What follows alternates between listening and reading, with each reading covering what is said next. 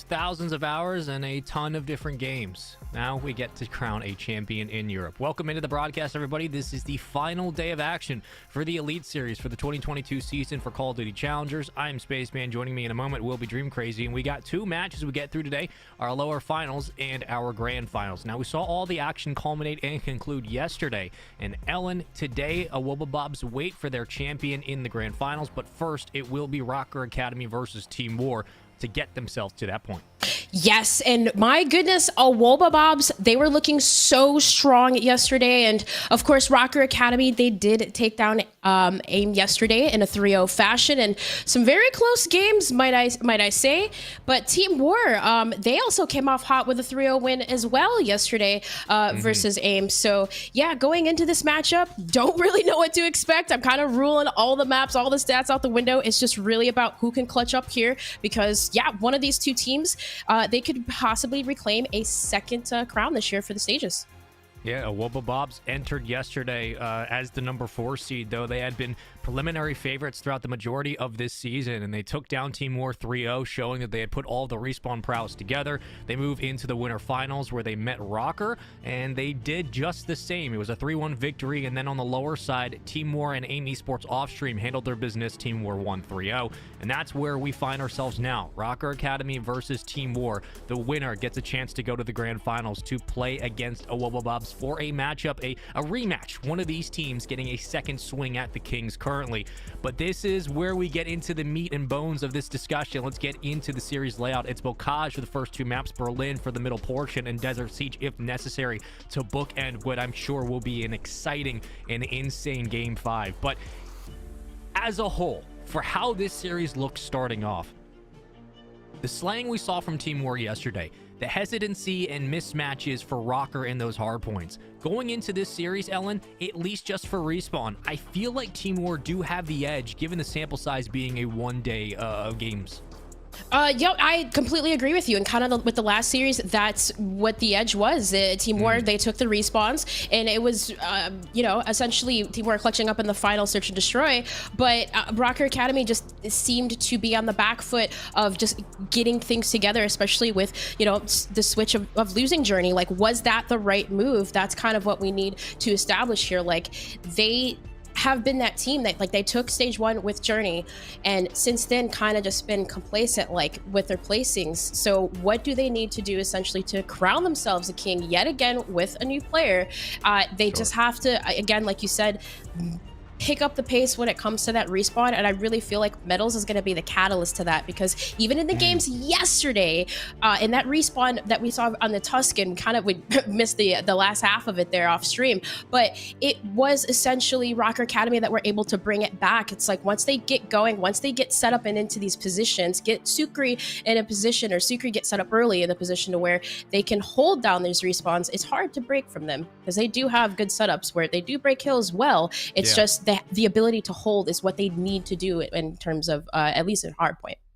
Yeah, I think it'd be easy to pinpoint Metal's slow performance yesterday. Again, they had a match off stream that we didn't get to watch, and I heard that he played incredibly well. But the slaying certainly wasn't there entirely for Rocker, and we saw that discrepancy in their series going forward. Now, going against Team War, this is another matchup where, a lot like their matchup against Awobabobs, Team War have that kind of slaying. You're looking at Wardy kind of leading the charge a lot of the times, but this is going to be a difficult matchup for Rocker. Not that they can't obviously win this series, but they need to be able to pick up the slack in those hard points. And when we were talking about our keys to victory before this entire stream started today, one of the things we both reiterated was, Ellen, you talked about Metals, and then we both hit on the point of, well, honestly, not only is the slaying going to be a factor, but they can't come into these respawns slow. Like, you can't afford, I feel, to give Team War the opening hardpoint win. As good as Rocker have been in S&Ds, as good as they have been at being able to even up series 1-1, I feel like this is very much a day of, you have to win your respawns to win this entire tournament. You can't afford to be relying on game 2 and 5s And for Rocker, they have to be able to prove they can come out into an opening hardpoint and take it to Team War, because Bocage is going to be as punishing as any map in the list. And if you've got the subs on Team War frying like they did yesterday, if Rocker can't respond to that, this could be a very, very interesting start to a series. Yep, and I agree with you. But on the other side of that, it was Team War that seemed to kind of struggle a little bit, I feel like, against the Wobblebobs with their offensive pushes, like the aggressiveness. It's like it seemed like in certain situations, Team War, they were starting to get up and set up for a play. Like you saw Wardy doing that a lot. Like he would wait in positions to where he was waiting for his teammates to break on from like the back or just getting set up, but they couldn't necessarily execute. So I feel like for Rocker's advantage, if they can somehow find that level of aggression, and Metals, again, yes, he was a key to that yesterday. Like if he can somehow, again, if he needs to switch to a sub, do it, switch to an AR, but whatever help is needed on the map, I just feel like if Rocker can somehow pick up the pace or find some sort of aggression, and of course Bocage would be the map to do it. Like you make it as mixy as possible. This is the first couple maps, Sure. but if they can find some of that aggression, I feel like they can, possibly maybe put War on the back foot the same way a Wobblebobs did. Yeah, we're teasing the audience right now. First time we have to I'm get the getting players ready to teased. go. There's been players are something's going on. We'll keep you updated with what we got. But we are sitting and waiting for our lower finals to begin, and there's only 2 matches again on stream today. When we take a break after our grand final, we will have our North American matches coming up. So here's a quick head-to-head. Rocker Academy, Sukri, Lucky, Metals, Real, you know him, you love him, versus Team War. I got another legacy icon in this entire space. Denza, Wardy, Maple, and Harry. And that's a powerhouse in and of itself. Denza has had a ridiculously strong season. Everyone on Team War has had a very strong season, and I think the addition of Harry leaves a lot on the table and a lot to be desired, and they have continued to show that it's been paying off so far. Now they just need to get themselves to a grand final. But for Rocker, this was very much a season about proving naysayers wrong, and there have been ups and downs with this roster. There have been ups and downs with the team in the core 3, but I think that they're starting to put the pieces together. And for Rocker, who's had a very successful year, I would say, this is now the time to put everybody's doubts to bed and get themselves into championship form, because awaiting in the wing for either of these teams, whoever walks away with this best of 5, your reward is you get to play a Wobblebobs. Now, granted, it's not yesterday's Awoba, which looked as unstoppable as any team in any region, but you're still playing a very confident Wobblebobs who had a 4-0 record to start Season 4. They slipped a little bit, but ever since that dip, they have been back in final form. Absolutely. And of course, it's not going to get easier from here. But, Rocker Academy, they have, I would say, with this roster change, it has been a little bit up and down, but they have been looking better. They're stronger as a team. They did take the cup this weekend. And again, I mean, how many times them and AIM have played against each other? It's just been outsane how many teams all of these teams played. But hey, we're in the game finally space, man. I was running out of things to say anyways. But regardless, off the break, it's Rocker Academy. Looking strong. Oh, you're welcome into the lower finals. We already had 2 flyovers. So if you don't know what Bocage looks like, you had 2 chances to get a clean look. So we want to shout out Waldo and Patrick, our observing team, who have been with us for this entire run through the playoffs. We appreciate them doing their job, and they've been doing it so well this entire season, and all the production and league ops as well for putting this together, and the players for showing up and getting themselves into the lower finals. Let's get into it. Rocker with a decent early lead, but with a lot of time still to contest over in P1. It's all white in the kill feed for the moment as Team War retaliating quickly on this opening hill and getting themselves set up for P2. Yep, and Wardy was a big catalyst for that, because he essentially had these rotational kills, and he still get set up, and he was waiting in the front. So with Denza winning one in the back, it's Team War that have control of this P2. Rocker looking to break, and I mean, you gotta take down Wardy. He's on a 4 streak already, by the way, and Lucky's looking for him in the back, but he doesn't spot him. So once again, Wardy's just still alive, and Team War getting a lot of good time in the back. But to play spoiler, it's Rocker Academy pushing through and getting the break. Yeah, and Wardy's biggest job right now is just to stay alive, because you had Real looking on the pinch, and once that flip came through for Rocker, not only did they get the hill time, but once the backline falls for Wardy, he just needed to play streaks. However, he will end up dropping, and Maple at 0-4, looking for his first kill in this lower final. He does fall. Rocker with a very nice break, thanks to Real's overextension, and because of that, they have gotten themselves the lead, building upon 10 seconds or so. Metals on the hunt. Metals will quickly drop, and with that, the response from Team War is there, but now it is time to rotate, and it looks like Team War will be set up ready and waiting for the next hill. But it was a nice job by Rocker to get back into the play. Absolutely. It was really, like you said, Real opened it up from the back, and like just to pinch the break from Rocker Academy. Their breaks are really, really good. And well, let's see if they can do it again here on this Grandma's Hills. Maple gets an important 2 from the top and does fall. So now Real looking to break once again. He's going to hold the gate position and work that top grab up on that top hop. And well, 2 members of War do back down from the stairs, and that's really about just Real staying alive, waiting for Metals to push on through the bottom. And Metals does get 2, and here you once again the breaks come through. Real goes through the back window and does take down Maple, but still it's Team War winning those initial gunfights. The subs too strong. Denza opening up with 2.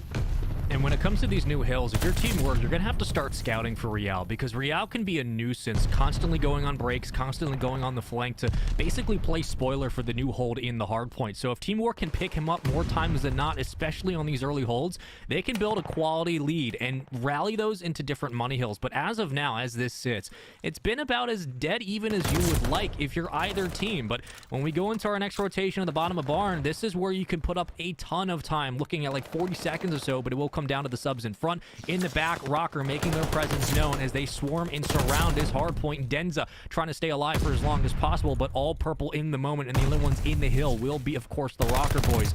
But unfortunately, as numbers fall on the outside, you have a chance for Team War to go for the break with about 38 seconds to go. There's still a lot of time on this hill to fight over.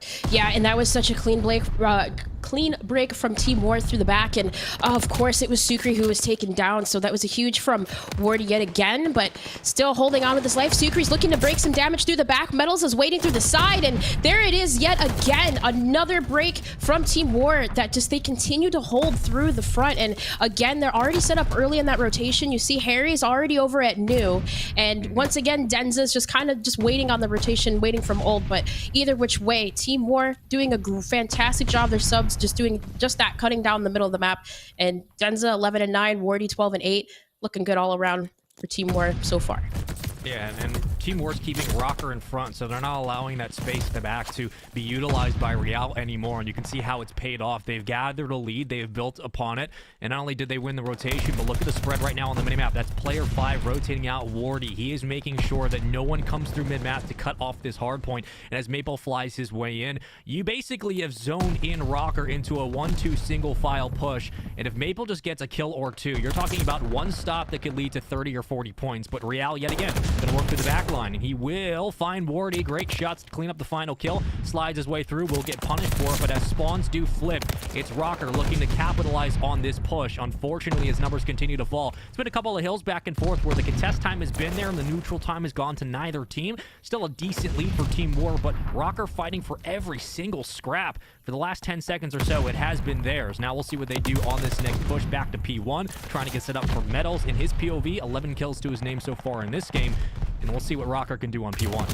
Yep, and Metals does get taken down there, and Real played spoiler again on P5, and let's see if he can do it on P1. That was almost another onto Denza, but Wardy does take him down bottom bar, and really, if your Team War, just keep it scrappy right now. Wardy's not necessarily touching the hill. He's just zoning around the point and getting the necessary kills. So Lucky, he's on a 4 streak right now, looks to control that river side, and gunfight dancing around Denza is lost. So that was a huge from Denza to stop the streaks, and well, Metal securing that riverside. He's going to be thinking about that rotation to new as well. But Lucky, you see, winning a huge gunfight onto Maple, rotates all the way around the back, and Rocker Academy have P2 control. Still in this deficit if they can hold on to this whole entire time. Yeah, Rocker was down by about 30-ish points, and now they're down by about 40, but still, they get themselves into P2, and they have a chance to, again, rally this one back into a tie game, so it's not a horrible position to be in. It could have been a lot worse, and luckily it was up to Metals on that 2-piece that kind of broke those back spawns that helped contest more time on P1, but now what do you do with this positioning? Because you have the spawns there, and you can continue to throw numbers and bodies into the hard point, but if you don't stop the subs and someone like Wardy, it's going to be very difficult to put any points on the board. However, with that said, Maple and Harry combining for 2, Denza with the third, what looked like an optimum break for Rocker instead flips itself back around and just means more positive time for Team War. This is where the game starts to get a little bit scary because Harry is pushed up. He has 2 weapons he can work with at range and up close. He hasn't been losing gunfights. He might lock down a second kill on this spree, maybe a third. right around the corner. He will be good enough for it. And 20 seconds still to go. Rocker have not gotten a foot in the point. They're getting killed as they transition into the hill. And with that, that lead that was around 40 points is now up to around 60. This is very dangerous if you're Rocker. Yes, and I mean, look how much that lead has climbed because Rocker originally had the P2 rotations. So War just so good breaking through the front, and Harry, of course, securing the kills in the back. Rocker Academy have to figure out how to hold, because that's been the problem. They haven't necessarily been holding these hills. So at a chance to do it now, you have Real in the back at least, and Metal is securing the top side. So he does take down Denza, and if Rocker Academy essentially need to hold these, but it is just Team War again that break through space, man, so easily. Yep. Rocker have had the spawns there. They've just been denied entry into the point, and that is credit to Wardy and Maple and Harry, what they've been able to do in putting up big numbers as Denza sits quietly inside, just gathering time, and he will fly his way out. But you see it in the kill feed, constant 3 down. So much pressure that Team War are applying. Maybe a potential break here, but with only 10 seconds to go, really, you do have to rotate. This really isn't worth fighting, and it seems that as these hills have progressed throughout the majority of Game 1, Rocker have been fighting for the last 15 seconds on every single hill, and very solemnly have they been finding themselves with an early hold and a clean hold at that. They have been being pushed off the point as Denza works some magic underneath, and we'll see what the subs can do as they break on in for Team War. If they don't, and by they I'm talking about Rocker, get at least 30 points on this hill, this game will be done. It's just been a constant wipe. Another 3-4 dead. 202 to 119. Team War in prime control of Game 1. They just can't seem to hold. It's just the pressure from Team War is so strong, but turning it up right now, at least that's a wipe for Team War. Rocker Academy do get a little bit of control, and Sukri getting tagged up does get the help from Lucky over here by that tank side. So now it's realistically, I mean, there's so much pressure from Team War. Like, you have to figure out how to speed it up. You have to figure out how to take down these subs, but getting stopped in the process. Sukri does get tagged up by Maple, and still Team War in control of P5. Have a pretty good setup here, and Rocker Academy just seem like, again, they're on the back foot. They have to look to break. Nah, Riel dies. And at that point, I mean, this is one push. At the end of it all, Rocker have one extra chance, and you have to regroup. Now, Lucky is far on the outside towards mid-map. It's going to be tough just to get a bull rush through if you're not winning your gunfights. The stuns meet up close, and Wardy punishes Sukri for the challenge. But here comes a potential chance for Rocker. They have to get in, and they have to start contesting now. They're going to have to deal with Maple on the far back post. He is not going anywhere for the moment being. But here comes 2 kills, potentially 3. There's the break for Rocker, but Wardy doesn't want to go down without a fight. He's still contesting, flying around, and staying alive inside the hard point. Rocker don't have numbers, and it's 237 to 151. Rocker are going to lose this game on this hill if they do not contest. Is anyone around to help? Potentially, yes, but they have to make a play. They have to make it now. Wardy just staying alive, help from his teammates. They will stay inside the point, and this should be Game 1. It will be until a potential break comes through with 2 seconds. Hold on. We get ourselves another hard point. Maybe not. We will. Rotation. Here we go. Yeah, I mean, but there's only 1 second to touch. Realistically, pressure from War has been so strong. I mean, Rocker Academy could potentially still kind of do this, but it would be very hard. You got to win the gunfights. You got to stop the slaying power, but that is it. Denza with that 2 right there on the last point secures it. Team War starting it off mighty strong. That was the biggest question mark in the opening hardpoint, was what Rocker do we get? Do we get the Rocker from yesterday that has relatively clean transitions and they're able to get into the hills early, but they get broken pretty quickly? And it seems that the answer is yes. And Team War, their slaying has continued to propel them through this playoff bracket. Though they did get stunted by a Wobobobs, most teams have, Team War continue to prove that as of right now, they are the better respawn team. And that scares me a little, because now that we go into Game 2, Rocker have bounced back in S&Ds throughout the majority of this season. But I don't think you're going to win this series on S&Ds alone. Like, you're going to have to steal a respawn here or there, and so far Rocker are down 1-0, and this entire hardpoint after the first rotation of hills was all of Team War. Yeah, absolutely. And in their defense, I will say this. I mean, I Team War, they're just looking so strong. Whatever that they had discussed yesterday, I mean, like, it just seemed like there was a lot of execution that wasn't happening. And then today, like you said, it was just happening. Like, you saw every single play being committed, every single lane that was getting picked up. Like, Maple was a big catalyst to that. You constantly saw him rotating over, picking up crucial two pieces, because they just seem to have that ebb and flow just going. And for Team War, it's working for them. And yeah, one of the Rocker Academy's issues was just being broken so easily. And it's like, even though they had the spawns, they had the setups, they weren't able to hold. And subs from Team War just looking ever so strong, continuing this momentum. I mean, it was Team War the last series that during that essentially that they took 250 to 197. So I mean, if you do have a Berlin, I mean, if you win this search, that's it. You got to win this search, Rocker Academy. But at least in their defense, I mean, they did lose against War last time around too. But that fourth hard point, at least the control, that's going to be the turning point, of course.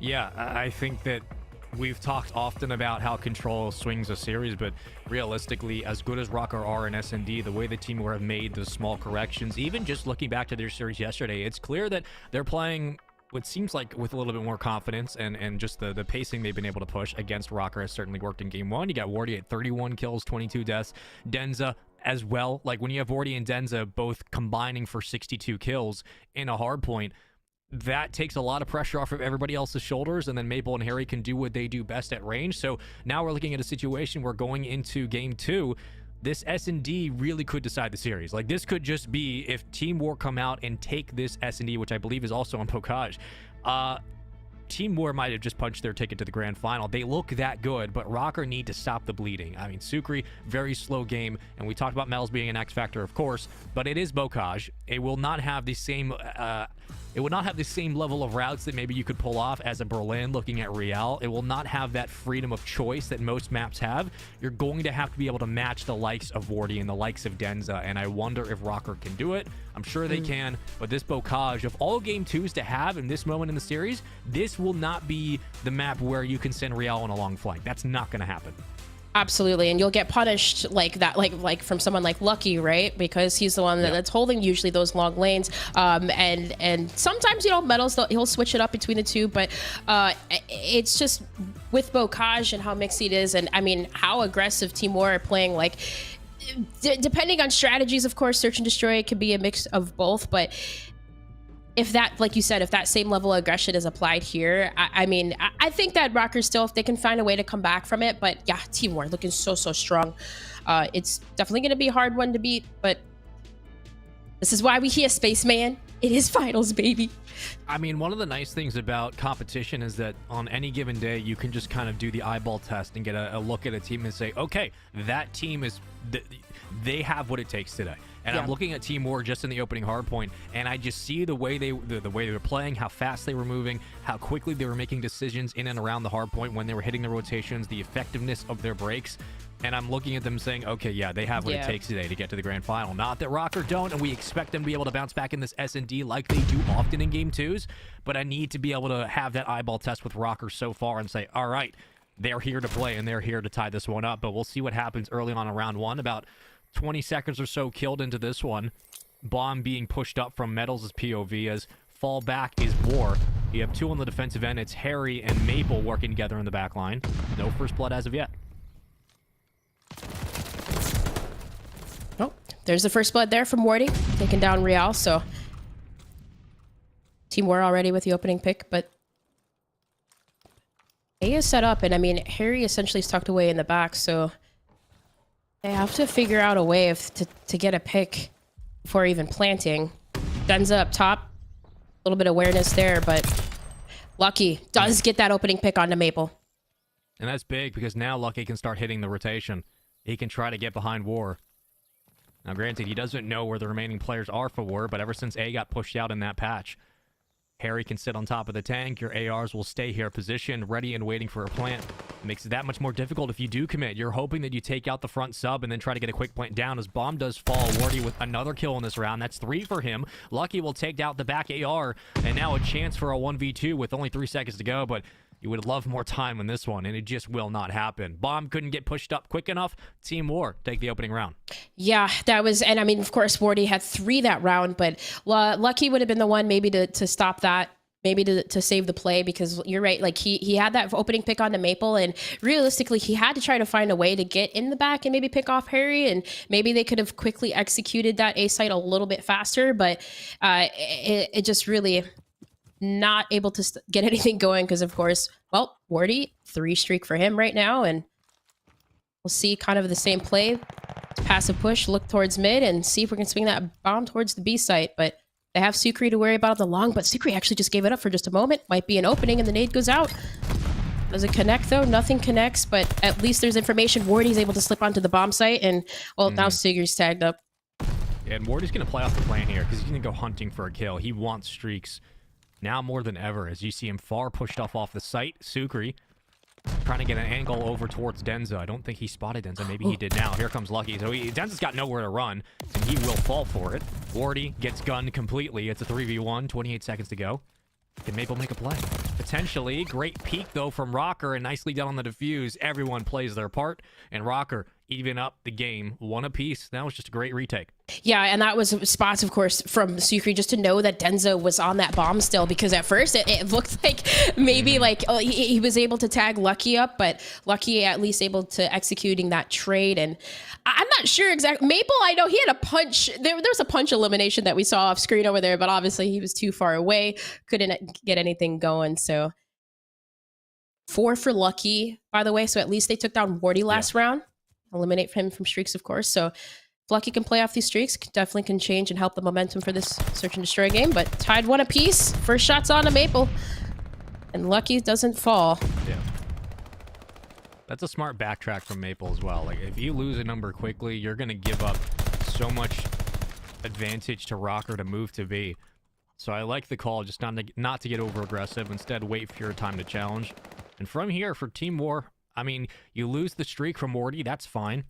You do give up 1 to Lucky. He's getting closer and closer to a glide bomb, and we all know how that would change things. But as of now,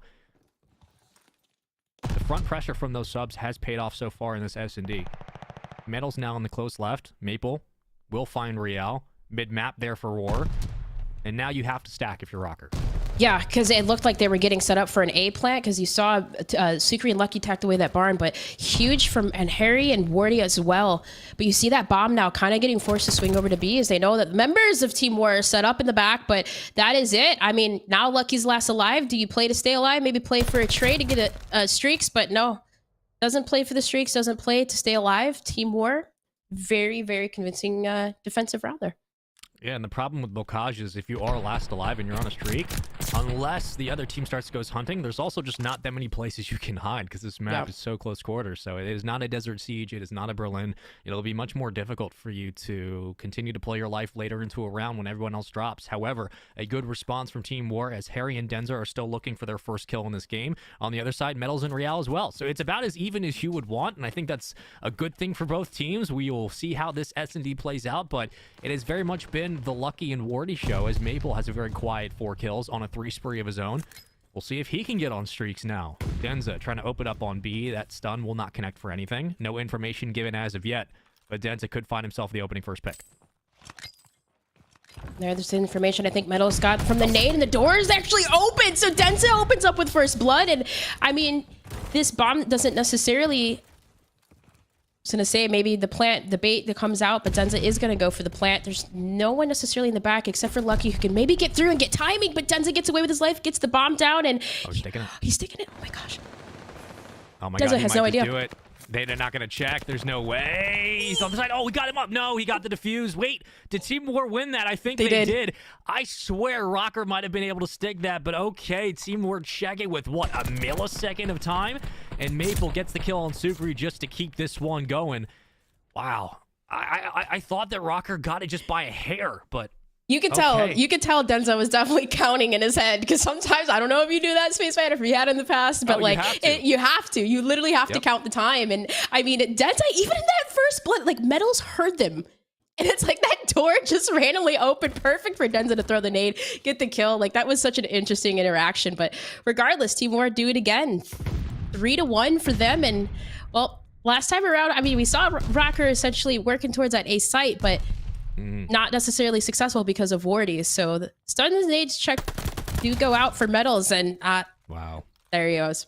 Harry first that's blood. a big win. This is a big round for Rocker. I mean, if you go down 4-1, it's going to be difficult, especially on this map, to start to recalibrate and draw yourself back into this game. Lucky doing what he can at the moment over on Riverside. There's no one else out for a peek. If you're War, there's really no point. You know bomb's down. Rocker have to make a play. Ideally, you'd hope the numbers would be split. Rocker's numbers are split.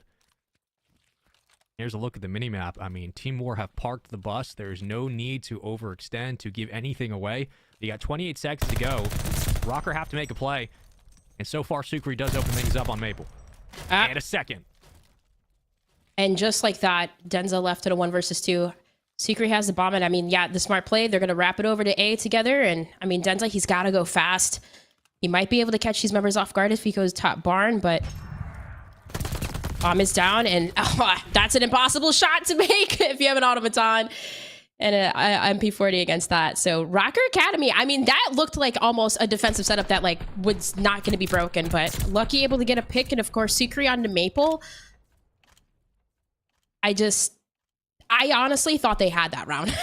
Yeah, Team War had completely parked the bus, and Rocker pulled a miracle out of a hat. Yeah. One of the more difficult rounds you're going to have to win, and if that's what it takes to keep this game 3-2, then that's what it takes, and that's the type of S&D this might be.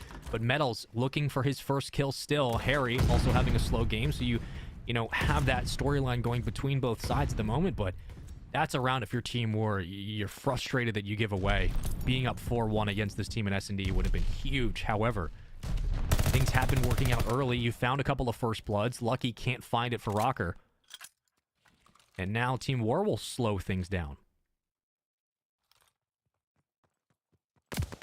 But look at Metals, how fast he got into bottom grandmas. He didn't get spotted, though. So, I mean, at least now taking down Wardy. He almost had Denza that they were going to work the trade, but Denza backs down.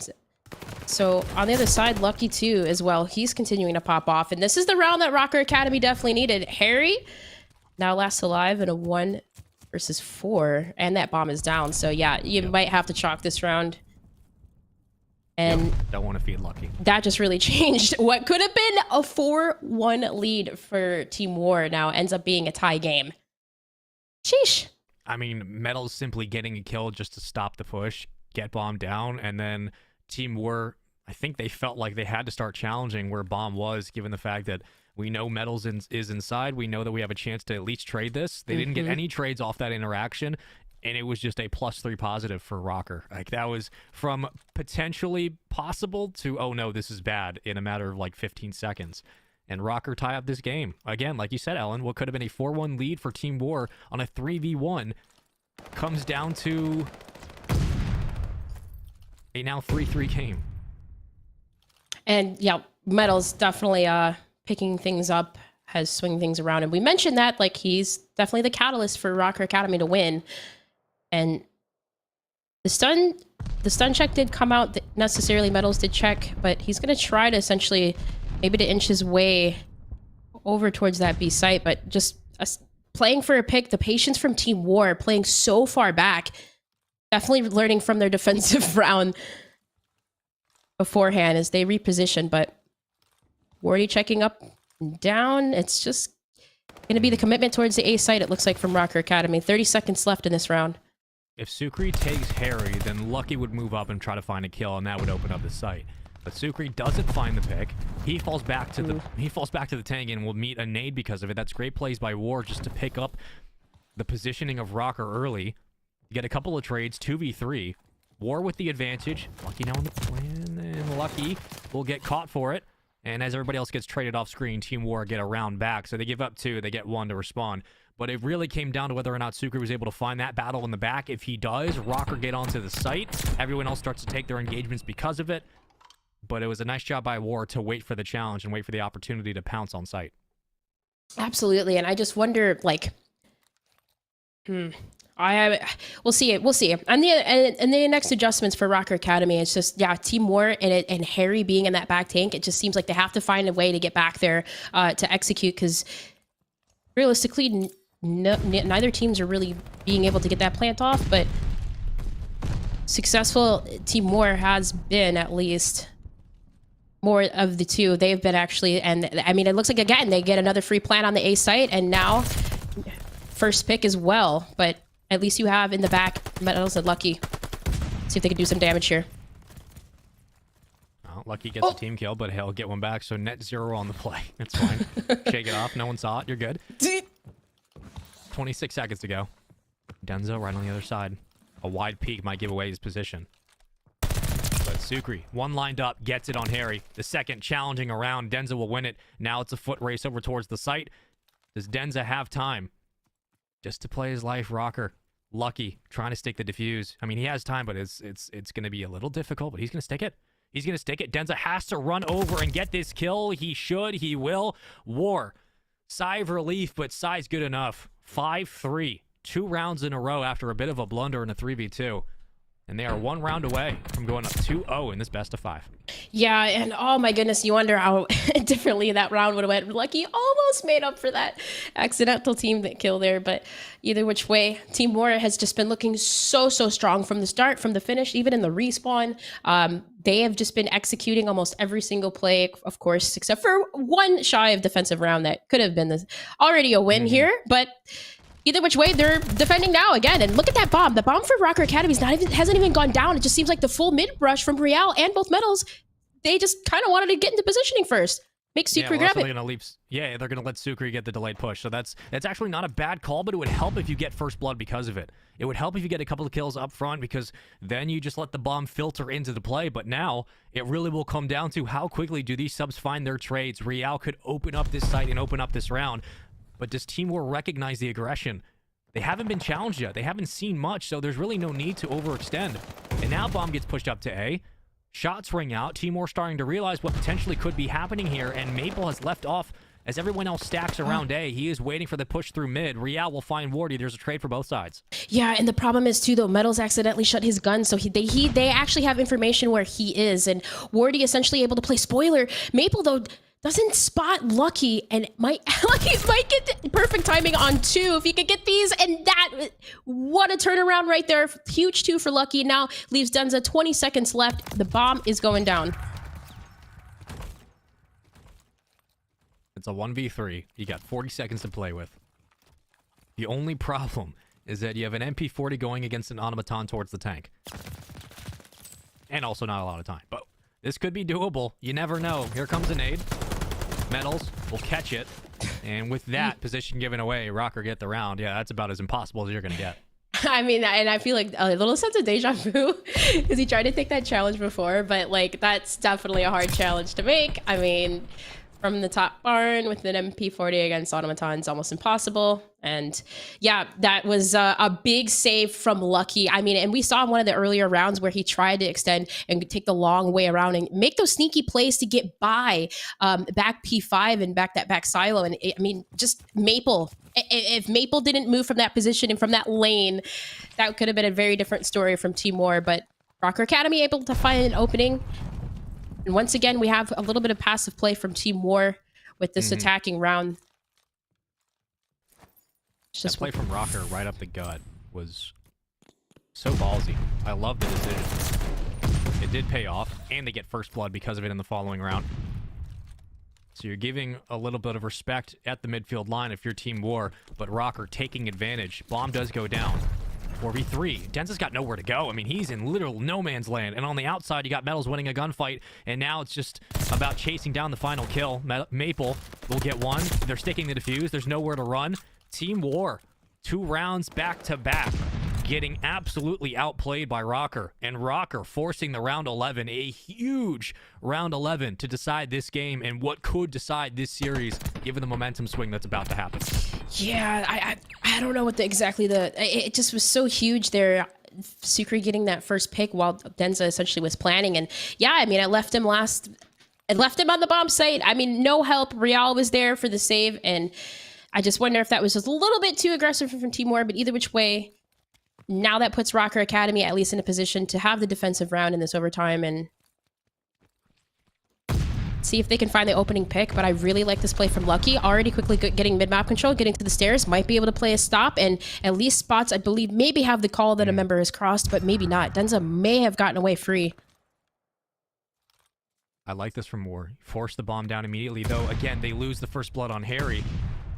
He's been picked a couple of times now. Denza just needs to stay alive, but it's the challenge from Metals. I love the aggression from Rocker. They're not letting anything get away for free. They could potentially choose to stick this and play Guardian Angel around. They might. Wardy, the only one alive, trying to save this game too. He gets both, but it doesn't even matter. 19 seconds on the defuse. Rocker, gutsiness down the stretch. So many rounds back-to-back they chain together. And right up the gut, they force themselves around 11, and they get it done. And that is a huge response from Rocker in Game 2. Absolutely. And I feel like the turning point was when Metals essentially, like it was that round when Wardy and Denza were trying to work that bottom grandma, and Metals played the stop. I think at that point, he was like 0-5, 0-4. Yeah. And it's like, that was like the turning point. That round, War could have went up 4-1. Metals turns things around completely. And of course, Lucky was beaming the whole way through. I think he was like 12-3, like insane plays from him. Of course, just a couple. It really came down to just a couple of those sneaky plays, of course, and Rocker just really turning things around. Did a fantastic job of just keeping that composure, something that they do oh so well. The difference between a 4-1 lead and a 3-2 game is massive, just for confidence-wise, but also how punishing Bocage can be. But that Game 2 is huge. We've seen Rocker tie up series before in Game 2s. We know that the response off starts can be a little bit shaky, but of all the ways to do it, especially coming down from a 2v3 deficit, they win that round. They made it 3-2. Then there's 2 rounds back-to-back where Rocker decided, you know what, we're not only going to rush up the gut, but we're going to delay a push with the bomb. We're going to get the late grab. And they forced themselves to get through those rounds off the sheer like determination up on site. They're like, we're just going to will our way through this round. And they really pounced on Team War when Team War giving them that much space. Now this is a very different series, right? Like we kind of expected Rocker to bounce back in Game 2, but it came down to whether or not Team War would be ready for that. And if Team War up 2-0, this is a scary situation. But the fact that Rocker responded, knowing their woes still exist in the respawns, I think Rocker do have some extra confidence going into the control, Ellen. But we'll have to wait and see how that really plays out, because as for right now, we do have to go to a commercial break. When we come back, continue on with the series, tied up 1-1. Rocker get Game 2 done in around 11. We'll see what they do in the control. We'll see you guys in a second.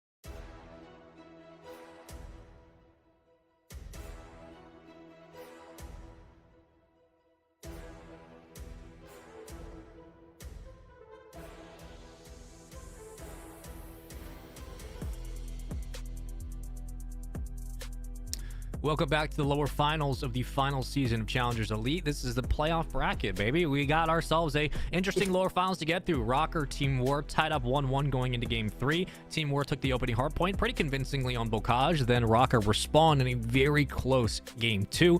And now it is time to jump into our control. Ellen, thoughts so far on the series for Rocker's bounce back? How big will this be going into the next respawn? Quite huge, obviously. Academy, I mean, they've got to be a little bit more hyped, but still, I just feel like Team War was still in the driving seat during that last game even. It just was a couple of key plays that obviously worked in their favor for Rocker Academy, but going in this control, I mean, you got to feel a little bit better, but I still feel like Team War have the edge on this. I mean, they've swept in 3-0 on this control in Berlin last time they played them, and I feel like with how well the subs from Team War have been playing, yeah, that consistency going into this control, I feel like it's still just gonna carry over. Yeah, you know, Metals really needs to be the one, of course, to step it up. But as a whole, I feel like the subs have just been cutting down the ARs and cutting down Sukri. It's just been so hard, and we'll see. We'll see if they can. It's like watching a that. Wobabobs on B right now. They're just capping it so quickly. Yeah. And if you're Rocker and you can't shut down Wardy, you're gonna have a bad time. Just in general, you're gonna have a bad time. Wardy has been one of the most consistent performing players in Europe this entire year, and he continues just to go on a roll. We'll see what he can do in this Game 3, but already B locked up, another minute on the clock. You have plenty of opportunities and chances if you're Team War to orchestrate something through mid-map. It might be up to Wardy to break things open towards Fire, but he will drop, trying to rotate down over towards A. Lucky now on your screen, waiting patiently for things to begin. And it's the defensive hold for Rocker, currently keeping them in this one. 29-28 life lead there, now dead even. We'll see how this plays out, but so far it's been pretty quiet on the push side. Yeah, and if you're Metals, I mean, you just need to hold these angles. You don't need to necessarily overpeak. Wait for help in the back, which does happen. Essentially, Sukri helps clean up the kills and fire. Nice. So at least that stops the push from Team War in the flank, and now you have to worry about the front. So Lucky does fall, and now that next up is Real to stop the push here. Does get tagged up, does get spotted, and Team War, they did their job. Now it's just going to be flooding through train yard and getting this front side control. Not really setting any members around the long freak. They have a minute 20 left, and Sukri to play spoiler. Oh, it's an opening kill. Rocker wipes the board, and then Team War does the same. So both teams trading 4 kills at a time. It was like a 28-24 game. Now, lead still there for Rocker just by a hair. Looking for the break through the back. Denza now patiently waiting for his chance. And you get more of a positioning for Team War, and the reinforcements now getting back up off spawn. Denza playing his life just buys time for Team War to begin to orchestrate this push together. And he's winning huge gunfights, 4-1 for him on a 3 spree. But the most important part is that he has cleared out the back line, so it gives room for Team War to operate. And now they are into A, working on that first bit of progression. Through the back, Metals could potentially slow this one down, but how quickly will Team War recognize the numbers are not in front? They do it very quickly, and this is getting scary. Oh, that was huge from Lucky, and yes, Maple is the last one in here, but he does have Harry to follow, so now as the contest comes through, Lucky, he's just playing the corners, he's waiting for his teammates to get in, you throw the utilities, and you have the wipe, so now, at least, there's only 40 seconds left. The thing that Team War is doing such a good job of is just having members get forward, essentially. Like, Denza was the one that really set up the play last time around, and now, yet again, they're doing it again, wrapping through fire. So, Team War, they have a 2-2 pinch. Denza opened it up to Metals, so if they can go fast and get these picks, they can get in and collapse onto the point and capture. So, that is exactly what needs to happen. 2 at least wiped, but Metals saves the play. 14 seconds left. This is great hold from Rocker. Always have someone around just to clean up the extra kill. And the pressure through that mid-cut is huge. Controlling pillars for the majority of this round. A very quick cap on B, but Team War really had nothing going after that final attempt. Rocker defensively showing up, and they get themselves the first round. So now they have a bit of momentum. They carry from the S&D. They carry from this first round, going onto the offensive side. Maybe they attack B first early on, and we see basically a parallel matchup that we saw in this first round. Yeah, it was definitely a good hold, and I mean, so many times too that I feel like we're set up for the plays, but a Lucky Sukri, big stops around that window area, and Denza. I mean, and Denza had the right play too. You know, like he was set up in a position to where he couldn't be seen, but any which way, this time around, Rocker Academy not pushing towards that B site. They are pushing towards A, and Harry opens up, at least stops the push with Lucky. This is going to force Real to maybe back down. Denza, though. Wow. What a play from him to stay alive and wait. Team War successfully hold A, and now the rotation over towards B starts to happen. And if they had gone towards B off rip, Wardy would have spotted at least a couple and then gives the call. Then you see the counterattack begin, but once things collapsed at A, you had really no choice if you're Rocker. They will, however, get themselves on to B. First tick locked up. Second one on the way. Off spawn, here comes Team War. A contest through the backside. Nate following with it. Lucky gonna eat that one, but still alive and working on progress. And on the outside, it's Real picking up 2, and luckily you have Doc's control as well. That's just a great response from Rocker to mitigate the pressure. And Team War really had nothing else to do after they sent a couple of numbers over. So you don't lose that many lives, but you didn't really gain much either. Rocker will get B, put another minute on the clock. We go to A. Yep. And that was huge, of course, from Real to secure 2 on that water side. Does manage to somewhat try to make it mixy in the middle here, but dancing around Wardy he does. It is Team War that still lock up the middle of the map, and Denza, the water side. Let's get a little information there, but still, if you're Team War, you push members so far forward to zone and have to win those gunfights. But it's Rocker Academy able to break on through. There's 3 at least pushing train, 1 middle, and Denza contesting the point. Has some pressure to worry about, has Harry to help him. So that is not what you want to happen, though. Maple comes through with a team stun. Oh, big plays from Denza. Yeah, it spawns there at P3, but Denza taking care of business inside the point. That's a huge wipe because now you just have an idea if they're either train tracks or they're going to the warehouse. And if Wardy's already in position like he is in fire, this is going to be pretty good for Team War on the defensive side. 19 and 17, but it just feels like the positioning as of now could really turn this one on its head. Wardy will get cut down, but hold on a moment. As Wardy falls, and you still have the spawn at the very far back of P3. Did Real pick it up? He did. There's still one around, though. There's still numbers here for Team War. And Real trying to play his life. He might have done enough to split the numbers away for Team War to keep them off each other's toes, and now it's just about picking them apart. I mean, this has been a great response from Rocker. Yep, and that is a tick captured there. So Real doing his job. I mean, lucky if he can hold this down. But, and I mean, that's it. That's a second tick. So for Team War, they have to fly in, throw nades in, but there's a contest from Wardy at least. Harry, he's got to wait to pick up the kills, but Sukri gets a huge 2 onto Harry and Maple, and this might be it. Just fly on through. You got lucky. You got Sukri here, and I think that is it. Rocker in a very convincing attacking round, and of course, credits to Real getting into fire and cutting off the spawns. Rocker Academy take the attacking round. The fact that Real doesn't die and stays alive long enough for Rocker to get back through trains and get into the point is huge. And, you know, War had so much to work with from mid-map, from being able to just to continue to push off spawn, and they couldn't kill Real, and his presence alone helped that round essentially fall into Rocker's lap. And now it's a 2-0 lead. That's a hell of a way for the momentum to swing.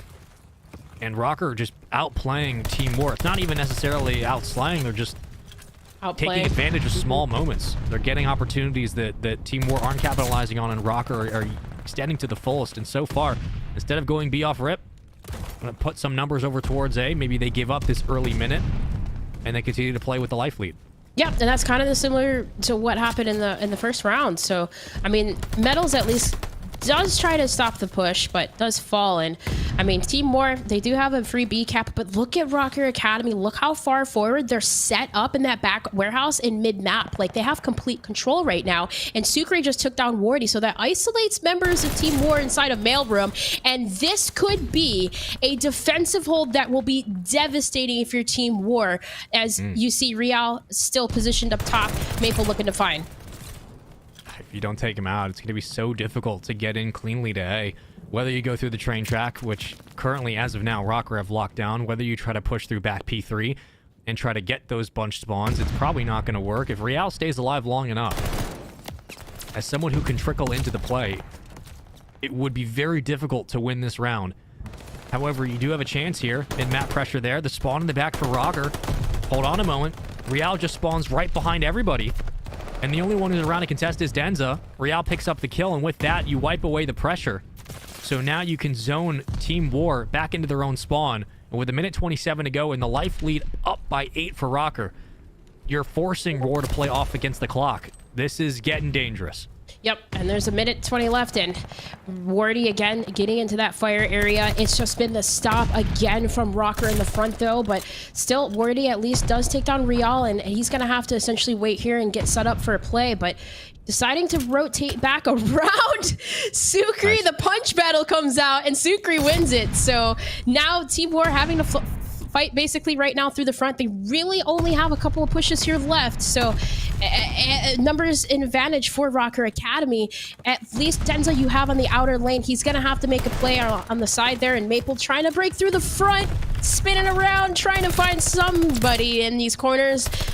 Team War open it up with 3, and that might be the push that they need to secure this cap. Well, they can't afford to get wiped. Like, you can afford to lose 3 numbers, but not if off spawn you have Harry who dies as well. You need to keep at least someone at mid-map to give yourself a chance. And they might just do it. Wardy and Denza get both. And hold on, the only one around is Metals. Could he contest? No, gets gunned. That might do it. Through the front, Rocker trying to make a play. They will hop inside, but Wardy shuts it down quickly. And what looked like a guaranteed round for Rocker with all the momentum they had, the life lead, the time on their side. Team War go on what looked like an 11-kill spree, and they just bully Rocker back into their own side of the map. And maybe that is all it takes. Maybe it's all it takes is one swing of kills, but it didn't seem like it was going to happen, and then Team War decide to turn up, and they get themselves around. Yeah, and that's something that Wardy and Denza both do so well, is just like essentially getting those opening picks around the point and like waiting for their teammates. And not to mention Maple, he's on a 6 streak right now. So like you were absolutely correct. Like they all just turned up right at the end of that last round. And just in a similar fashion, just as we had with the opening B round, it's Rocker Academy who aggressively pushed towards that point, and Metal's already thinking about that A site. He's going to zone forward to that double steps and pick up one, but Denza with the trade stops the play. You would love for Maple to get streaks if you're Team War. I mean, even if it's just enough for information, it would be so beneficial. And that's why he's going to be slow to some of these challenges. Lucky now on the hunt. Maple can't get it. Great place by Lucky to continue to fly around and pick up 2, but Wardy on a 6 spree of his own. He'll get caught by the nade. Things start to slow down at mid-map. A lot of time on the clock right now for Rocker.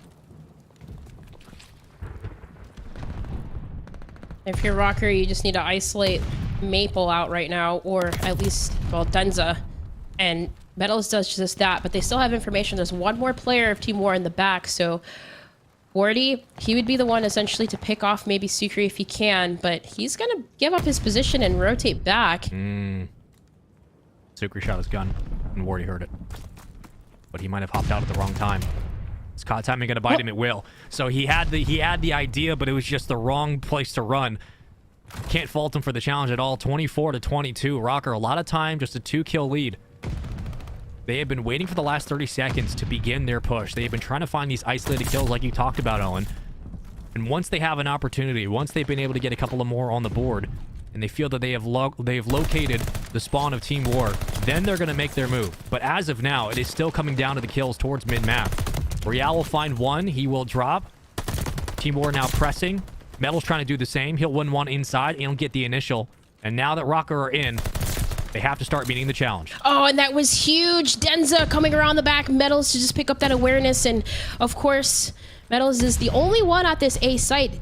Does get stunned and information that he's there, so he has to basically stay alive here again. Wow. Wardy does take him down, and I mean the playmaker here would be lucky. You see him swinging around, but members of Team War are bunkered up inside of that A site. So if you're Rocker Academy, check every corner, isolate a pick. Lucky he's going in for the pinch now, and this is it, Spaceman. 35 seconds left. They have to make a play here. Well, that nade doesn't even go in. Oof. But if you're Team War, you have to suspect that maybe someone's behind. They don't. Lucky just walks his way in. Now, granted, he does get met eventually, and Sukri still alive somehow, keeping Rocker in this, and all of a sudden, Team War have been pushed back into their own spawn. The time will stop, and Rocker are creeping ever so close to locking up A.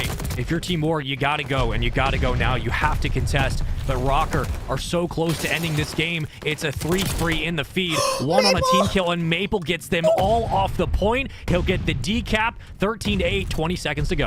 Maple with a huge, he even had a team kill right there at the end too. So 17 seconds left. Rocker Academy, you see Metals is the only one that's essentially pushed up, and you have Denza so far forward that he can stop these members. So Maple there, at least able to take down Lucky, and Maple again. Maple just turned up in the last like 30 seconds right there. That is the save from Team War, and that is it. We're going to a round 5. My goodness. Wow. I mean, and you know what's crazy about that, Spaceman? Lucky had a free walk up all the way from fire. Like, I thought that was it. Yeah. I literally thought that was it. Like, he came all the way around. He got those 2 nobody. kills. Yeah, nobody was watching the back. And it's not that Rocker's pulled that card out just then. Rocker had been doing that all game. How many times was Real the one doing that exact same play earlier in these rounds? And, you know, Team War took a while to eventually get acclimated to it, but once they did, you have to think 2 rounds in a row where they've gone on a spree of like 5 or 6 kills that has just blown this thing open. I don't know how they're doing it late in these rounds, but it's really come down to the slang. Denza and Wardy have been so crucial, and Maple, 25, make it 26 and 18 on a 6 spree, working on a glide bomb. Almost guns it with a pistol, but Maple is the hero so far of this game, saving Team War in that last round. Now in OT. Great patience, better shots from Lucky on the read through the door. And Rocker are pressing this one on the defensive end. They don't want to give any room to Team War. Yeah, that's for sure. And Denza popped off to lead that tick, at least on that one. So I believe there's at least 1 captured. So for if you're Team War, focus all efforts towards the B site. Get some extra time on this clock, but Rocker Academy are going to aggressively get over there, push through Mail. And Sukri does get taken down, but Metals would be the one to make this stop here. He has 2 members to worry about and does wrap around through the back. He takes down Harry, but still 1 more player remains. And at least the information's there. There's Maple in for the save, and that's at least B captured. A couple of shots going down over at A, but if you're Rocker Academy, give this up, get set up, and that is a done deal. Just hold on. Yeah. Live advantage is very close too, 22 to 21. And that's the play right now for Team War as well. Like, that's why everybody else left off except for Maple. They're going to let Maple get this cap. There will be a contest inside from Lucky. Lucky will win the gunfight, so hold on. B's not done just yet. That tick will get decapped. And just for a moment, we have 2 ticks on both sides. A, in moments notice, all of a sudden from Denza's POV, still trying to stay alive, can't get the switch, but both sides now available if you're Team War. It's 18 to 15. They have the life lead as nades continue to fly out. It's going to be more difficult to see, but regardless, it's been a defensive hold from both ends. Rocker can't lock up B, but with that said, they just have to get back over to A and wipe off Team War. Yep, and Team War already did a lot of the heavy damage already. They only have 1 tick to capture, so Rocker Academy at least able to stop some of the damage. Do clear off members of Team War on the point, but Real holding that ticket side and Secret to follow on the opposite. Can they hold? They have 1 minute and 23 seconds to do so. The lives are even, and Denza, look at, he got through fire. He got all the way wrapped around through fire, so I don't think he spotted Lucky. Metals got him. But Metals got him. Yeah. Well, I mean, you could potentially... Well, with the way these last 2 rounds have gone, it's basically been Team War getting 4, 5, 6 kills in a row and just forcing their way onto the point. But player 6, that's Lucky. He's behind again. Rocker do the same thing again for 4 straight rounds. Does Team War pick it up? They have to. They have no choice. Everybody gets split in the feed. It's 2 per team. Maple. So tagged up. Trying to stay alive. 9v9. 30 seconds to go. And some change. Does Denza make the play? Does Denza make the play from the back? Oh, they've got to be crazy. And all this action's going on in the front. It seems like Lucky Denza can go. he gets taken down by Harry. So that is it. Denza can walk in, but the problem is Metals just took down 2 in the front. So at least Denza gets in, but still. He's by himself. He's by himself. Yep. The clock is stopped. He wins a huge 2-1. Oh, if that was possible there, but there's only so much time and there's only 4 lives left. This is the last push. This is the last play. Yep, it comes down to a kill or 2. Wardy will open it up. Now it's basically S&D. First blood goes to Rocker. The defensive hold is there. 7 seconds, and they get the second. Metals, he will drop. Denza, everyone else falling. Rocker defensively have shown up time and time again in this game. And another crucial round 5. They get it done in the control.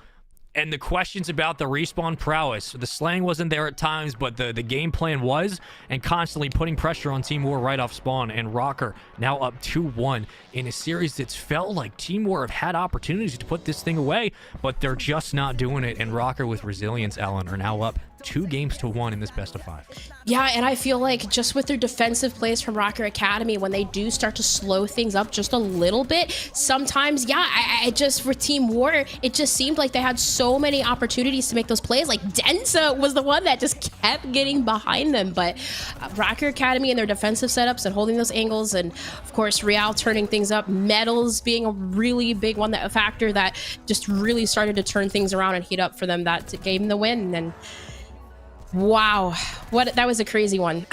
That was a crazy one. Like, I honestly, again, it's kind of like that search. Like, you just think certain things are going to happen and it doesn't happen. But either which way, great, phenomenal performance from Rocker Academy with the stop all across the board. It felt like it really wasn't like a huge slaying battle. Like you said, it just was Rocker Academy coming up with those clutch plays and those holds. I'm pleasantly surprised. Rocker have done a great job of slowing the game down and making the right plays together. And that is not saying that Team War haven't, but there have been multiple opportunities where Team War had a chance to really put away that control and put away the S&D, and Rocker have done a great job of calling audibles in the action. And how many times in that were Rocker, someone like Real, someone like Lucky, keen on playing through the back and just trying to disrupt the setup that Team War had built. It seemed like it was happening every single round, and Rocker get the win off of it. 31-22 for Real. Metals with a couple of crazy, huge two pieces in the end to get them eventually that victory in round 5. On the other side, you got Denza at 31-25. Great game from him and Maple, but Harry in 19-33, the AR presence that was sorely missed, coming back to bite Team War. And right now, they are down 2-1. They're going to have to win it through a game 5, but Rocker going into a hard point. They have a chance. They have an absolute chance, and they have had their best chance so far in this playoffs to get themselves to the grand finals right here. Going to Berlin Hardpoint, they have to have obviously like a better performance than they did in game 1, but Berlin gives you some more freedom than Bocage does for sure. And right now, I have to feel like the confidence is with Rocker, the way they've been able to respond in the series. Yeah, it seriously does just seem like a turnaround just from that one search and destroy round from Rocker Academy. Like, I really feel like it's benefiting them, just kind of slowing up and adjusting to their play styles. And of course, like you said, slowing the game down. That's really all they needed to do, and just get into these setups and just hold them. Going into this Berlin, it's something like that we've seen these two teams play against. It was Rocker Academy that won 250-202, and I mean, you have to feel confident going into this, and it's on a map that even in the past, even with the core 3 that we've seen in stage 2, like, they were so dominant on Berlin hardpoints that I think this is a map that, especially like a player like Lucky, a player like Metals, like, they're so comfortable on that this is the map that they would definitely want to play on. Definitely beats Bocage being a map 4 than a map 1. That's absolutely true. And the fact that you get a Desert Siege to round this one out, if it does go to game 5, again, you get a little bit more pacing there as opposed to a Bocage. But if you're Rocker, one, you don't want to go to another like very close S&D just in general. However, the Rockers S&D so far this entire playoffs, this entire season, I would say year, has been excellent. This is the time to put it away. Rocker, this is your chance. You're going to Berlin. You have Team War on the ropes. You squeeze out a very close control. You squeeze out a very dominant finish, but a close win in the S&D. The opening hardpoint was not as close as you would have liked, and just between score and the game plan, Team War had your number through and through. This is for the grand final right here. If Rocker close this out, they will be meeting Awobabobs for a rematch. Awobabobs, I'm sure, are watching this matchup right now. They're taking notes on who they potentially will be playing and just getting a feel of how these players are playing so far today. But this is the biggest challenge of the season right now, coming to a head where Rocker's woes and respawns have continued. If they can turn it around in this Berlin, they would have something great to show for it. And for Team War, I think the key to victory here, I mean, you should feel confident going in. It's another hard point. You've had Rocker's number in that department, but I think that maybe it does come down to continuing to press the pace, because when Team War have started to slow down, they've given Rocker space to breathe, and that's when Rocker play their best. I agree. I agree. I like that. When you slow it down and give them space to breathe, that's when Rocker play their best, because that's their play style. Like, it seems that they're very good at okay, they may start off slow, but like they'll start off like they'll end it. Like, they know how to close because they're really good at adapting to those players' play styles. Like, you know, maybe not have the strongest start, but the best finish. Of course, that's what matters, is winning the game. Sure. But Rocker Academy, like, yes, they have adapted to play styles from Team War, just from that aggressive level of play from the first time around. It just seems like there's just certain levels of execution, or maybe just one player that's like popping off from Rocker Academy to stop some of these plays. Of course, but yeah, finding an opening, they're doing quite well. And again, Berlin, gotta feel really good going into this map. You have to feel good. You from have both to teams as well. I mean, this is I think the map you would want from either side if you're going into a game 4, given the situation. But it is important to note that there is pressure on this right now, because this essentially is for the season. If you're Team War, if you lose this, obviously your run comes to an end in the playoffs, but also, given the fact that they were the number 1 seed coming into the playoffs, there was a lot of expectations, and the way they've been playing as of late, how good Denza and Wardy and Mabel have looked, and Harry's been very consistent on this squad ever since joining. You know, the question was, is the number 1 seed warranted for the squad? Now's the time to prove it. And for Rocker, we've had question marks for them. We have wondered if the respawn would become a problem, and it has to in effect, but all of a sudden, they've made micro adjustments since the opening hardpoint. They get the control under their belt, and they have a chance to go for a rematch against Awoa Bobs. But this is only going to be decided, obviously, by us playing the game. But Ellen, do you have any predictions as we get into this one? I believe we're ready for the fly through. Who you taking in this hardpoint? I can't. Yes, you I can't do it. No, yes, no. You must. I just, you know what? You really want me to? Should we? Yes. I don't. We're never right, so like it doesn't matter. You pick whoever you want. I don't know. I mean, well, yeah, last week we definitely weren't, but we were so right yesterday. We were right yesterday about a couple of the games. Yeah, we were on it yesterday. We're on it. We're on it. But you know, I think we're gonna go to a game 5. I honestly think we're going to go to a game 5, just because, we already know that Vanguard is obviously one of the biggest Call of Duty that's like a huge coin flip sometimes when it comes to these maps and like what could happen, what player turns up and goes crazy. But I mean, with Team War, I feel like with just, it's just one of those things as a player, like when you go down like that, it either motivates you or it just demotivates you. In Team War, like, they started off so strong. They were up in the search and destroy 4-1, and it's like now that kind of puts this pressure on you, like, dang, like we were up in the series. What do we got to do to turn it around? Like, and there are players that obviously can do that, but it's Control was one of their best game modes this season though, and Rocker took them down on it. Yeah, and it's been an interesting story for Team War, because not only have they looked like one of the better respawn teams, and granted that's the reason why they had the record they did, but we expected them to get better in the playoffs, as they have before. These players specifically have always played some of their best Call of Duty when they made it to that playoff run, and we're looking as far back as like Singularity in Modern Warfare, looking into Cold War. These guys get to a different level. They know what it's like to be on that pro stage, and you know, I'm surprised that there have been moments today where it's like they're so close to closing out the game or closing out what could be the series, and they're just coming up short just a little bit, and they're giving space to Rocker. So I'm interested to see how this hardpoint will go. Obviously, Maple's versatility is advantageous always, and it continues to be that way going into today. And we've seen how good he played in the control, how good he played in the hardpoint. But I think the fact that it's Berlin's a little bit neutral for both sides, and I think you're happy that it's not something. If you're Rocker, you're happy it's not Bocage. But if you're Team War, you know, there's more opportunities on Berlin than I would say that are afforded to you than if Rocker suddenly figured out something on Bocage and you're just getting punished hill after hill after hill. So this one could play a lot slower. It could be a lot more of a methodical approach from Rocker and War combined, but we only know by playing the game. And at this point, I think it is surprising that you know, so many of the games yesterday were like 3-0s. We had a bunch of 3-5s. We had a bunch of 3-2s in game 5s last week, which was just a nightmare for a lot of head-to-head scenarios. But as of right now, you basically take this as a one and done if you're Team War. Like, you just got to get through this hard point, try to send to another S&D. But if you are Rocker, it all comes down to this. Like, all the work, all the preparation, all that stuff to get to the grand final in the final stage of playoffs. This final map is all you need. Like, put every other doubt to bed about the respawn problems. Get it all done in this hardpoint. Yeah, absolutely. That's well said. I can't wait to get into the game already. And I mean, when it comes to Rocker Academy, at least, I feel like lately they've been having more of an edge because they've been taking like the cups. I feel like they have more to prove. Like Lucky, Metal, and Real. Like, we already know like what they did earlier in the year and how well they were performing off the break.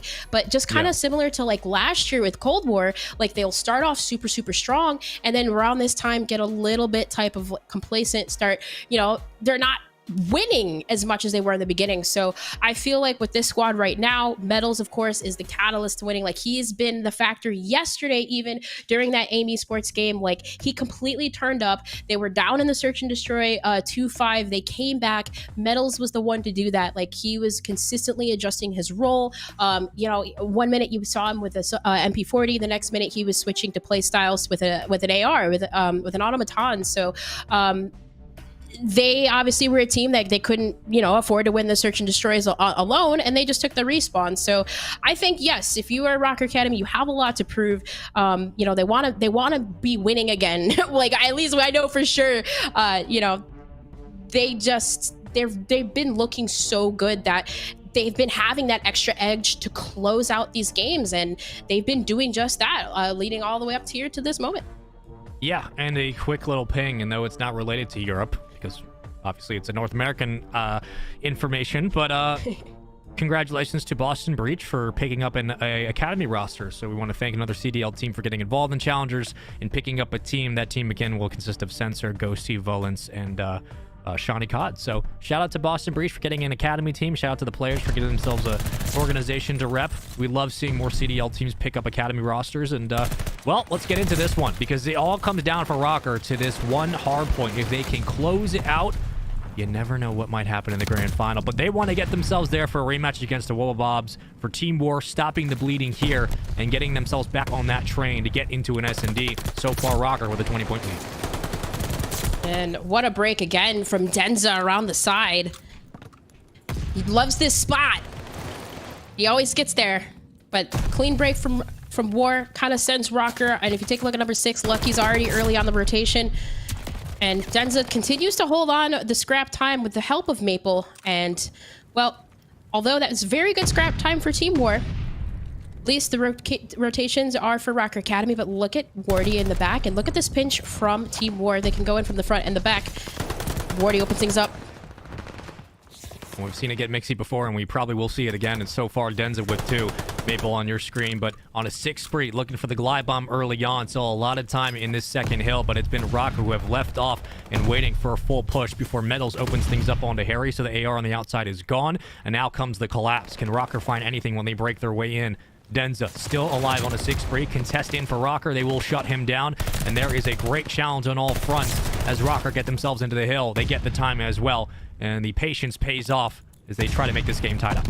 Yep, make it tied up, and there's only 15 seconds left on this hill, and Rocker yet again have the early rotations. So Metals wins a huge one for scrap time, and I mean, at least Harry, he has no choice really to break through this. Does lose the gunfight, and I mean, it's Team War committing members to that old site.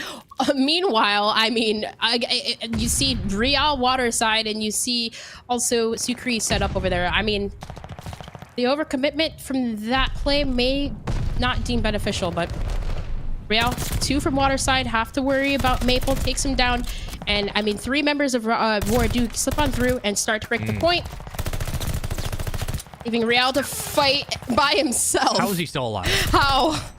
I mean, the fact that he's not only alive, but he's continuing to get kills, and though you do get a flip, again, it buys time for Rocker to get back into the contest. Harry had to deal with that pressure and attention drawn away. Harry at 2 and 6, looking to turn things around and get himself his 3rd kill in this hardpoint. So far, 2 in front that he has to deal with. Can't land the shots on either. He will slide in for the contest. Rocker surely will deal with this pressure, and they will. Wardy will clean up 1, but all purple in the kill feed. Finally, pinstripes as both teams trading blows back and forth, and the ones that walk away victorious will be Team War.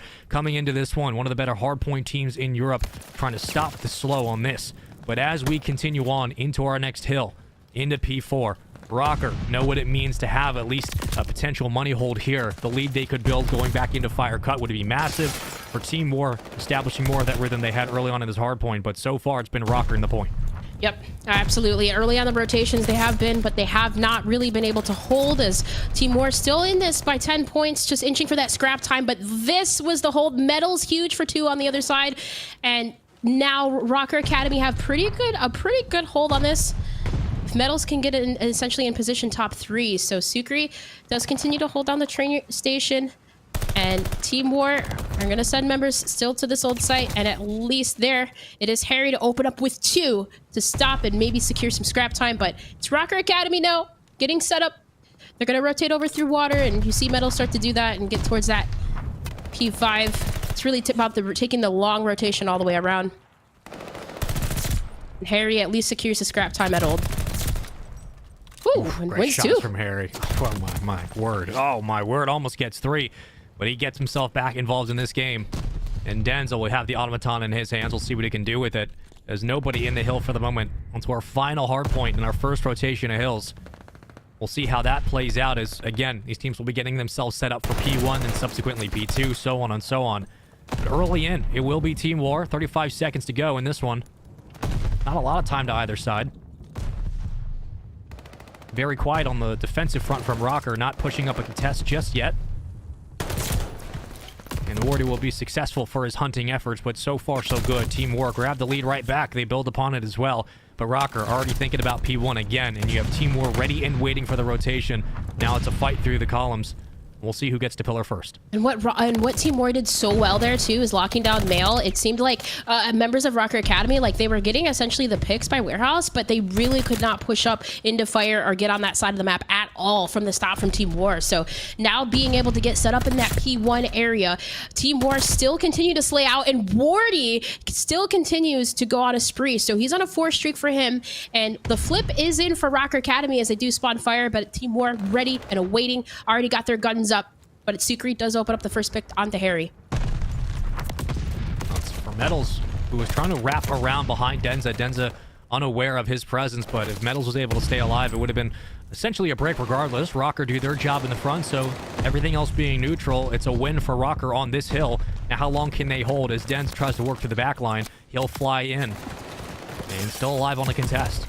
Just keeping Rocker off of earning time. Extra opportunities here for Team War, but already out towards the top side of the minimap. It's going to be Maple and Harry working in tandem to get back over to P2. Now a one-on-one that could decide the opening 10 seconds. Team War do win it, and with that, they will find themselves in early for the hold. This is gonna be huge. Water side for Harry as he has to worry about 2 members from Rocker Academy, and he takes down both of them. So that is huge for Team War to secure Riverside and essentially get set up for P2. It's Maple huge, winning a huge 1 under Real in the front, and Team War now completely fit the script this time around with Rocker Academy essentially having the lead in the beginning. Now they have over almost a 30-point lead here, and Team War doing a fantastic job of zoning forward. Denza already getting into Fire, and well, gonna go rotate over back to help out at the hill, but still at the rotation you have Harry and Fire set up, and oh my gosh, for Team War, they're really starting a runaway with this one. Rocker Academy needed that break to stop some of the bleeding, at least to secure scrap time, but they have to go fast. They have to start to rotate now, because if Team War essentially can hold this whole entire time, I mean, that's going to put them on grounds for winning conditions. Rocker Academy, they're going to be on their back foot and basically having to pedal and speed up their level of play on this hard point, as it's getting ran away from them. Like, look at the positioning. They're on the other side of the map and not even moving. Well, Harry's looked very comfortable, and now you have spawns there for Team War as well, so it's going to take more than just one wipe. You're looking at multiple for Rocker to get any semblance of positioning inside the new hill. But up through the pillars we go. Metal's leading charge with an 8 out in front. Here comes the push and the contest. Wardy able to meet one, both as well. Wardy with the sub has been lights out in this hard point. 26 and 15 for him, 30 and plus to his name, but if they can't slow him down, this is going to be a money hill here for Team War, and now it's up to Rocker to make the play, but they have yet to shut down that front sub. Finally, they do find what they were looking for, but is it a little bit too late. With 20 seconds to go, worried about the rotation. Player 7 will be Metals right off spawn, already thinking about the next hard point over towards the train tracks. Harry still battling in the back as shots ring out and damage dealt onto Real. That's a big win for Team War, but they have to worry about rotation. There's the wipe, and now everyone can fly off the point. They get the most out of that last hill, and now they have to win the gunfights on the sidelines. That's right, Rocker Academy. They need to get set up. And again, their issues with their holds, Team War is just being able to break these setups so easily, so well. And Maple does sneak on through the back, but does get spotted out by Metals, so the information is there. So essentially, Harry's going to be a key to winning these gunfights in the front. Maple wins a huge one in the back. And now, it's, once again, Team War just being able to just break these setups so easily, gets in a position. Maple still firing on pistons, and he's on a 4 streak. So that is, again, the setup broken for Rocker Academy. Although they did get a little bit of time, Team War's not making it too easy. Is I think at this point, Spaceman, you might just want to get set up for P5. Maybe commit one player over, but it's really about getting that mid-map control that's going to be so important. Yep, you're going to let Wardy do what he wants, and when he dies, just go over to P5 like they're doing now. So if you control fire cut, if you're able to control all the rotation over towards dockside, you're going to be in a pretty good position if you're Team War, and it looks like that will be the call. So Wardy, who's been just absolutely fantastic in this hard point, looking to get 30 kills plus, would be the first player in this lobby to do so. And you got Denza at 21 and 17. Harry, again, has looked comfortable, and this is the spot you want to be in if you're Team War. They've been winning the gunfights early on in the hard points. They've been able to win a lot of their breaks as well. And they have been just pushing Rocker back in spawn and maintaining that pressure to the majority of time. 36 seconds to fight over. Still a lot of time in this hill. Now, granted, for Rocker, it's been relatively neutral. Even with that team kill, you'll take the 0 time for Team War. This is still entirely doable. But where's the sub pressure inside? Nobody's been meeting Denza. No one's been meeting Wardy. Lucky might be the only one to contest for the moment. He will. He dies as quickly as he flies in. Sukri falls as well, or he'll take out Denza, actually. But as more numbers drop, it's just another wipe and another hold from Team War. Every time they get pressured, they walk away with advantage. That's right, and they're usually, like, now they're the ones that are being set up early, and I mean, full control over middle. You have at least Lucky, maybe, or excuse me, Sukri, that can maybe make a play in the back here for P1, but he's the only one there. That's the problem. The gunfights are still to be won in the front, and Real, at least the last alive, does do that, but strength in numbers, man. You only got 15 seconds left. You got to flood on in. Team War can walk away with this win right here. Yeah, they got to do it now, but it's only 10 seconds needed for a game 5. Big kills from Harry. He's been so good in this game, and his kills on the outside have propelled Team War to this lead. Finally, Rocker get their feet inside the hill, but you got really nowhere else to go. You can't lose on this hill, or this one's going 5. You can win on scrap time if you're Team War. All it takes is one orchestrated hit together. And there's not a lot of pressure for War right now, right? Like, you can fall back, wait for a full hit together, maybe go to the next hard point. That will be the call. Everybody on top of the mini-map towards dockside. The rotation comes through, and if you're Rocker, you suspect there's stupid map. You've got no line of sight, no information, so you know they're going to be coming from the back end trying to flip those spawns. And now it's up to Real on the entry. What can he find? So far, 1.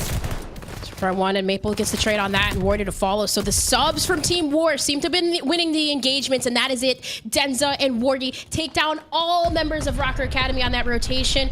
It was just too strong in the end, and I mean, essentially, their setups were broken. Team War just ran away from that lead as soon as they found that their footing, I feel like, on the second half of rotations. Yeah, it was too much too often. Team War just had not only the presence and the pressure in the hill, but constantly their subs were winning the first engagement. Constantly the initials were going the way of Team War. And when that happens, it becomes inherently more difficult for a clean break from Rocker to unfold. And War were basically bouncing off the outside wins with the AR from Harry. Harry was excellent in this game, and Wardy was just lights out. Like, when he's able to challenge constantly inside the front of a hard point and win 2-3 gunfights at a time, it's going to be difficult to respond unless your subs pick up the slack for Rocker, which they didn't do. Metals had a good game at 31 and 28, but everyone else somewhat struggling. However, this was the respawn we expected. This was the hard point, really, from Team War that we expected to see. We were thinking Rocker had a chance to put this one away, but the hard point game from Team War has been excellent all season. It is yet again, and one of the keys to victory for Rocker was they have to steal a respawn. They can't win this game they can't win this series on S&D alone, and they were able to do it in the control. And now Rocker go into another S&D where they have a chance on Desert Siege to put this one away, but Team War with a resurgence in that hard point. And Ellen, I think that this is the only way this should have gone in lower finals. We should have gone to Game 5. And I said it, baby. We're going to Game 5. Like, Team War did it, pulled out all the stops and adapted, and that's awesome. Game 5. I'm excited to see who comes out on top. It's best of one at this point. Winner of this goes to the grand final for a rematch against the Wobobobs. We wouldn't want it any other way. So before we get to that point, let's go to a commercial break. When we come back, Game 5 between Rocker and Team War. We'll see you then.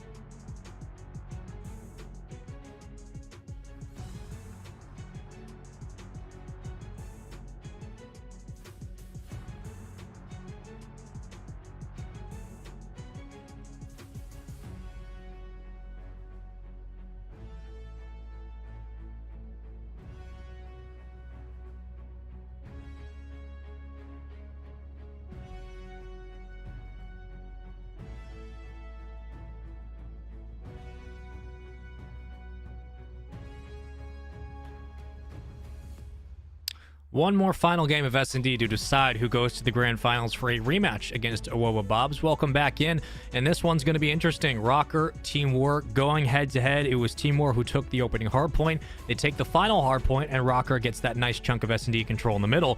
And now one more game to decide this best of 5 and this lower final. It's Desert Siege. And if you're Rocker, you're probably happy that it's not going to be Bocage, where there's not a lot of room for Real to operate. However, on the other side, it is also punishing if the ARs show up for Harry, how quickly he could take over something like Dunes and completely destroy the push from Rocker. But I feel like this one is as good as Rocker have looked in the S&Ds, even though it went to round 11. It's still too close to call, Ellen. I have no idea. I literally don't know. I feel the same way, like thinking about predictions compared to like last year in Cold War to like this game. I'm just like, you know what? I'm done. I'm done doing them. Like, you just never know. Even though it was Rocker Academy that took Team War like 6-2 last time, it's just the adaptability of how fast some of these players like have to change up their play styles, or just watching back VODs and and just overcoming. Like you even see it in the pro league, just teams just come out with these wins all so unexpectedly. You just never know, despite what has happened, in the past. But yeah, I mean, Rocker Academy pulled a couple of wins that really seemed like it should have been Team War's game, because at least in terms of the slaying power, the aggression, the subs, it has been one for Team War. You can't deny that. At least though, for Rocker Academy, they do have that clutch gene, that clutch factor, where they do pull out these amazing wins out of nowhere, which is so exciting to see from this squad. But having that ability, like last time around in the Search and Destroy, you don't want Team War to potentially go up, 3-0 or even 4-1. You got to start off strong. No, I absolutely do. And if you're Team War, that opportunity to go up 4-1 is certainly biting you in the back end right now. They lost that round. It was 3-2, and then Rocker went on a spree. Now, granted, Team War bounced back. They got 2 rounds in a row to show for it, but that's an S&D looking back that you think if Team War wins that, they probably win this series maybe 3-1. But right now, you got to obviously shake it off. You get one game, one S&D to decide it on Desert Siege. And I'm sure we're going to see the snipe at some point. I would love to see it in a round 11 1v1. It's probably not going to happen. I would love it. But this is a big one. This is for all the marbles to get to the grand final, to prove that at the end of the season, the end of season 4, all the work's paid off. Rocker trying to make that story come true. Team War trying to show that they're the -- seed for a reason. We got one more game to get through, Ellen. I know that I said we can't predict it, but like I'm gonna give a prediction anyway, just because. Give me a prediction. Maybe it's like it's a game first, score. You first. What do you think? All right. I think the way that Rockers looked in S&D, as interesting as their hardpoints and control games have been, I think Rockers gonna do it again. I'm taking it 6-3. I think they'll close it out in this one. Wow, 6-3. Ooh, yeah. I was thinking it was gonna be. I was thinking maybe a 6-5, 6-4. I just feel like this is a one and done. Okay, both teams. I mean, at least 3 players on each team have been a champion, stage 1, stage 2, from Rocker, from Team War. Okay, but like, who wants it more? At the end of the day, like who has the passion? Who has the passion, man? Come on, I'm a big energy person. I'm all about the passion. No, you gotta give me a real answer. Oh, you come can't on. say who wants it more. Absolutely not. I think Team War. I think Team War wants it more. That's good. I'll take it. Okay. Honestly, that's a good they've answer. been in the driving seat the whole entire time. I think that they're gonna have that edge, but I don't know, man. That's a good answer. You give me any team you want. If I ever hear, we wanted it more, no, absolutely not. I will fight you. First blood, Denza. Nicely done. And that is the bomb down, Rocker Academy. So let's see here. I mean, Harry's watching that long sight. Sucre might be able to spot him out, but not the spot you want to be in if you're Rocker Academy. Yep, there's the spot. At least the information's there. Real might be able to play spoiler and help out, and he does. So at least the opening does happen. Maple does on the other side of the map get a pick over by B. The bomb is still down for Rocker Academy. 25 seconds left to work with. Oh, that'll open up to 2v2. Yeah, that rotation is going to be tough, but the fact that they find that pick on Maple does make it a little bit more tangible. And you can get over towards the bomb as well. With the grab, you have A available, B as well. Wardy the only one towards the dunes who could potentially slow this push, but I like the quick plant from Real. I mean, granted, there's no time, so you have to do it now, but not wasting much to get onto the site. Now Denza on his POV. He'll get one, now in a one-on-one. 35 seconds left, and I mean, you see Real tucked away by the A site, just kind of moving back and forth. Denza's going to wait for the play, though. He might get the perfect timing on it, but it doesn't get the elimination. So now if you're Real, just back down, let the clock run. You don't need to force the gunfight, but Real takes the challenge and wins it. Rocker Academy pull out the ice. Even though First Blood went to Team War, Denza really could have been the one to stop that play, because originally he was in the back. Like you said, Wardy was over by the dune side and Denza was in the back, but like perfect COD timing there. As soon as he gave it up and wrapped all the way over towards mid or tried to get closer to Wardy, it's like that's when Rocker Academy was able to just swoop on in, get the A plant, and then of course force that position. But Real opening up with 3 That was huge in the beginning when he picked off Harry in the back. Team War looking to answer back on the attacking side. Rush plant goes down regardless. Does Real challenge? So far, no. Tagged up on site. Denza can hold close on the bomb, and he will escape barely with 42 HP. Real on, dead. Harry with a big win. And another. Here comes Metals. Could be the next victim. He will be. Great hold in the post-plant positioning from Team War does pay off. Harry's still alive, and Sukri's got nowhere to go. Good response from Team War in the next round. Yeah, and of course, Denza kind of opening things up yet again for Team War. Getting that plant down, not necessarily forcing gunfights, forcing engagements. Despite knowing that he was there, he's still able to get the bomb down. And Team War yet again clutch up, and Harry with 2. And I feel like, I don't know, in a weird way, I feel like Team War should have been up 2-0 just from the first round. Yeah, that 1v1 I thought was going Force way. Yeah. You never know. Rocker, I'm just saying, Rocker, they have that clutch gene though, but last time around we had Harry. Rocker. You can never count him out in S&D. It's like, I get it. S&D wins championships. There's no question. What were you gonna say? And the fact that they've been able to fight back from being down 3-1 before, the fact that they've always found themselves clutching up in those round 11s. Rocker is a ridiculously strong S&D team. They just needed to steal a respawn to make this series what it is now. As we sit with 50 seconds in round number 3, no first bloods as of yet. Shots do ring out. But there hasn't been a push from Rocker.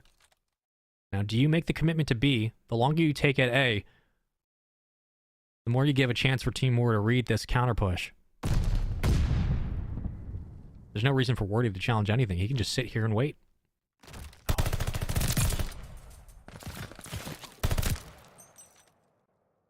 Well, there's one more. Couple of tags out. And as Metal starts to collapse, he will find 2. Pick up bomb on the plant. Here comes the challenge from Team War right up the gut. It's going to be Denza who finds 1. Maybe the second on the site. No. Bomb does go down. Maple on the outside in a 2v1.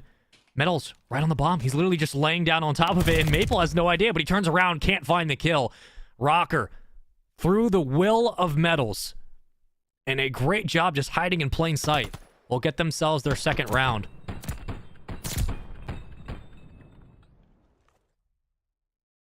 It's the awareness from Metals coming up big in the end of that one. Seen him do that before during Cold War. It's always a sight to behold. All of these players, all 8, so talented, unbelievably gifted, and some of the best S&D players you're going to see in Europe. Number 1 seed Team War, Rocker, just as good as your number 3. Let's keep it going into this one. All right, well, it seems like I'm back there. Hey, what's going on, friend? I had a little disconnection, a little bit of issue, but we are back, my friend. Well, Metals decided to just play dead on the site and ended up clutching up the rounds, so Rocker were able to get themselves the second one on the board, and it was pretty impressive. It was pretty fun. Nice. Well, Rocker Academy, as I was saying, they just have that ice, always clutching up, and, well, at least this time around on the defensive side. Okay. Hell yeah. We like those team kills. We love those. Oh, you had 17 seconds, and now you got a 1v3. Make it a 1v2, 1v nothing. Team War, in a very interesting round, get themselves tied up yet again. Back and forth we go on Desert Siege. It's been as chaotic as I think you would have expected. So far, so good, though. And neither team really able to pull away to dictate the momentum as of now. Yeah, and it's just kind of been that round for round. Sorry, Lefty, you know how it happens sometimes being from home. Listen, it's all good. We had vibes. We here. But, yeah. On the attacking side, this time around, though, for War, look at this setup. Harry's even further back. You got 2 members, Palace, and then Maple all the way over by the Dune side. But Rocker Academy just kind of posting back and just playing such a passive attacking setup. See if Metals can open up with the first pick. They're going to get spotted by Maple, and Maple doing a very nice job of waiting for a pick. Okay, Lucky. Great centering as well. It's like a 1.5 quickscope. I'll give it to you. Immediately removes the opposite threat, and now you have an opportunity to put this bomb down, as it will. Denzel on the top, already working with him. Right back down. He gets a hit marker. That's unfortunate. Into the site we go. It's another headshot for Lucky. There goes a nade, but as he peeks, he will get caught. And Sukri, the only one alive for Rocker. In a 1v2. He did. He's going to get Harry, and he will get caught. Denzel will get the defuse. Lucky had a ridiculous spree with the sniper, but it comes to an end as Team War get their third round. Yeah, and that was smart from Denza. Initially, I had to zoom in there for a second. I was like, on my eyes, I thought he was kind of sticking the defuse immediately after he got that trade onto Lucky, but very smart for him to just wait for Harry to swing on over and pick up the trade. Essentially, perfect positioning. And Sukri, yeah, he was close to a stop there, very close to a stop. But Team War coming up with the clutch and winning a successful defensive round. Round by round we go. Denza 6-2 for him. 2 plants down. See if he can make it a third, but might be the aggressive play to just once again swing it over towards A. But Rocker Academy, Real opens up with a nade kill onto Harry. And that's big because the only person now would be Maple to have a response over towards the dunes, which again, Lucky might win at range if he's still running a sniper. And the fact that Harry's out of the play means it's going to be a lot more difficult to watch the cross. Going through Palace. Wardy will find one. 3v3. Denza on site wins another. The numbers here for Team War continue to impress. Only 28 seconds to go in this round. Oh my god, what an angle from Maple. All but certain this one's going to Team War, and it will. That is a huge round and response after losing first blood.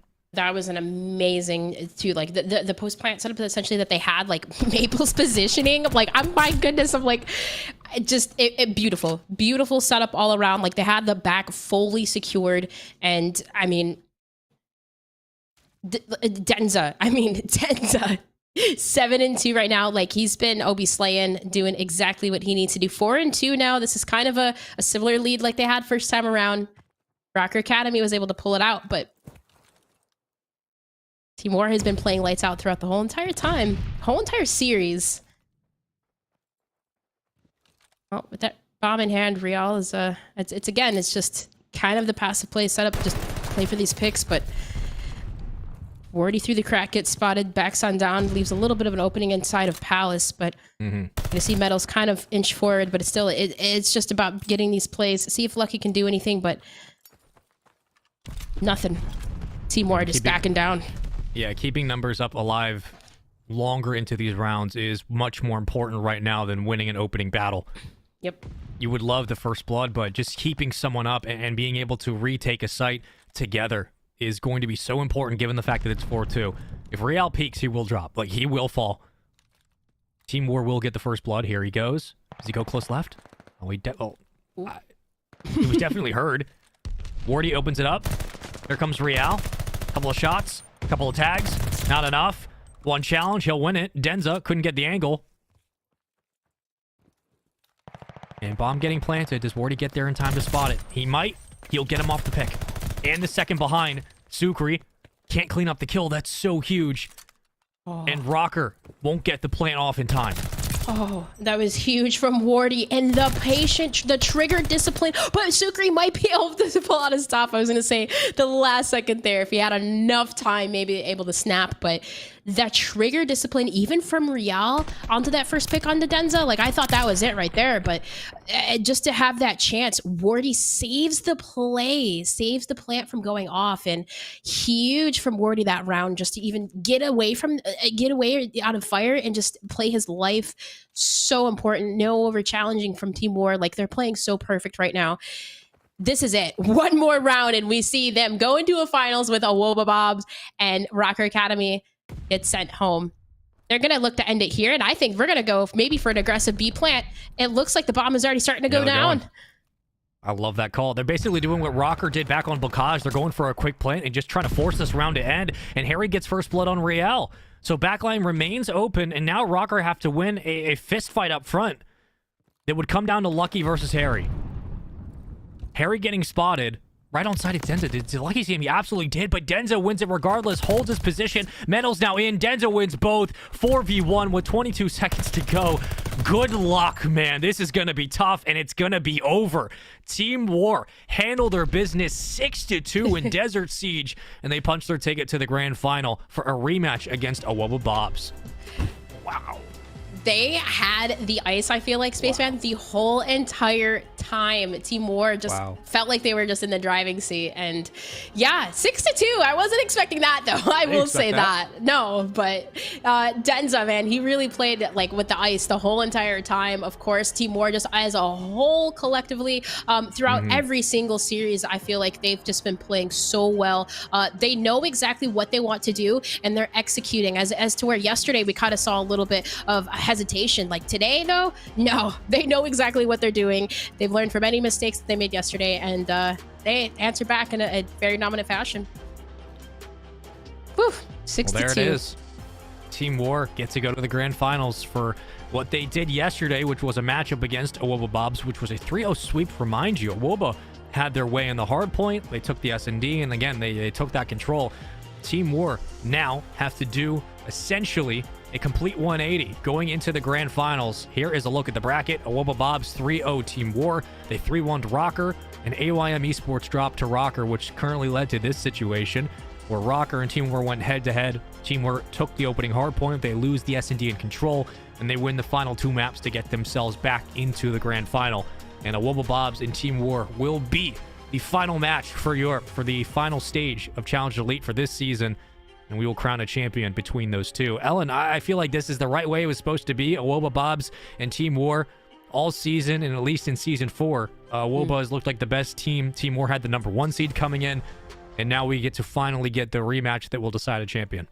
Yeah, and I mean, it's crazy to think that if Awoba Bobs win this, we would have had a different champion every single stage this year. So I mean, but a Team War do at least three of the players in terms of challengers, they'll take another crown. So I'm really excited for this matchup. Yesterday, Awoba Bobs, they just looked so strong on their offensive plays.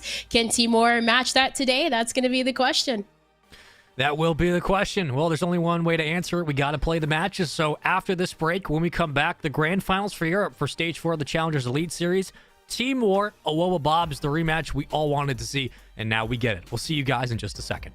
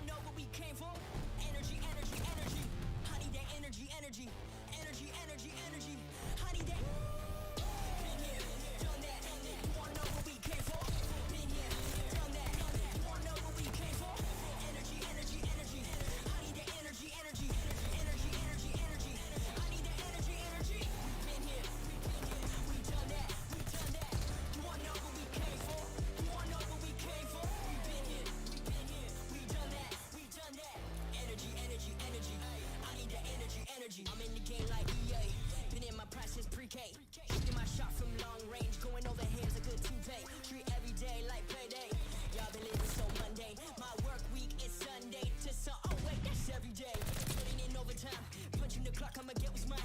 While everyone's sleeping, I'm living my dreams. I got a coin that's so divine. Lord, take the wheel like 10 and 2. I'm losing energy, I'm overdue. I've been on the top ropes, hitting my pros. Watch me hit the power moves. Been here, done that. You all know what we came for. Been here, done that. You all know what we came for. Energy, energy, energy. I need that energy, energy. Energy, energy, energy. I need that. Been here, done that. You all know what we came for. Been here, done that. You all know what we came for. Energy, energy, energy. I need that energy, energy. Energy, energy, energy. I need that energy, energy. Been here, we done that. We done that. You all know what we came for. You all know what we came for. Been here, we done that. We done that. Energy, energy, energy. I need that energy, energy.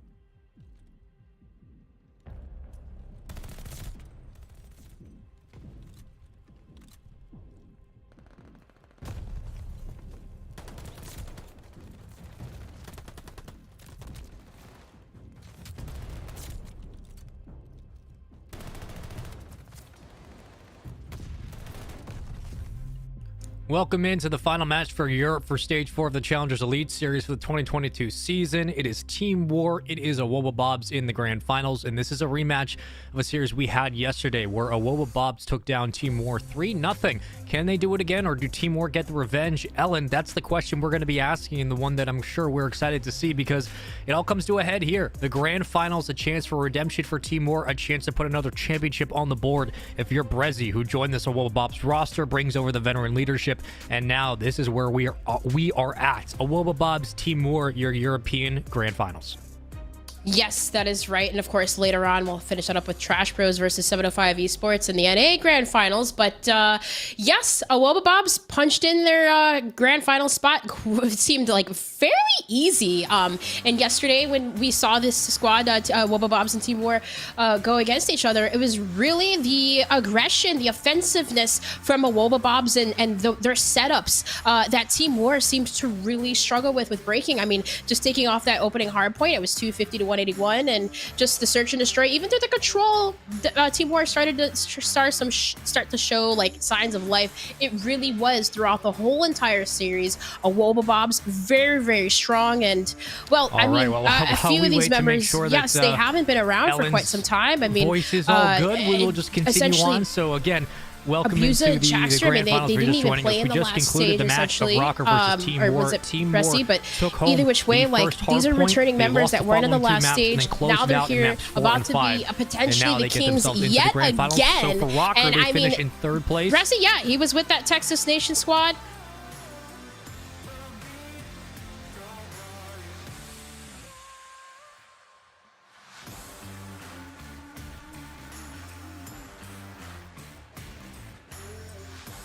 All right, we apologize for the technical issues, folks. We'll make sure everything gets suited on our end as quickly as possible. But in this moment in time, Team War, Awoba Bobs, the storylines going into this, of course, it was the big change with Brezzy coming into that roster, and he was already a Season 2 champion in North America with Texas Nation. You bring him in, you give him that veteran leadership, able to corral this young group of guys, and all of a sudden, Awoba Bobs just find themselves in the driver's seat of what potentially could be a championship as well. And Ellen, when we looked at Awoba Bobs going into this season, they had started off 4-0 in Europe.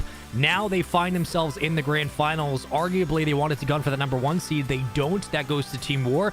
But this is really, I think, the matchup going into Season 4, in the middle of it, what we expected to potentially see as playoffs concluded. Yes, that's right. And of course, little disconnection error there yet again. That's kind of what I was getting at and what I was saying before we disconnected. But yes, Awoba Bobs, just such a good job. Like, that was kind of like one of the things that Team War had issues with yesterday, was like their level of aggression and their type of play. Like, their respawns have been so dominant just throughout this stage. I feel like as a whole, that's going to be one of the things for me, is like, as can Team War, like that consistency, that aggression that they've been executing their plays during that last series, can they do it here? Well, for Team War, I mean, it has been a road of prosperity up until this point. They had a huge challenge against Rocker. They proved they could get it done in that Game 5.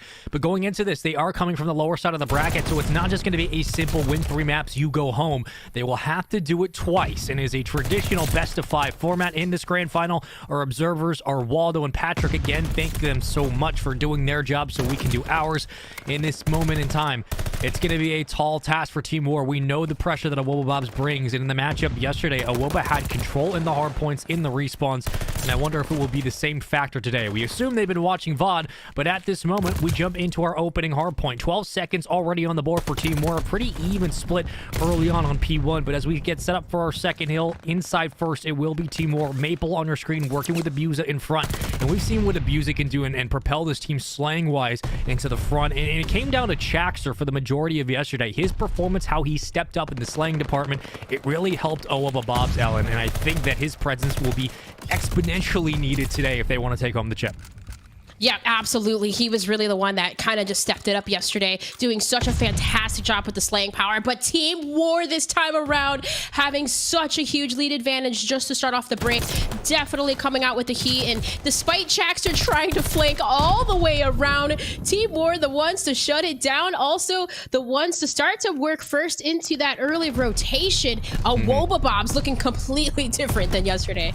And you look at this Team War team who just came off of a hot victory in Game 5 against Rocker Academy, where they have the warm-up now. This Team War roster has been playing for an hour or two today, and granted, Wobble Bobs have potentially been scrimming, but it just isn't the same sometimes. So it might take a while for our Wobble Bobs to get woken up and start to get things going in this hard point. But if you're Team War, you capitalize on that opportunity and the slow start because Denza already hot. 7-3 on a 5 spree, potentially working towards streaks. Now he's inside first. You expect this aggression to continue as we move down to the bottom of Grand Moss with 50 seconds to go in this hill. Working on a glide bomb. If he catches Chax, he may as well earn it, but the pressure in the bottom continues to mount as the Wobble Bobs look for the break. Denza still alive, still roaming, will earn the glide. Almost turned on the second, but damage is done, and Team War continue the lead. Yep, continue on with the lead, and Maple is still doing everything he can, but Chaxter does make the stop, and Abuser there to follow with the help. But Denza, how well he is playing all throughout this series and throughout the day, really 10-4 right now. Bresty trying to do some damage in the back, and Chaxter with a huge 3 does make some stop, make it 4, full wipe for War. Chaxter going huge right now for the stop. This is a good time to get back on if you're Woba. We talked about stopping the bleeding a bunch in the opening hard points, and for a team that's been able to all season really skate alongside other rosters, but then they pull away in the final rotation of most hills. They're very good at getting scrap time. They're going to have to slow the pressure from War early here as the contest continues in bottom barn. About a 15-point game or so. What could lead to a more of a swing. It's all blue in the kill feed for the moment. Woba trying to put more pressure through the back, but shut down by Denza once more. Still has the glide bomb in his pocket. The MP40 in his hands has been absolutely lethal today. Denza could be putting up an MVP performance if they walk away with this chip, and he has been absolutely crucial to the success they have had in these respawns, but so far, relatively quiet. Maple trying to fly in. Chaxter for 2. He will combine and work his way through the kill feed.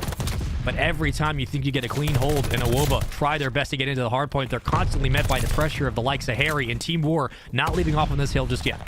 Yep, that's right. Pushing and contesting for that scrap time. And Chaxter did a really great job, even from that last hill, just to really kind of keep up the pressure and swing this lead to not get too far away from them. So Wobble Bob's kind of positioned all throughout the map, set up for P5. You have Abusa who's holding L essentially, and Chaxter to rotate forward and try to pick some members off of Team War in the back. And kind of surprising by one, he does do that, and Bresty to follow. So for a Wobble Bobs, you can swing a lead in your favor here if you hold, but for Team War right now, essentially you got the streaks to work with, and now see if the glide bomb can connect onto any members, but at least you get a little bit of information. But there's the kill on to Chaxter that opens things up. I mean, Brezzy was the last line of defense for Awoba in the back to maintain those spawns, and you do use the glide bomb to get you not only a kill, a little bit of information as well, but the semblance of what could have been an offensive push there for Team War now begins to unfold. They find themselves inside the hard point before Cobra does go for the break, but now all teams throwing their numbers in, as it seems for the moment it will be neutralized, and well, Team War had a chance to get extra time on this one, but instead really goes to no one. 10 seconds to go. We will go back over to P1, so if you're Team War, you're probably happy with the spawns you have as of now, because then you can try to go for the flip and then work towards P2, but it all comes down to the AR battle on the opposite side. On the top part of the minimap, player 6 at ease, Abusa continuing to win gunfights up there, and Cobra and the top of Grandmas has been uncontested as of now. One more challenging, and I believe Cobra won't win it now, and all in the kill feed goes to Team War, so there's the break they had been looking for, the flip as well, and as of now, they have themselves inside P1. Yeah, now with the Wobble Bob spawning that deep river, Denza did a fantastic job. That was huge for Cobra, but Bresty, kind of that player that was the one that secured the rotational kills yesterday, did a fantastic job winning that one and kind of flipping the spawns for Robobombs, and they have hill control. So now getting that river spawn and zoning out, it just kind of ends up for a Wobobobs to get the scrap time and have a lead change right here. Team War have to think about that rotation for P2, but have to essentially at least break through the middle of the map. And well, huge ones to be that from Maple and Wardy, and now that leaves at least Maple to work for these rotations, and well, it's yet again one from a Wobobobs, and now they have the lead in their favor. And for a team in a Wobobobs that are so good at pulling away in the first rotation of hills, getting at least 120 points or so, if you're Team War, that's the silver lining. This is still a 10-point game, and they just crossed the 100-point mark, so you're happy with that performance as of now. It just comes down to getting inside the hill. Cobra currently on the hunt. He's been roaming for quite some time, just hasn't been able to find the angle he wants, as Harry will find two, and clean up a potential third on the outside. Brezzy will fall, but not before trading one. And as all of these gunfights ensue in the back, it has just been neutral time where a Wobobobs finally get into the hill, but Denza going to try to contest. Already 23 kills to his name, leading the lobby across all stats. and he finds his 24th. But it's a 20-point game right now, and with all of that chaos happening, it's been back and forth on the outsides, but Awoba get like the last 10 or so every single hill. Even with that break, Team War do get in, but they're met by a flurry of nades. This has been a tug of war throughout, and it's not a clear winner of who's pulling away in this hardpoint. Yeah, that's absolutely correct. And Wardy and Maple essentially on the rotation. It was a huge 2 to be won from Abusa. And now at least this puts Team War in a situation where they're split up and around the point, but no one's actually securing the hill time. Denza's still up top trying to find a pick essentially to maybe flip spawns, but it's Awoba Bobs that are winning the gunfights. So Denza's still alive up top. No one's still getting hill time. Awoba Bob's at least able to secure the back rotation, and now that is time to be had, and Bressy on the hill just watching the front while his subs do the outer work. And building upon the largest lead they've had so far in this game, it was Team War who jumped out hot early to around a 20-point margin in the opening hill of 12 uncontested. And then it was back and forth since then, but 137 and counting to 115. And it's been a flurry of kills from the likes of Abusa, dealing damage at all ranges up close with the Automaton, potentially a third, but Harry will cut him down before the spree gets going. With all that said, uncontested time now 150 to 115. It's been a great money hill inside of Grandma's for Awoba Bobs. Not only the rotation that plays out through the likes of Harry, but you're going to have to start getting your players in position to meet that challenge in the hill. You need your subs to be able to meet that call as well. Harry doing all he can, but on the outside, it's got to be the likes of players like Denza, players like Wardy having a very slow game, and you can see how that's affected the score. This is a big opportunity for Team War to get back in this one.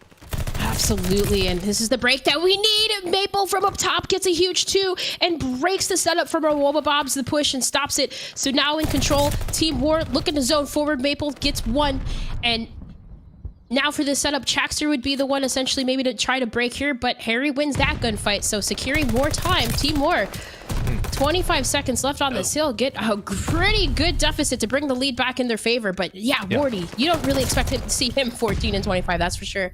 They started off so hot. This was a huge hill for Team War. I mean, all the gunfights were happening on the outside of the point, so no contest time for Awoba Bobs and just clean breaks all the way through.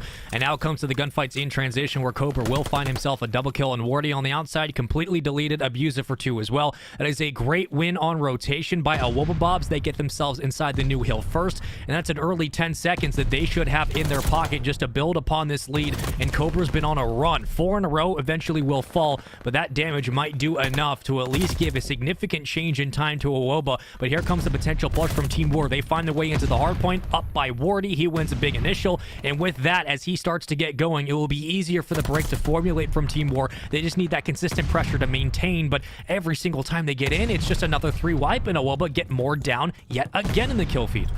Yeah, and we mentioned too, Cobra was one of those players that started off really, really slow, and then like he really started to pick things up. So cutting off those rotations and getting mid-map control, him and Chaxter are doing such a good job of that. And Abusa, of course, all range, it doesn't even matter, essentially solidifying such important kills. But Denza with a huge 2 at least opens things up for to get set up towards P1. And I mean, going from back and forth from lane to lane, it's still Awoba Bob's kind of just in the driving seat right now, but Team War can answer back here. They have at least the spread across middle, but I mean, look at Bressy yet again taking those long routes and getting around behind every member of Team War. It's getting scrappy, but yet again Awoba Bob's break. Well, you're gonna have to see more breaks from Team War if they want to keep this one close.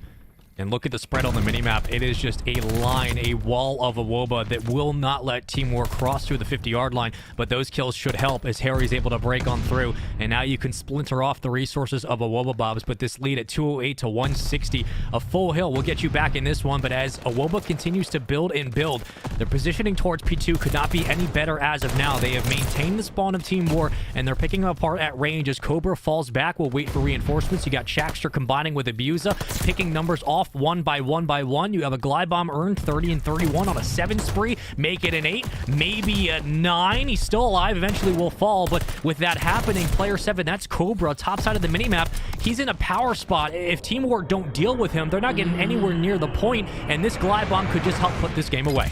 I was gonna say that, plus they have streaks to work with, but look at one thing that Team War is so good at with this P2 hill is breaking on through the front, but like you said, there is not enough time. But if they can successfully break here and hold at least, they would be in a good position. But again, Awoba Bobs make the stop. Abusa, of course, still with a huge 2, and Oh my gosh, Spaceman, this is it. Awobba Bobs can win it here. And they can not only win it here, but they can also just let the clock run out if they wanted to contest. But I don't even think we're going to get to that point through the back. It is Wardy. He will get cut. And with that, that's going to be game one of your grand final. Awobba Bobs get it done in dominant fashion down the stretch, 250 to 165.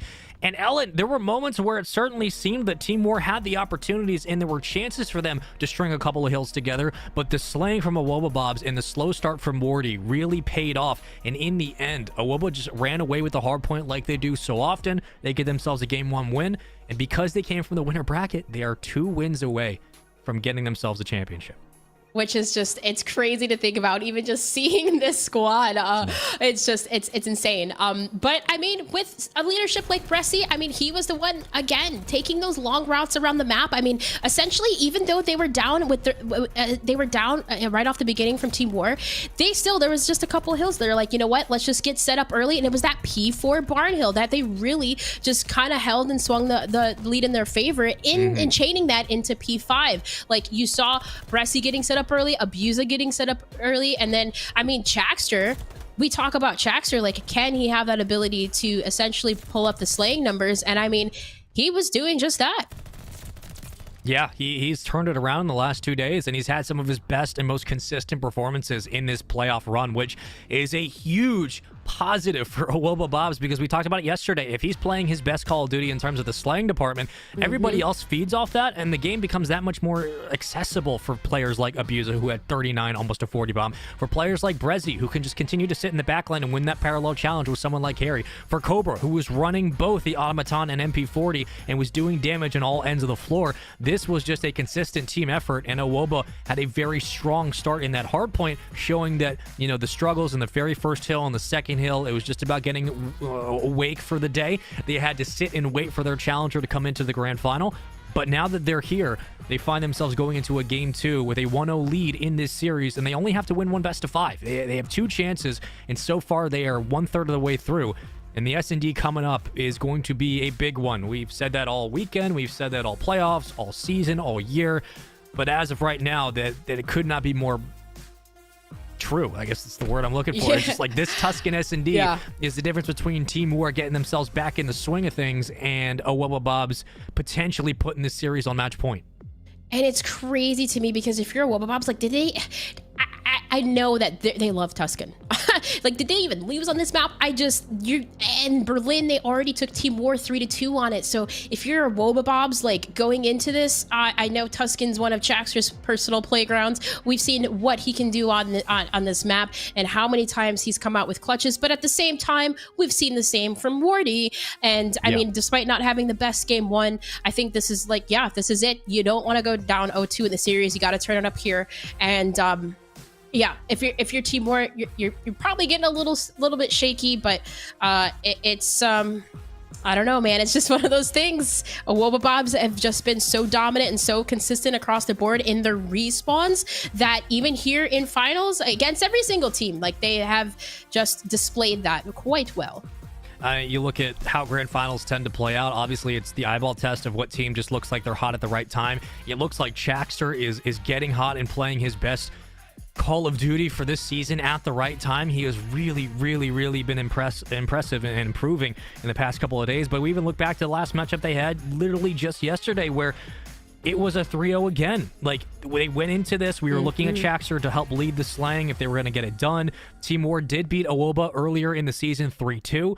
We go into the hard point. It was essentially the same what we saw in Bocage just now, where it was all of Awobba controlling the pacing down the stretch. Then Awobba took the S&D. Then they took the control. Like, it was a quick 3-0, and we were a bit shocked. So when we look at Awobba's chances here again, you also have to think that, yes, Team War are excellent in S&D. They did just lose in Game 5 to Rocker, but they they lost in round 11 in Game 2 to Rocker in that prior series. They won the Game 5 6-2. It wasn't as close as we had expected the Game 5 to be. But now, in the early part of this series, in this first S&D, like, this is not a Rocker team. The Awobba Bobs play very differently, and I have to feel that there's a good chance we could be looking at another 2-0 lead.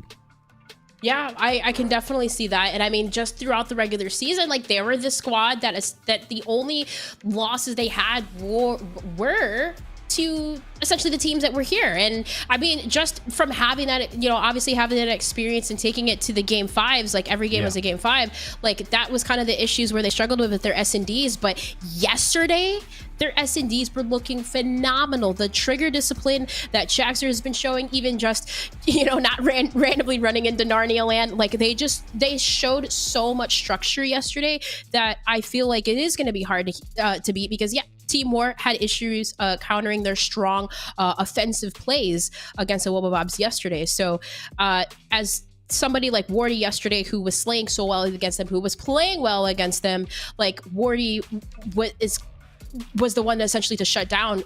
Wobblebobs have done that just in that last map. But with Team War, can you turn it around? They absolutely can. If any team can do it, they just proved that the game 5 didn't matter. They handled their business against Rocker, and Harry was a big reason because of that. If Harry has a huge S&D, you expect this series to go the distance. If Harry can turn up, if Wardy can, he probably will have a better results in the respawns moving forward, and it was a very uncharacteristic slow start from him. But that's the pressure from the subs that you're going to get, and the fact that, this team is not only great in control, so you would expect them to have maybe a slight advantage going into game 3. If they get this S&D, all of a sudden, boom, we're looking at a different series layout altogether. But there's just too much firepower on the squad. There are too many different ways they could beat you, and all it takes is one player to get hot and get going. Maple's versatility has been fantastic today. It continues to be as great, and this is a squad that absolutely, if the league expands at some point, we could see this squad in the league as a group of 4. They're that good. So I think this is going Team War's way. I think Wobblebobs have had Team War's number as of late, at least for the past 2 days, but I think Team War have looked good enough when it comes to making small adjustments and being able to bounce back in crucial games like we saw in that last game 5. I think Team War will be able to get it done in this one, and they will tie it up. But Ellen, you can't underestimate a Wobblebobs at all. I mean, even just looking back to yesterday, like this is a squad that completely handled Team War in all facets, and they 3-0'd for a reason. Absolutely. And that's the thing, like yesterday it seemed like Team War just had issues just being a little bit too slow with their adjustments. They really need to be faster with their setups, and maybe they were doing that today because right off the break on that hard point, like they had the lead, they were faster, they were more aggressive, they were doing just that. But then it was like, I don't know. Wobblebobs they were just able to just counter that so easily despite the slow start, being able to turn it up and adapt to how Team War were playing. As a Team War, they have to be quicker, I feel like, as a whole, in just doing that and making those adjustments to counter Wobblebobs, because the Wobblebobs, they've been doing it faster. Yeah, they've been very great at committing together in the play. If you're gonna make the play together, make it together. So we'll see how it plays out early on. It's Chaxter finding the first blood, and Brezzy with snipe in hand was looking for Wardy off spawn, but Wardy more than happy to wait for this one to play out. And this is going to be a crucial game too for both teams. You're talking about a Wobblebobs roster that just needs to win 3 games. 1 series is all they need to get crowned champions. For Team War, you're trying to stop a lot of the momentum of Wobblebobs just built off the opening hardpoint and rewrite the wrongs you had yesterday in your series against them. That's right. Denza made a lot of key mid-map plays, and see if he can do it again, but Chaxter's positioning the spot 1. Wardy takes him out, though. And that was a gunfight to be had, and Bressy trying to get the trade, but not necessarily wanting to fight against 3 members. He waits for Cobra, and Cobra gets the pick. And that is great positioning from Brezzy, not to over-challenge on site. Oh, and he at least could win this up close, but Harry has the gunny. Doesn't even matter. First kill in the round for him comes at a big time. There's one right around. Did he hear the slide? He did. He's going to get the kill. 2v1, and Team War working this perfectly as a unit. Cobra, a lot on the clock.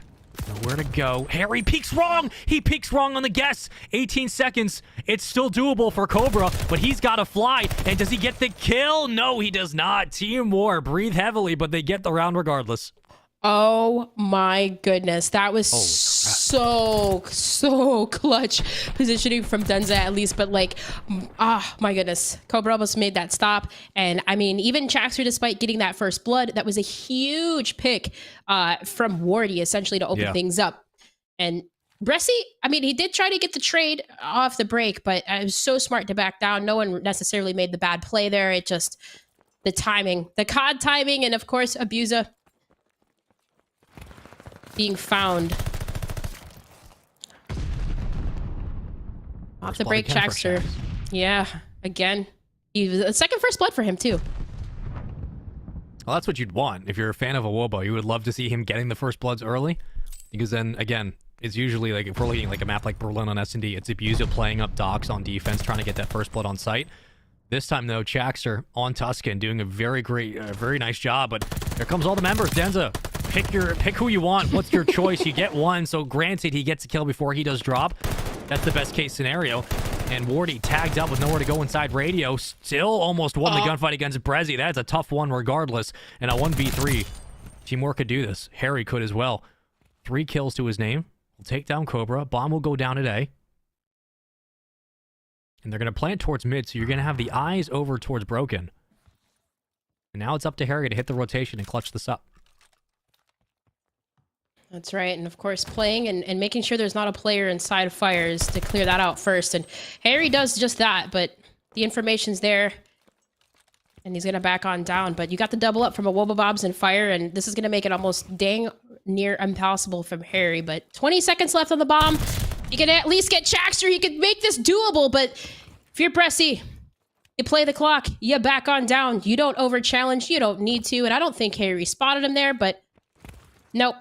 That's not enough time to get the defuse. And what an interesting round that was. Maybe he does get the kill. That'll add to his streaks there. And now 5-1 for Harry, but a Wobblebobs. There was a lot of interesting gunfights that round. I mean, tip of the cap to Harry for clutching a 1v3, but yeah, you're talking about potentially if those kills come back to bite you. If you are a Woba, you do get the round, so you use the plant to its advantage. However, Harry is on a 3 spree. Could you feed him kills off the start? Maybe go through green cut if that's the case. However, on the other side, Abuse is still looking to get involved. Bomb carrier will be Denza. We've seen the aggression over towards B before between these two, and it could be another quick push and quick plant. How quickly it gets down is basically just dependent on whether or not is that player 3 Harry. If Harry gets a pick, you might be looking at a B plant very quickly. But he's waiting. Yeah, and I mean, the information from a Wobblebobs, like you have Cobra rotating all the way around in the back to at least spot members of Team War there. So not there. There's the call. The rotation's coming in from a Wobblebobs, and that bomb is getting planted. So Cobra, smart to back on down. Bomb has been planted. And now you're going to see basically a split from a Wobblebobs to push on through. But Team War, they're all hunkered in, and you have Maple who would stop any type of push. But it's going to come down to COD timing inside. Abusa gets spotted. Shots ring out. He is tagged. Here comes Brezzy. He falls, but it's a couple of trades now, a 2-on-1. Jackster, the only one alive, and yeah, he might just stick it. And I don't blame him for the play, right? Like, if you're Team War, you just peek, you get this round, they do.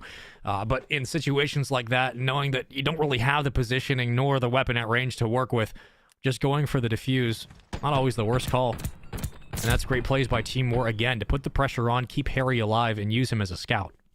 Yeah, that's right. And that's kind of what we saw yesterday. Team War making a lot of those plays towards B, and Cobra's kind of tucked away in the back, having to play for the retake there. But yes, the positioning from Team War was so strong. Harry, 6-2, having a wonderful game. And on the attacking side now, it's a Wobblebobs. Hughes is going to work through maps, but Bressy with the pre-fire onto Harry Church takes him down. So that's the first pick for Wobblebobs that they need here on this attacking round, and they're going to swing it over towards A. Just around a minute to go in this one. Brezzy's still alive. Bomb planted. Numbers converging in and around the site. And Brezzy will make one pun or make one pay for it as Tenza falls, and so does Maple. So as quickly as the bomb goes down, Team War started to make their move, and the fact that Brezzy stayed alive long enough gave him an opportunity to make a play, and you get Jackster to help out as well. 4-3 for him. Good recovery on post-plant positioning there for Wobblebobs, who will find themselves another round in this game too. Currently up 1-0 in the series. Tied up 2-2 in this game too. 1-4 for Maple, 3-2 for Denza. Nothing out of the ordinary for either team. It's as even as it probably should be between these two. That's right. kind of similar to last round. We have the same similar setup from a Wobabobs, and it's looking like an aggressive B play yet again for War. This is working, so why break it? If you don't need to fix it if it's not broken, right? Bomb has been planted, and this time around, though, a Wobabobs has a different retake setup here. You have two coming around to the back. Wardy does open up to the Cobra, though, and now that leaves back Church in control for Team War. That's a tough gunfight any day of the week, and the fact that it goes the way of War is how it probably should have. And I mean, if a Woba get that gunfight, they probably have a chance to get more of an angle through Church and maybe get the retake. But with 15 seconds and a 1v2, Team War winning their one-on-ones in crucial moments. Harry spots him. Abusa, oh my god, Abusa just styled on him. Well, he can't get the defuse, but I mean, for extra credit, that was impressive. And yeah, that was huge from Wardy. Essentially, if Chaxter won that, and Chaxter had the read first, like he heard him in there, but Wardy, of course, winning a huge one to ensue that round. And that's one thing that you don't want to happen though for this map is Abusa. Once he starts to heat up, specifically on Tuscan, my goodness, the plays that he's been able to pull out in these search and destroys. Sometimes it usually happens in the lather rounds, like where they start to heat up a little bit too late, but Abusa does so many saving plays. I think on this map specifically, he went like on a 9 streak in search. See if he can do it again. Timor kind of have a full setup over at A, though, and the nades do come out from Bressy, and there's information that there's players there, but Wardy gets taken down, and first blood yet again for Bressy opens things up, and still, though, that bomb's not necessarily committing to a site just yet. 2 members of Team War are still over at A, and there's at least one rotation coming through. Harry's going to wrap through the back, and Awobabob's still slowly committing towards the A site. They only have Maple to worry about. Yeah, but Maple also has to worry about 4 members of Awobo. Did he spot anything to Maple Peak? I think, oh, he spots one now, and he'll get Cobra. Bomb still advances, and he will trade. Now that it gets planted, it's a 2v3. Awobo have the advantage, but right up the gut, that's player 4. That's Denza. Never mind. He is gone, thanks to Abusa, yet again in the same spot. Harry now on the challenge. Harry on the win. And they go through Church to get it closed. So Awobo doing a very nice job of playing patiently on the rotation. And they lock down mid-map to get themselves their 3rd round. Yeah, and it's really from both teams. It's just very patient plays. I mean, they're really taking their time. Bressy, of course, getting that first pick yet again. Middle seems to be kind of like the factor, at least for these winning these offensive rounds for Wobabobs. But well, at least the last 2 rounds. But either way, having the ability to win a defense will put a Wobabobs back in the lead, and it's just the Team War, their offensive plays. They've been pushing towards B, but this time around, kind of just getting set up middle again. Taking their time, playing for an opening pick. Harry has the nade check that comes out. Nothing does connect, but Chaxter in that spot that he also loves middle. See maybe if Harry can get an opening pick here, and Denza does spot 1, and there's Chaxter coming out. He gets taken down, so Denza opens up with the first blood, and we should start to see that bomb swing again yet over towards B. That's a risky challenge. Luckily, Cobra does respawn with a snipe, but I'm not sure about that challenge down to well steps. That was basically I'm running in and getting a kill. If not, oh well. But however, with that said, 36 seconds to go. Cobra is going to get spotted. He's got to be careful, and he pulls out the pistol. Here comes the challenge around the bend. He will not find it. Denza does get traded. Back and forth we go in this round. Awobo somehow walk away with the advantage. Bomb down. If you're Awobo, you know where it's at. You know what the decision has to be. There is no way it gets to A cleanly. Bressy just needs to play his life, and from here, you either play time or you convene on the kill, and they will do so. Awobo, very nicely done in the end. 4-3. Back and forth we go, but a little bit shaky from both teams. Yeah, absolutely. Just taking their time. And like you said, a couple of those plays, like right off the break, like Chaxter gets the information where Denza is, but he just takes the challenge like right away and he falls. And that's the thing that of course, both squads are doing. Like they're setting themselves up to be in those trading positions. And that's exactly what happened right there. Imagine if Harry got that pick on the Bressy. Like, he instantly turned around and knowing that he was getting flanked. Like, I feel Harry could have clutched that round, I feel like. Obviously very impossible, but still.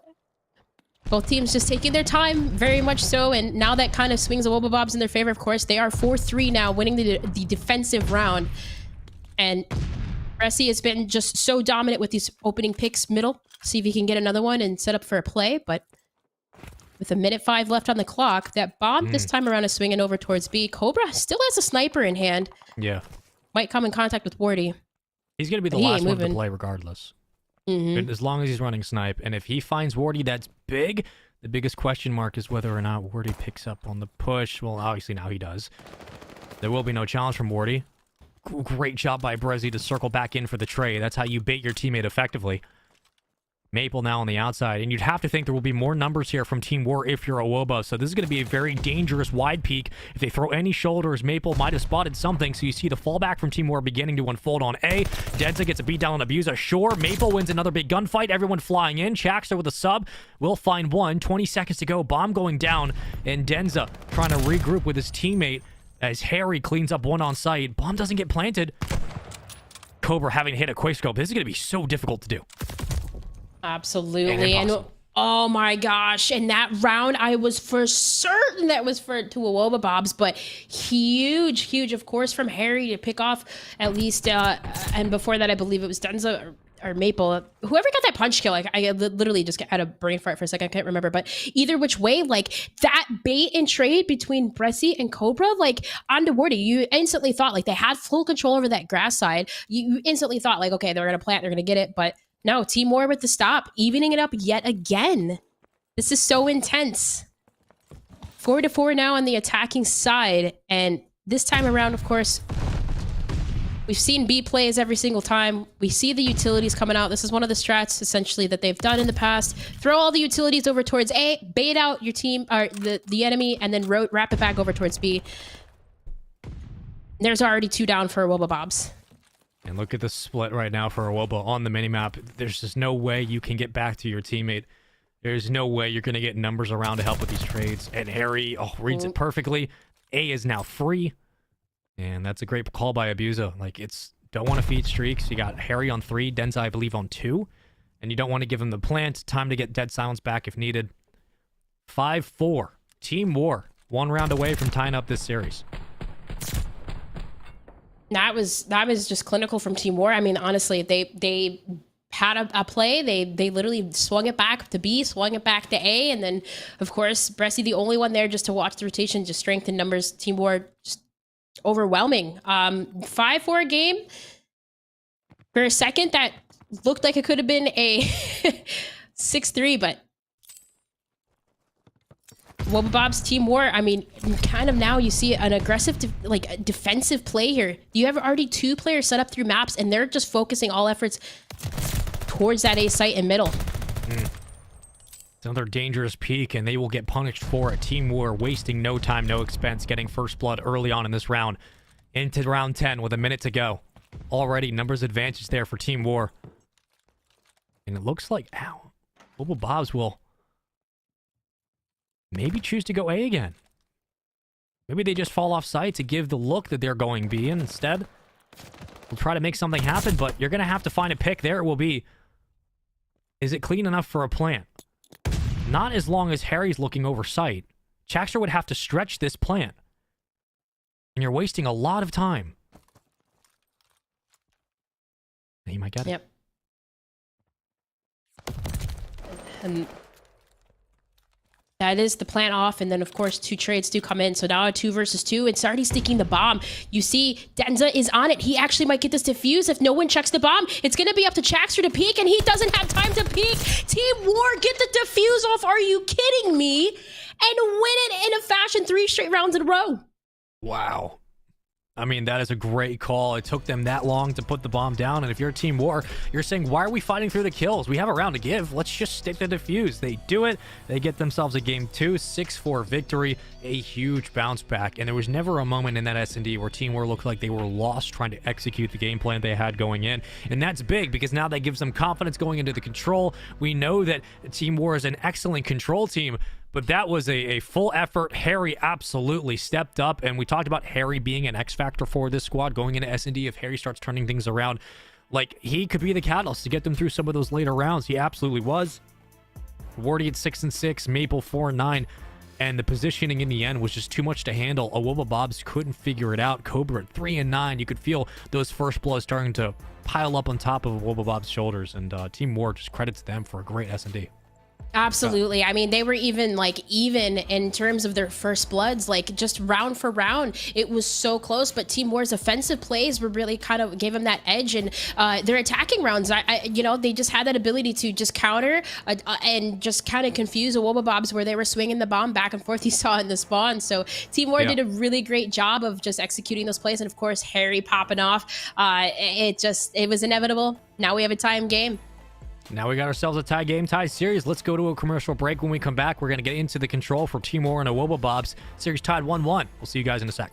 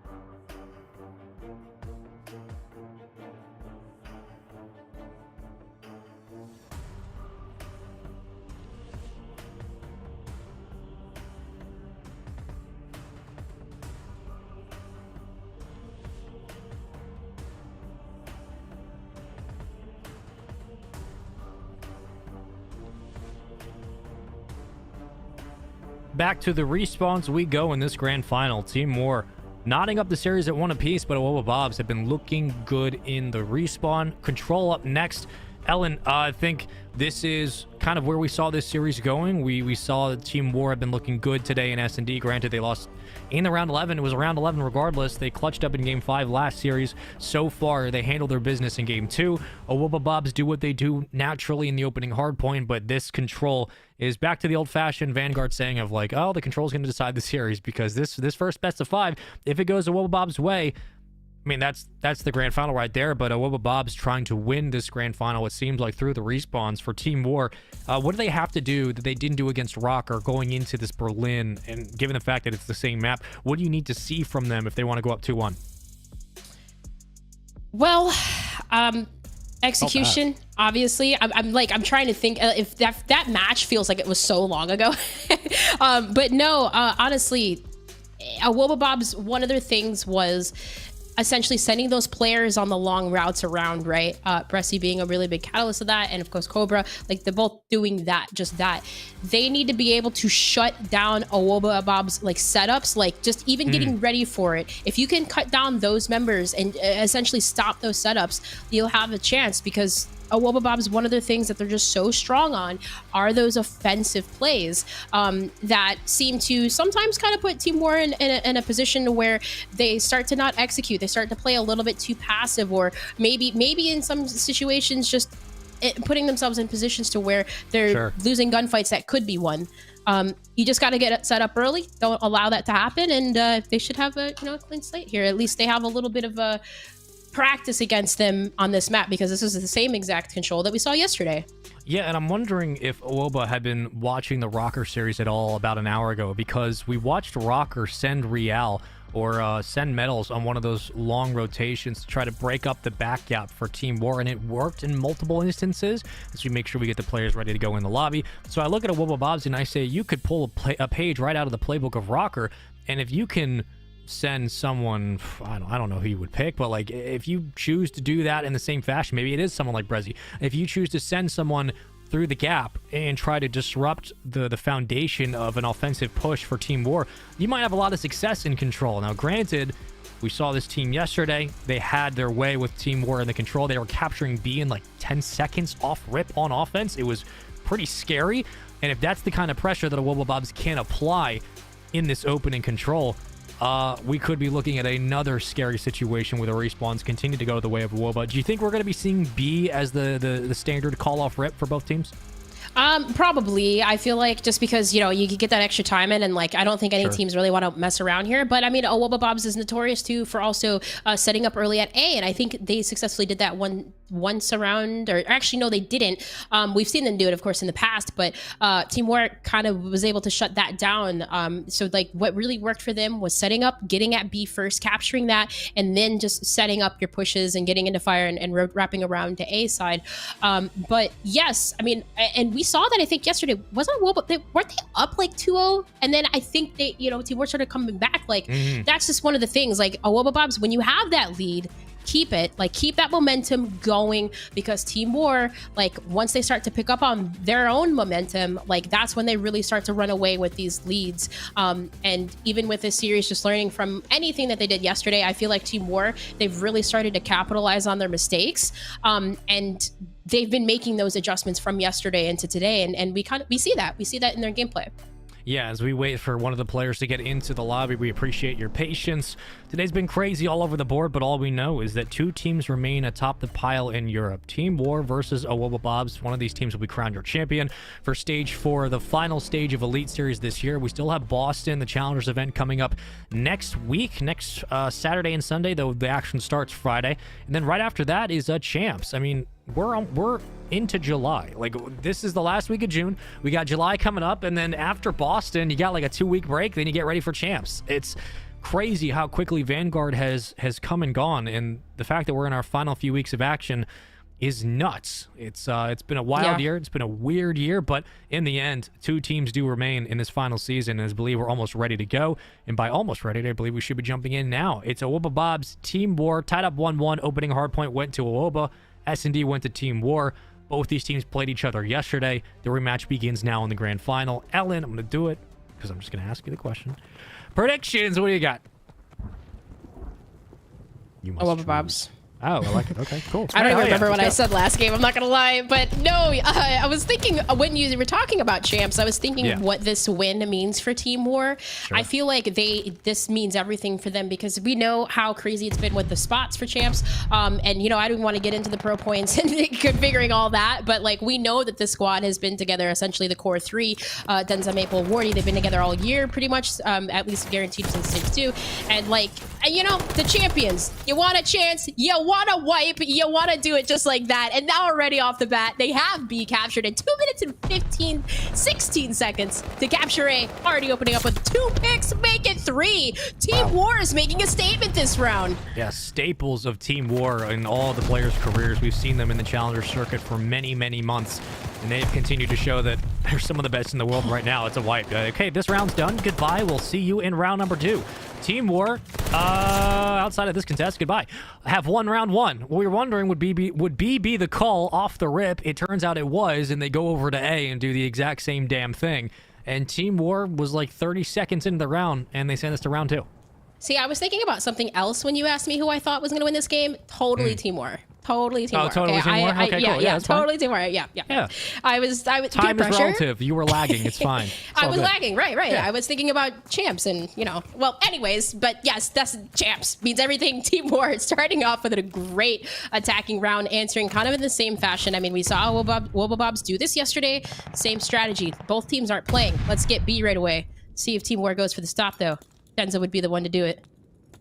I doubt we're going to get another 15-second round. I don't think that's going to happen, but if it does, everybody throw your predictions out the window. Already a split in the kill feed, so we've changed things from round 1. 27 and 28 life lead there for Awobo on the chase, on the hunt. It is Chaxter.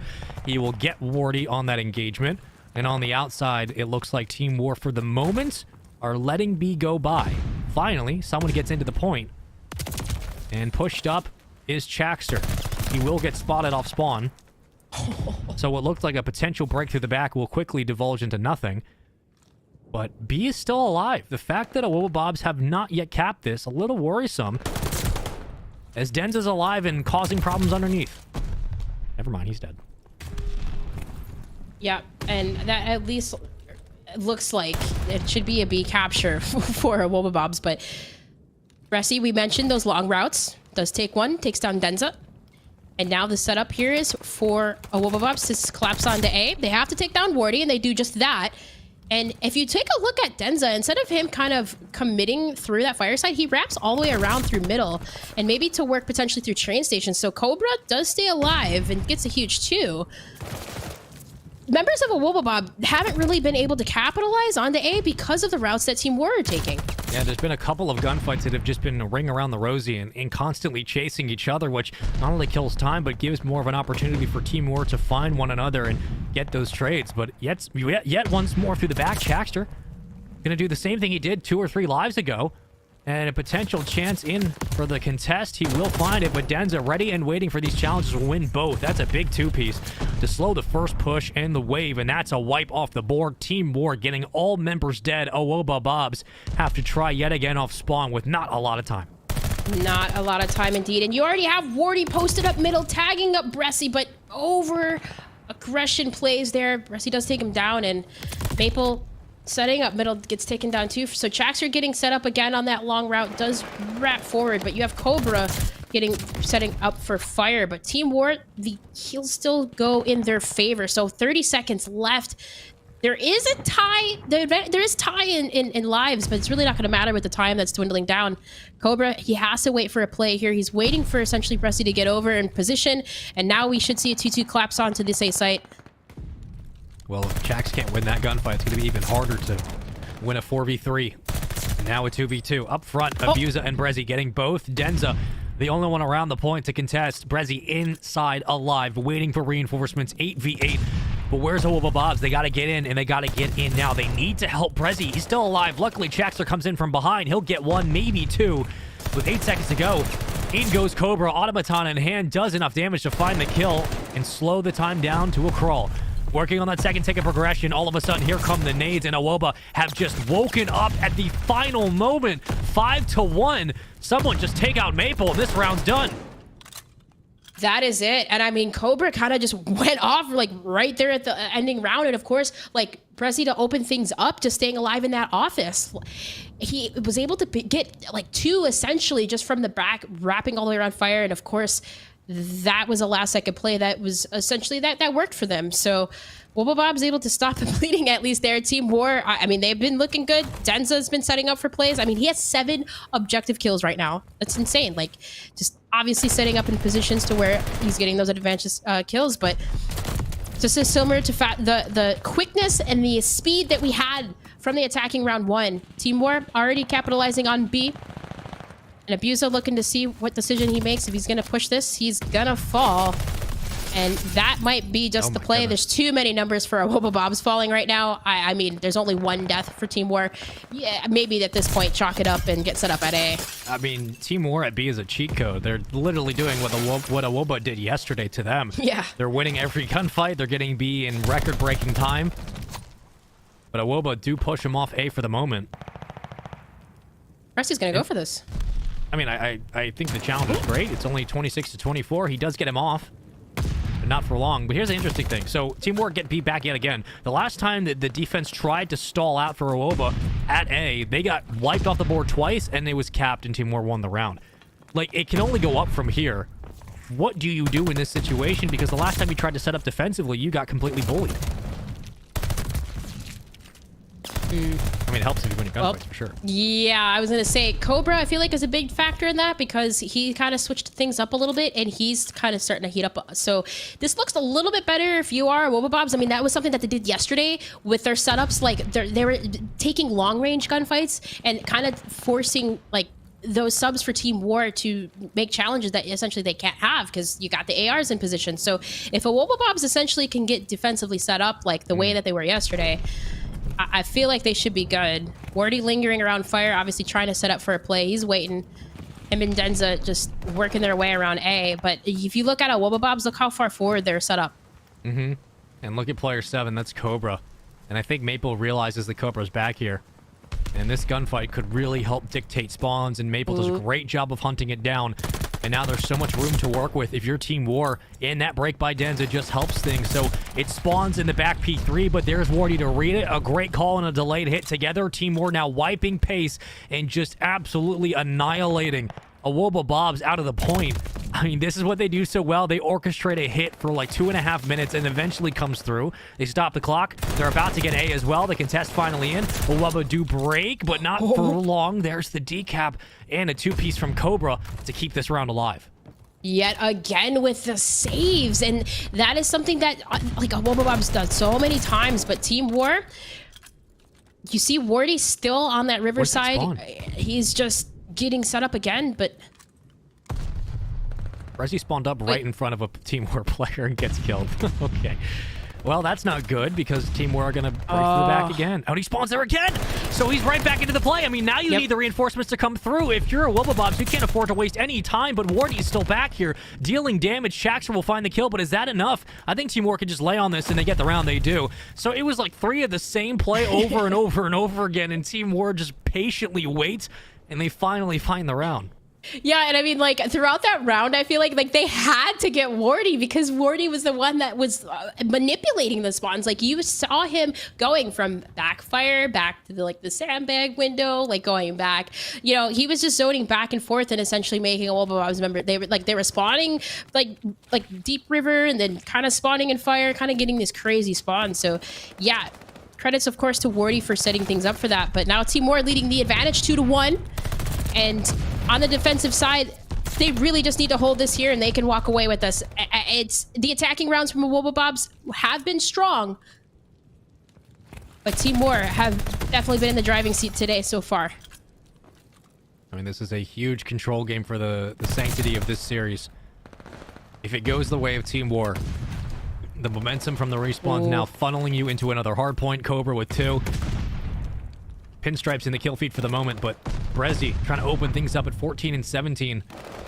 And there hasn't been like one person on either side really carrying the load. I mean, Wardy's had some big performances, but it has been a collective effort from both teams in all the rounds they've won. Is A one of the first times we've seen it locked up this early? Will A be the call? It will. Third tick will go through. Another minute on the clock. And Awobabobs breaking the mold here. They will get A first. Now draw their attention over towards B. Brezzy hunting for Wardy in the back. He knows just a round prior they had to deal with him, but he won't win the gunfight. Now it's up to the subs. It's up to Chaxter and company. On a 2-spree. Maple on the outside. Chaxter might challenge this. This is a risky challenge to go for. If he doesn't win it, he doesn't. And Team War still have numbers around. Luckily, Brezzy will find the kill on a Maple, and he'll find 2. So You thank your lucky stars that Brezzy is alive. I'll spawn to find both. That was a risky challenge from Chaxter.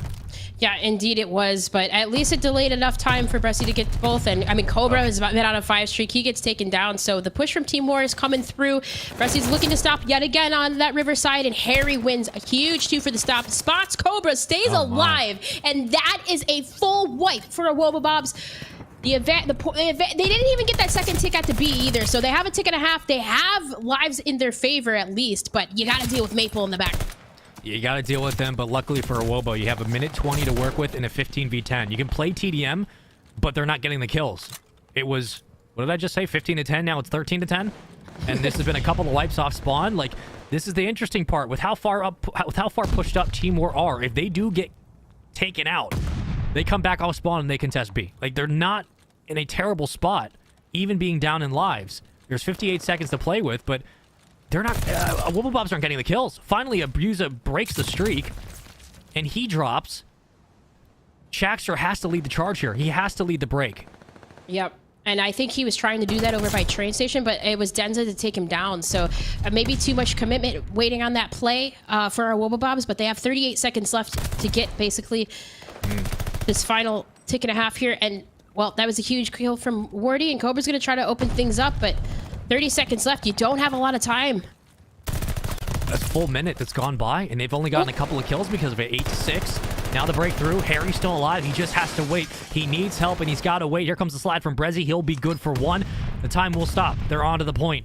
A move by Awoba, and potentially a chance from the back from Denza to break this open. He gets 1. Takes him off the point as well. Now it's a 3-stack inside. Everyone falling. It's all white in the kill feed. Denza and Wardy get both. Harry gets the 3rd. 4v4. Maple up top, and Brezzy finding another with the sub. Maple now into the point. Still alive. Awoba now on site. And can they continue to roam through? It looks like it's possible, but Harry and Denza gets a team kill. What the hell is happening in this round? It's still alive. The pistol's good for 1. 1v1. Chaxter gets it, and they send us to a round 5. Oh my gosh, there was so much happening in that round, and even Maple staying alive, that was huge right there. I thought for a second like a Cobra was gonna win that gunfight, but like Maple stays alive, so much happens, and then the team nade, but Chaxter really just stepped it up right there. I mean, obviously, he's having a slower game from him, but like even in the last moments of that round, I think he was like, what was he, like 18 and something, I don't know. But he just got the most important kill that obviously won the game. It just became a search round.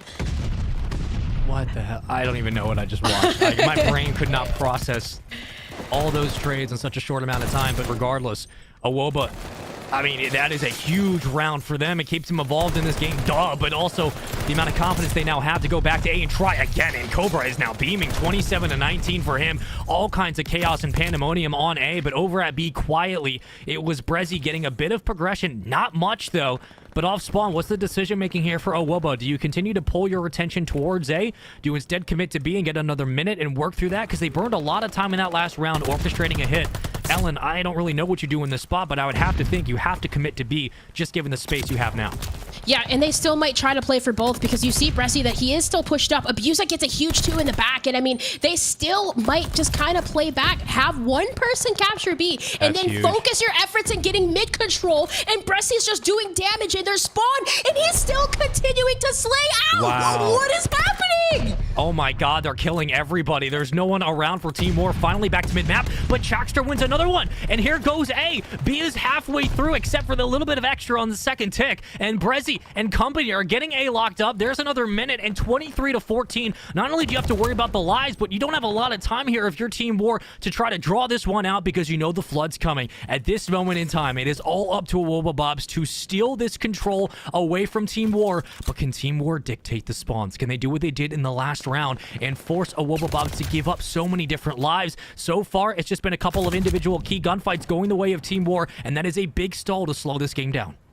That's right, and they did that last time around. So, I mean, Awobabobs, you see Abusa, he's just chilling and fire right now, and Harry obviously still has that mid control on top male, but still, too much overcommitment. You don't have a lot of lives if you're Team War, so you got to be smart about it. Got to pick and choose your battles. Bressy still going off, and that is a huge 2. So Wardy's just gonna post here, and I mean, at the end of the day, he just needs to chill. Yeah, it's 14 to 11. This is still entirely doable if you're Team War. and they have burned another minute. Like, that's the thing. They're able to waste so much time, and Awoba have not had the cleanest of pushes, and it's another 2 dead.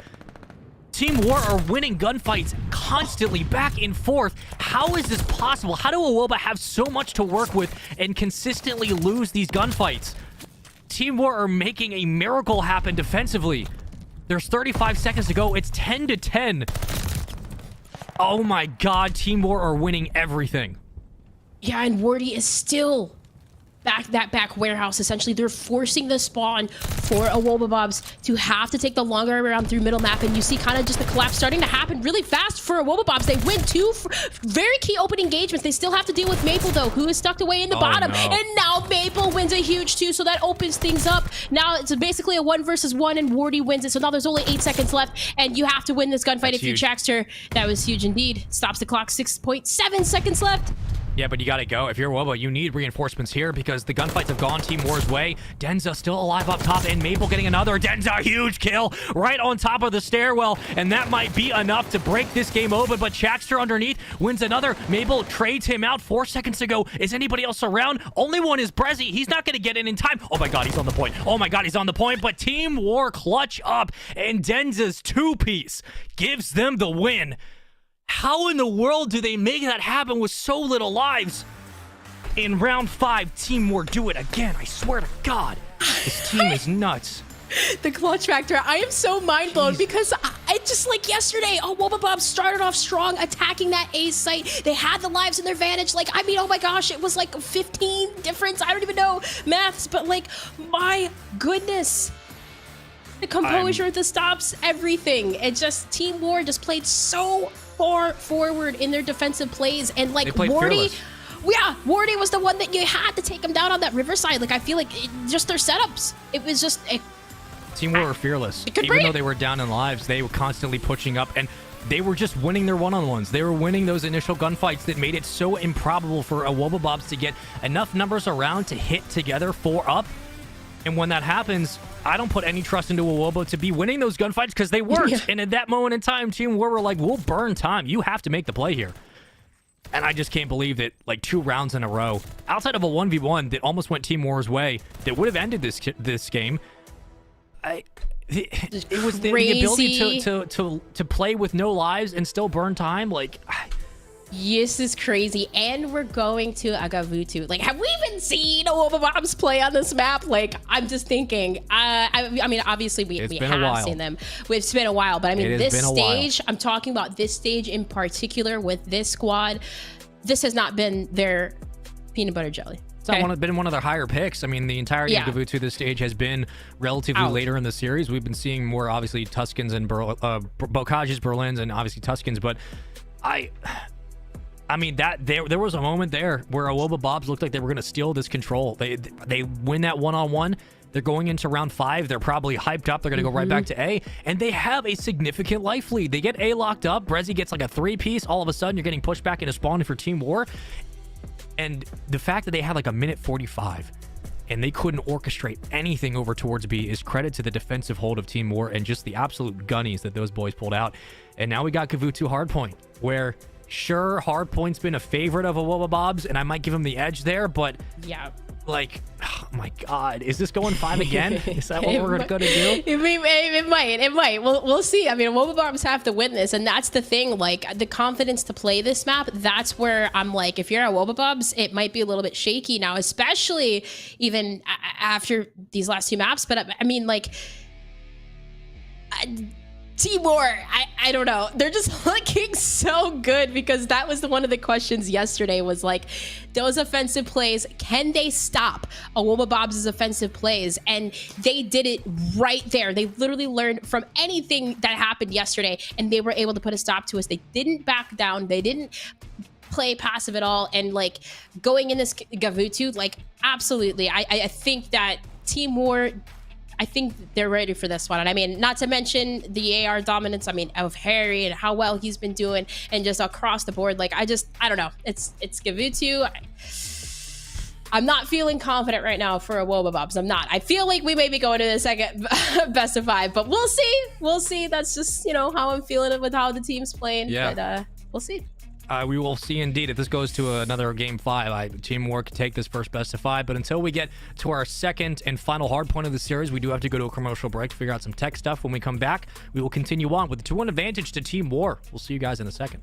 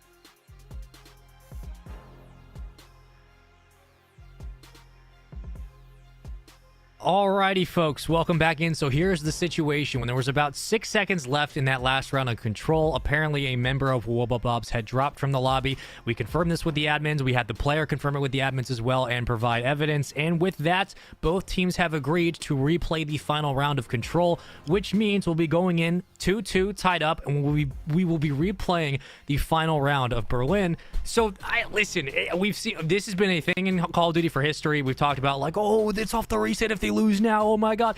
If Team War lose now, Ellen, that changes the complexity of this entire series. If a Wobblebobs can come out, use this reset to rethink and clutch up, holy crap, they would have an advantage going into the hard point. This is weird. How you feeling?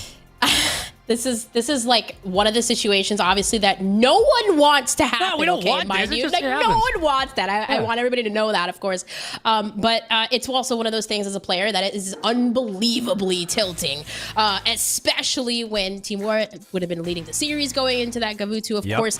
And then, like, just with this map here, it's going to change the pace of the series. Like, of course, we're basically back at a tie game, and this is the favor. It comes down to one round, one which we saw a Wobblebobs quickly push A and successful last time around. It looks like they're going to try to do it again. Team War, ready for it. Well, they are. We'll see what the game plan might be for a Wobblebobs. Now, last time we were in this round, the Wobblebobs had a significant life lead, and they had a lot of time on the clock, so it's not just the reset for Team War, and yes, you take away that victory, but a Wobblebobs had a great start in that game, so you're asking them to do the same, and already Denza coming out, lighting it up 2 in a row. And my goodness, you got to feel that Team War want to make a statement out of this one. Ball don't lie. And right now you got 45 seconds to work, or excuse me, 50 seconds to work with. 28 to 24. Life lead here for Team War. Pressure there from Denza. He will fall. But Wobblebobs have had no success today. Very little at B. Now off spawn, they have to make a choice.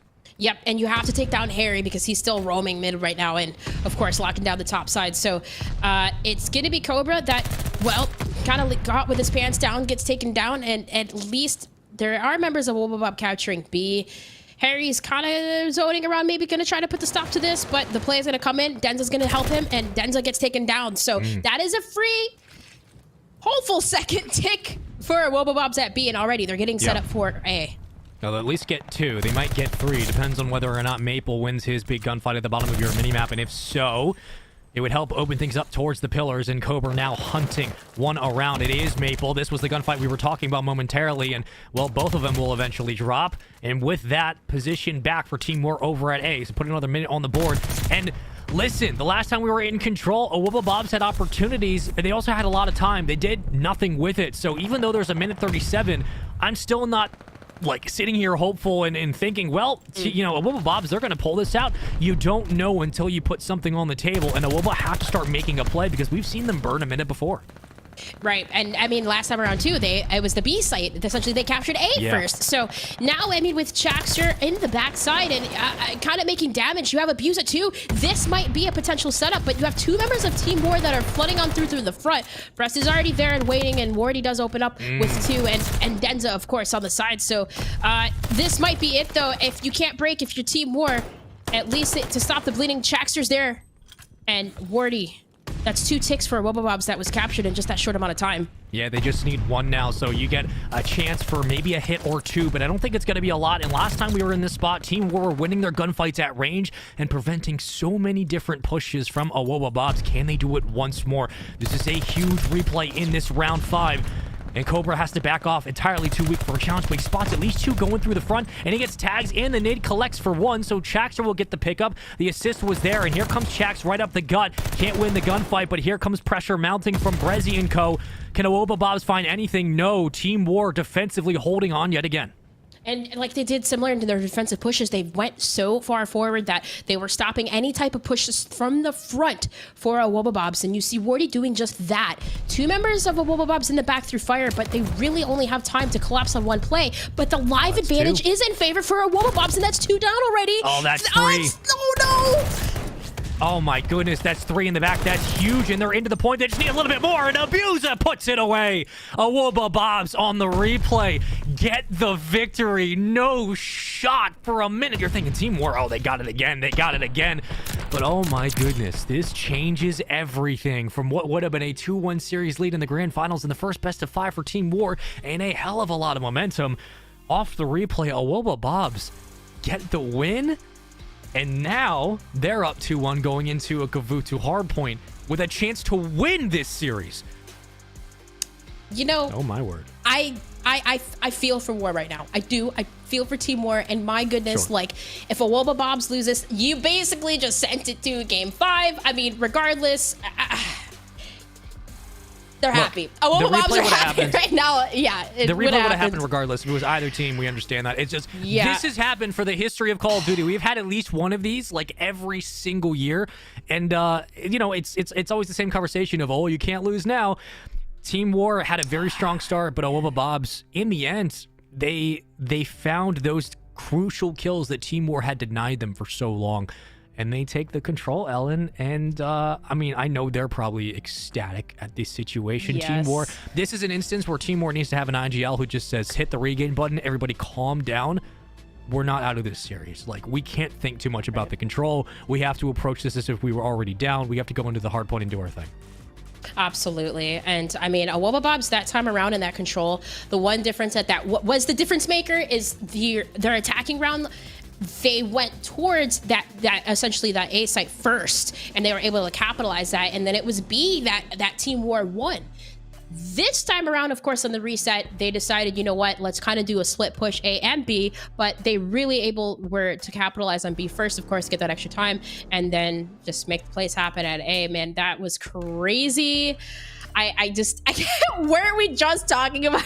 It's just crazy. Like 1 minute, strangest grand final. But like 1 minute we're talking about going into Gavutu, and then now like we're talking about it again, but in a different fashion. Like, this is honestly insane. But of course, yes, we know these things happen. It's Call of Duty. But the momentum going into this, the ARs, I mean, from Awoba Bobs, kind of that what they were doing in the hard points yesterday, even in the control, even but the hard point on that we saw them play on Berlin specifically against Rocker Academy, those ARs were pretty dominant. So like, yeah, going into this hard point for Gavutu, same kind of thing.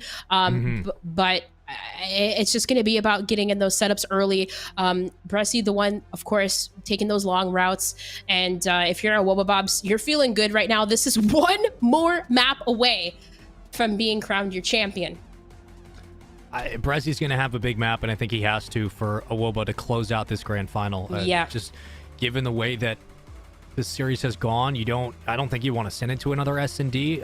Team War, granted, lost, and I think it was the Bocage S&D, yes, against Rocker in round 11, but while they have the experience there, you don't want to be playing Team War on S&D at this point. You would like to close it out in the respawns, and the replay is big for sure, but now our attention is pulled towards Gavutu, and with that, I guess instead of asking you a prediction, I'm just going to ask you, who's the one player on either team that you think needs to have the biggest performance? I think for me, if I'm looking at Team War to send this distance, Harry has to lead the charge. Yeah, I was going to say the same. Harry, of course, has to be the leading factor. I mean, and just, we've seen him pull up big numbers, of course, just in the damage range. Like, he was hitting the 5,000s, like, and his respawns, like, he can do that. He just needs to be able, obviously, to execute. Bressy's going to be the one, of course, on Awoba Bobs. But one of the things I will say that, that is kind of alarming is I'm looking at the ability to kind of, like, for Awoba Bobs, like, how are they going to play, like, I would say, like, the P2 hills, like, the hills, even P1, sometimes with those close engagements. Gavutu, it's important, obviously, for your ARs to get in position, but for those hills, like obviously, inside the ship, inside of P1, like, you're really going to need the pressures from the subs there, and I feel like for those two hills, those are going to be, like, the hills that Team War can really, like, pick up some hill time. Hopefully, if they can, chain P2 into P3, that would be great, but I feel like, that's kind of where they're going to be thriving on some of those hills. At least that can be advantageous to them for going against the Awoba Bobs, who obviously they have been so strong with their AR setups. Well, there's really only one way to figure out how this grand final, this game 4 is going to go. And I would expect this series to potentially go the distance. Let's get into the Gavutu hardpoint as I try to hold back a sneeze. This is going to be interesting. Gavutu hardpoint, late in the series, We know that Awoba Bobs are a dangerous hardpoint squad. For Team War, anger, frustration, I'm sure, but now is the time to put all that aside and get it done to force this series the distance. Can they come out with the likes of Harry and blow past Awoba Bobs on the other side? It's going to be difficult as hell to shut down Brezzy. Like, if Brezzy gets comfortable in green, if he gets comfortable towards the beach side, if you get him a quality look through the spawn peak at back P4, you never know what this game could have in store. Let's get into it. What could be the final hard point of this grand final? Awoba Bobs up 2-1 in this series. Team War looking to bounce back. That's right. Will Awoba Bobs be the champions? And we'll have our essentially different fourth champion. It's been a different team every single time, but Team War will be the take it here. And off the break, I mean, you mentioned Brezzy opening up with those AR picks. He's doing just that. And I mean, whether or not the question if Abusa gets this punch kill, I don't know what's going on there, but gunfights to be won for Awoba Bobs. P1 in control, 20 seconds left remain, and well, they can start to work this rotation. You see Chaxter kind of leading that charge and getting set up, at least getting aggressive and cutting off Team War's pinches, but not a bad start. There's already been an opening flurry of kills, and Chaxter has had a very strong playoff run. He's been so crucial with the sub, catching players down as they rotate into the new point. We'll see if he can become a factor yet again in this P2. Early on, Team War set up, ready and waiting for the challenge. And here it comes. First one down, second as well. Denza, automaton in his hands, good for 2. And with about 40-ish seconds to fight over, you would love to chain this hill into the next one. And for Team War, just to build some quality time, some presence inside the hill as of now as nades fly through, but all of the engagements happening on the outside. Cobra will connect for 2, and Team War lacking reinforcements, but getting a couple back towards the point. Yep, and if you're Team War, I mean, essentially you have all members of Awoba Bobs going. Stay alive if you're Harry. Maybe don't give up the spawn and get set up for P3. But Awoba Bobs, they're going to decide, you know, this is one of those hills that you can play from the front. They start to get P1 control, which we know is very important, but Cobra's the last alive here. Team War have full control over the back and start to zone forward. You see Harry doing just that, and Cobra not getting information that he is there, but at least has help from Brezzy to take down the trade, and now they just have to worry about being able to break, and Chaxter opens things up in the back, but can Brezzy stay alive in the front? And if you're Awoba Bobs, you not only want to contest this front hill, but you want to make sure you keep your spawns clear for P4 so you can just immediately backpedal and rotate. And that's where Abusa can be an X factor here. Trying to lock players and zone them back green. Abusa still alive at 1 and 5, looking for a second in this game as Brezzy will get caught. And that's 2 dead as Awoba Bobs look to regroup and get back onto the point. It's a nice clear from Team War. Now can they get time out of it? Here comes the contest. Cobra, the only one inside, and what should be a chance for Team War to get time, and it will be, is they find themselves into the point now, but player 7 out towards mid-map. That's Harry. And if you're coming off spawn and you're Awoba Bobs, you have to start wondering about those rotations, and you can clearly see that Cobra will be winning a big gunfight as he does, and that is huge to slow the push from Team War. Now it's about gun control. Awoba Bob's doing a nice job of pulling their attention away from the hill. Yeah, and again, Cobra wins another huge gunfight onto the boat side, make it 3 over there. So he's starting to heat things up. And I mean, look at this setup for Awoba Bobs. They still have they have Chaxter on old, but they have complete control over middle, and essentially P1's the only opening. So I mean, you have Brezzy on the point. You have him waiting over here. Excuse me. You have him waiting over by boat, and I mean, essentially for Awoba Bobs. What looked to be kind of a good setup, it just, they were spread maybe a little too far apart. I mean, Team War kind of opening up right through the middle, does just that, and gets tilt time, gets control back. This is going to be a good position for Team War to be in because you have the close spawns back there for Awoba, but if you're just winning your gunfights, you keep them bullied behind, and there's the break from Maple. So as you split the numbers out, it gets so much easier to pick them apart at range like we've seen before, time and time again. There's Wardy towards that P1 side, and this is essentially what you want. This is perfect hold right now from Team War. Really nowhere to go if you're Awoba, so you either escape up the beachfront or you just nade the hell out of the point. They're doing the latter, and now it just comes down to winning your gunfights. They do so expertly, and that's a great retake, but now it's back out to P1. Absolutely, and I mean, still, it's Awoba Bobs that have the lead in their favor right now, 105-78, and yes, if you are Team War, this is a good setup, at least for P5. You have Maple over there on the boat. You do have an opening from Abusa and Brezzy to go around and maybe push the cuts, but still, Harry's there, and he's waiting.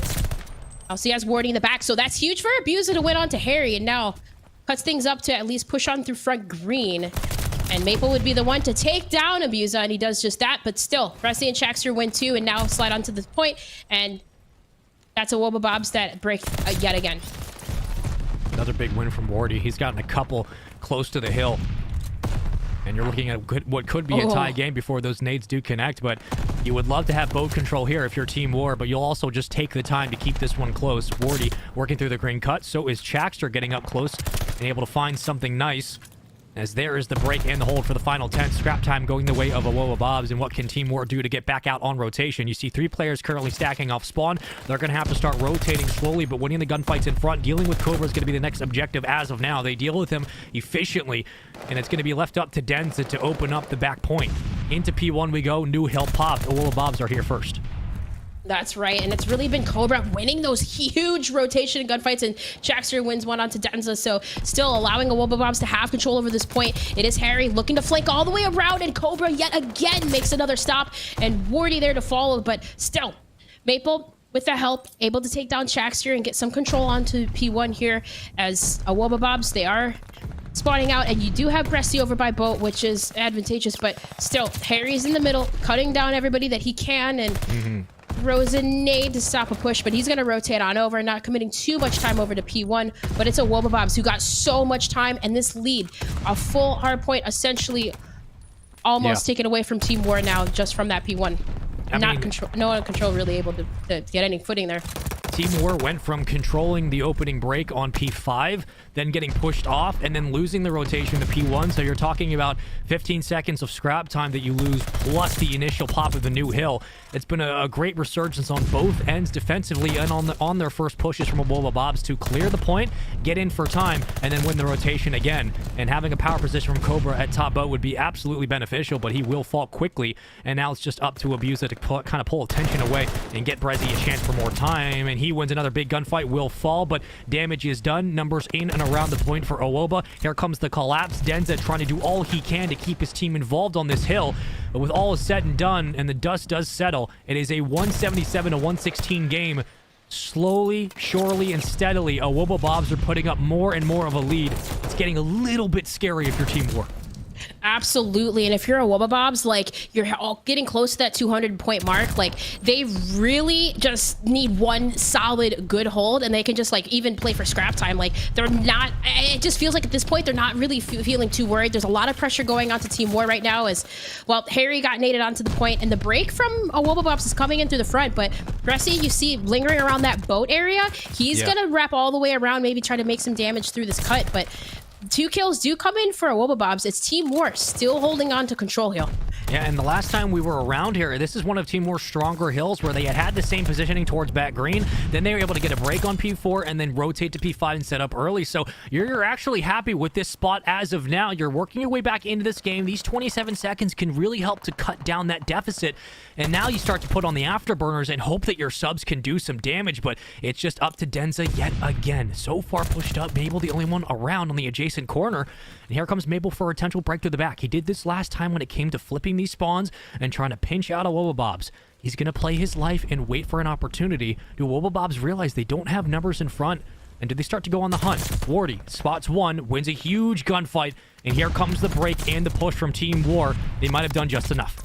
Yeah, and that might be kind of an interesting spawn, but yes, it is kind of a split. You see Cobra spawns that close boat area, and then now Team War, they're spawning in the back, so the awareness from Abusa, he does turn around, he does throw some nades out, but it's still Team War that actually have control over this point now. What a break, and that was huge credits, of course, to Wardy and Maple playing his life in the back of that point, and now Team War have control, and, well, the gunfights are still going away for a Wobabobs, so they're at least momentarily able to get members of Team War off the point. But look at that. Just from that one, the last couple of hills, Team War now have brought the lead in their favor, now hitting that 200 point mark. Yeah, and if you're a Wobabobs, you can't afford to continue to throw 3-4 members at a time. You have to win P5 from here on out. Just given the fact that Team War can win this game and send it to another S&D, but the last time we were in this spot, it was spawns back for a Wobabobs. They had to hit the long rotation. Now it's a complete opposite as Denza will fall. That's a big clear by Owoba to get into P5 first. If they hold this, they win it here. You need at least just a 3 or 4 second contest from Team War, and let alone they hold, they probably win. as Cobra is watching the back line, but it's all pressure in the front and through the boat. Brezzy falls. That's 3 dead, and Team War get the wipe. They're onto the hill. Cobra, the only one really around for the moment, but it's a 2-2 split, and if you don't have numbers to win these trades, you're not going to be able to get into the point to contest. Awuba Bobs have 1, maybe 2 pushes, but that 3 kills will help. Can they get into the point? Yep, and the answer is yes, of course. They wiped all members of Team War, and if you're Team War, maybe not commit too much time. Just get set up towards P1 and just hold. That's all you really need to do. Really coming down to this one last hard point right here at P1. Maybe we'll go to a second, but with Team War already in control of the rotations, Abusa opens things up on that beach side and takes down Harry, but Maple with a trade, and the hill is about to pop. This may be the stop that Team War needs to take the map here. This is a huge hold, and look at the spread on the minimap. So many different angles locked down, and no exit strategy. You either win it here or this game goes the distance to another hill. Wardy for 2, only 6-7 seconds needed, and this could be the hold to do it. Denza putting him in the dirt, letting them know. A break through the back by Cobra. He could contest, but he needs help. Here comes the break. Awuba Bobs don't have enough numbers inside, and there is 3 kills for Denza. Maple helping out as well, and Team War fire back and send it to a Game 5 for the first best of 5 of this grand final. Oh my goodness. And with how Awuba Bobs, the lead was getting, like, I swear, Team War, the lead was just running away from them. But it was really the game changer was breaking that P4 hill. And it was Maple, of course, staying alive in the back, and then Wardy picking up a couple of kills on rotation. Despite Wardy, like, dying right there, Maple stayed alive. Awuba Bob members, they didn't even know he was back there. And I feel like that was, like, the biggest turning point on that hill, because Team War able to run away with the lead right there, and then they just changed into P5, and it just worked out in their favor.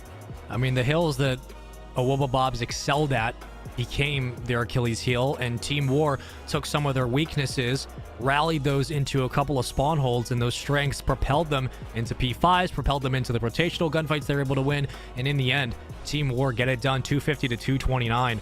And they keep this grand final alive. Now we go to an S&D Game 5. We thought it might go here. Like, it would be cool if it went to Game 5. That'd be great. But given everything that's transpired, I mean, you know, we probably don't get this result if Team War win the control, because you never know what will happen. But now we're here. You lose the control. You win the hard point. You guarantee yourself another map. And if you're Awuba Bobs, look, you lost the hard point. You get the control. The way this S&D went earlier in the series, outside of a round or two, like, Team War just had first blood round after round after round after round. If I'm Team War, I have the utmost confidence. I am angry. I am pissed off. But I'm also like, let's just end this here and send it to another best of 5. Right. Absolutely. And, you know, with the Search and Destroyers, yeah, I think with the First Bloods, they both ended up trading. Like, it was really slow, but it's like Team War just kind of ran away with those offensive rounds, of course. Like, they have to be able to stop the offensive pushes from Team War, and that was one of the things that was in question. Like, can Awuba Bobs essentially, can they win on their respawns? They need to be able to win their SNDs. So yeah. Of course, a lot of pressure more for them as a squad, but the advantage is they beat Team War on this map yesterday 6-4. They did. So, and look, I know we've seen this matchup yesterday, and it was close then, but this has been such a weird grand final. I don't know what's gonna happen, Alan. I legitimately don't know. I think Team War reset it. I think given everything that's happened, what's transpired, how it seems that they're coming out with a lot of conviction, obviously, like, this is the perfect recipe to send it to another best of 5. I think we're getting another one. Yeah, no, absolutely. Well, until we figure out what's going to happen, until we get to the Game 5, we're going to go to a break. When we come back, everybody's cool right now. We're just going to a normal commercial break. When we come back, we're going to get into our final best of 5, or final Game 5 for this first best of 5 potential. Can Team War continue on and get the reverse series sweep, or can Awuba Bobs close this one out? See you guys in a second.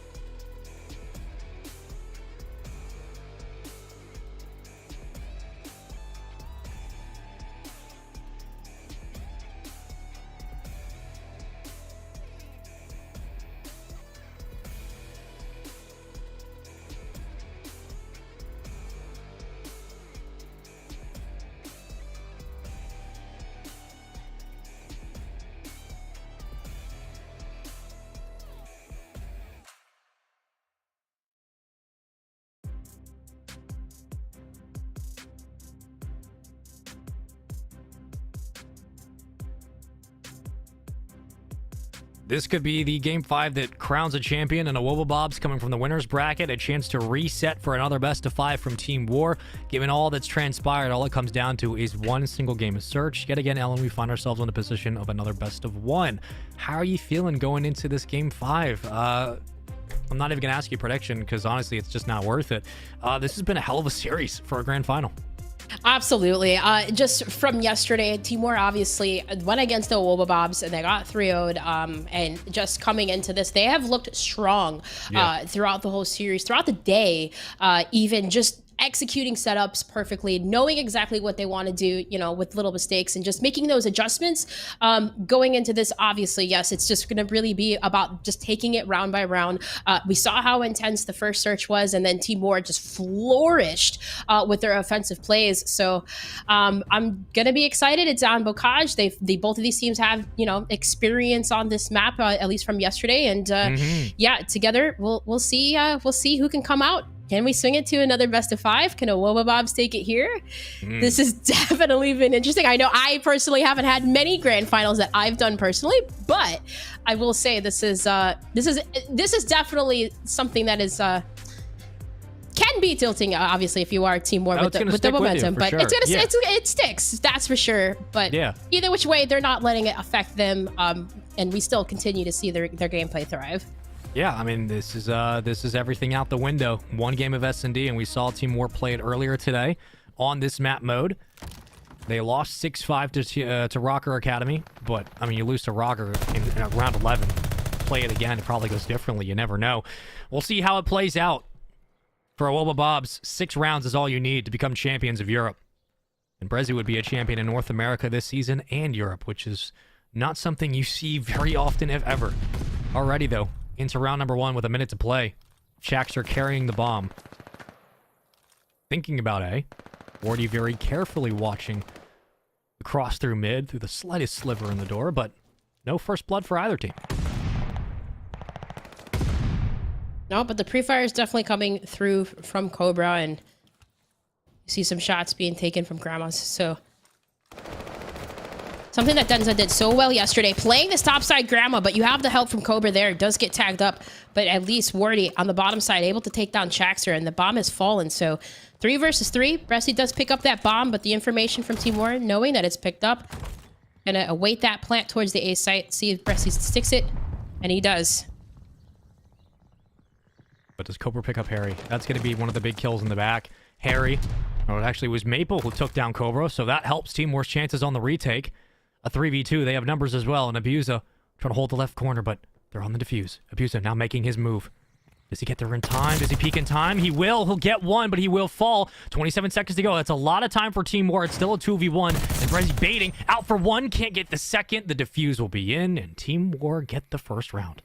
And there you go. Executing those trades together, baby. That's exactly what Team War did so well, and of course, it just really nothing too crazy. I feel like that round space, man. Just really, of course, just getting that opening pick. I mean, Denza and Wardy working that Grandma side. They did this so well yesterday too. And Chaxer falling with that bomb first, of course, opening, making things a lot easier. Clean from both teams. Very clean. And that's a defensive round. You want to win it for Team War. Something that they've been doing so well is their offensive rounds. So could potentially be up 2-0 here. We've seen them play aggressively at B and be successful. But this time around, it looks like, yeah, stun checks come out. It's going to be patient plays from Team War. Well, if you're Chaxter, you're going to feel some of those bullets hit the back wall, but obviously an idea that numbers will be somewhat in mid for Team War. If that's the case, if you spot nothing at B, it should be an A hit. Now, what do you do with that information? As it's Abusa who's far out towards Riverside, and he sees nothing as of now. Chaxer will fall. Brezzy will get a response. Bomb down, and one player who's Cobra. Could he win this battle for the first time in 2 rounds? If he takes out Warder, you have a chance for the retake. Good shots from Brezzy up top.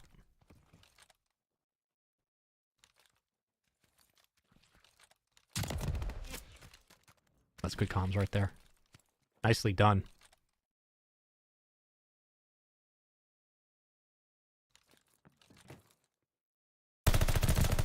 Harry. And a 1v2. Make it a 1v3, but in this situation, with only 2 members pushed up, trying to hit the shots, will not. Wubba Bobs respond quickly in round number 2, and great comms throughout. Yeah, and that was like, if you're Harry, I mean, I was going to say, like, you don't want to give up too much in that position. Like, you know, was he going to back on down, essentially? Because, yeah, Bressie, he's 4-1 right now, getting close to, well, should have, yeah, I think he's on a, yeah, he's on a 3. Did a 3, okay. Can build up a streaks there. But, I mean, the biggest thing, Cobra and Jax. Not even necessarily having any kill this round. It's Bressie and Abuser show. This is what they did yesterday in the search as well, too. And you can say the same about Denza as well, right? Like when Denza gets going, Team War turn into a different team in S&D. Which team will find the pedal first? Bomb going down very quickly at A. Denza out on the peak, but he already got Abuser there, but Denza going to shoot through the blinds regardless. Bomb does go down, and everybody stays up. That's huge for Wubba Bobs. Just affords them the real estate to work through mid-map together. The door opens. Here comes Jax. Great bait, too. Oh, Jax, you dirty man. Denza will clean him up with 28 seconds to go. Surely this round goes the way of Wubba, and it will. Oh my gosh, that was a huge 2 from Jackson. I mean, yeah, just committing directly towards that A site, getting the bomb down right away, and then getting set up in barn and Abuser middle. So I don't even think any members fell. I don't think anybody dropped. No, yeah, and no, you already no, have, no, what was no that, a fell. 4 spree, I believe, for... Oh, it's 3? No, Okay, no, so you got 3 2 and 3 players now. working on 3. That's big. Yeah. Huge difference maker. Both of them can get streaks, my goodness, but much needed attacking round, of course, for Wubba Bobs. Now leading it up 2-1. You got the stun checks going out for Team War. That bomb swinging over towards A, but again, no team's really wanting to give away anything just yet. Chaxer here's that stun. It's a little bit of information. Someone's out in the front, but he's gonna wait. Well, that nade check does connect, but who catches who first? Chaxer, another big one-on-one, excuse me.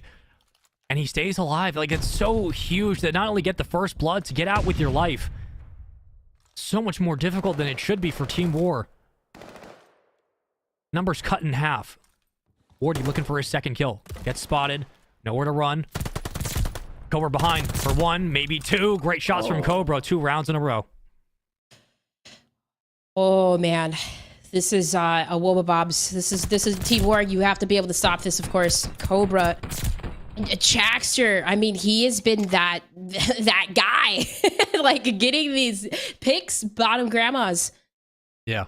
That's just really what's been happening. Like these opening picks have been going towards a Wubba Bobs, and now like everybody is streaking out practically. I mean, Resident Abuser onto 4, 3, 2, 1. I mean, literally 1, 2, 3, 4. I mean, From all you're of trying them. to feed Brezzy at this point. Like, you're trying to get him, you because need he's to the feed him. closest. You got to feed him, get him the glide. And Shax falls quickly. So this aggressive push off the start with the bomb, like, it's you take the risk if you're up 3-1, but it also means it might cost you a streak in the process. Abuse is still alive, 6-1 on a 4 spree. That's kind of what you're playing for right now. And the only ones alive for a Wubba Bobs are those on streaks.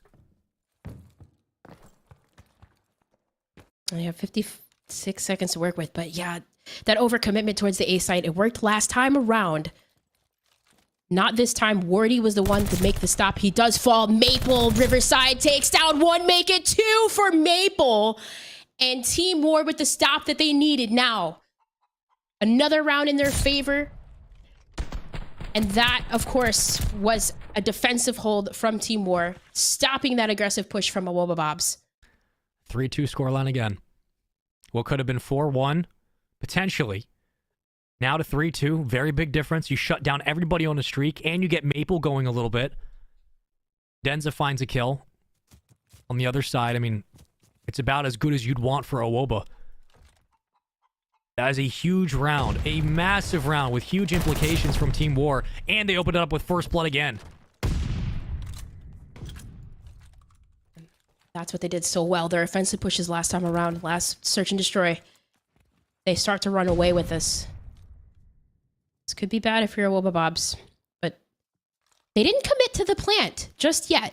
Denzo's lingering around by the stairs, and he's kind of waiting for Maple to get in position on that back god tank. Cobra's on the stairs. But Denza goes for the plant. That's a great hop over to the site. He's going to get the plant down for free. Such a great hop, but he doesn't escape for free. He will get cut. And Abusa wins another one. Now it's a 3v2. How do you retake? Are they just going to stick it? I mean, Wardy doesn't have an angle, I don't think, because it's the way the bomb was planted. Here comes a bomb, though. It does get connected, but he still sticks it regardless. That nade almost lands on top to stop the defuse, but it's not enough. And given where the bomb was planted, Wardy couldn't see the feet. And, Wardy couldn't see the toes. That was beautiful from Cobra. Did you see what he did? Like, he was literally the person that was on the bomb site. And, like, he's just creating a distraction. Like, he just wanted to protect the defuse. And, like, he literally, like, you just see his body. Like, he jumped right in front of the nade. And the nade, like, saved him. Yeah, that was, like, perfect save from Cobra just to be a bodyguard and save the defuse there. So, huge. Massive. Huge for Awoba Bobs now. 4-2 in this, and they have 2 more rounds away from winning and being our stage 4 champions. It was going to be big if it was 4-1. That opening nade makes it a little bit easier in this round, but they get a round back in a ridiculously great retake after an even better plant from Team War. Give credit where credit is due. That hop was awesome, but now it comes down to a 4v3, what could put this series on match point. Jack's getting aggressive. I don't think Harry saw him. Harry did not see him. And player 8's Denza. I don't think Denza knows it either, but Abusa finds Wardy. Harry responds. Chax gets another. 1v3. I mean, this is absolutely possible, but they heard him jump out. Almost guns both, but Awoba Bobs clean up their round. They get themselves an advantage 5-2, and they are 1 round away from being your European champions in Stage 4. Oh, can Team War bring it back, though? I believe it's still absolutely possible, of course. 5-2 here, but my goodness. Woba Bobs looking so good. 2-6 for Denza. I mean, it's been better team play from Awoba, and it hasn't been anybody's fault in this S&D for kind of the way things have gone. It's just been great decision-making from Awoba and great counterattacks as well. I mean, Wardy could open it up. Great peek on a Chaxer for first blood, but here comes Cobra. He'll get one and escape. Bomb going down in air. They're going to quick plant. They will. And Brezzy might have spotted it, so now you can pinch together with Cobra. This is a great retake over towards the site. But Cobra can't find anything. He doesn't know where they're at. He's getting tagged from all angles. Still alive, will fall. There's the trade from Brezzy. Yep, and now it's a 2 versus 2. The bomb is down. There's only 50 seconds left to plant, and Harry tries to look peek back barn, but I don't think he actually spotted Abusa. So now for the pinch retake here, you see the bomb is down. They're still not necessarily picking it up just yet, but they want to get back Grandma's control, but that gives Abusa time to get set up barn, and now it's Harry that goes for the re-challenge, but that is it. Abusa's positioning takes down 2, and Awoba Bobs win 6-2, and they're crowned your Stage 4 champions. Wow, that is just... I mean, as heartbreaking as a way as it was for Team War in the end, that is dominance personified, that is consistency from Awoba Bobs, and that final round just showed you everything this team does so well, the positioning, the air battle at range, constantly applying pressure, the great counterattacks, the great strats throughout the entire S&D, and Awoba Bobs, Ellen, get it done, Stage 4 champions, and for Brezzy, Stage 2 champ in North America, comes over to a new squad, champion yet again. You have to think that his impact had an impact. His ability to be here, corralling this young talent, helped them get to this point. And for a team that was starting off on a 4-0 hot streak in Season 4, had a bit of a struggle in the middle, but they proved that it didn't matter what the seeding was in the playoffs. They were good enough to win the chip at the end. Absolutely. And I mean, just from Team War, yes, that's like, obviously it's upsetting, the reset, like that just kind of, I feel like this would have been a completely different series, obviously. Yep. But I mean, those guys are amazing. Obviously, the 3 of them, they took Stage 2, and then they even got at Minnesota, got second. Like, these guys are a good group of guys even going forward. I expect to see them at champs just because we know what they can do. But still, Awoba Bobs, they have been strong throughout the whole entire season. The respawns want to be their factor. Like, they needed to win their respawns, but they had to be able to, like, they couldn't solely rely on that, win those S&Ds, and they did just that. But the respawn dominance throughout the whole entire stage has just been so strong. It's been so good, and I think that's credit to not only the synergy that this team clearly has together, and they've gotten better as the season's gone on, but they have made those micro adjustments. They have called audibles during S&Ds, during controls, during hard points, and they have been able to pull it out. And what was a bit of a shaky and a scary game 4 on Gavutu. Now, granted, we've seen Gavutu get pushed back towards the back burner this season. We've seen more of Berlins and more of Tuskens and Bokajas. The fact that I think it was a game 4, like if we had started the series with Gavutu, it might have been a very different approach, but Awuba Bobs were able to take that loss, fuel it, and use it into a Bokaja S&D, and Team War had a lot going well in that S&D. They did a lot to set themselves up for success, a lot like what they did against Rocker Academy, but Awuba Bobs capitalized on so many different retakes. The post-plant positioning was there, and it seemed that when things were happening, as we take a look at the bracket for this series, that Awuba Bobs were able to make those micro adjustments and get the job done. But here is the entire playoff bracket we had for Europe. It was Team War versus Awuba to kick things off in winter semifinals, AYM versus Rocker. 3-0s to start yesterday and 1 off stream to finish it. Then we moved to our lower final today, which was a 3-2 victory for Team War over Rocker. Yesterday, Awuba Bobs won 3-1 over Rocker Academy to round out the stream. And then going into the grand final, Awuba Bobs with a rematch versus Team War. Team War hard-fought battle through Rocker, hard-fought win through AYM. But in the end, it was just too much. And Awuba, through a very interesting best of 5, took all 5 games to get it done.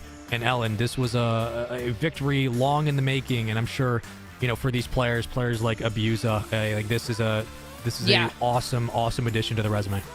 Absolutely. And I mean, going into this, just going into playoffs, from the group play, we had mentioned, if Awuba Bobs had that one player, and it was Chaxter, that one X Factor player, just to maybe have a little bit more discipline in certain situations, that they would look so much stronger. And I mean, those adjustments yesterday, we saw them. Today, we definitely saw them. So absolutely, Chaxter being that factor that really helped just to solidify the wins easier, I would say.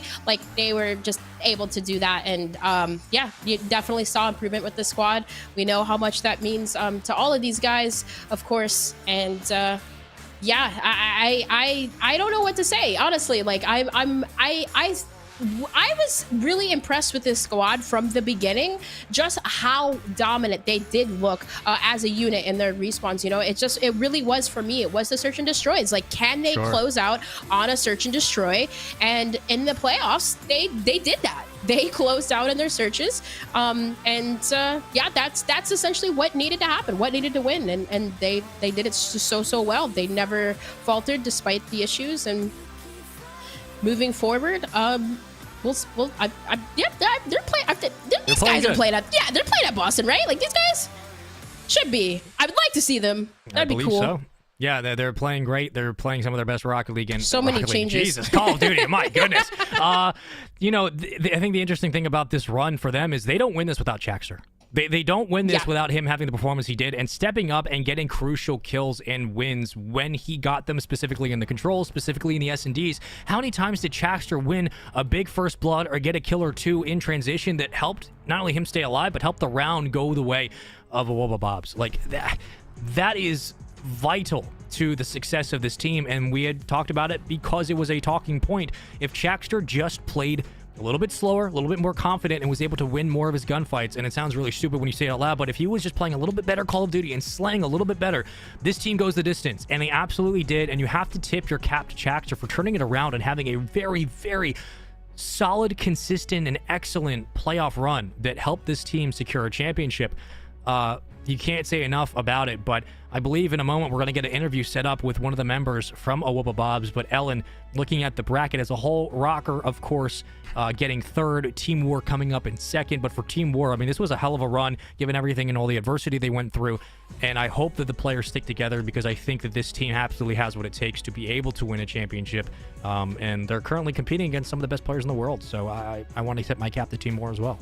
Absolutely. Like that's the one thing that I personally love to see is when teams stick together and like actually build up that time to build up chemistry. And I mean, that's essentially like, that's what you see the pro teams do. Like, you know, those teams don't change rosters every single week, but you know, like that's what I love to see is the longevity of these squads and seeing their growth, seeing their progress. That's like one thing that I'm really big on is growth. And I love seeing it with teams. And moving forward, I do hope that we see more. And I mean, who doesn't love the name Awoba Bobs?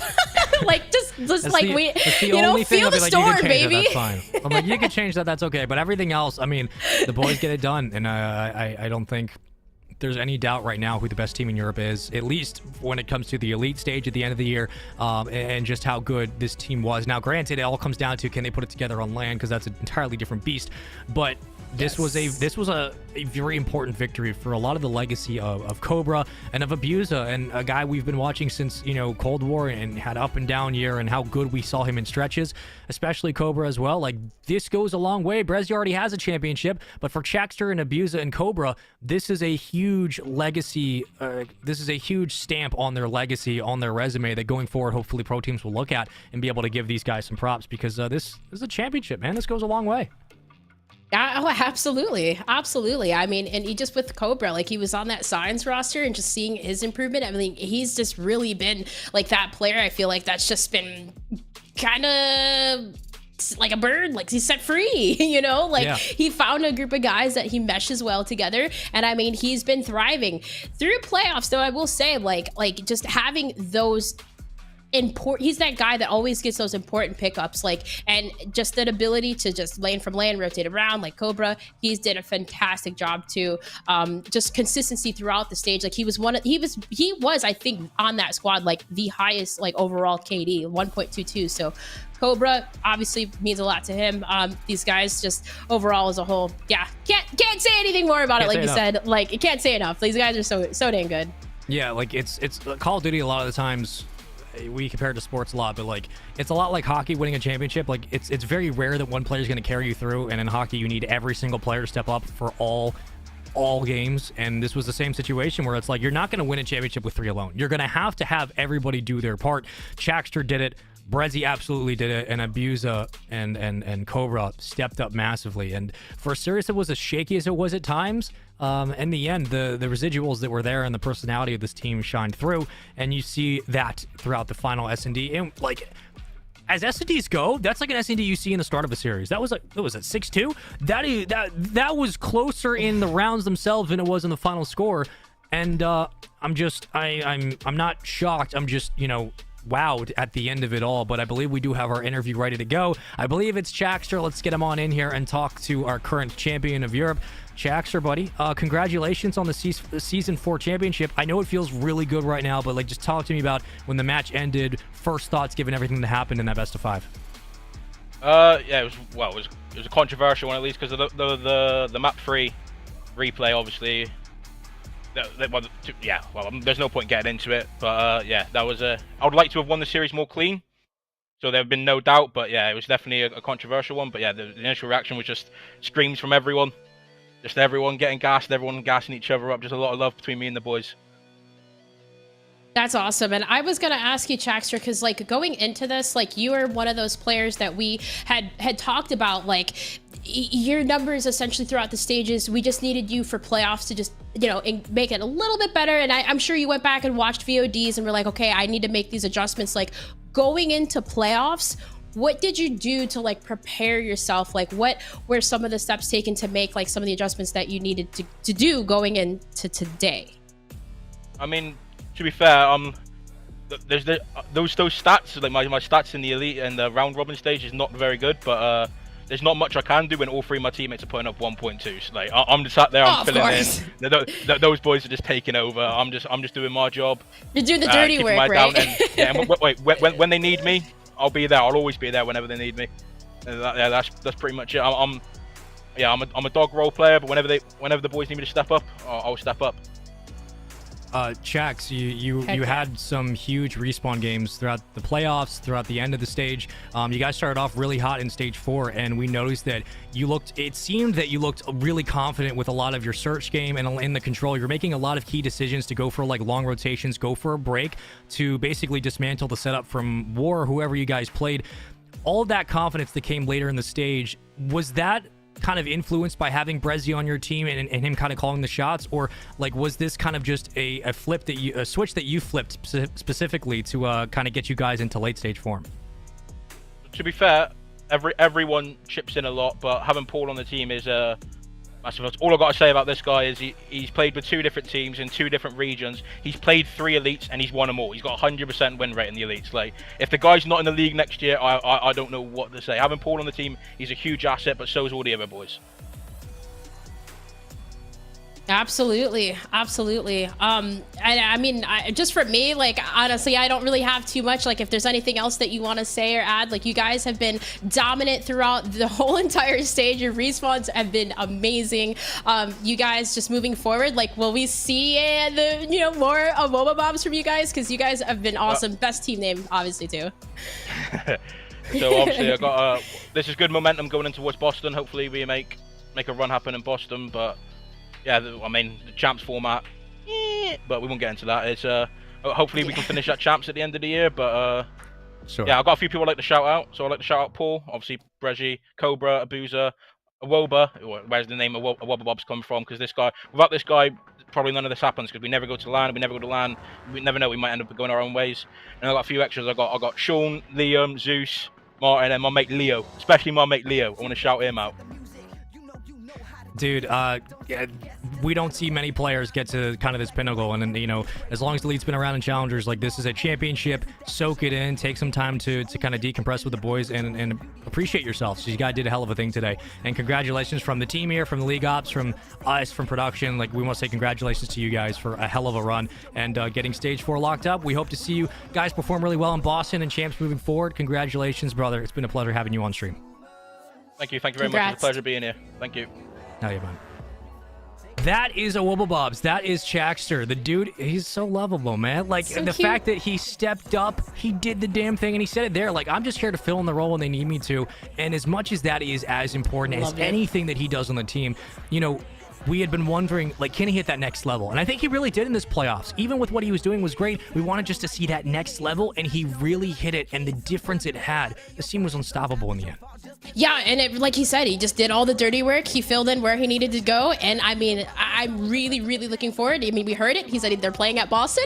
Looking forward to seeing them at Boston, and I can't wait even to see if they can do it again.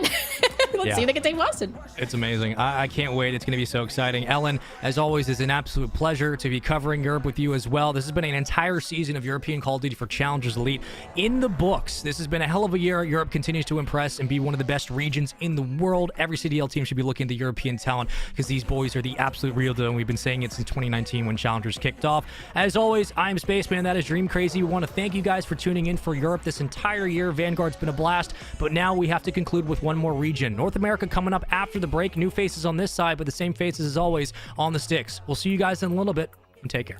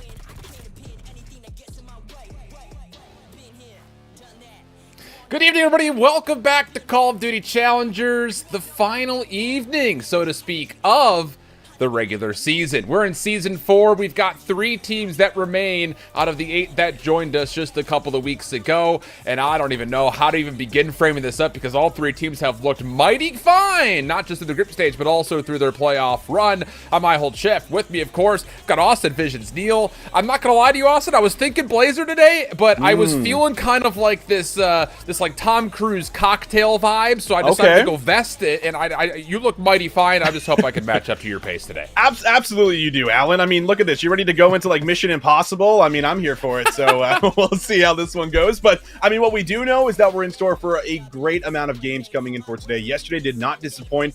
Earlier today, Europe did not disappoint, so I'm excited to see how today shapes up. Oh, it's going to be a good one, of course. With 3 teams remaining means we have the lower finals as well as the grand finals to go through, coming off of the exact same schedule format that we just saw from Europe. And if we have anything like we just saw in Europe, we could be here for a hot minute, and I'm absolutely here for that. 705 Esports and Trash Bros will kick us off this evening with the lower finals. Both teams, I would say, have put together a really solid start to the group stage. Trash Bros kind of falling off a little bit in week number 2, but they looked really good yesterday. So who knows? Anything can happen here, and expectations are a little bit out of the window, I would say, as we look back over their bracket run here, Austin. That's right. We take a look at the bracket run, and it all starts with that whatever it takes, semifinal where they pull off the reverse sweep. That was after coming into a 1-6 overall kind of record within control to start that reverse sweep. So they built a lot of confidence off that, and as much as they fall short to Ultra Academy, they're able to come out and I think really showcase what they bring to the table, what they're capable of doing. And if all these guys can show up today, Alan, I think that they do have it in them to potentially keep this kind of dark horse story rolling throughout the bracket. No, I really like that call, especially just kind of in the fashion that they were able to clutch up versus whatever it takes because the reverse sweep first and foremost. But even in that matchup versus Ultra Academy NA, I thought they actually looked pretty darn solid, save a couple of moments here or there. Definitely things that could be fixed going into today. Whereas for 705 Esports, I mean, they have been just as good as anyone else in North America over the course of not just this season, but really since the Toronto Open and even a little bit before that. Kind of adding Pristini to the mix has kind of sparked this team, I would say, to high heaven. So I'll be really curious to see which of these 2 teams will have a chance at redemption versus Ultra Academy at NA, and then maybe even further beyond that point, just to really foreshadow and stretch. Can anyone actually beat these guys? Because Ultra Academy NA yesterday, they really did look pretty unreal, but we'll save that storyline for a different moment as we get used to the rosters that we're about to see for potentially the next 5 maps. Of course, as mentioned for 705, Pristini in the mix. He's been one of the key components, I would say, as well when it comes to this squad's success over the course of the entire season. Pristini has been great. I mean, there's not too many players like Pristini that we have in Challengers that really can wield, an MP40 as well as an automaton as well as he does and perform as well as he does. I think it's been very impressive. And that's also, without like playing the first half of the year, right? Until he got subbed into that phase roster where there was, a little bit of a problem coming in with a sickness with one of the players. We hadn't really seen Pristini the whole year, but he comes in halfway through, picks up the game very quickly, and he's been able to run away with things so far. But on the other side for Trash Bros, I think a player you have to talk about right now, Alan, is Venom. Right? Venom has been absolutely elite. I think he is a huge part of why they even pulled off that upset yesterday versus whatever it takes, kind of pulling off just some ridiculous 2 and 3 pieces to make that control happen. So we'll see what ends up coming to life for us today, but we do take a look at the series layout at least, and we'll have a Gavutu coming up first, another Desert Siege, which we've seen a lot of with a lot of these squads left, and then we'll go into Triple Tuscan to kind of end things off here if we get into some of those other maps. These are great first 2 maps for 705 Esports. Out of Tuscan and Gavutu, those are their most played hard points that they've had. They're flawless through Gavutu, 4-0. In fact, I think in week 2, everyone started to realize, okay, we don't want to play these guys in Gavutu, so it was kind of instant vetoed away from them. But they've got a chance here to play it, and then, of course, their most played Search and Destroy, even though the win-loss record is not necessarily great. Desert Siege would be waiting in the wings as Waldo and John are going to take us through the action. And, well, I'll say first and foremost that, look, as much as we continue to talk about these statistical advantages, so to speak, only use those as like a third kind of tertiary enforcer, because these squads have looked completely unrivaled when it comes down to what we've seen so far in playoffs. So advantages statistically through the group stage, I think, are only meager towards the actual narratives we're about to see here unfold on the map. Yeah, absolutely. And I mean, I do like some of the changes that 705 did. Like you said, that, a couple of favorable maps coming in initially. I mean, their Gavutsu Hardpoint, I think, is exactly how you want to start off a series. Get that in there, slot it in early. And I think the other big takeaway is the fact that they also, vetoed, the Berlin, I have to imagine, right? Because that's kind of been the go-to pickup, as we've seen, coming through for Trash Bros. They were able to win it back-to-back throughout yesterday after, being one of the weaker teams that we have throughout the Elite and throughout the season when it comes to that game mode. So I really do like the idea that they've been able to kind of, do their homework, prep, and say, listen, these guys are only winning Berlin Control. Let's throw something else in there, but also set ourselves up with some early maps that we're already good and strong on to potentially kind of give yourself a leg up early on in the series.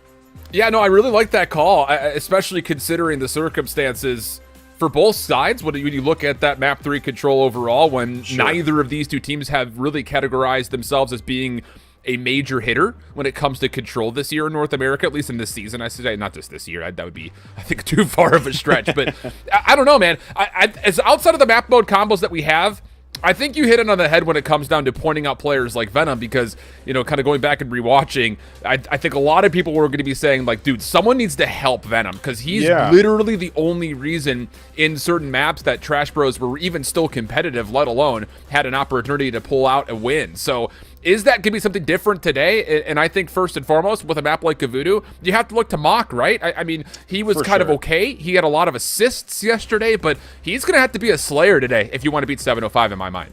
If you're going to be able to match what DiamondCon brings to Hardpoint, yes, absolutely. I mean, this is why we see like that 1.20 KD for DC in particular when it comes down to the overall stats and the overall KDs throughout Hardpoint so far in the season. So the AR pressure needs to be here. And well, as we thought we were maybe good, we were having a little bit of a longer load in for the Gavutsu. Looks like our lobby unfortunately did crash. So just building up more anticipation before we jump in. But kind of just, going back to my point, Alan, this is really where you need the ARs to support players like Jintroid and Venom, because we talked about Jintroid yesterday. Agreed. He's the player that I really have in mind as well, as much as this isn't really going to be one of his maps where he maybe finds a bunch of favor because it's a little larger and it's more AR dominant. We need to see Jintroid go big today if there's going to be any chance at taking down 705 Esports. He had a couple lackluster maps, a couple big plays here and there, but I'm really looking at him to be able to step it up, and if he can, I think they have enough to be able to take down 705 Esports. I'm just going to pose kind of a hypothetical and take this as far as you feel comfortable taking this.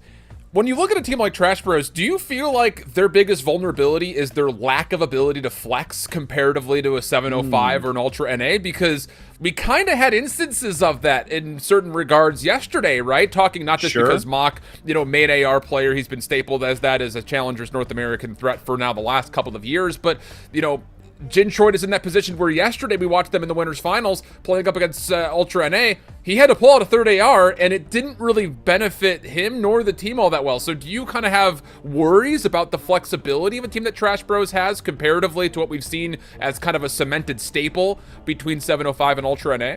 I think it's a fair assessment, because if the other star AR players aren't getting hot, all of a sudden it becomes a lot easier to kind of shut down the team, right? If all of a sudden Mock isn't, pulling off these 2 and 3 pieces and no one's there to help him from long range, then, it does really feel like you get put in that situation where you're losing so many battles on the map that you never really have control, which is something we saw a lot of, through the Bokages and Berlins yesterday. So I think it's a fair assessment. I think that we do need to see, that balance and that flex of being able to pull the sub and AR out kind of throughout the map for different hills needs to be consistent, needs to be strong, and it's not an easy thing to do, right? Especially when you go up to likes of Pristini, DiamondCon, all these other names that we've kind of thrown out there, but it's necessary, right, if you want to be able to get to that grand final.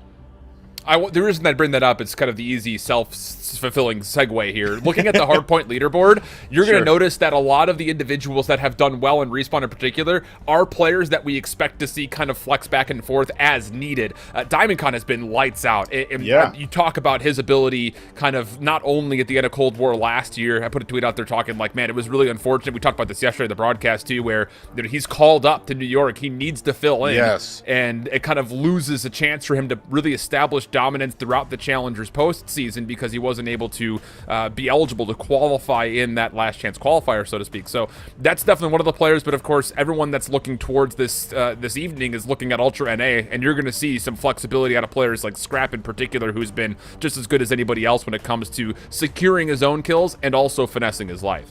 Yeah, I mean, there is so much gas for that man. Like we were kind of diving into yesterday. We know what he brings to the table. We know how good he is. And I mean, right underneath them, I mean, Beekle, I feel like is kind of been just one of the players on the team that just hasn't really kind of been, shouted out the most, hasn't really got the most recognition because of the fact that there's so many star players on this Ultra lineup that it's really hard to kind of fight for the spotlight in certain situations. But I think, something that Beekle does that is, extremely important to his team is he's the one that's always kind of making the heads up route plays when, wherever we kind of see those rotations take place for Ultra. Beekle's kind of usually leading the charge and is usually the first one there. He's doing some of that dirty work that we always love to talk about. But in particular, I feel like through some of the series, he's actually slayed out a little bit more. And I think that he's been given this opportunity to start to take over. And that's why we see that 1.11 KD because, I mean, we even, saw it over at the Toronto Open in Grand Finals, right? As much as Ultra lose that, I mean, it was still an incredible series that came through for Beekle, sure. Likely one of his best ones. So,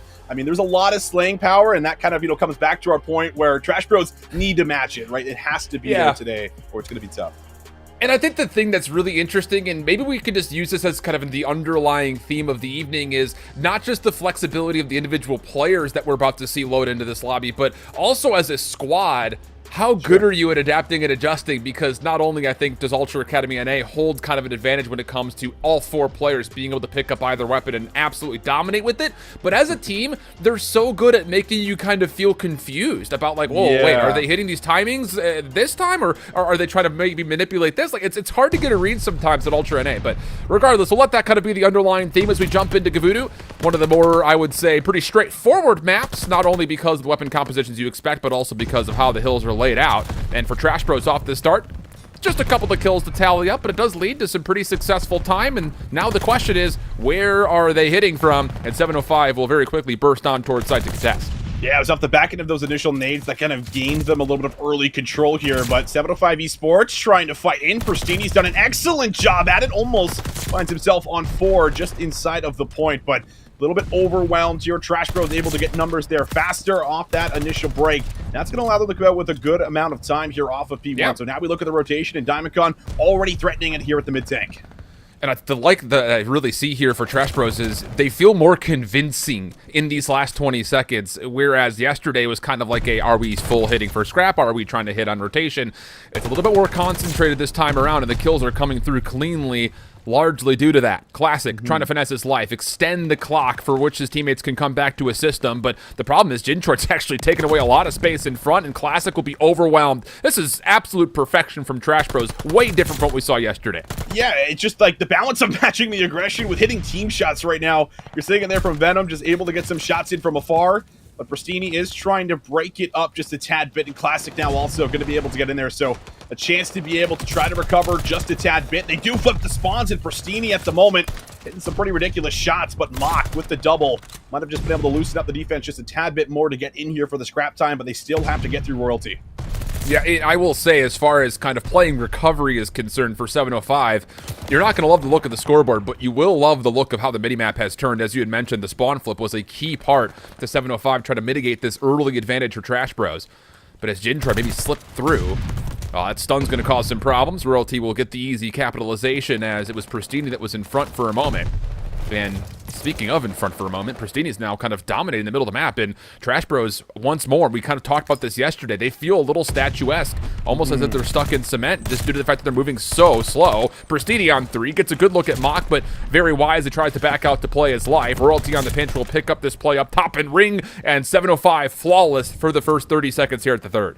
And you could just see, like, every single time someone from 705 Esports is getting a kill or two, like, they're finessing their life. They're not looking for the immediate challenge right after. They're finding a kill, dipping away. You saw it right there from Royalty, and now he's down low within this beach side, and you can't really push up if you're Trash Bros until you deal with Royalty. So now they finally do, but while all this happens, you're just kind of pinning them in the back here, trying to stop them from getting an early rotation. But this is a great showing of what you can do when you get an early setup here, as 705 Esports are just in a great spot, and Classic is showing us he can do it with either weapon there on the 4 spree.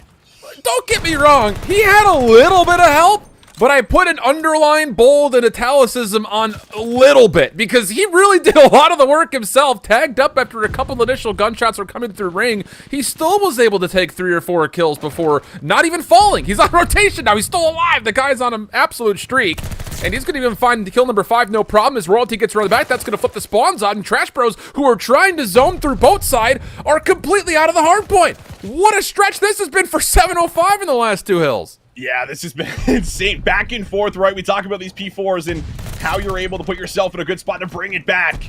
And now Classic looking for that final kill to try to earn himself the glide bomb. Can he get it on the Hollow? No, what a shutdown for Hollow. Able to get there for the kill. Royalty trying to find the response, but Hollow good for 2. Diamondcon just trying to play his life here for the remaining 5 seconds, but very nice job for Trash Bros to get some good time back and set themselves up early for P5. Look, there are so many people out there that are like, Classic, he's kind of run out. His time on being a pro is done and dusted. He's only good at playing up against FaZe and only good in Search and Destroy. He's been so clutch for 705 on the objective this year. It's really hard to devalue what Nicky D could still do.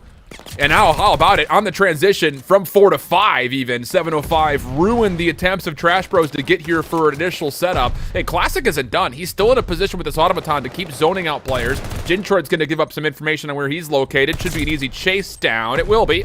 And Classic will actually be able to not just get the elimination, he can still control green. I mean, honestly speaking, these last 3 hard points have been huge for 705. It just feels a bit strange to say that out loud because they're only up by about 10 points. Yeah, it doesn't really feel like they've been able to like stay on the time for a good period, but now just Classic, just look at the time he's buying, right? Draws 2 more members over, and now that's going to guarantee Royalty a potential 1v1 as they go ring around the rosy, and Venom says, I'm done with that. I'm just going to lay down on my belly, and well, waits for Royalty to come flying in. Can he find 2? Yes, he can. Venom on 4. Starting to go big on the rotation. He's had no support up to this point. Now the support's coming in. Reinforcements here for Trash Bros as they still maintain control, and now Venom is on a 5. Dude, he is just a spark plug to the engine of Trash Bros. Anytime it feels like they're down and out, I'm just going to go ahead and say it, Waldo and John. Just give us Venom, because if he pops off, the team comes back into it. He's got 7 in a row. There's the glide bomb. It's a 4-for-1 exchange. The last one left to live for 705 is Diamondcon, and Jintroid's not going to allow him to extend his life for much longer. Another really good final 25 seconds on P1 for Trash Bros. Allows him a chance to kind of safely exit and focus on rotation to 2. Thing about it is 705 are already positioned on the high ground with a chance to really open up this second hard point to their name quickly. But they're playing very patient here through green, just kind of working for picks. And while that happens, Hollow was trying to work to the back, but it doesn't happen. And now Classic, Diamondcon, all getting involved in that kill feed. With Pristini, forward position from him. Look at this. He's going to be able to start picking players off spawn. They have to deal with Pristini before they can deal with the point. And that's still more time gained here for the side of 705 Esports. Desperate time they need. Down by about 20 seconds now in Classic. I mean, it feels like every single time, Alan, we're on board with someone. Dude, it's just unreal. Unbelievable. They're hitting out through green. Classic almost beams 2 more players from afar. The pressure from 705 Esports has been great. Yeah, that was a little heat check, I think, from Classic in that 1v2 across the docks. And Trash Bros will eventually negate his presence and work their way on with kills to boot. Oh, this is really good from Trash Bros. You got to keep in mind that they've got the ability with this glide bomb from Venom to just soak time for as long as they possibly want, especially as we start to look over towards not just the beachfront, but on rotation from the beaches over to the radar station. This game could get ugly quick unless 705 can find a way to flip the map. And while Venom may not even give him a chance to even consider that as he goes on another triple kill spree. Wants Classic, no chance for him to shoot back after the pistol reload, and Venom is just in indomitable form once again. Yeah, I mean, it's just like those plays are just gaining such early time, but the spawns in the back, they have no idea. No way, it goes horribly wrong here for the side of Trash Bros. 705 Esports, they get the blessed spawn in the back, and it's going to allow them to actually get back on the time, and what a moment to come through for them, and now Classic is slaying out through the front. 30 seconds to try to get, and Venom's going to try to invest the glide bomb. And the thing about this is Venom's position, this isn't going to flip spawns because he's all the way in the left side of the map, even if they find the kills, which they're not able to do. And oh boy, that is a little bit of a hiccup there from Trash Bros that is absolutely going to be survived through for 705. They have no worries whatsoever. There was never really a chance that that glide bomb was going to do enough to allow the 3 teammates in the front to not just push to the hard point, but also flip the spawns around. So yeah, at the moment, Trash Bros still up, plus they've won the rotation coming up here to 4, but that's going to feel like a lost moment for sure for Trash Bros. Dude, they can't kill Venom right now. He's got a sub, nobody can. and he is still playing his life despite being weak. Unreal. I mean, Venom is 1v2ing with a sub to the beach side. The beach side, ladies and gentlemen. And now he's got an automaton in his hands, but he will not be able to find number 6. However, so much time bought for his teammates, and Trash Bros now well over 200. Royalty's gonna have to make a play through the back. No what way. can Royalty find? He has been able to slip through. First kill is good, but Jintroid from afar will make sure he gets the trade, and Trash Bros somehow still trying to stay alive, but DC finally breaks it open. Oh, nice little play here from Mock to re-wrap back around. This is a huge contest. 705 were looking good for the scrap time. And now that Hollow's actually moved forward to commit for this scrap as well, this will put Trash Bros right around the 240 mark. And look at the rotation. Number 6 in blue is Venom. He's cutting off the mid-cut. Jintroid can get free time here. This all comes down to Venom's position. If they can fool him out of this position right here, you might be able to flip the spawns back around and still get over towards 5. Hollow's going to spawn into place. He's number 8 in blue. With him is Venom. Can they possibly get here to help Jintroid? Does he even need the help? Another double comes through, but Royalty, he saves the day as a king should. And now an opportunity for 705 to hang on. They can try to hang on inner here. Royalty on 3 in a row. It's going to have to continue to go big with his submachine gun up close. But time looking good right now for 705 Esports. 30 seconds remaining on this point, and it's only 6 seconds needed for Trash Bros.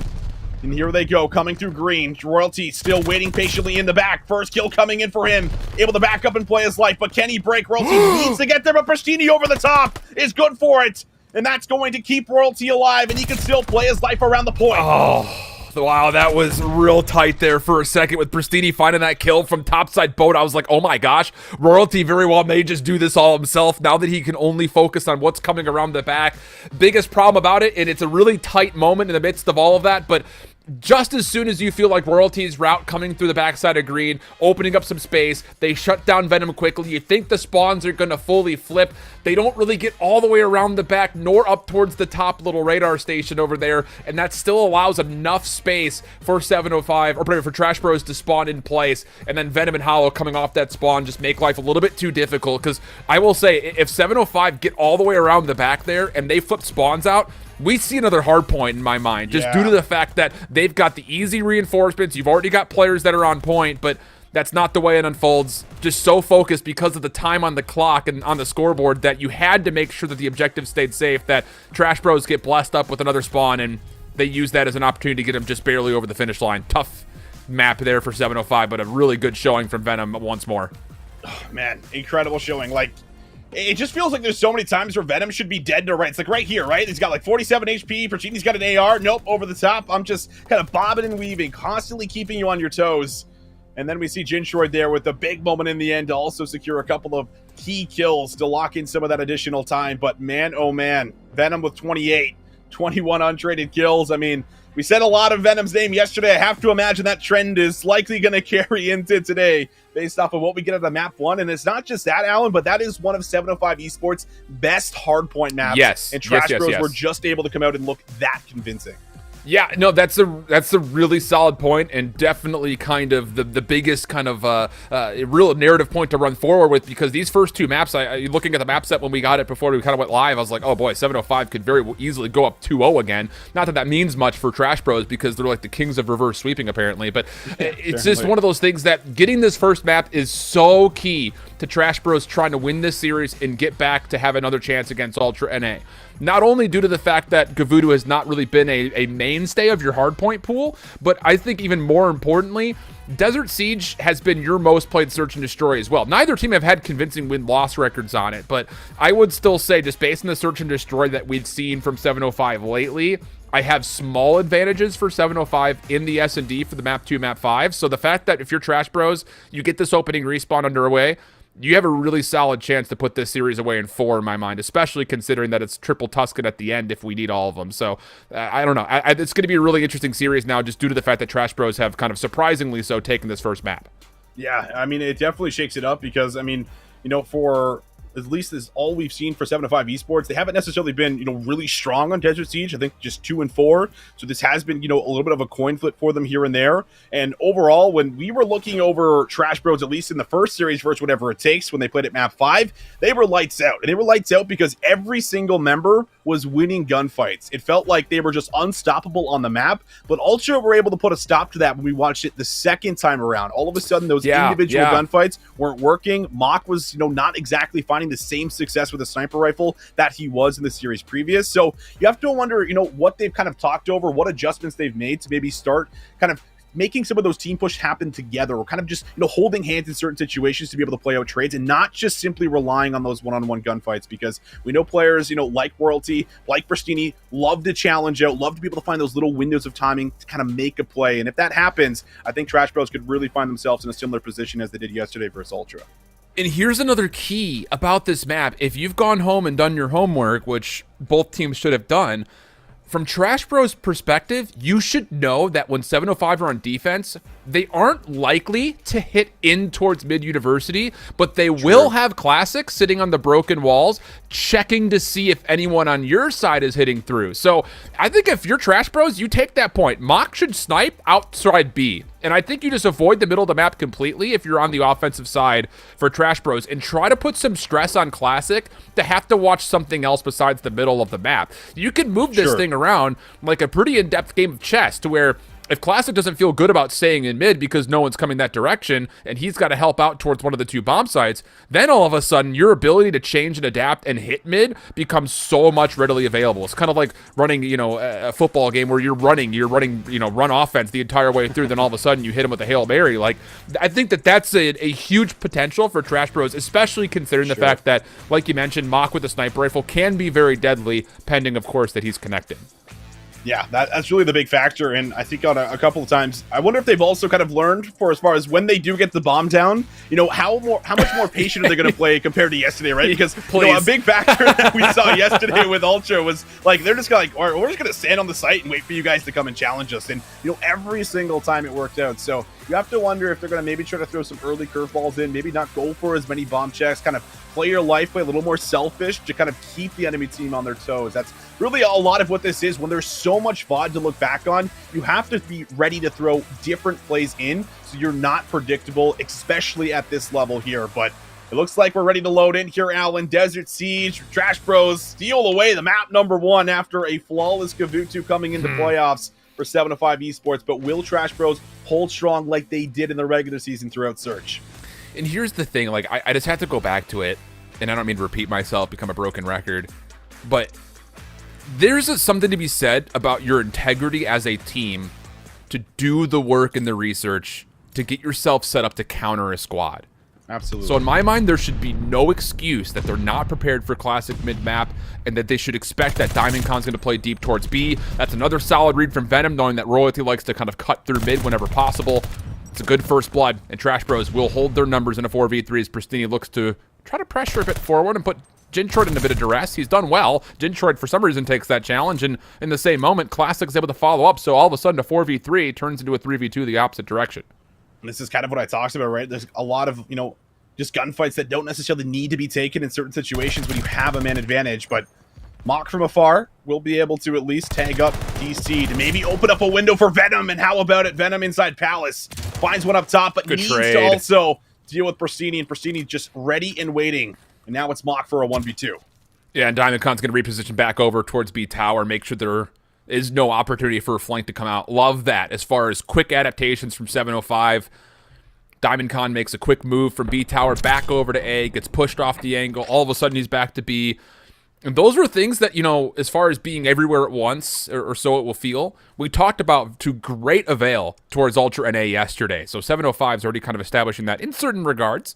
Not convincing through one, to be sure, but at least you're able to kind of establish this sense of insecurity for Trash Bros, even with an opening first blood and clean numbers. So what do you have here for the offense if you're 705, trying to do the exact same thing? Lots of stuns over the top towards A, not going to connect with anything. And the focus will be over towards mid-university, which for the most part, Trash Bros have given up completely. And while Mach is in trouble, he's going to need a little bit of help here today as well.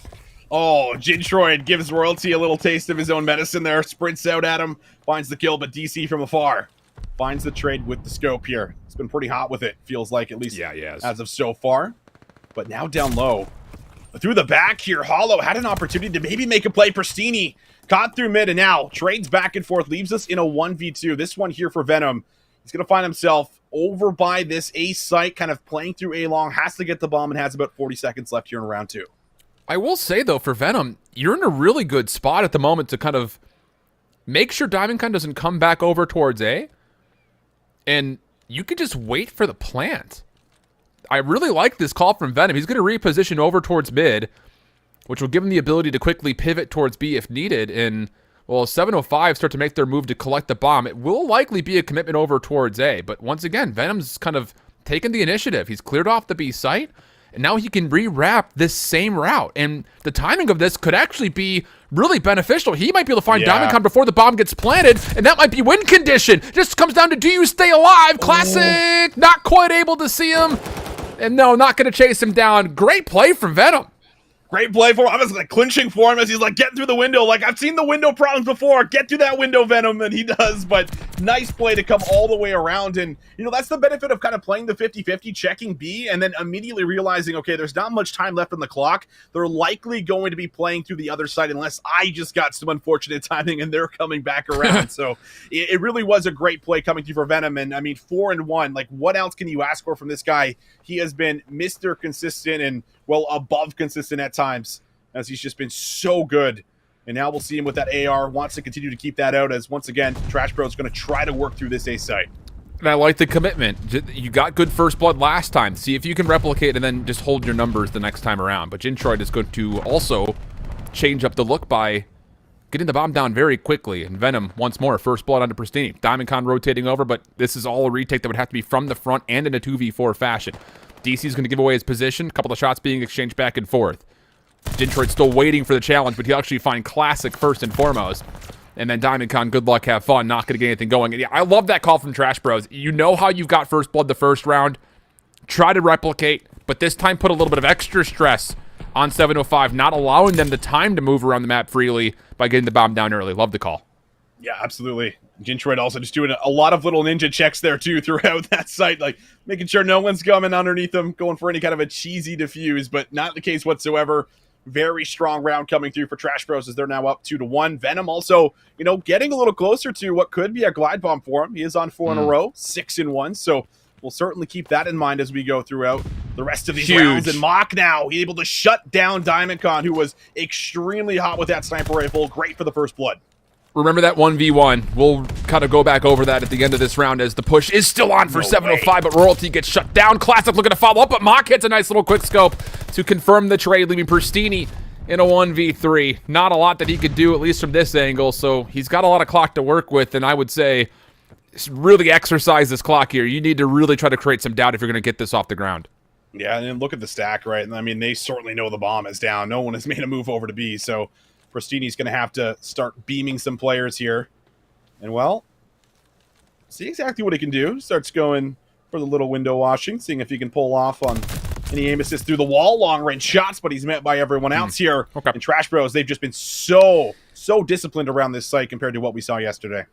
Now go back to that 1v1 between Mock and Diamondcon. Diamondcon has, on defense, played the B tower almost every single round. Mock has not brought his scope on either side of the bomb towards Sands or Dudes. He's only pulled it towards A. So now he's established this sense of dominance where he's already taken the first 1v1 between both of our scopes, and I'm curious to see what that's going to make Diamondcon do the next time that they find themselves maybe in a bit of a duel, or if he's even going to pull the scope out again. And it looks like at the moment, based on this setup for 705, he's not going to play that backside B tower. He wants to get aggressive with his squad mates, and 705's timing here is actually really good. Mock is looking for this, so is Hollow, and they may have read the threat. Jintroid immediately going to take the call to get the bomb planted. Mock's like, yeah, get that bomb down and flip to the other side of the map because everyone from 705 Esports is here to say hello. And that's 2 players now dropping for Trash Bros. Pristini makes it 3 with the double up. And, well, Hollow has given away his position, which means it's an easy pickup there for Royalty. I love that play call for 705. Yeah, me too. And I think it's a bit of a byproduct off of Mock doing what he did with the sniper rifle the last time around. Diamondcon just saying, let me be a part of this push. Let's try to change the dynamic and maybe throw it back into Trash Bros' face of, if you're going to continue to snipe on both sides of the bomb, How are you going to adjust to our potential speed? So like these little mind games that are coming through have been really entertaining between these two squads, especially coming off of yesterday where I felt like both times we watched these two teams play this map, the one word that I think we really used was sloppy. It was just kind of chaos and forcing gunfights everywhere you see it. So let's see. DiamondCon, are you going to snipe this time? And if so, are you going to go to A? It doesn't look like he's got any intentions of taking that 1v1 with Mock, but Mock has actually changed things up. He's actually playing over towards B this time with what I would assume would be an automaton, and now as DiamondCon commits, actually, no, it is a sniper rifle, and, well, he actually is able to find Mock no problem. So a good first blood, leaving Jintroid completely on an island, looking for a little bit of help. Oh, and Royalty gets the info, but Jintroid holds strong, gets the reload off. Jintroid gets the double. Classic can't get there for the trade. And all of a sudden, a man advantage that was coming through based off of DiamondCon is flipped over, but just like that, DiamondCon and Pristini find 3 in a matter of seconds. Flip-flopping back and forth. We're tied up at 3. No chance that this is the way the round ends. No one even bothered to check to see where Pristini was. I mean, the assumption was based on DiamondCon sniping outside towards the AA gun that, oh, he's going to have some support near him. And, well, we just found 2 players who just pushed over towards the bomb, so Pristini's got to be over there. But that was never the case. He was playing essentially rogue that entire round. No way that's the way that round comes to an end after a really good play from Jintroid. Not going to make a difference. And now Mock, very cautiously, playing the backside of that same flak tower, but this time with an automaton. Classic looking to push through. Pristini initially with him, but a stun, I believe, did connect. That's going to put a bit of a hold to this push, and rightfully so. As Pristini will drop, so will Classic. And it's down to a 2v3 favoring Trash Bros on the offense. Lots of time to work with here, and, well, Venom's still alive, so I'm not counting them out. But DiamondCon might be able to find Venom. No, can't come through the outer side, and there it is. Trash Bros. Good for it. That is now going to be a lead that they love to have. Up 4-3. They haven't given it over. No. 2-7-5 esports so far. They've held on to it, but we'll see if they can maintain the control here going in towards round 8. I would love to see 705 come off this round and try to get aggressive in through mid. We haven't seen anybody with numbers hit towards Mid Palace University yet. I would love to see that come through, just to kind of once again change the tempo and force Trash Bros to have to respond. But it's not going to happen this round. DiamondCon with an AR in hand this time. Jintroid not playing on top of the bomb site. He's very wisely backed off. Nade is cooked. It has to bounce through. He's going to try to follow up, and the nade does get the kill, but the bomb still gets planted here, Visions, and it's an opportunity for 7-5 to set up their post plant. Oh, but Jintroid! How does he get that? Unreal. They're done. They're done just like that. You're thinking it's a great play because Royalty gets the bomb down and they can play for, you know, the post-plant setup. They have all the great positions from afar, but it just feels like every single time they're getting into these long-range gunfights, Trash Bros are just swiftly ripping them apart. And that is now back-to-back rounds, up 5-3, and Jintroid has been so damn good around these sites. It's something that I won't say wasn't there yesterday. It was, but it's been so much more convincing this time. Not only due to the fact that he's finding a number of kills, but he's getting some pretty significant help from his teammates as well. You know, a couple of rounds ago was Hollow that was nearby that helped him with a couple of the team shots on that initial defense towards B, and this time it's just all retake situations that come out. And how about it? 705 will try to get aggressive in mid this time, but Hollow is very aware, very ready for it. Maybe even got a little bit of intel that Pristini's up top on the second floor. Gonna mantle in on the hunt. Pristini completely caught off guard, and Hollow may have just won the round in his own self as the bomb gets planted. Yeah, bamboozles Pristini up top in Palace, and well, DiamondCon's the last one left alive, and he would have to pull off one of the best sniper clips we've ever seen, dude. And he doesn't even find the first one. How polished was that from Trash Bros here, Alan? 6-3 victory, looking like they have fixed a lot of their mistakes from yesterday up against Ultra. And the thing about those mistakes that we saw yesterday, not only, by the way, in the matchup versus Ultra NA, but even in their first match when they played up against Whatever It Takes, the first 2 maps, the words that I used were, they do not look like they are in sync.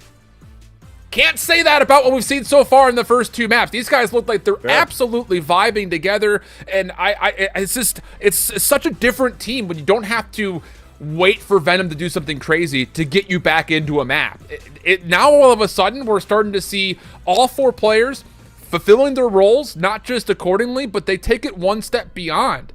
And the questions of versatility and flexibility are already being answered as well, because Jintroid in a lot of those rounds is playing with an automaton and cleaning up kills individually as if he had an MP40. I will say, first and foremost, I'm the first person here that is going to admit to being shell-shocked that the Trash Bros team from yesterday is not even in any form here today. Like, this is a totally different look to this Trash Bros team, and I will say I am very impressed with what we've seen in the first two maps. I am as well. I mean, this has been, it was a complete turnaround. It's always feels like, we get into a Trash Pro series and it's like we're talking about the reverse sweep and all right, now they're 0-2 down. Let's see if they can do it again, right? But different story this time around. They're 2-0 up. Wow. And now we'll see if they can close it out going into that control. We'll find out. Control has been kind of a mystery box for both of these two teams. It could be 3 Tuscans in a row for 705 to get back to the grand finals. Otherwise, Trash Bros will have a date, or maybe a second date, so to speak, with Ultra NA. I don't know if they're going to be the ones paying this time, but we'll find out. We'll send things to a break, and we'll come back with Map 3. Don't go far.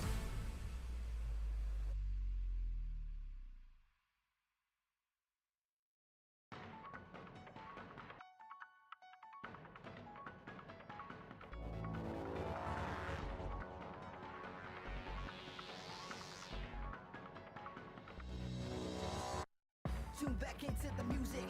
You know how to do this. Don't second guess. Just not a test. It's not a race. No black or white. Everything's great. No yesterday, never tomorrow. Only the present. That is your gift. It benefits you only if open. Everyone's chosen. Beauty of choice. You can stay silent. Forget your voice. You can malign them. Hold a grudge. Or stand before judge. Just stay in your case. Top of the notion that you were just a mere drop in the ocean. This is your moment. Fear is a Trojan horse. When you open or close your doors. Just when you feel like it's too much. Just when you feel like you've had enough. Take a step back from the edge and take a deep breath. Dance like you'll never. Dance like you'll never.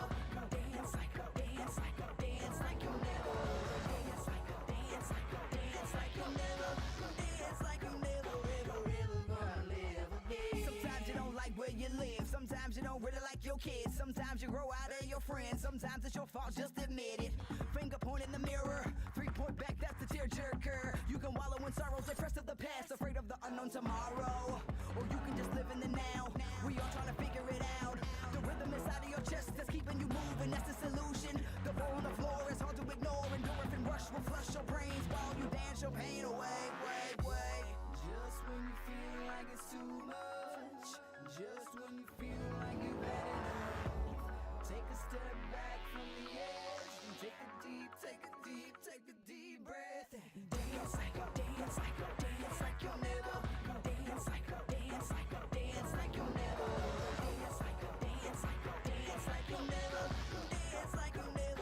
Ever gonna live again.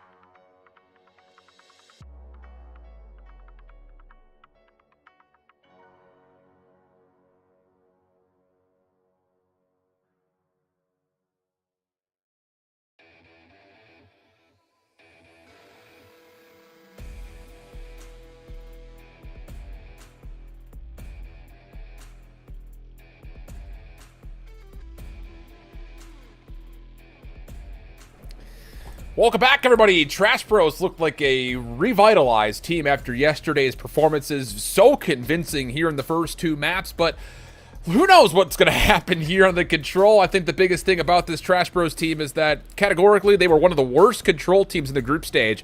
That has been changed after a couple of good wins yesterday, but neither of those instances were played on Tuscan here, Austin. That's right. None of those played on Tuscan. Yesterday we saw double Berlins winning some of those round fives, very convincing offenses kind of coming through initially as well. It was a much needed kind of improvement based off of what we saw during the regular season. They were up to the task, but that was on Berlin. So now really our question is, how are they going to fare on something like a Tuscan, something like a Gavutu if they end up making it through this first series? So we talk about Tuscan, and well, you did bring it up, right? 705 Esports played up against these guys, and way back when I believe you did say Trash Bros did 3-1 them when it came down to Tuscan. So we'll see if that, plays any kind of a factor for a potential 3-0, because if so, Trash Bros, if they can come out here, Alan, get a swift 3-0 versus the 705 Esports team, win another map in control, that sets them up beautifully for that Ultra Series. Yeah, 100%. I mean, your confidence is going to be bumping moving into a Grand Finals rematch in which you would have to win 2 best-of-5s. On the other hand, though, you want to talk about confidence being boosted, you put together a reverse sweep for 705. Who cares what the first 2 maps looked like? We'll see. Lots of stipulations and speculations as Royalty very quickly moving around the back smokes Hollow, and then he's out. It's like a ghost inside this church. Completely gone. Second tick of progress is going to follow here pretty quickly. Venom has at least beat some timing to stop the reinforcements from getting all the way to the back of the church, but for Trash Bros, this A zone is 100% done. I'm not gonna lie, Alan, the way Royalty moves sometimes almost makes me a little nauseous. Just so all over the place, but he's always in control, which is so funny to say out loud. But Royalty able to find that great opening. That's what kind of leads to that A zone. Little pressure comes through in the back rooftops from Jintroid. And well, Venom will try to follow it up, but Classic shuts both down, and Royalty gets the third. This is actually a scary spot. Yep. No one's really stopping them from getting through P5 or Patio, so a lot of room to work with here if you're 705 Esports. Thing about this is there is Mock waiting for the opportunity to get activated around the back. He wins one of his first gunfights just off screen. Good pickup from Pristini. But from the front, the trades start to come through. That will stop 705 from continuing to get progress on B, but they've already kind of won the battle in certain regards, as not only do you hold Patio control still, but you've grown this life lead to right around 4 and 5 kills each. So there's an opportunity where you have another win condition here. Just kill off the last 15 lives, and you've won your opening offense. Classic on the 5 here, gonna make a move for the back. Will get tagged on that cross, but there's number 6, Classic now. 1 off of that glide bomb, 1 more kill will be good, and on top of it, they're on the zone. Trash Bros, they're gonna have to go. Hollow is able to make some work happen, and Mock able to find 2, shuts down the glide, and shuts down 705 Esports there on the point. Mock is going to look good in the kill feed there for the double, but that whole play is enabled by Hollow in the back, finding his first kill to kind of get that defense going. 705 all turn and try to reposition to contest Patio, and that turns into Mock's double. So really good stuff for the timing there from Trash Bros, recovering not just the B zone, but also taking away some offensive space towards the high ground as Hollow continues on his rampage. Able to find one more top side of the church alley, leaving Diamond Con kind of by himself. Classic looking to join him. A little bit of pre-fire coming through just to see how far this defense wants to push, but at the moment, Trash Bros fine just to kind of hold these key positions in and around the B zone. Yeah, the Nathan Stun's also coming out, not really finding a lot of info, meaning you're probably going to have to take these challenges head on. Classic, though, working up through Church Alley. He's going to be able to get a lot of info here for 705 Esports, hopping on the zone, but really tough position to fight from. Mock over the top, might be able to look down. Hollow in the back, wins it with the nade. And a couple trades go back and forth, though. But 705 Esports, they're here. One more gunfight needs to come in for Pristini. Jintroid trying to buy time. The challenge comes in, and he gets help from Venom. And they'll hold off the push once again. Trash Bros, though, down to 4 lives.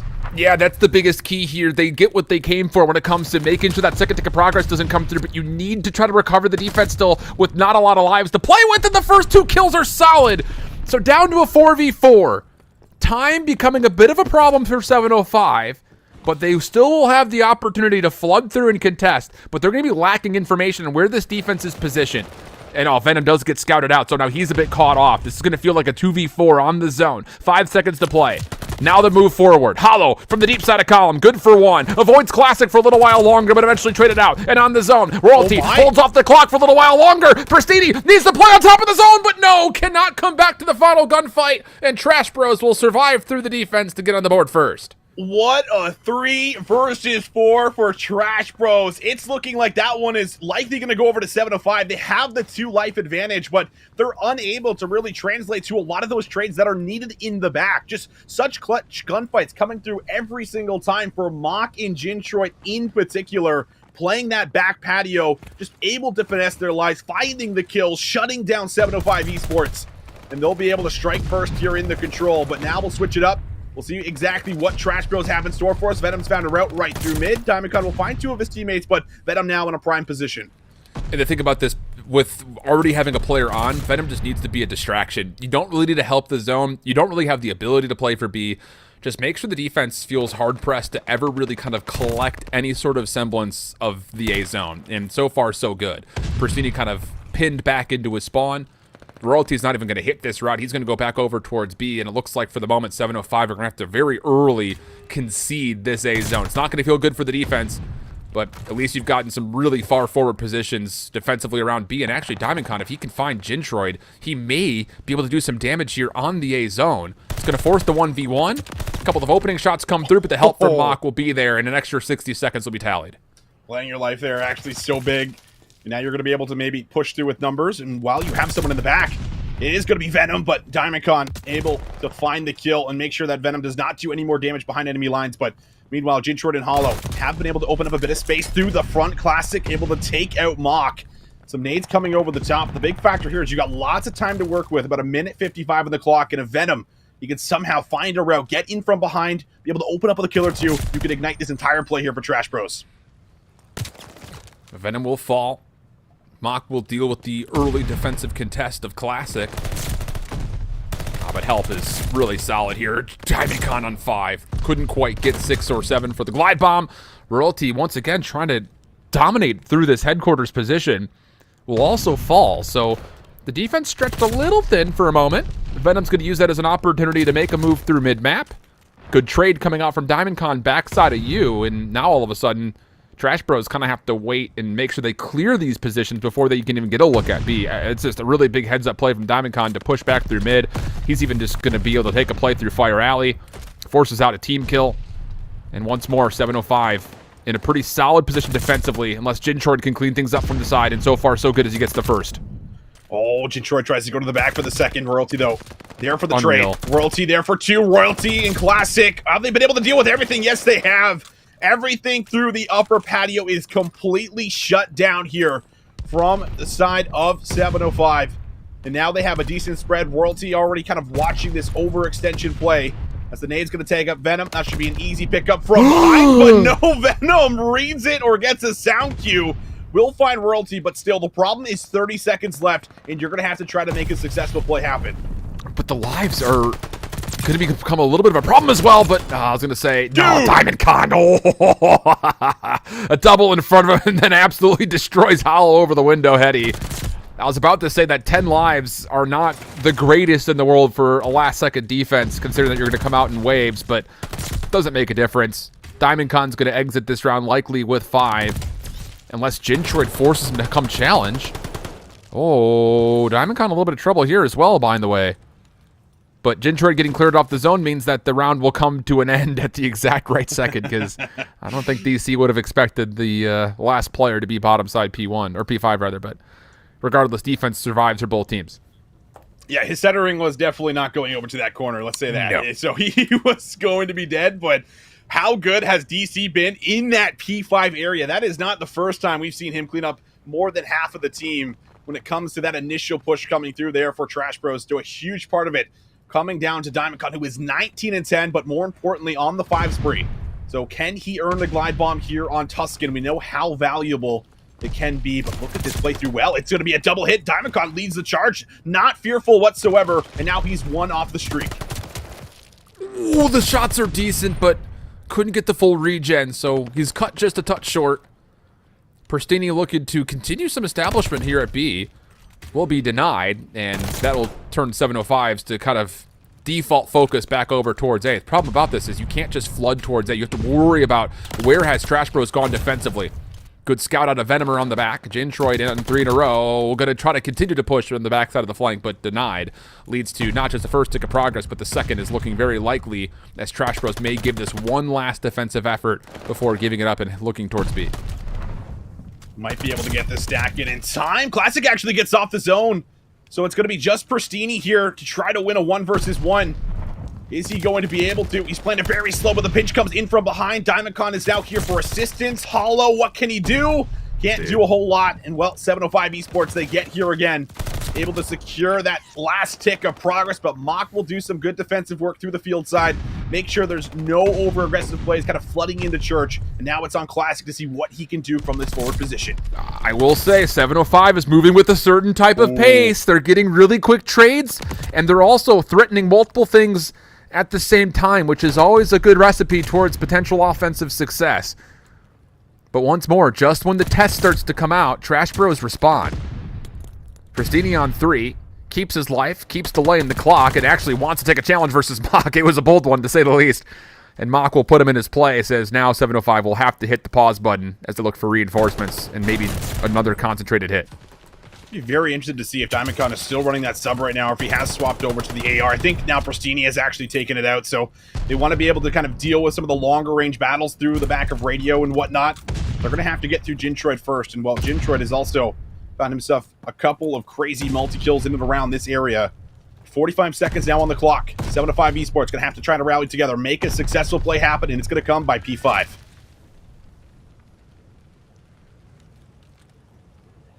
You would love to wait for Classic, though. And you would hate to have to hit this all from the front. Jintroid needs to be traded out. He will be. That's one defensive threat now down. But the clock is becoming another big problem once again here for 705, who need to get some nades up here towards Patio. It's being so heavily watched by Trash Bros. You can't just let them sit here. Classic, what is this route? Just comes right over the top, and he gets a double with it. Oh, boy, he completely falters this whole defensive setup. And now you've got 705 on the zone with 2 players. Now they're off the respawn. Trash Bros, nades, can they land? Try to come from the side as Mock. Only a little bit of the nades will connect. Venom on the way through, not able to do enough. Second tick of progress is good. Can anyone get her to stop this third tick? You've got to find the kills. Classic in the corner, denied. What a double that is for Mock. And now the clock, maybe the biggest ally for Trash Bros defense. 5 seconds to play with. Diamondcon opening up with another kill. Can he get her to touch in time? The help is not enough. And Trash Bros, again at the last second, put together a resilient defense. Every single time you think 705 Esports are going to be able to hang on, they don't. They don't opt in for a 4-stack. They know the nades and stuns are coming over the top, so they only keep 2 players on the zone, but the key player, Mock through the back. First gunfight is great to battle out the AR player, and then challenges, I think it was either Classic or Pristini on the point to get the second. Unbelievable stuff here from Mock, who is 24-16. 4 spree to end that final round. Long-range shots onto Pristini won't connect, but still enough to be able to shrug them off and get on the zone early. Unreal stuff out of Trash Bros, man. It really is. But I will say their offense has not been nearly as convincing as these final 10-second defenses that we've seen so far. And there's an opportunity for 705 to try to contest this A zone. Good first gunfight from Mock, looking for the 7th in the glide bomb, but no. Diamondcon shuts down the potential streak, in 705, they've got full clearance of the A zone. They could actually push through this if they want to. Royalty's making a move through fire and the backside of roofs, but we'll only get 1. Classic destroys Hollow, top side of the window, little parkour action, but Jintroid will be a lifeline as he tries to get towards B. He's met by Royalty, and the defense continues to kind of win on multiple fronts. And this is where you need Royalty to start to step it up a little bit here. 60-28 here for the side of 705 Esports. And, well, if he can pick it up just a tad bit, maybe there's enough to be able to kind of send this to at least 1 more round here. But still, some damage control to be done around A if they want to send the resources. Pristini just trying to escape with his life, and Jintroid's able to run him down. Second almost on the Classic. Shots are good, and what will Jintroid decide to do? He could just finesse his life, start to roam around through Church, or he could look to make a play through the back where you can already see Venom is back there looking for something on this B point. The thing about it is, are they going to realize Classic is hitting the same route? Not necessarily. Venom good for 2, but it's not enough to keep the presence on B. So Mock will have to wait. He will be a small deterrence to potential spawns for 705 getting to B quickly, but you can only stay here for so long. And as Diamondcon will reveal the threat, now it's on to the onus of what does 705 do to try to deal with it, if at all, because there is still the opportunity where you can just let these guys sit in the back and just play through the front of the B zone.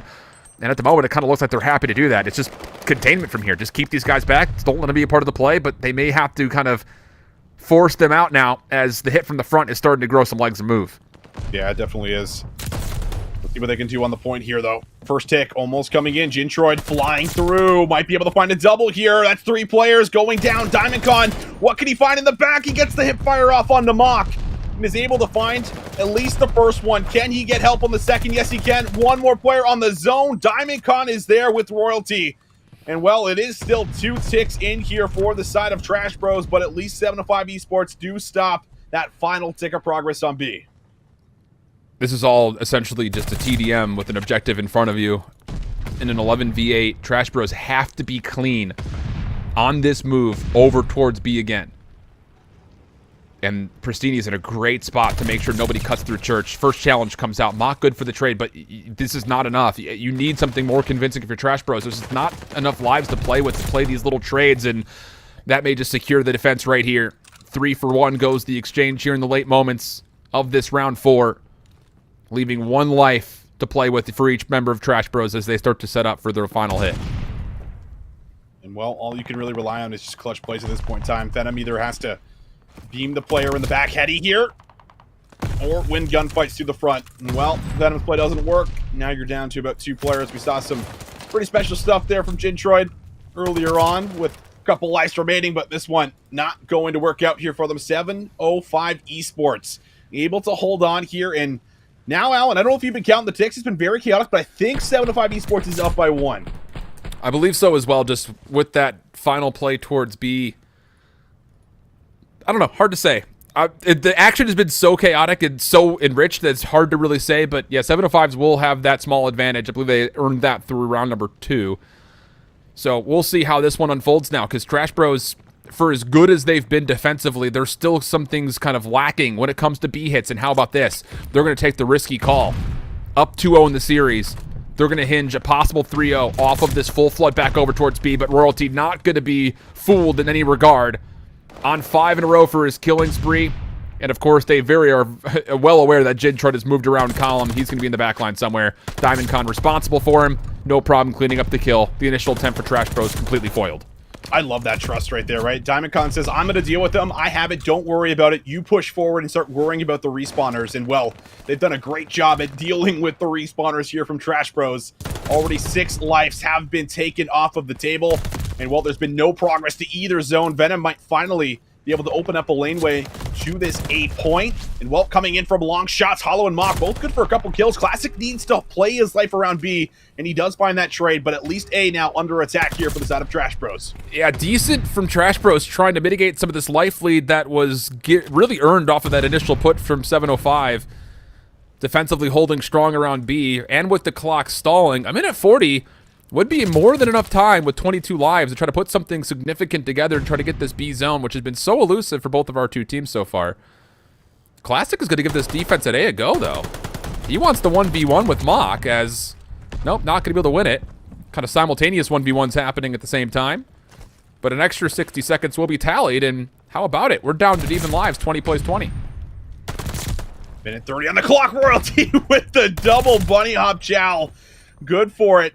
And Venom, I mean, if he can find some kills, this would be great to kind of stop that outer line here through that P5 radio area, but he is in such a tough position. It's hard to ask for any more than what he's already been able to do and already be able to bring. But through the back, it feels like it's been great. And now, what can they do to try to get on the point? Venom says, I can do everything. 5 kills coming through for Venom. Looking for number 6, but at least Trash Bros now stopping the clock and on the point, and that calls for the glide. But will this glide really be able to do too much? It's going to get 1. That's on to Venom, which is an important kill because he was really close to getting a glide bomb of his own. But the thing about this is Mock is still able to run through the back lines. You had Jintroid that was there to try to assist, but I think Classic spawned up like right in front of him. Gave him the cruel right-hand hook. And now the whole offensive hopes really kind of rest with Mock, and no, he'll be put down. In the same moment, so will Venom trying to get back around the back.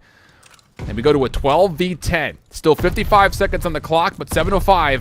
They've been so deadly around this headquarters position, but the nades will soften up the defensive play. And now Trash Bros are looking to chase down Royalty, who once again just uses the window heady to at least assert some sort of a line of defense here. 7 lives remaining here for 7-5 Esports. With 35 seconds left, Venom tries to snap in the back. But Classic there to shut him down. Diamondcon shuts down the push on the point. Jintroid, the furthest one, pushed forward. Can he get a double up? No, he cannot. Pristini finds the crucial kill. And now we're down to 27 seconds. One good push about to take place, and it looks like Trash Bros are going to call to come all the way around the back while Hollow works through the front. It's a bit risky. I don't love the call all the way around the back. I think the Church Alley and high ground play is the one that's needed, especially considering the defense is so planted over through headquarters. And they do get one kill. Now they're going to force the issue down low. This is a really heads-up play. Trades are coming through, but Classic keeps his life on 3 in a row. DiamondCon now with an SMG here to help. At range, Hollow, maybe the last chance, not going to get there. And 705 will put together a bit of a narrow defense in their own right and extend the series as they get their first map win after a round 5 defensive win. Wow, I mean, just like so many insane plays kind of breaking out over through that top patio area. Like that's where it kind of starts and that's where it ends for us in a lot of those big clutch moments. And man, how good was Classic throughout this map in particular, right? We wanted to call for him, and we even touched on it yesterday. Like, you know, Classic, you can always rely on him to make the right play at the right time. Will he slay out? Not always. Will he do the objective work? Absolutely. And well, here he says, I'm just going to take over. He finds those 2 to 3 kills there at the end, plays his life so beautifully. And another big shout out to Royalty, because I think he was like 16 and 29, and he also started to bring this one back a little bit to help with some of that frontline pressure. So incredible stuff for 705 Esports to show us their resilience. Absolutely. I mean, it's good to feel, I think, in certain regards, like you should have been able to put this one away a little bit sooner, I think, if you're 705, just due to the fact that these offensive looks over towards B were so close to coming through. But Trash Bros gave it one heck of a go. Just wasn't quite enough to get over to the finish line, and you're absolutely right. I mean, you see it right here. This is where Royalty really popped off. It was after the initial defense of the B zone. He once again gets back up towards a place to contest topside radio, and is one of the big key reasons that 705 were able to keep the lives close and, more importantly, keep the pressure on for Trash Bros trying to get over towards B, something that they missed out on all 3 of their offenses. On the opposite side of things, though, how about Mock? The big round out of him. 36 total kills, 8 assists, nearly 4,500 damage. He's been good throughout this series and has kind of met our condition of someone needs to help Venom, and you would love to see it come from an AR position. Mock has been there to provide all throughout this series so far. Yeah, he definitely has. I mean, I actually think that everyone that we kind of called for that needed to step up has kind of really done so far. Yeah. But Mock was definitely a key piece to making sure we even got to around number 5 there in that control, just with a couple of his big defensive plays in the back there. And, well, you can kind of see it from the ARs. 34 non-traded for DiamondCon, 28 for Mock. So both were kind of feasting on everyone else on the map for the most part here. But as much as I obviously highlighted Classic, Royalty, I mean, you also got to obviously call out DiamondCon with the 42 kills coming through, 4,600 damage. Right behind him, 4,500 damage for Pristini. So everyone involved in a lot of the plays, taking a lot of shots, putting out a lot of damage, and doing what needed to be done in order to clutch up there in those final moments. Incredible stuff. And again, 705 Esports, right? They needed that to start to pull off the reverse sweep after those first couple maps here. So they're able to keep themselves alive and, well, keep the series entertaining here for us, Alan. And with that, now we consider more Tuscan. And for the hardpoint coming up, you got to remember that Gavudu was the hardpoint selection for 705. At least that would be the assumption just based on what they've been able to do throughout the group stage. Which means that we get to a Tuscan hardpoint that is all about what Trash Bros were able to do in the first place to stop whatever it takes from putting together a huge comeback. But also what they were unable to do versus Ultra NA, which largely came down to, can we please hold a setup? It felt like every single time that we watched a rotation happen, Ultra NA was late to the punch, but still successful in flipping both the spawns and the hill at the same time. That's something that 705 is definitely able to do in the same right. So I think that this one is all about, has Trash Bros looked back at that film against Ultra NA and learned that, you know, okay, we have to be a little bit more conscious about what's happening outside of the objective rather than just all 4 of us focus on the immediate little square around each hill. Yeah, you said it. Like, it felt like, you know, specifically the Churchill is where we were obviously criticizing a lot of it, because it just felt like they would kind of bunker up and hope they win the gunfights, and then if they get a 4 down, then they can fly out. But you kind of have to set that up way beforehand so you can get the information on where the hit's coming from. So I agree with you. I think that they do need to implement a lot of what we were saying yesterday, and based off of what we got kind of within the Gavutsu, as much as it's a different beast from Tuscan, I think they did make a lot of those adaptations coming in, and I think it also just helps that we've seen other players other than Venom also step up and slay in the respawns, which is something you have to do, you know, against this 705 esports roster based off of how they can run away and snowball things. So I think, you know, coming in, you want to get it done, obviously. We always talk about making sure you don't go to a game number 5, despite Trash Bros being pretty good in search. Try to put it out here, because if 705 esports start to catch fire, start to get hype, I know what the comms start to sound like when royalty gets amped up. All of a sudden, everyone starts to feed off that. So we'll see if they can get it done and really match a lot of that sub pressure that did end up kind of, you know, meeting them throughout that Tuscan control that we just saw. Absolutely. That's the thing. We go back to what we kind of set up at the beginning of this series, the term flexibility. It's going to have to be shown once again here in Tuscan, you know, especially considering one of the players we wanted to really keep an eye out here for Trash Bros was what would Jintroid be able to do? You know, yesterday the big kind of qualm that we had was Ultra and A on Berlin forced him to pick up a third AR, and he really didn't get much done with that. You would have to assume for the majority of hills coming in here for Tuscan that you're going to see 3 SMGs. And in that same series that we were talking about Ultra NA after the Berlin, you know, we were also looking at, you know, this Tuscan Hardpoint and say, would they be able to kind of get the SMG tone put together in their favor, just due to the fact that you should not have a problem running 3 SMGs with this composition. But Jintroid was just kind of okay. Mach really wasn't a huge factor as one of the only ARs kind of pulled out for Trash Bros, and those problems need to have solutions. Otherwise, we could see a reverse sweep potential here for 705. And I don't know. I think if you're Trash Bros, I really want to see them not just do well off the break. That's too easy to say. I want to see them have a really solid rotation between 2 and 3 and 3 and 4. That's really all I care about here in this first rotation of hills is, can they win some of these timings? Because yesterday it was a problem for them again. Well, yeah, yesterday it just felt like every single time they would even get to like a rotation, Ultra would just like flood them out through the back, and they were just immediately flipped and kind of spawning the other side. So posting up, you know, winning those important engagements that we kind of always highlight, it's necessary, absolutely necessary. As we start to load into the Tuscan Hardpoint, Trash Bros up 2-1 over 705 esports.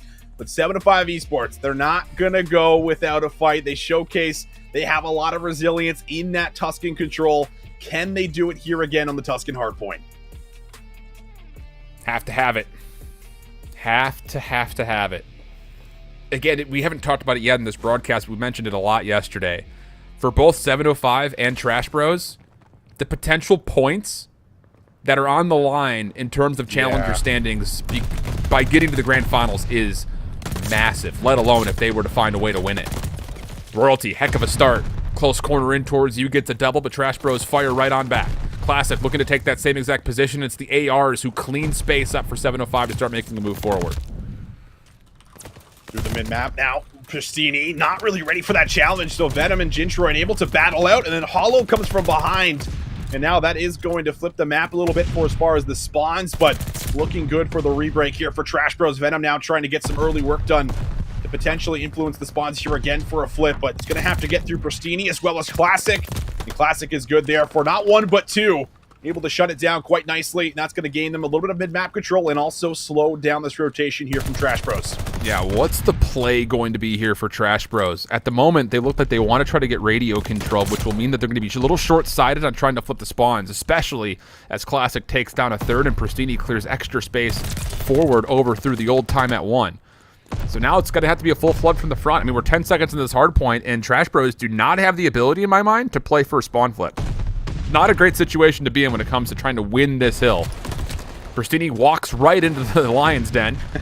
Trash Bros able to find the easy kill, but now as they start to flood on forward, do they have the ability of clearing out? And no one's even looked at Patio at all. Mach, the last one to stay alive. Not much he can do as his SMGs fall around him, and 705 clean on their initial hold, plus more as they get kills off the exit as they look to zone over towards Fountain. Oh, the slaying coming through, and it's going to flip out some of the members here. So this is the worst possible situation that you wanted to see if you're rooting for Trash Bros. They're going to be pinned at the back of the map behind P2. And listen, we already said we wanted to see better rotations coming through, but it's just such a good play from 705. And now Royalty through mid-map, able to find 1, gets info onto 2. Classic won't find the second, and now Jintroid's going to have to try to make some kind of hero play as he gets 1 more, but it's not enough. He's done well, though, to at least keep the door open. Venom through Vines is able to neutralize the hill time being earned by 705, and Pristini's kind of stuck in the backside of Tile, so now the SMG is starting to run forward. And they're going to be able to clear out most of Fire, but Pristini's still in the back. No one's even tried to push forward to deal with Pristini. Hollow and Mock have ARs. They're just kind of stuck in and around the hard point. And Pristini, that turns it into kill number 5. He's still very healthy in the back. There's number 6. Wow. And the glide bomb for Preston. What a play for him to stay alive and give his team a chance. That is unbelievable coming through for Pristini. Nice little 7 kills for him. And now Royalty also trying to get a little involved on the point for the scrap time. But it looks like they're going to be very happy with the flip. This is something we've seen so far for 705 Esports. Very good at making the rotational plays, but haven't really been able to turn it into a ton of time. And now Hollow, how about that double inside of Radio? The spawn should still be good, but that is going to allow them an entry potentially into Church early. Yeah, those kills come 3 seconds earlier while P3 was still active. Maybe there's a chance to flip the spawns around late. But the hit has to be successful, and once more, Trash Bros foiled on their entry. Hollow even losing a late gunfight up top. Pristini is just not missing. He's 12-4. Classic is 13-5. Between the two of them, they cover all of Trash Bros combined in total kills at the moment. It's been just an unbelievable affair for those two. And now Diamond Con playing with elevation. That'll work out for a double. Howl's like, wait a second, how is he on top over there? Golly! At 705, right back into their dominant ways as Diamond Con, Royalty, and Pristini for a time were all on 3 in a row. Yeah, I don't know if I've really seen that spot yet. I think they were all kind of like checked for a second, like, where is he? Like calling him out up top in the back. And no one ready for those kills, but 94-51, 705 Esports. They have been heating up and they've been finding some big kills. Pristini is 14-5. Still has access to that glide bomb. Probably won't see it, at least for a little bit here. But still, the slaying has just been relentless. And now Classic, who's been able to match a lot of it here too. 15-7 for him. Nades and stuns about to flood on through. Can they find the break? Classic, good for that first one. Trying to find his way in for the second, but Royalty's nade takes some out. And well, Team Nade's back and forth here, still up for grabs with the hill. And Pristini gets in, and now he's able to soak up some time. Yeah, a little mismanagement of the timing on both teams' accords when it comes to how are we using our nades and where are we using our nades as the gunfights are forced. 705 will get at least a momentary break on towards the 5th hill. Venom, I was about to say it's about that time where Trash Bros look like they're starting to get on their heels a touch. You're looking for Venom to start popping off, and once more he turns into about, what would be equating as like a kill streak of his own. Getting onto a handful in a row, keeping Trash Bros right in contention, just down about 20 points as we get over to our new set of hills. I swear, when Venom starts to do this, I just think like he's just turned his hat backwards or something. He's like, okay, let's go. Yeah. let's see if we can bring this one back. As Mock gives a nice little punch over to Classic. And well, it's a lot of white in that feed, so Mock's going to have to come up pretty big here. He's able to come out with one more, but too strong, too many numbers inside of the point right now. For the set of 705 Esports, Venom's just going to have to try to inch his way up here. He might have been able to find a way to try to get a close engagement, but not going to happen. Jintroy there for 2, but Diamond Con responds with 2, and the time still going in favor of 705. Oh, man. And this is where 705 have advantages in my mind over Trash Bros on this map is due to the fact that as soon as there's even remotely anything close to a favorable kill feed, you've got somebody already pushing to pressure new. And it's keeping Trash Bros just more than at arm's reach. It's kind of like one of those Grinch situations where you don't even want to touch them with a 10-foot pole. And Trash Bros will have to default to try to anchor for favorable spawns. They're not going to have the ability to put much of a perimeter around this column hardpoint. Venom stuck looking at one door while Pristini challenges the other. Now the glide bomb gets called as the break is looking pretty darn solid. You've got multiple points of ingress to be threatened. This will be used to clear the player up top on the patio. You know Jintroid's inside the hill. Diamond Con's going to flip the spawns out. And as Jintroid eventually falls, it's 705 who will get their break. Yeah, and now Diamond Con's also one off of a streak. Might be able to find it in the back. Mock's going to land a good stun. He's got Venom with them. They want to play for our trade, but the good news is Diamond Con does get to glide bomb. So anything from here on out is great for 705 Esports. They have the favorite side of the map for that next rotation. They're still collecting time, getting very close to 200 points, and it feels like Trash Bros struggling to really get any kind of fight back into this game as everyone just seems to be slaying out right now for 705 Esports. And I hate to say it, but this looks like the Trash Bros that played Ultra NA on this map yesterday. It's just they're getting beat at every single moment, and it's one of those where, I've kind of said it a couple of times over the last few weeks, but it just feels like 705 have a 5th member on the map. Anytime that there is a 2-for-1 exchange in favor of 705, there's already somebody threatening the next point. It's so hard for Trash Bros to deal with, especially considering the fact that the SMGs for 705 are getting so much good assistance on these crosses. So, I mean, if you wanted to talk about a kind of time of possession statistics, 705 have been in the right spots at the right times, we'll say 80% of the time so far. And maybe most of that 20% is coming right here as Trash Bros finally have a good setup in front of them. Yeah, this is the best they've looked. They found about 6 consecutive kills there. The nade over the top, coming through from Classic and Pristini, is going to soften up the rest of the members. And while the break comes in, Royalty with a challenge, looking for the breach fire on Demok, but assistance is in as Venom just tries to play his life. But Diamond Con, good for 2. Classic there, switching over to the Yotto, ready to take the next challenge. And I mean, they're getting battled out here for the scrap time. Hollow's nade is good, but will the flood actually be enough? The spawn should still come in close, and they will be here for the side of 705 Esports, but you're going to have to break here yet again. That timing of the grenade is actually really key because not only do you guarantee the scrap, but there is a moment with 3 members to hit on rotation to possibly open up this hardpoint favorably. In fact, still you've got high ground control. So yeah, 705 are in favor of the spawns, plus they also have players inside the hill, but there's an opportunity for Trash Bros to still break on Diamond Con! The pistol whip of the century comes out. Hollow completely put to bed. And now 705 have a chance to put the game away right here on Church. Certainly do. 20 seconds away. Classic still finding a multi-kill almost every single life. Royalty wants to challenge out aggressively. Able to get help from DC. Diamond Con comes in with a sub again. And well, it's all up to Pristini inside the point. Will get overwhelmed here, and well, the pressure is there for Trash Bros to maybe extend this one more hill, and they will be able to find the necessary kills, but will they be able to get back in? 705 Esports knocking on the door, a couple extra seconds, not enough to win, but it'll get them very close going into the new hill. Yeah, they win here on the rotation, but it's just, my goodness, man. We said this yesterday. There are moments where Trash Bros feel like they're allergic to the objective, where they just do not at all get anyone into the hardpoint. It's just Jintroy that's kind of playing for hardpoint time, and that's not going to get the job done against this 705 team who are putting together multiple threats at the same time, where you get, a 3-for-2 exchange, the last 2 players alive, one's on scrap, one's hitting rotational timings, and it just feels like it's once again in one of those moments where someone else has to be okay fighting for scrap, or someone has to be okay getting inside the hard point and just being into a position to where you can actually contest this 705 team from getting free positions. That's what it feels like. It's like a real estate sale out here. They're just collecting like it's a monopoly board. Hotels and houses are going up all over Boardwalk and Park Place. It's crazy. I hate when that happens. You just hit them over and over again, Alan, and man, it drives me nuts on Monopoly. I'll never play Monopoly anymore. I can't. But with too many family moments where boards have been flipped. Dude, boards flipped, tables just gone, grudges held for years to come. Absolutely. But yeah, I mean, overall, it is a very interesting story now, because we look at what was Trash Bros doing the reverse sweeps yesterday to going 2-0 up in this series, and 705 Esports have the opportunity to be able to actually pull off now their reverse sweep and have a shot to go up against Ultra here in that grand final. But I do agree with a lot of what you kind of just said, with the fact that it still feels like getting time is a problem. And, winning out on some of those rotations was something that they were actually able to do, especially through that first set.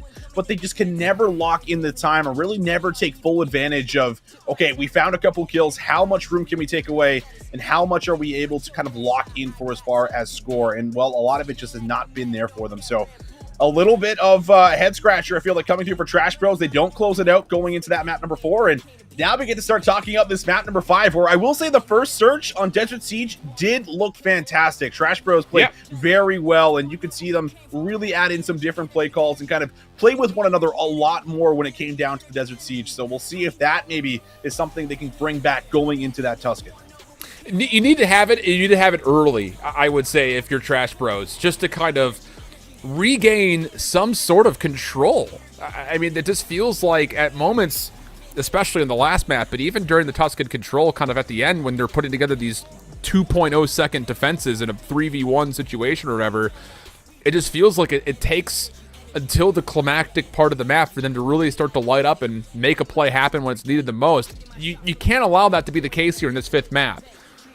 I would love to see them kind of be more initiative focused and Sure. try to control not just the tempo of the map, but try to pull out some mind games early. Even if you fall early in this map, I would say like being down 0-3 in this map is kind of whatever, I feel like, because of how quickly nades can just change everything.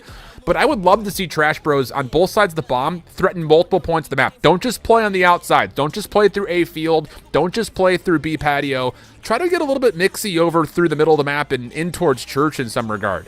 I would love to see them kind of keep 705 guessing a little bit, because at the moment, I think if you start to say the word comfortable for 705, this could turn into a snowballed map in my mind. So I would love to see some proactivity come out initially, right out the gates here from Trash Bros to set the tone.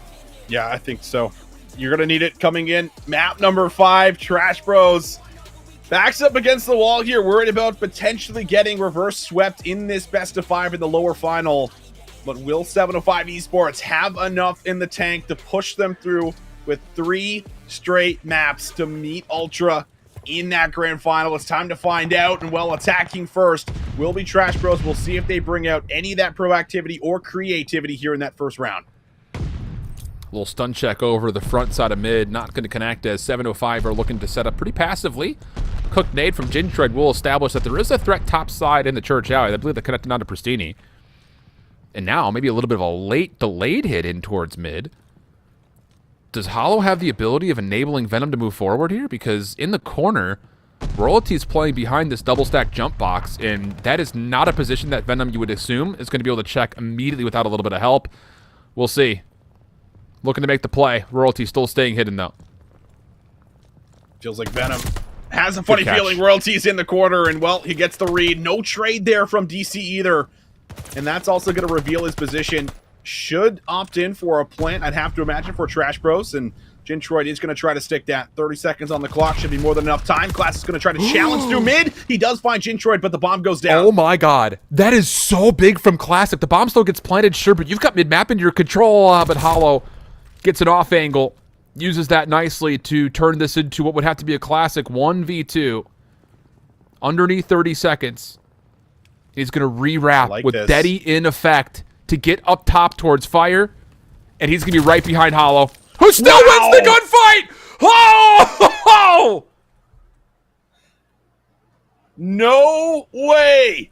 No way does Hollow win this! And wow, the reaction, the slide, the read coming through for Hollow to find that first round here in the Tuscan Search and destroy. Incredible stuff. Not an easy gunfight with the Automaton up close versus that MP40, but the slide does it all. Beautiful play coming through for Hollow on the clutch. Unreal, man. I feel like 90% of players would just, if I'm already on the way out of fire, I'm just on the way out of fire. But that little slide spinorama, oh, is the difference maker. Uh-oh. Pristini's going to miss out on a chance to watch over the middle of the map with that unfortunate self-nade. And Trash Bros have a pretty heavy stack in the middle of the map with Gintroid, the furthest defender forward at A. He's not playing with an SMG. He's playing with this Automaton up top, and he will get a look at Royalty, who will take a bullet for his initial check, and then a couple of more as first blood is collected. Yeah, Gintroid just, takes away all the room and is like, all right, I'm going to push all the way up here and get myself to a much better position. Finds Royalty, and that's also going to be the bomb, but does get retrieved from Pristini. Meanwhile, you also have a kill that comes through to even us up, but Venom, has he just found the timing to come around the entire play? This is perfect for Venom. He's going to be able to flank this and maybe get information on this initial cross, but it is being watched from Classic, and Venom won't be able to finish off the kill. Oh, and Gintroid gets picked on the rewrap on the longer route, so now 705 can recommit back over towards A, knowing that they've pushed one of the contestants on the flank completely out of the picture. This is going to work out nicely. This should be an opportunity for a plant. Think about it is, Hollow's in a position to watch for this, and Venom could also foil this potential setup by sitting topside fire. Not able to get a look at Pristini, and it doesn't look like Hollow actually saw anyone cross either, which is very puzzling considering his position, and that leads to a 705 3v2 post-plant situation favoring a heavy stack towards the A fields. You feel like Hollow and Venom kind of switch positions based off their weapons right now, but Hollow actually isolates Pristini. Oh, he can't finish off the kill. He's also worried about the challenge, and well, now he's lost Venom. The push comes through, bottom mid. And 705 Esports with a couple of mind games going back and forth. They are good to get that bomb down and clutch out the round. Man. Okay. Here's the thing. I want to say that it was you and I that casted over these two teams playing this map in week 1. And one of the big conditions that you always expect from 705 in this map is, can they get royalty safely in towards you on the defense of A? That was always one of the key points. He would try to get as close as possible to the offense inside of you, but it did take a lot of supporting teammates to get him there. And once more, yeah, that's exactly the same case. This is why Jintroid keeps throwing this stun. Granted, it's not a very good stun right there, but that's why he's throwing this. He's trying to stop royalty from getting inside of you, but missing the mark means that now all of a sudden there is an established threat towards A, and it makes it very difficult for Trash Bros to assume that you can actually get onto the site. It's going to take teammates to try to flush him out. Venom cooking one up over the top. It will connect, and now they know that royalty's there. Yeah, they know royalties here, but Bristini should have also maybe saw where that nade was kind of thrown. And, well, Diamond Con, he's been holding the scope the entire round, but Mock with some long-range shots. Able to hold that head, he trades it out, and will remove the sniper. But through mid, Venom will be able to battle out against Bristini. Bristini's not going to have eyes on Venom right now. And will he get the time to go down low? No. Royalty is there. And now that's going to put us into a 2 versus 2. 35 seconds left. And the thing is, royalty can create so much doubt from this position. Is he still holding? Has he backed off? Is he trying to wrap us on a flank? Like, you just don't know. You have to be so aware of what royalty wants to do. And, well, the timing here will actually favor Mock as both players are moving at the exact same time. So, down to 20 seconds, and more importantly, down to a 1v1. Mock playing up against Classic. And Classic is going to go up high. Mock not going to expect this, and Classic should have seen the information. He will confirm the kill, no problem, by making sure that SMG gets its use up close and personal. Yeah, great stuff, and just keep that in mind when we get 705 on defense. Trash Bros need to have a response to royalty in that position at you. It was difficult for them to deal with back in week 1, and it's been a difficult kind of aspect for a number of different teams throughout the group stage and playoffs. Yeah, it absolutely has been. That is kind of just like the spot that royalty will always go to, and he's just done it so many times that he'll continue to do it, and you have to like double nade him out in order to really deal with him, or at least double push him out. We'll see if that changes. 2-1 though, the tally for 705 Esports. 5-1 here for Classic. Continues to be incredibly strong, and Mock just waits for him to open up the window. That is a crazy play for Mock. He wins the battle in the middle alley, and then immediately looks up top fire for a potential trade. Already 2 players gone here for 705. Classic? Nah, say maybe he can get a kill and get out. Not the case. Royalty knows that Venom is inside P5. Pops open the door. Guesses incorrectly on where he's positioned, and Trash Bros will cleanly off of the opening double take a round in response. So 2-2, the current count. And now again, we have to consider, what does Trash Bros do to try to get an offense together here? If they're going to let Royalty get into position over towards you, is there going to be a response with team nades, or are you going to actually get some good stuns on him this time around if you're Jintroid trying to play it through mid-L? And Royalty hasn't necessarily been extremely successful, so even if you can maybe force the engagement, kind of work through A long, as long as DC is not using that sniper, you might have an opportunity. And, well, a little bit more aggression kind of coming through, at least initially over to Tree. That check comes through, and there it is. Royalty from you. No double chow. Disgusting. No trade, but it looks like maybe a nade over the top for Mock is still good to be able to find the trade. The thing about this is, I was going to say, this is still fine if you're 705. You got the first kill. It means that Trash Bros have to kind of hold their ground a little while longer because of so many other elements of what this setup could look like. But we'll talk more about that later as we get into a 2v2. The bomb does get planted. The play on the aggressive push through for 705 through rooftops not working out successfully for them. And look at Mock's position. Number 3 in blue is just all the way deep, making sure no one cuts through mid. It's up to Jintroid to be the alarm system on how this hit is going to be formed. And he does get kind of an alert as there's the first. Pristini will deny, and now Mock has to move forward to try to deny this plant, but the nade is going to tag him. Oh, that's so big. He has to wait for the regen, but he doesn't have time. You've got to try to check to see if anyone's on the defuse, and Pristini will clutch it up, no problem. Sure, the kills are great, but the bomb still gets defused nonetheless. It's 705, continue to be good on defense. And that's why it's so important sometimes defensively to hold on to your nades and stuns, right? Because if that nade doesn't connect, Classic is likely watching over the top of fire, waiting for Mock to challenge, and they're probably going to have no idea that he's coming through A long. So that nade is everything. We don't know who necessarily throws it, but it is good enough to secure them the round. But on top of it, Mock is on 6 in a row, and I know that's exactly where the observers want to take the conversation. He is 1 off of that glide bomb, and if he can earn it, it would be huge. And why not just go back to what got you 2 kills a couple of rounds ago? A little bit of team shotting through the middle of the map, but Royalty aggressive on the initial trade gets us to a 3v3. Bomb still in hand for Royalty as Hollow's nade will connect. And it looks like Pristini is thinking about trying to push long here. And there's not a lot of clearance through mid, so Royalty's not going to feel safe to plant this. He would have to have the gut check call to make a move, and he actually does try to make that move. But immediately gets canceled, stuns on the way through, and Venom has really made sure that there is no chance of a plant here at A.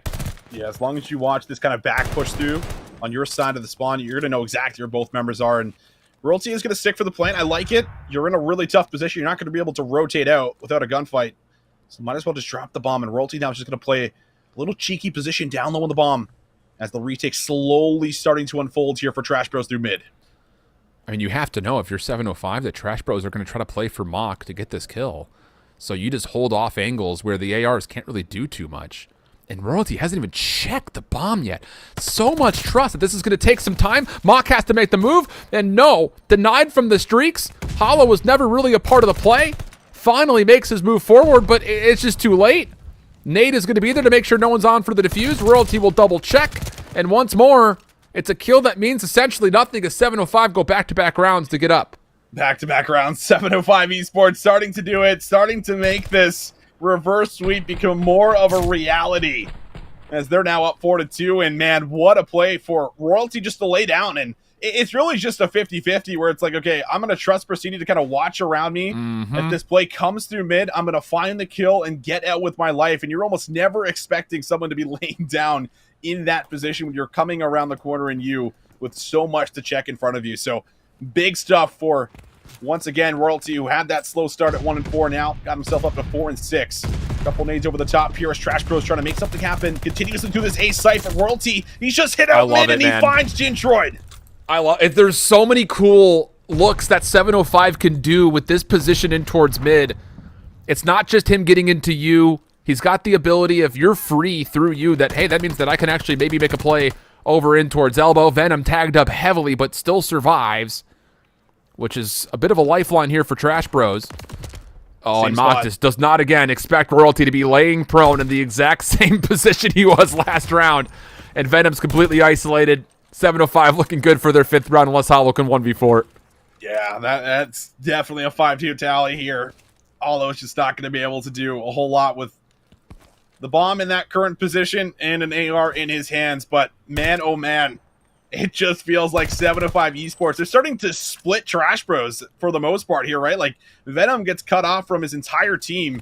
Yeah. He's unable to kind of make that play because of that initial first blood that comes through from Royalty up that mid lane. Once he finds that first kill, the rest of Trash Bros are kind of on alert on, is Royalty going to push and look for a second? Venom gets totally isolated and feels the need to push through. Royalty spots him. They find him as well. It's just incredible stuff from Royalty in particular, winning that round there for 705 Esports. Unreal stuff, man.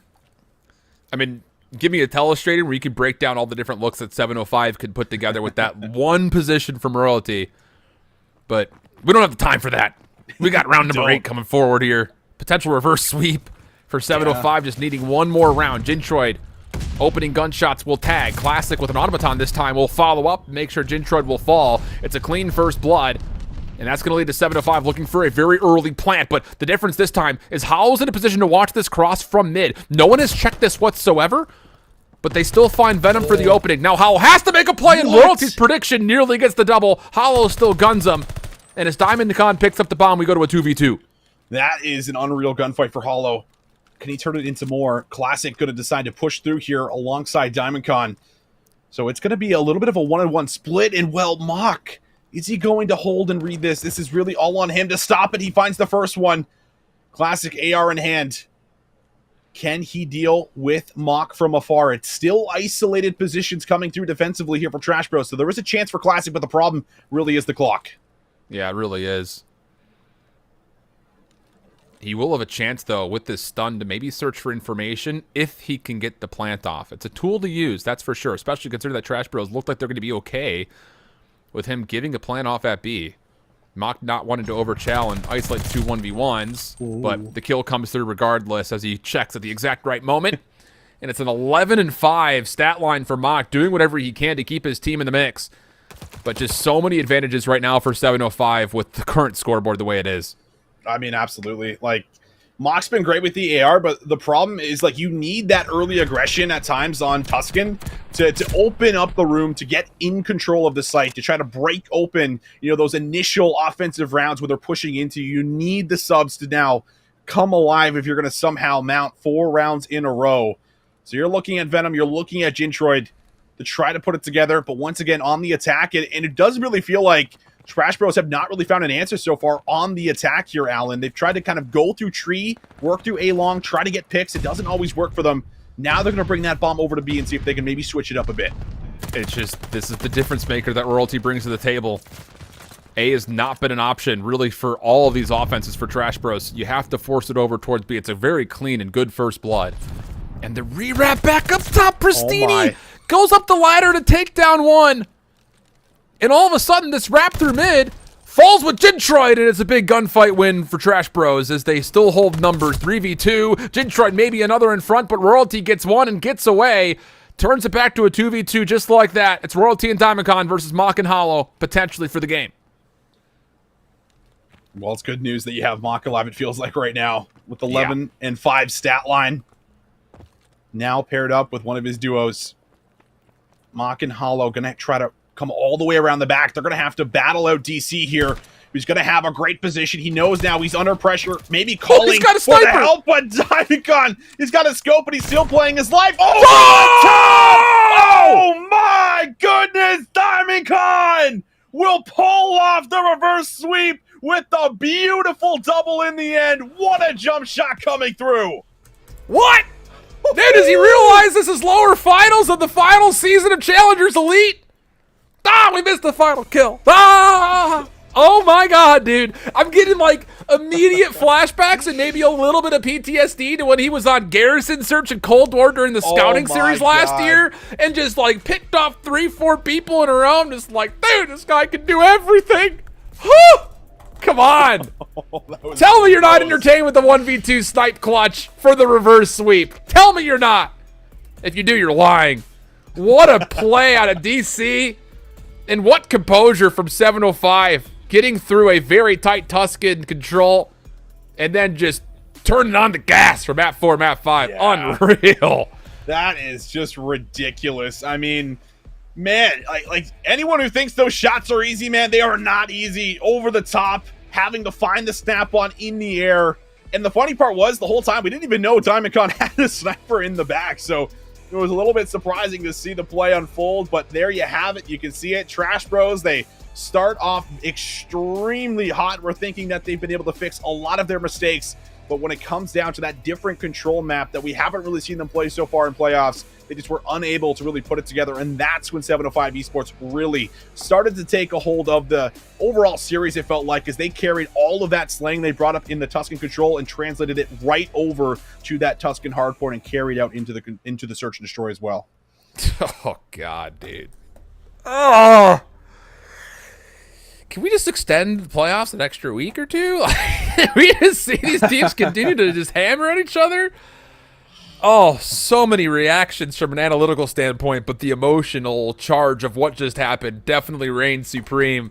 So it's going to be an all-Canadian affair, by representation at least, in the grand finals. We'll take a look over the bracket as 705 have a chance at redemption against the team that initially put them into the lower bracket back in winners round 1. I know it says a 3-0 there, but I will say, give credit where credit is due. All 3 maps are really close. So yeah, that's the rematch that we're looking forward to after a 3-1 win in the lower round 1 versus whatever it takes to knock out Clay's team. It's a reverse sweep here in the lower finals. And oh boy, we have potentially 2 best of 5s waiting for us in the grand. It's Ultra Academy NA, currently the most comfortable team in the quote-unquote playoff standings and challengers points.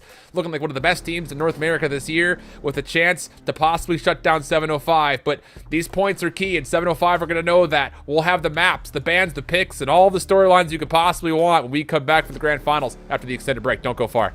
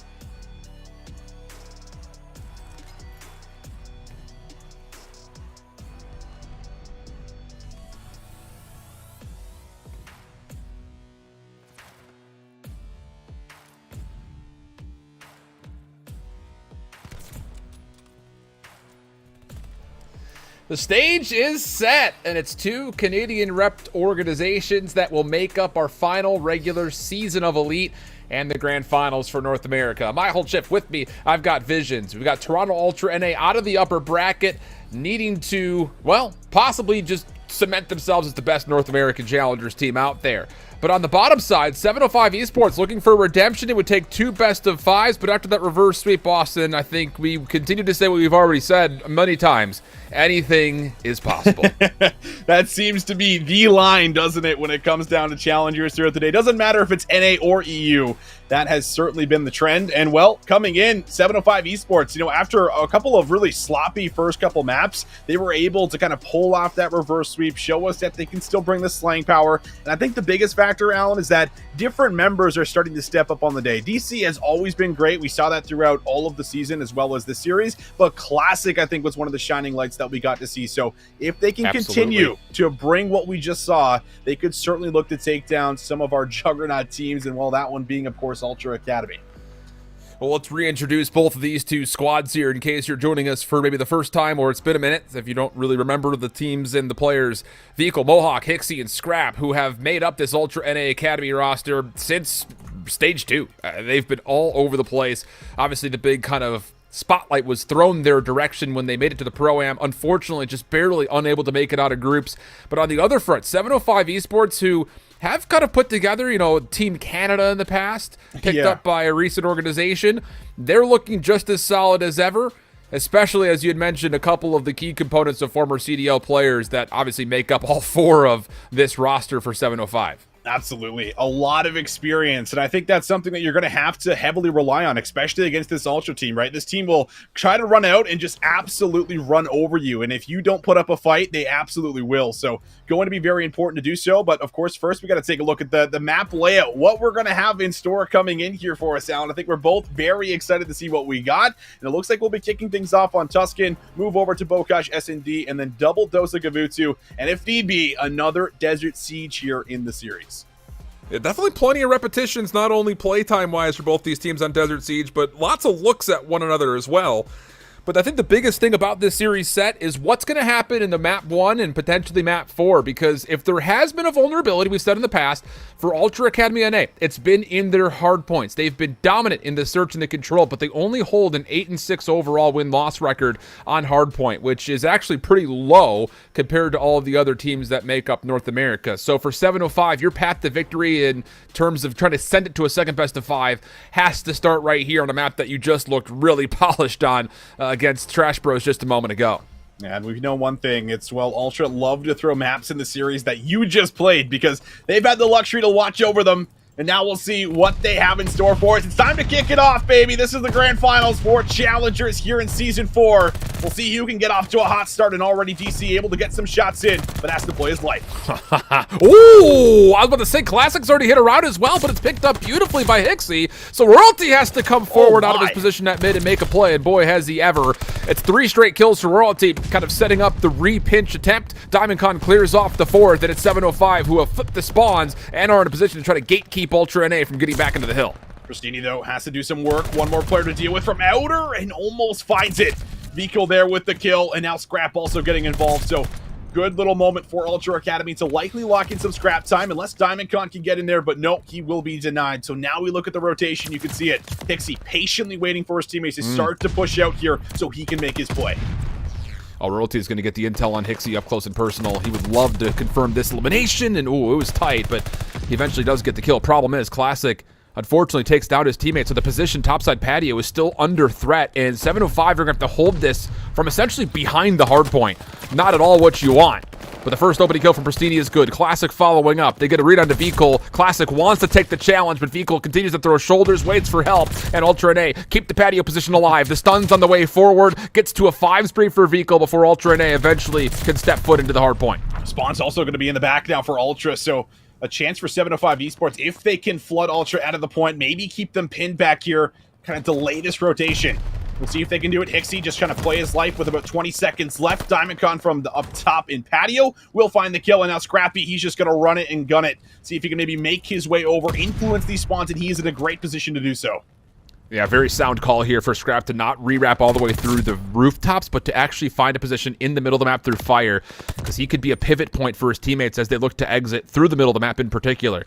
DiamondCon understands the threat, wants to play a little bit of an anchor on the backside, but will step forward to collect some time while his teammates search out these eliminations on Ultra and A from the front. Good kills coming through out of the ARs. Last one to find is Hixie, and as he drops at 7:05 in convincing control of Fountain. And we saw 705 Esports really put up a lot of time when it came to this Fountain Hill because of Pristini and DiamondCon with those ARs in the positions they can find themselves in. Classic trying to get through on the pinch, but all of a sudden it's down to Pristini, and it's a clean break thanks to Vikal and Mohawk that open up the laneway. Still plenty of time to fight for, but the spawns are in the back for 705 Esports, so the re-hit coming in. Nades and stuns not connecting with the point. Wow, but dude. Royalty and Pristini over the top. They've just been too good, as it might be enough to break back in.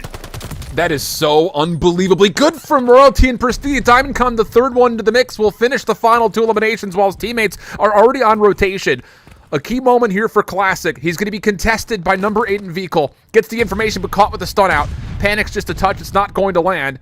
On the opposite front, Vikal will actually have a player spawn with him. Surprisingly so, as the 4th hardpoint opens up. Trades coming through, but Scrap is there to make sure the back stays safe, and with that, so will the spawns. Pristini into the hardpoint, looking to try to create some chaos in the midst of Church. And he's done well to extend his life a little while longer. There's going to be some help from the front, but he can't quite put together the kill onto Vikal, and things will eventually be challenged as Ultra and A have the numbers. Yeah, Pristini able to buy at least a little bit of time there, though, but it's not enough to really influence any time, and this is some critical time for Ultra to potentially gather.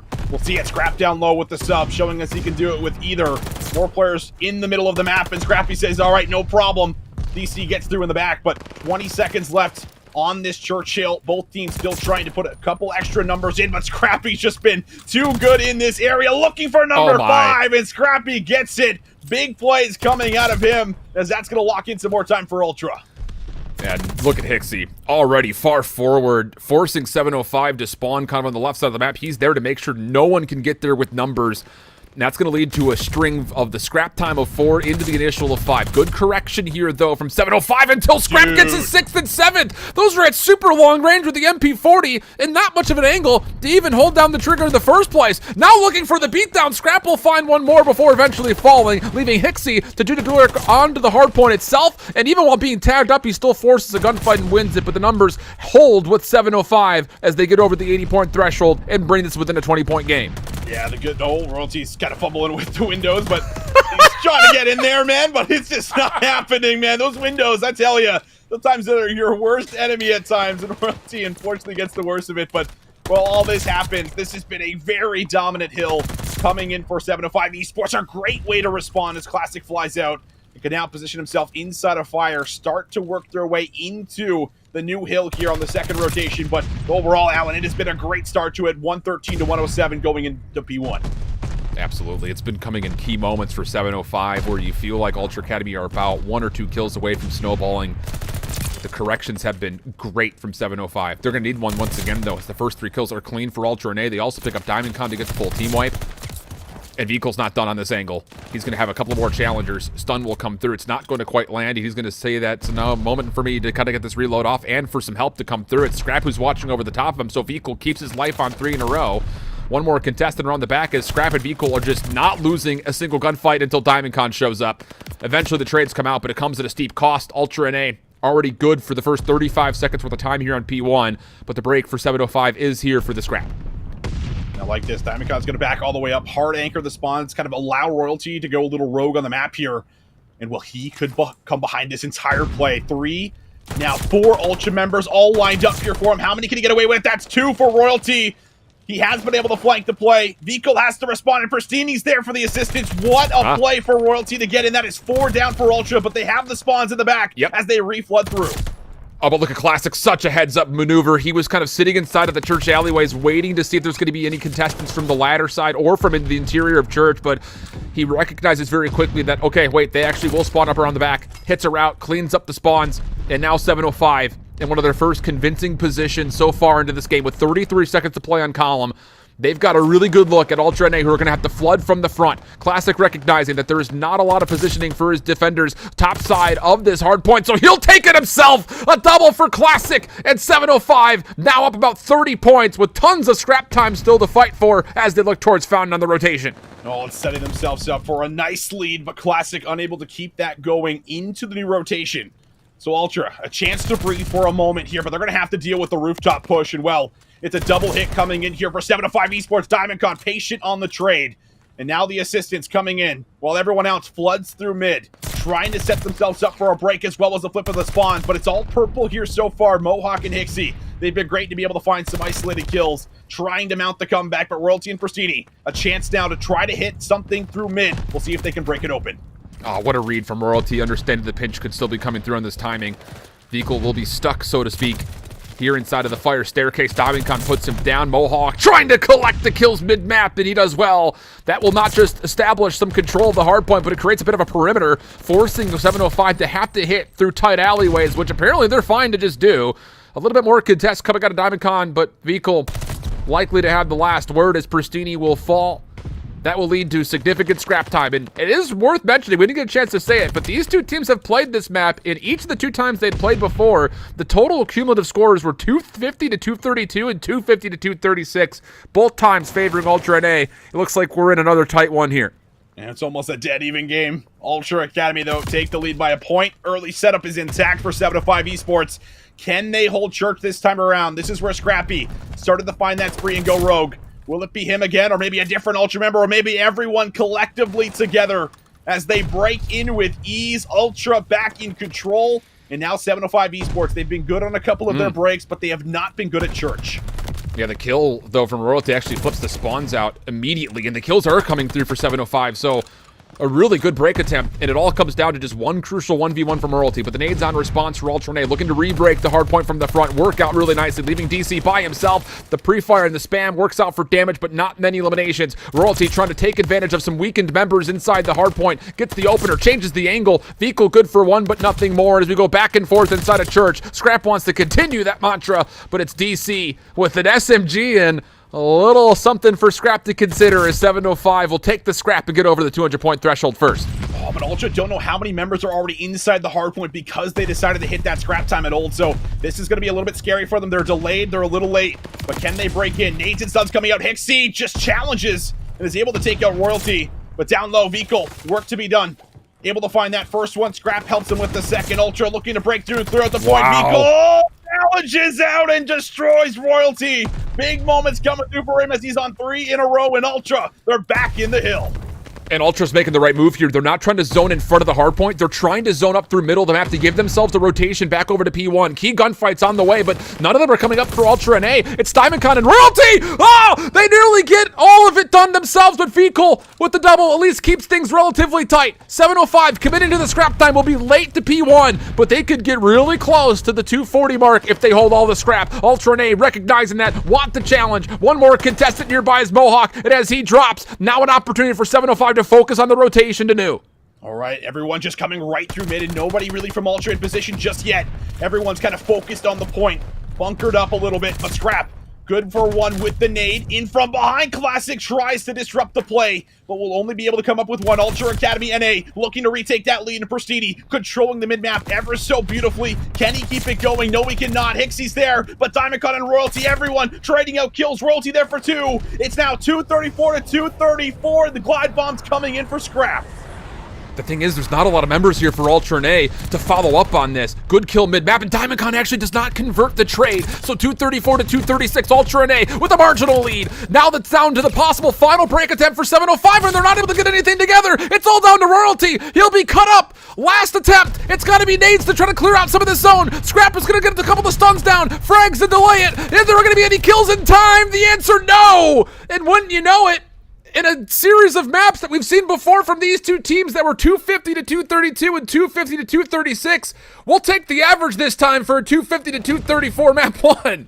Wow, man. What a way to kick off this grand final, and just all of the crazy plays that unfold near the end. And Alan, it's an insane play call there for Scrappy to not only win out on a couple of those key gunfights initially, but hold the glide bomb for that final attempt. I think there's a lot of players that call that glide bomb in at some point in time on that rotation to new, but he decides to hold off when they need to find a rebreak if it happens, and it does. And it's enough to get Ultra through on the pinch through mid as well. But incredible map number 1. You could not ask for a better series to kick things off. Oh, not at all. And the thing about it is there were so many great individual moments from all 8 of the players that are on the map. And we didn't get a chance to talk about all of them, but there were some key kills that came through, whether they were in large sprees or just individual 1v1s that led to these little advantages here and there. And for a moment, you thought that Royalty in this position was going to blow the game wide open.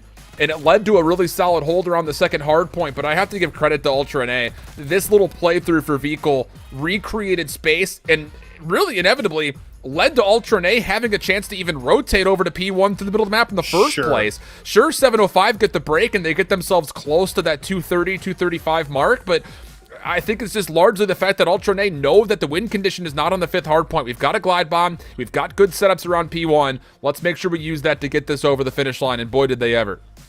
And man, like we hit on it before the series as well. Like one of the key players that has been stepping it up, it feels like through this, second half of the season has been Vikal. And as you just touched on, like he finds an incredible play to be able to keep them in the game on that rotation, but also able to put a minute 45 in the hill, 33 kills to his name, 11 assists. Like Vikal is shooting anything that moves on the map. And he's also moving swiftly on a lot of these rotations that we already set up, and the type of player that he has been able to deliver here so far in that first map.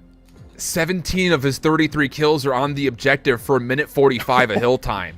Like that's an unreal statistic as well. So yeah, you point the spotlight in the right direction there, partner. I mean, it really is a lot of the highlight plays from Scrap. Obviously, he goes on the big streak. He puts everyone kind of in their place a number of different times, but Vikal's action on the objective in the first place is the reason that you win by 16 points. I mean, it's as close as you'd like, honestly, for this opening map. But I will say, I think it's a bit of a missed opportunity for 705, as Ultra Academy NA have kind of categorized as one of the softer or weaker hardpoint teams throughout the group stage. They've really come to life here in postseason. In fact, they haven't lost a hardpoint map in the playoff run they put together so far. So that's great news. On top of that, they also haven't lost a search and destroy. We are going to Bocage, though, and for Ultra NA, not a lot of play time on the map since the early stages of the group. And I will say, just kind of on the opposite side for 705, it's kind of the same holding true. The only thing we really have the ability to kind of look at is the fact that neither of these two teams have played each other on the map. So is there some interesting kind of hijinks and hilarity in store for us as we approach map 2? You have to imagine. I mean, just with the way that, Bocage has kind of played out for us, especially as recent, we definitely kind of nerd out over it with just a lot of the different plays that are available on the map, right? Like, I think this is one of the maps that you have to be able to cover your bases very quickly when it comes to the defensive setups. You have to be able to play off one another, in those instances when someone's kind of hitting out bottom grannies, kind of getting aggressive, trying to get to top. All of these little angles that you're looking to try to check over the bomb, stop the bomb plants. Like, everything is so important, and everyone has to play their role. So I think Bocage has definitely been one of the more exciting ones. So I'm glad it's in this series, because both teams also like to play it and do have some pretty solid records. So I think it is going to make for a really special one here for us, Alan. And I think the other big factor is we already touched on the subs having to really step it up here for us. Again, I'm looking at Royalty and Classic to have that same influence that they had in the series previous. And I think Classic in particular, who dropped, I think it was a 1.19. Like, this guy was putting up numbers. We need to see that again in order to slow down players like Vikal and the other subs that we have here on the roster for Ultra. And with those conditions, I'm curious to see how they choose to play. We obviously can't draw a one-for-one comparison in how Royalty played Tuscan Search versus how we assume he would play Bocage Search, but one of the things that we can at least infer is that defensively, you would expect either him or Pristini to be in a spot to play contact defense inside the middle of the map by grannies. And there are ways that you can avoid being naded and still have a chance to help out on both sides of the map, depending on how you try to set yourself up around that granny's house. Are you going to play point of contact jumping the window just to see if anyone threatens you on a quick break in towards that middle building area? Or are you going to try to play up top over the windows where the wall banks can still come through? That's going to be a really big question to see how 705 want to set up defensively, especially due to the fact that, as you mentioned, Ultra NA are known for kind of getting at you quick in search and destroy. So I think that's going to be a big storyline to figure out if there's going to be advantage for 705 based on how they choose to play their defense in particular. Yeah, I think that's going to be an incredible big factor for us coming in, but oh my goodness. All the search and destroy plays that we just saw, the sniper rifle also coming in from DC. Scrappy likes to bring that out from time to time on Bokash, and the beauty of it is like he'll just do it like one round, and it'll be like a round 3, a round 4, and be like Scrappy's sniping on Bokash, and then all of a sudden you're kind of shifting over to the other side of the map. But then it's like, okay, is he sniping again going into these other rounds? And I think Ultra really good at being able to kind of throw in just a lot of just question marks, into what are they doing, how are they setting up. And I mean, even more so, we were watching over Ultra, throughout some of the regular season games on Bokash. They also love to do this like 3-4 hit coming through A defensively sometimes and just kind of overwhelm one side of the map, completely take control of it, and see if they can kind of either push into your side or come back, retreat, play retake if they have to on the other side. Just the overall plays I think we've seen from them in particular has been very creative. And 705 Esports, they have to be ready for it, but their search and destroy has at least been pretty solid for the most part, and you're going to need it to be even better than solid to go up against Ultra and make sure you do not go 2-0 down in the series. A lot of conditions here, but I think most of it can be summarized by saying there's going to be a lot of stress on the calling and the decision making for what 705 wants to do if Ultra and A decide to take an upbeat tempo in this map. So far, though, defensively, Scrap will be watching over the initial play through River. He will see Pristini, but very wisely avoids the follow-up gunfight. Classic moving quickly in towards Tunnel. Oh my gosh, number 2 in white. Mohawk is not going to expect this whatsoever, but Classic has to be very careful. You don't know if anyone's watching you from the outside, and he will be able to track down Hixie, but at the same moment, Ultra and A's defense from the front has pushed forward, and that's actually where the majority of the action will come through as DiamondCon's left to have to win a 1v3. Well, DiamondCon was trick-shotting in the last little situation we saw him in, so we'll see what he can do this time. Not really given an opportunity at a second gunfight, but that's just a beautiful recovery coming in for Ultra. A situation where Classic gets behind enemy lines and, Mohawk gets that crucial kill so that they don't feel pinched, they don't feel pinned, but it's also a good play from Scrappy coming up through River to be able to alleviate some of that pressure, attack from the side, see if he can get control of mid-map, which is exactly what he does to be able to really put them in a prime position to close that one out. Ultra Academy able to grab that first round. Yeah, it's just, there's no response necessarily to the play on the backside through Tunnel because it's not needed. You've already kind of delayed your aggressive hit to claim some space over the middle of the map, and that stun connects. Royalty is going to get baited and switched here. Yeah, that's such a heads-up play after the stun gets a lock-in. Classic looking to follow up. Good isolation here as he finds the first. There were team shots coming in. Pristini also delays any rotation back over towards River, and then the aggression out of DiamondCon. Goodness! 705 says, taste of your own medicine there, doctor, as Mohawk finds himself in a 1v3. Yeah, Mohawk has done some pretty exceptional things. When it comes to clutches, very early on, would not expect this one, but does have some time to work with. We'll see what he can do. Bomb is going to be in a bit of a difficult position for him, and he also does not have a dead silence to kind of work with. Does spawn out DiamondCon, who's going to be pretty isolated here, so if he maybe can force a gunfight on the DC up close, could be a chance. Does make it a 1v2, and now 35 seconds left. Still plenty of time. But obviously a lot of nerve starting to set in as far as where have they been. No one tried to chase down the initial trade. Pristini up top's going to get seen. Tags come through, but not enough ammunition to finish off the kill. 15 seconds on the clock. Now you've got to start moving. Breaks through the windows, forces Pristini to double check this. Classic down low will force the double team. And that will be good to delay the 1v3, and 705 responded with a pretty solid aggressive response on defense of their own.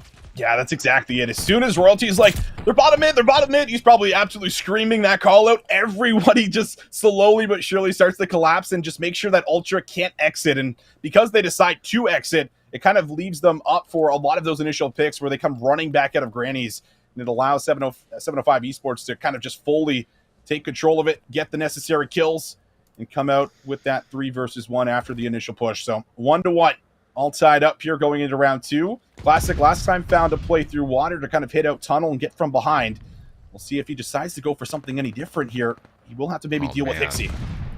Does he see Scrap up top? I believe he saw his shoulder for just a second. The thing about this is Hixie, as you mentioned, is actually in a position to try to follow up off of this, but Classic still sneaks out the first blood, and they avoid Hixie completely. Oh, but they think that B is clear. This is looking like a bomb's going to be committed, and even though Classic's got some room to work with here, I was going to say Mohawk may be able to shut this down from the middle of the map, but it's not going to work out. Classic on 4, Pristini shutting down the retake through Street. And Vehicle, it's one of those good luck, have fun moments in a 1v4. He's got both nades and his dead silence to work with, but this would be a stretch with 35 seconds remaining. Yeah. And Royalty able to take it in the first engagement.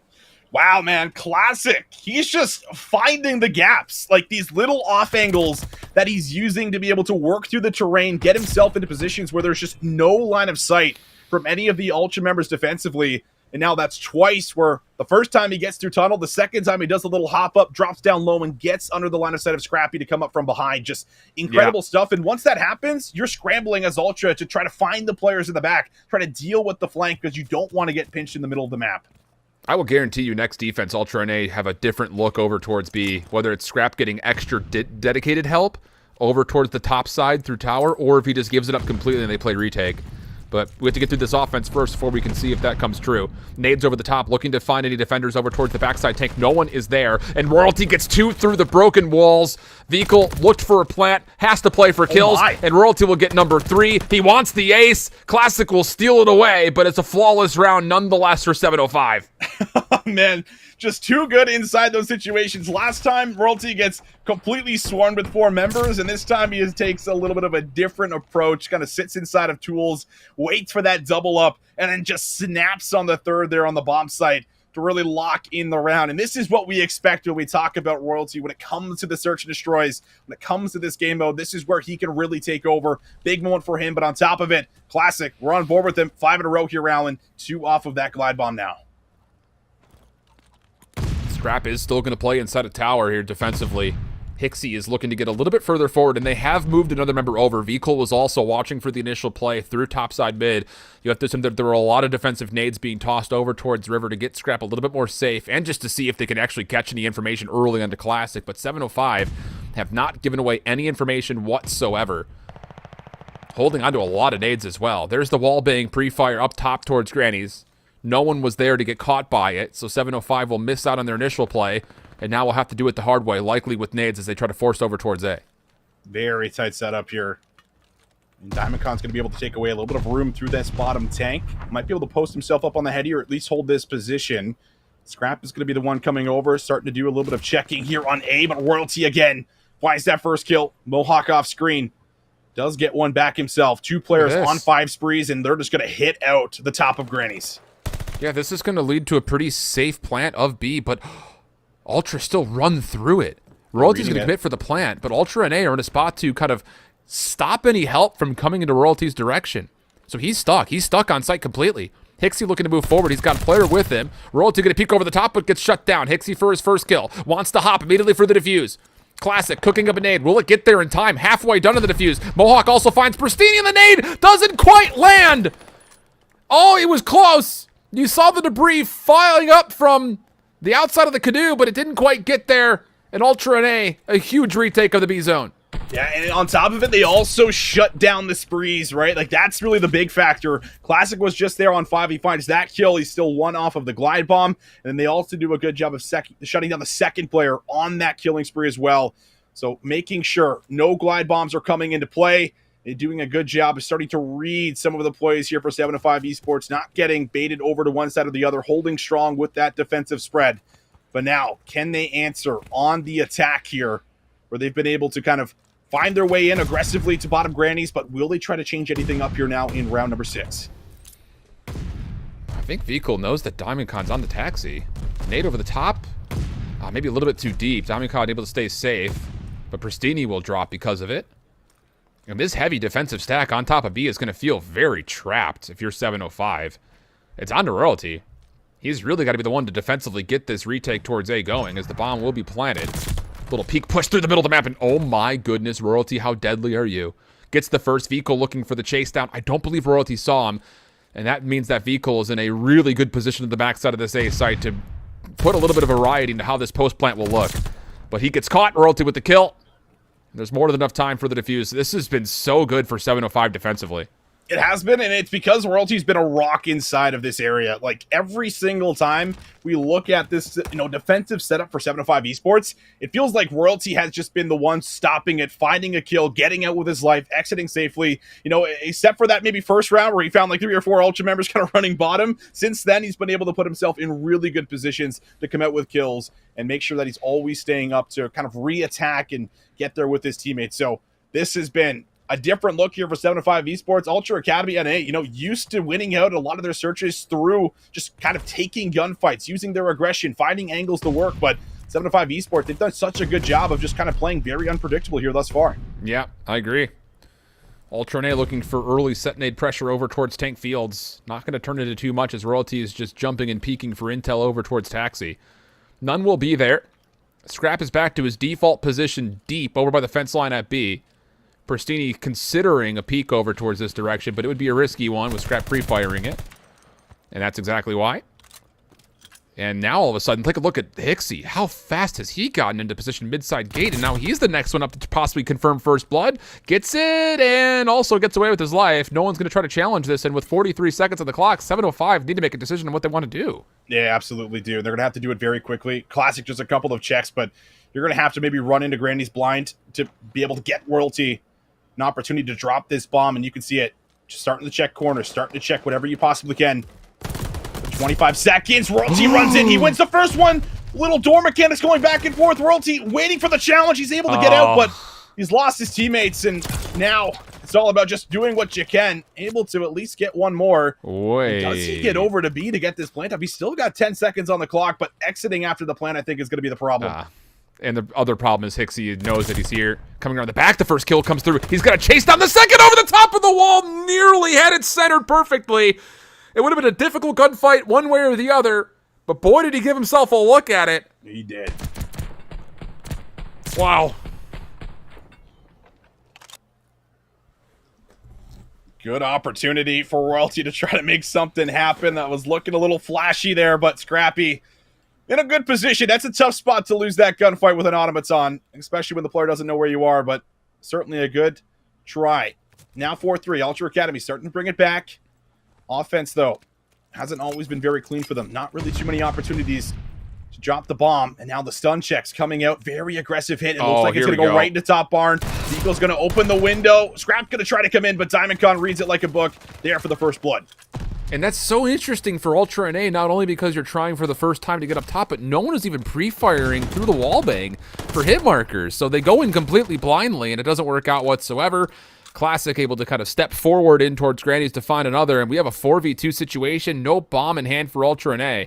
Hixie and Mohawk, the last two remaining. Plenty of time on the clock, but, I mean, your whole play is just completely thrown back in your face off of the initial, and it's going to be another near flawless round. There was one kill there at the end for Ultra NA, but it's just been convincing defense after convincing defense for 705, this time just by sheer will of, I won't say luck, but presence of DiamondCon not being checked outside by any pre-fire or wall banging, which is strange. Yeah, he's kind of just free to take the gunfight, right? And in that situation where you have to mantle, I mean, like there's a whole second there where you're not going to be able to shoot back, and DiamondCon is just going to be able to lay on the trigger as you flood through. An easy angle for him to do so. I like the attempts. I like the creativity. Ultra Academy, though, just not able to pull it off. Now 11-4 here for Royalty, as he has just been on a different level so far when it comes to the S&Ds. And he's also running the bomb, so it's not always easy to be the objective player while putting up these kind of numbers.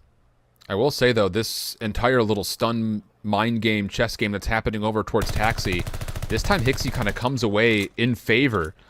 The opening stun makes sure no one challenges through barn. The counter stun out of Royalty doesn't connect onto Hixie, so he just kind of sneaks his way up towards the gatehouse. So he's in a great spot, once again, to be that early alarm system for Ultra's defense. But with 705's focus largely being over towards the front doors of A, you wonder if Hixie's position is even going to be beneficial in any form. He's going to have to peek over the top of the gates once again, and that's going to leave him vulnerable. And yeah, Classic does convert the kill from the gatehouse itself. Good first blood, and now a 4v3. It's a push out through the back here while Classic tries to make something happen down low, but Vikal always just too good when it comes to the melees. And once again, able to knock out Classic from this round. What do they have? 20 seconds left. DiamondCon looks like he had a scope there. Sniping? Yeah. And well, Vikal Gonna try to find that kill and isolate. He's there for Royalty. Diamondcon the last one up, and well, there was just no time, but almost found a second with the quick scope. However, Ultra Academy NA, they will be able to stay alive. Yeah, a bit puzzling to see the sniper come out for 705. Especially considering that it's... Here's the play call. For the sniper to come through, Diamondcon's looking to get a first blood onto Scrap at that position through fence. That's the only reason you pull it out.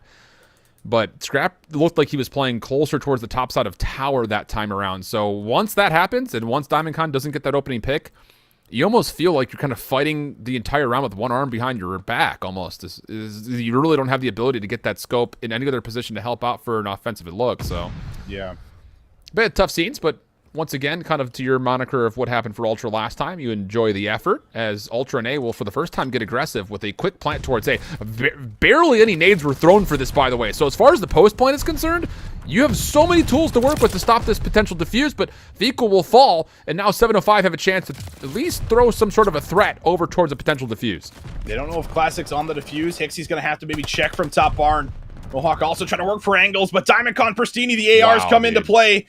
Scrap now going to have to finesse, but he's going to have to check as well. Pristini going to be able to spot him, has to go for the check, and he's overwhelmed. Still 4 members up, and how about it? 705 Esports coming out, able to steal this map away 6-4 and tie this series up. Really surprising. Last 3 rounds from both teams' perspectives. The sniper rifle call we already talked about. You already mentioned Ultra and A and their kind of cheeky look at their last offense. But in that one, you get a quick plant off, and maybe there is 1 stun, 1 frag thrown. But Vehicle pushes through. Instead of kind of holding his ground and waiting for his defenders that have already backed up into barn to possibly give him some free intel off of nades. It just seemed a bit peculiar. Maybe he was trying to beat a timing on the rotation, but regardless, it was a bit out of sorts, I would say. And largely the entire map was thrown into the same category, that out of sorts category, largely thanks to what Classic and Royalty were doing early. I mean, 5 kill streaks each for them through the first 4 rounds or so. 7 of their total kills non-traded each, and they also put together some great assists. It really was just good team help from 705 to really solidify what that defense looked like every single time they found themselves on that side of the bomb. And Alan, what do we set up coming in? What do we say coming into this match? We need to see the subs kind of light it up on a map like Bocage. Yep. And it happened. I mean, look at this. 22 kills coming through collectively between Royalty and Classic. Just so many great moments when it comes to just that Granny's location in particular. That was where they were best. That was where they were great. And that's enough to be able to tie things up.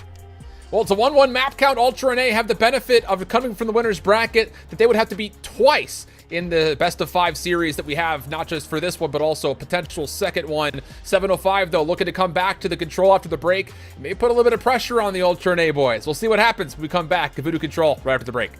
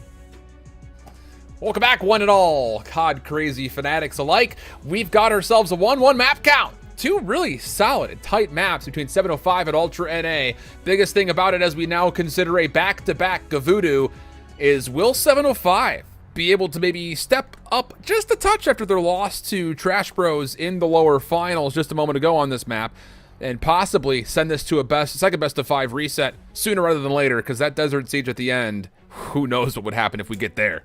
Yeah, I mean, that is one of Ultra's kind of bread and butter maps when it comes down to how they've been able to kind of dictate the pacing on it. But overall, this is where you have to be able to at least get yourself another one, because Gavutsu is where they've been, at least generally good, specifically more in the hardpoint. I mean, they were 4-0 up until that loss that we just saw against Trash Bros. But, going into this Gavutsu control, last time, I think Ultra closed it out 3-1. So, what if they've been able to learn? And on top of that, how are they going to be able to also kind of match the ARs? Because Pristini and Classic, they have been great, and they've been kind of good alongside DiamondCon when it comes to slaying out here. Not easy to do against Ultra, but it is going to be something that we're going to be looking at. And if you can, that could maybe be your window at being able to kind of take control, shut them down. Don't give them room to work with. On the other side, my eyes go immediately when Ultra NA is on the offense to Hixie. Can he get inside of ship with this MP40 and create opportunities for the offense to do anything? Because I feel like a lot of the North American group stage, whenever we saw this map, it's just defense. It's defense, defense, defense. Sometimes 4 ARs being pulled out by some of the teams. And that seemed like a very puzzling decision, considering that it's very difficult to capture the A zone if you don't have anyone trying to finesse 4-boat control.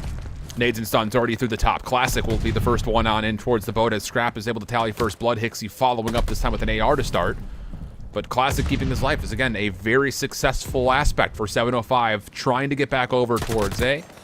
Opening gunfight once more for Classic, as Royalty is here to join him inside for some capture on the zone, but it's not a lot of zone of control here as Ultra NA eventually overwhelm and surround. Yeah, it feels like one of the longer 1v1s we've had in Vanguard there between Vikol as well as Classic, and Classic unfortunately unable to translate for any kills and already able to eliminate a good 7 lives off the board, but fighting back will be 705 Esports. Royalty able to force his way through the top. That's going to now allow him to stall the clock here, work for that first tick, and his teammates already doing a good job setting up here through mid. Yeah, and Hixie's actually got an SMG up top in towards ring control, so there's not really the ability for Ultra NA to get inside the zone to help. And wait a second, Classic, who's got a sub in hand as well, has not only found the kill into Hixie, he's put some pressure over towards B, and he's not done. He's able to find one kill, the second right in front, but eventually drops. As DiamondCon will keep the middle of the map safe, it looks like 705 will be able to extend the clock an extra 60 seconds with Royalty staying alive for what's going to feel like 10 years. Might get a chance to touch, but looks like we're on quarter check there for Hixie off screen, so they will lock it in. Minute 45 now to work with.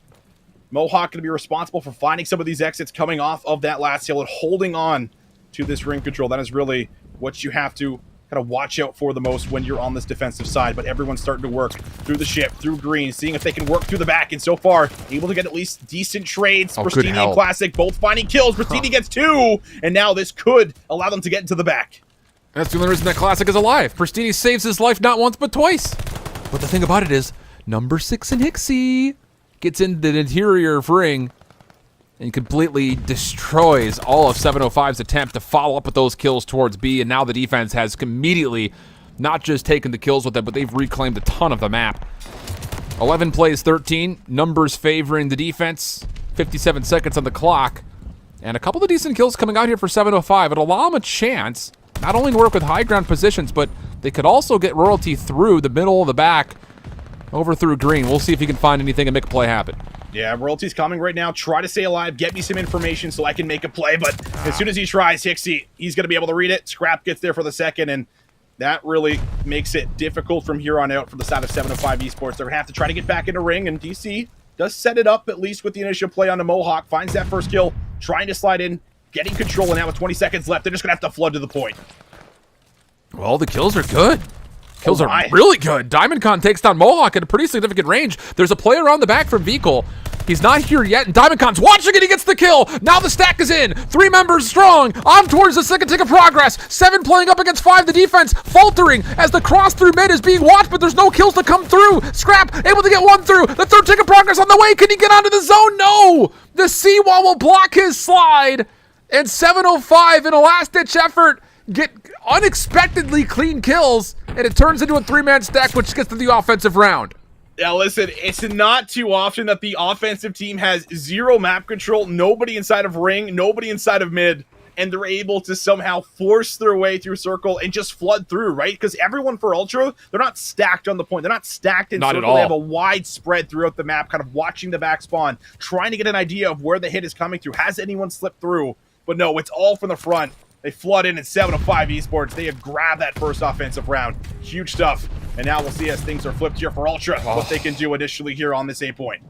Look, the trade is fine, but that first kill from Royalty onto Hixie is key when it comes to making sure Ultra and A aren't getting early progress onto the zone. That also means, of course, the clock is not stopped, and your ability to kind of set up a defense that will congest the middle of the map is very readily available. Royalty trying to make an extra step forward towards jungle pathway. Maybe a bit greedy. He does get punished, forcing DiamondCon to have to step forward to make sure that Ultra continue to stay pressed on the A zone. Gets one. Tries to go for the reload, but scrap on the trade will get Ultra and A's offense going, at least for a time here around the boat. Oh, Vehicle, though, 2 up top. And that likely will lock in the first tick. We'll see if 7-5 esports will be able to kind of set up a team push. Nice shots there from Bastini down the fountain steps, or rather circle steps, and now Hixie dealing with a lot of pressure coming right through the outer side of hole. Royalty tries to turn and burn, won't happen. Scrappy trying to get a read on the next play, but won't be able to read correctly. So overall, stopping that second tick, big here for 7-5.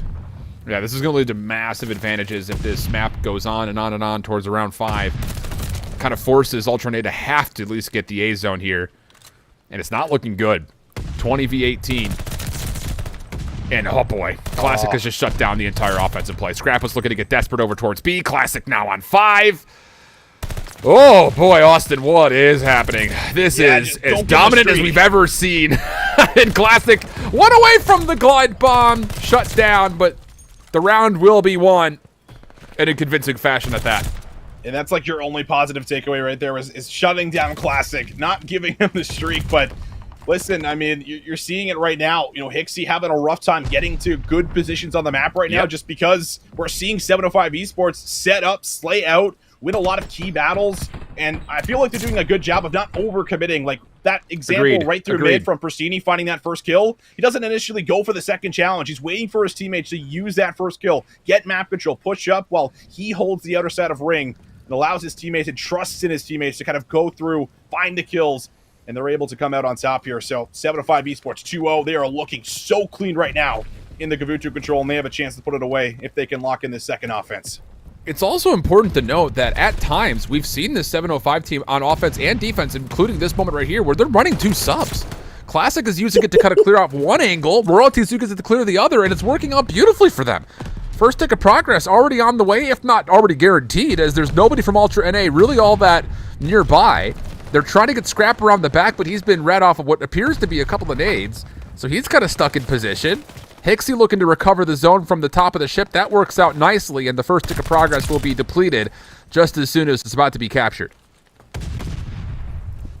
DiamondCon, a little bit of room to work with. Still one player up top. That's going to be Mohawk.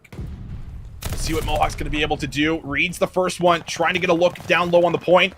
Classic's also going to beat him up top. Mo, good for the second. Can he get the third? Classic has to kind of back down and drop low. And well, players just keep flying into Mohawk right now. It just feels like he's been able to have a lot of free gunfights, and no one's really been able to challenge him out of these positions. But 4 in a row, this could maybe be your silver lining if Mohawk can continue to keep this spree going. Well, it does get cut down.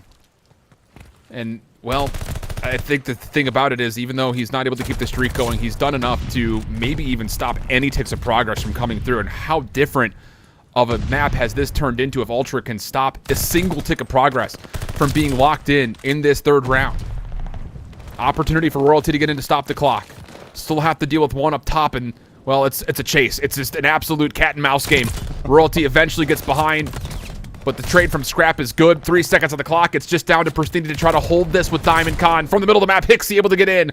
That's good for only one of the 2, though. And maybe a chance to get 1 tick of progress if DiamondCon can stay alive through all the incoming nades. The contest will be there just in the nick of time. Scrap wanted to make sure the first tick does not come through, but he steps off the zone as a couple of offensive nades will push him out. And, ooh, okay, so now an opportunity, maybe extend this an extra 60 seconds. Oh my. And it's a 9v12. This is still doable if they get the extra minute. I don't know. Diamondcon looks like he's in Cold War with 150 health right now because he has just been able to survive so much inside of the A point, and they get it with 3 seconds, I believe, on that clock at one point in time where Pristini gets the touch. It's enough to allow Diamondcon to keep the play alive. And now, can they do what they did before? Remember, it was just one clean wipe, and they just flooded to the point. First kill good there for DC. 18 and 12 now for him on the 4 spree, and now everyone here for 705 ready inside of ring. Yeah, it's one of those things where Toronto Ultra and A need to realize that the hit is all coming from the front end, while the play from Scrap may have kind of saved this defense, so to speak. As you can even see, just the arrows on the minimap, Ultra are still kind of cautious about, is there anyone behind us still? But I think the confidence is starting to kind of re-amount, as there's a chance here where no one from 705 is even going to be able to touch, except for Pristini. And he'll make his move. He's going around the zone, but Scrap will read it. Now 4 in a row for Scrap as the defense will lock things in for Ultra and A. But you feel like there's still a missed opportunity. There was a chance there to maybe even stop 705 from getting a single tick of progress. Yeah. But that capture of A may have already guaranteed 705 a chance to get to the round 5 defense if we need it. Yeah, there definitely was. And I mean, it was even looking really good because Vikol wasn't really turning back to go to the point. He was trying to cut off the respawner. So it felt like Ultra had like a really good read on where the rest of the members were going to be coming through there for the side of 705 Esports. But because Diamondcon just plays his life incredibly well in and around the tank with an AR, but playing like he had a sub, that was the difference maker in getting that zone in my mind.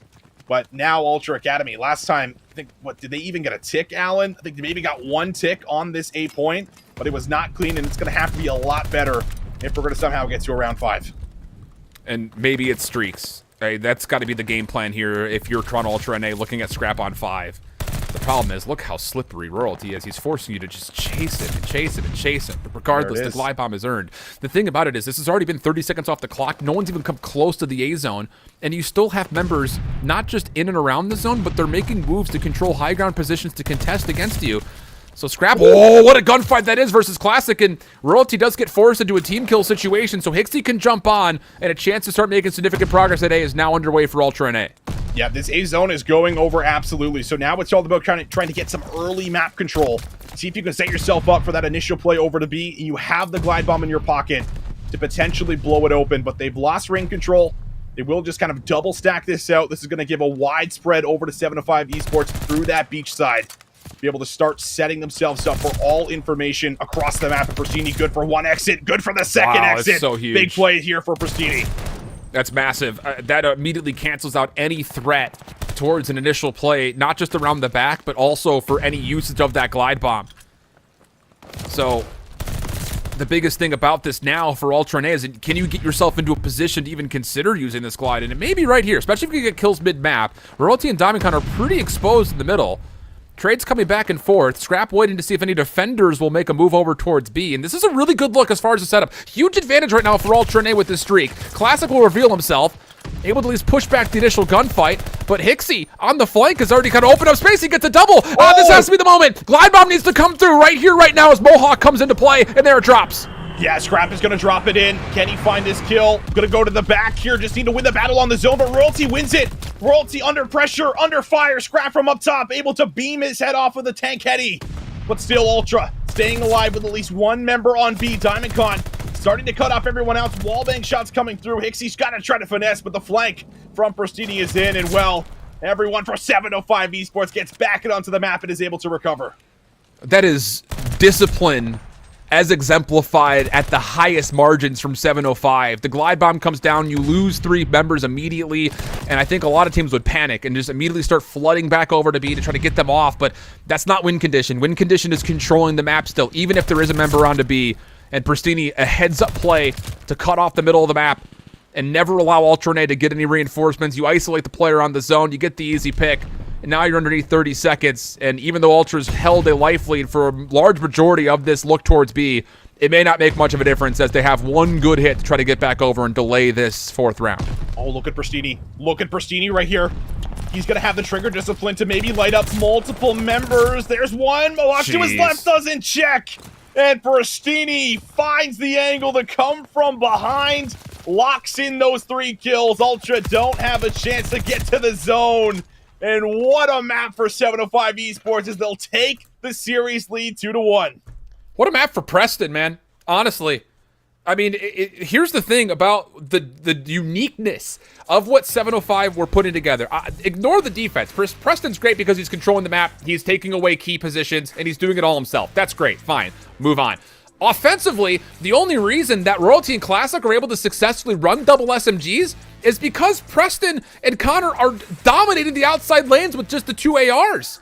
I mean, that is incredulous. It's not something we see all that often. I mean, hell, up until Toronto Ultra Open, we were looking at 4 AR setups. Nobody wanted to run subs. But the fact that Pristini and DiamondCon had so much trust that they could individually get the job done, and of course, putting them into position to stop and watch over their SMGs as much as humanly possible was the key reason that they even get looks at the B zone, let alone capture it in their opening attempt offensively. I will say, I mean, the enabling of Preston, or enabling by Preston into what Classic and Royalty were doing, that's win condition right there for 705 from start to finish, and you'll take that all day. Oh, you sure will. What a map, and it's reversed this time, right? 3-1 last time they meet, this time 3-1 in favor of 705. And Pristini, the man you're highlighting at the top here with 28 kills. Massive map coming through there for him, showing us again that he is just as good with that automaton as he is with that MP40. Can do it with both. One of the better flexes we've seen here throughout playoffs. And he has been able to make the difference off that map-winning play there on the flank. Incredible stuff. And, I mean, 705 Esports, I mean, on top of this, Alan, they're going now back into another map mode combo they're very comfortable with, which sets them up for what could very well be a potential 3-1 series win, which would also be ultra fashion, losing the first best of 5 and then making the second one a little bit more competitive in their favor. But I think you want to get it done here. You do not want to see a Desert Siege versus Ultra, in my mind. Yeah, I think you're absolutely right. We talked so often, whenever we see Ultra NA in a position to be in a grand finals, whether it's in an elite season or if it's at an open, we always say you need to put these guys away before you get to map 5, and I still think that that is true. But I think this just, again, outside of the scope of this individual series, outside of the scope of these individual teams, the whole point of Challengers is to get a chance to evaluate how players individually have grown and would they be successful at the next level. And for a player in Pristini who was most kind of recognized for his SOG ability in Black Ops 4, for him to do that with an automaton, I think the flexibility of what we've seen from him this entire season has dominated kind of the storyline for this team in a lot of different regards. So, great stuff from Pristini. Have to make sure he's gassed up to high heaven. Oh, yeah. But on the flip side, as you mentioned, Hardpoint's going to play very differently, obviously, than Control does on this map. And I think the win conditions for 705 will still be, can you keep Hixie at bay and make sure that he's not always on rotation or kind of hitting you on pinches? That's going to be key for them to win this third map and get into a second best of 5, because otherwise Ultra NA, they could still get quick with their AR setup if they run 3 ARs, which you expect. Yeah, they definitely can. And I think that's where you expect them to be, at least, you know, a little bit better when it comes to vehicle, kind of pulling out that AR at times and being able to kind of find some of those longer range battles. And the good news is that if you are successfully kind of, you know, dominating the slaying department within the ARs, all of a sudden, you know, Classic isn't able to find those same routes kind of coming through over and over and over again. So maybe a chance to be able to kind of shut both of those two down, which Royalty was also obviously right up there with the aggression with the submachine gun, which is still insane to see. Kind of that 2, you know, sub setup, just putting themselves in good spots to be able to kind of punish up close. So not easy to do when we talk about Gavutsu, but man, oh man, we'll have to see if Ultra can in fact try to bring this one back. I never count these guys out. I don't think anyone does at this point in time based off of all their accolades they've been able to stack up throughout the season. But you're definitely going to have to start to dig deep a little bit, because 705, I mean, they're coming off of that, you know, reverse sweep, right? They're coming into this series a little hot. They lose the first map to a very tight score line, but start to bring it back and close out, clutch up. That was the factor that was missing last time, Alan. Yes. Was clutching up and closing out maps that is finally starting to come alive here in this grand final. So now can you do it on the series, though? I think is the biggest thing, because like we continue to mention, it's very easy for us to say it. I know it sounds kind of artificial and a bit hollow at times, but you cannot allow Toronto Ultra NA to find breathing room, especially on this map, because I don't know if there's another team in North America that is able to string together 2, 3, 4 like Ultra NA are. And it all starts with their ability to take 1 kill and enable Hixie to go quickly. So that's going to have to be the key. In those last 20 seconds of each of those hard points, can you stop Ultra NA from flipping the map around And can you just go into, I mean, handshaking 60s on 3 and 4, I think would be a win condition for 705 here, honestly. It certainly could be. Engagement good here for Scrap off the bat. Hixie already finding himself in a closer position, but Royalty flies at him, and Pristini with the sub is able to do the same. One more player to try to deal with. Stun, I think, connected, and well, Royalty will be able to track him down too. Great opening re-break coming through there for 705 to get themselves in the hill early.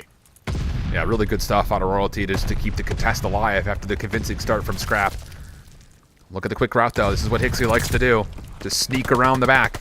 Gets one on the opening. Read a second into Diamond Con. Finishes him off, but... Oh, Hixie! I was about to say, he's got more to deal with than he gets one of the final two, leaving Scrap with a 1v1. And Ultra NA will benefit off the Scrap time to keep us at essentially a deadlock as we look over towards the ship. What a win there up top of Classic. He makes up for it. And you're thinking it's green light, it's go, go, go for Ultra off the back end of finding DC, eliminating one of the ARs, but Classic just shuts it down with that double kill. Vehicle, though, will be able to kind of sneak a peek down low. Royalty able to find the shots and finds a second. I don't know how he's able to wrap all the way around. Does Royalty get a third? No, he doesn't, but Mohawk able to do the same thing we just saw out of Royalty. Kind of zone through front oil. This is going to buy his team a lot of time here as he finds 3 and now is on a 5. I will say Mohawk is saving the day right now because Classic and Royalty on their kind of explosion around the early time here at 2 actually did flip the spawns around, but Mohawk does not earn the glide bomb. So now a couple of different obstacles here for Ultra NA to kind of consider. Wait, look at number 2. Scrap is already back around towards green. Big 1v1 here with Pristini, who's trying to delay his life. He's calling for the help. The stun comes through, and Diamond Con will make safe the rotation. Scrap time goes to Ultra NA, but P3 should open up in favor of 705 as they lock the spawns. Yeah, it definitely should. Pixie, just not ready for that one up close. Unexpected challenge comes through. Diamond Con now with a bit of high ground through the upper part of ring. And you can see Scrap on the minimap down low. Nice little 3P angle from our observers. Like, hey, listen, I know he's up there. And well, Diamond Con able to peek out at the right time, finding one more on him. Diamond Con up close. Takes out Hixie again. Does not matter if you have a sub versus this guy, because he now has a sub in his pocket, but he's got to reinforce the point. One more comes through, but it is Ultra that are able to kind of even out a lot of the trades. And this is where Ultra are so good. Whenever we've seen them play this map in the past, they are so good at making things feel uncomfortable. And Diamond Con nearly got it all done himself. But even with that, a little bit of neutralized time will feel pretty successful for Ultra NA, even in the midst of a huge spree from DC. Royalty, big 1v1 on the outside of the map, not going to work out. Vehicle now makes safe the ship. This is a spawn position that Ultra NA are known to utilize to force 705 into a bit of a spawn trap behind the point. That's going to be their objective. But 705 are very cautious of how they're setting themselves up. They want to make sure they clear out these players in front of the hill before they try to break. And it feels like right now, everyone can kind of play off of one another, but maybe Scrap is like, don't worry about me. I'll be able to take on 3 and find 2, and now Vehicle from the side continuing to hold on to that Rockheady. So good kills coming in, able to get them, the first 25 seconds on this P4 hill. And Scrap now again, he's got so much info here. First one, second one, 3 go down, and Scrappy. Too damn good. He just came off of a very hot map. He's keeping it rolling into the hard point as he's now 14 and 6. I don't care how good he is at shooting the gun. The thing that's most impressive about him is he's always making the right decisions off spawn. And it leads him to these really favorable positions overall where he's able to flex his gun skill. It's just, I don't think he's made a bad decision once. In his, well, I was going to say in his life, but I'm sure he's made one bad decision in his life. Everyone does. Not one. He's just too good, Alan. But seriously, off of spawn, he's so good at creating space and opportunities for his teammates. It really is something to fathom. As we get the rotation over towards 5, a huge hold for NA. But 705 in a position now to set up one of their own over towards the 5th hill, and Pristini does well to make sure the threat of Vehicle on the back is kept at least somewhat reserved. Yeah, this is where the subs can come into play, but Hixie not ready for the fast push here from DC down low. Now DC wants to threaten the ship position. Oh, shots are looking good initially, but Pristini on the 5. All the way around the back. That one, Scrap's not going to win. Good shots coming through for Preston. Can he slip away on the 6? No, he cannot. That's twice now. A player has been shut down. Just one off of the glide. So 705 Esports, though, I mean, they mount quite the comeback off of this P5 fail. They bring it back, and this is going to basically give them a 10-point lead going into this new rotation. And just look at the subs on either side. Hixie at 6 and 11 with almost a minute 30 worth of hardpoint time. Classic at 7 and 10 with almost the exact same statistics. It really has just been a battle of the ARs from start to finish so far. And I think that's going to lead to a situation where if you're Ultra and A, you have to recognize that Hixie's not finding as much success at the kill feed as you would normally expect. And if he falls, you have to be okay jumping into the hardpoint to control more of this objective time, if at all needed. But so far, the AR is putting together a really solid zone of control for Ultra and A. Vehicle, sub in hand this time, wants to help out as Duo and Hixie, but over the top, DiamondCon still gets the double, leaving Scrap to have to clean things up. Oh my goodness! Someone put a leash on him, he's out of control! He is out of control right now, and he's already threatening some early kills off spawn, but DiamondCon ready and waiting. Mohawk now next one up. Key kill on to Preston. We'll be able to take out Pristini. And now to the top of the boat, I have to imagine Mohawk goes. Trying to get himself some of that high ground, see if he can pick apart everyone rushing into the new point here. And well, kills will not come in here for Mohawk. A good moment for 705 Esports. They missed out on a lot of that P1 time, but now they're in a good position to come out with some kills on the rotation. Oh, the timing for DiamondCon was near perfect, but Vehicle still gets a double? How does he manage that? He's stuck just behind a rock and still 1v2s. Has Classic kept at arm's reach? That should be an easy kill, and it will be. So just when you thought 705 were going to get scrap time and then immediately have numbers towards new, Ultra and A are here to fight for it. Melee's come out for Vehicle on 3 in a row. And he's got a lot of help around him. And that's going to lead to Ultra and A dominating the kill feed. It's a 4-for-1 trade-off. And Ultra and A now with time, 30 seconds to play for on ship. Listen, I'll just say it. Vehicle's the best boxer in Challengers, and no one comes close. He's so good with those melees, and again, it pays off. In Ultra Academy now. Oh, a chance to be able to come out for the royalty. No way does he get 3. Mohawk just barely gets the pistol in, but Pristini is there for the quick trade. The problem is the flip of the map, and not what you want to see if you're 705 Esports, because you're going to have to win a lot of crucial battles. The first one here from Classic, but he gets help from DiamondCon. Next one up close, and well, of course, it's going to be Hixie. DiamondCon good for 2. Can he get 3? Yes, he can. DiamondCon sets up the play, almost finding a 4th, but it's only him this far. Push forward. Take a look at Vehicle. He's going to cut off this rotation while DiamondCon focuses on the front. It's only 1 kill from behind, though. The nade's also raining in for 705. 1 more in front, but Mohawk wins the final 1v1. Classic still an opportunity to touch, and he's able to take down a weakened up Mohawk. Spawn's good for Ultra and A. Can the nades get Classic out? The first one connects. He's weakened up pretty heavily, but a team kill still gets forced as Hixie drops. That's your SMG that's trying to get into the point. And all of a sudden, 705 are in a great position with ARs to stop Ultra and A from getting into the zone. This is working out beautifully as far as contest time is concerned for 705. It really is. So much of this goes to the game clock, and you still have the favorite side of the map. You just have to hold it. Deep spawns come in. You have Royalty that's going to back all the way up, puts an automaton in his hands, and it's going to try to watch this beach side. But we take a look at the minimap. Everybody from Ultra starting to set up a push through the boat side, seeing if they can work through Cliff and now work through mid. Hixie the first one up. DiamondCon there with the read. And now a second for Pristini. Mohawk going to have to now play his life and wait for his teammates to come off spawn.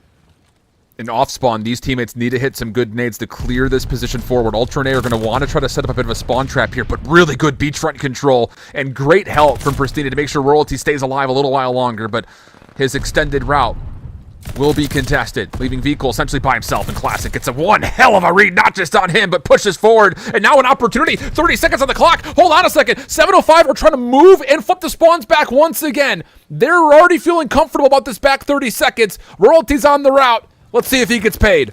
Oh, he does not get paid. He gets taxed. Scrappy. Oh, he does get taxed, and taxed hard. That's a deep spawn that he ends up getting there. And now Scrappy continuing to hold on to that circle and ring area. Vehicle trying to get involved inside the ship, but it will not happen for him. However, look at the position Scrap's in. He's going to have a chance to be able to watch this cross. Battle out from players low or up top. Scrappy with the pistol is almost good, but it's a little aggressive. Doesn't hold the angle, and now Vehicle's going to have to try to slay out here out front. This is still a 50-50 fight over this hard point. Ultra and A currently with the good spawns. Every kill is an important one for 705, trying to flip and possibly put this game out of reach. Royalty from the top rope still gets the double. Oh, but Mohawk holds and responds with one of his own. DiamondCon in towards the time. 207 to 194. Long range shots from DC are good, but Hixie finishes the job with an aid, keeping the hard point in favor of Ultra and A for now. High ground control over the boat, also being battled back against. The player on the back is unsuccessful at Ultra and A. Look good for the scrap time as 705 rotate back over to ring. Oh, it's a battle early for P1. Vehicle's not ready for the push from Royalty, but Scrap is also here. 3 players from 705 Esports, so much influence on this rotation because they know if they hold, they can win the game. Ultra, big steps ahead of them right here, coming off of this scrap time. That is a great P5 hill, but now it's all about the break. And Mohawk is on 4. Oh, what an opening shot from Diamond Khan. The double comes through. He wants more. Oh! He will fall, though, and Mohawk, he gets the 6. Hold on. That little break from the side almost has him a chance for a glide bomb, but he gets turned aside. 228 to 220. Scrap on the way through with the pistol. Stun does not make a difference, and Scrap looks to get the double, and he confirms all 3. Classic on 4 HP, doing what he can to hold on to the hard point, but he gets pushed back, and now it's down to a 705 can find a way to break, and the nades will open the door for a chance.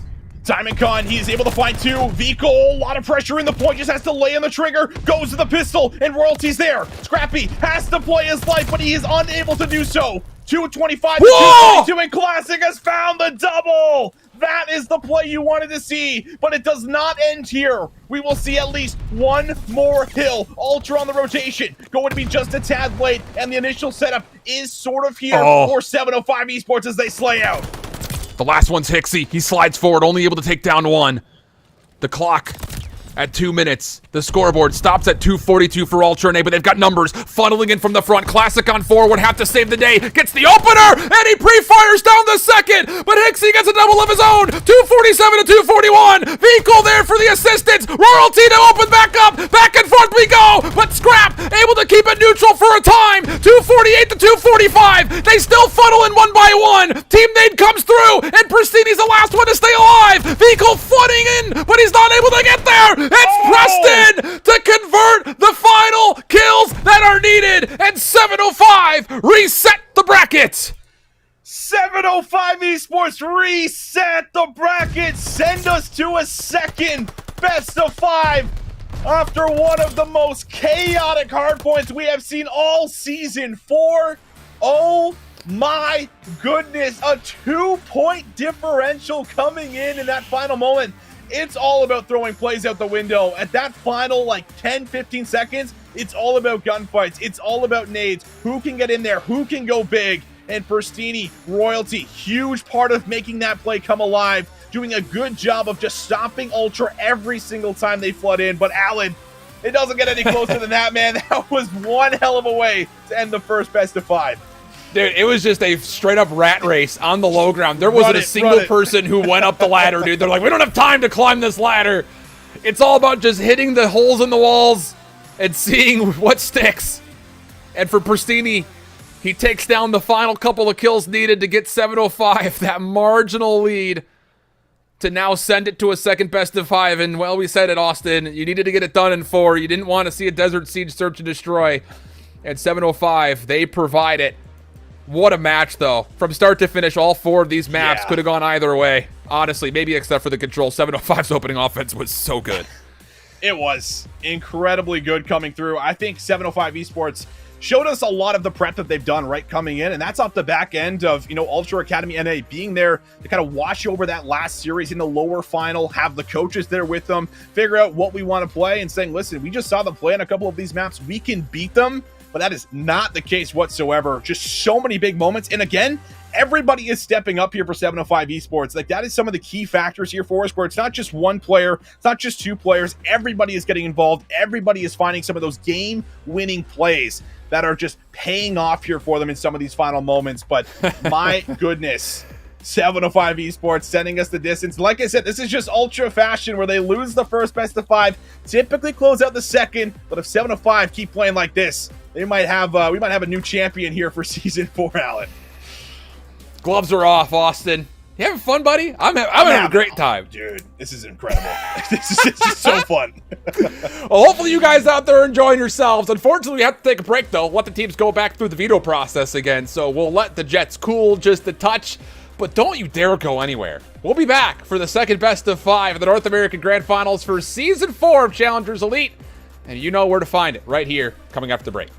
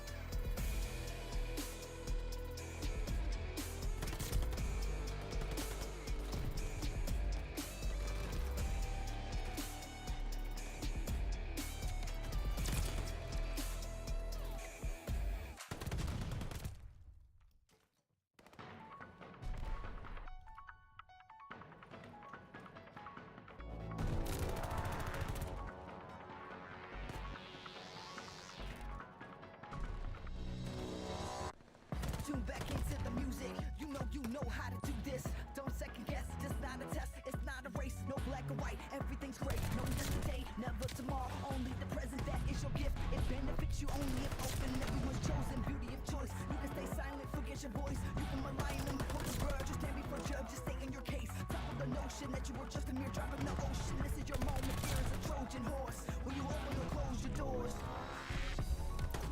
when you feel like it's too much, just when you feel like you're ready, take a step back from the edge and take a deep breath.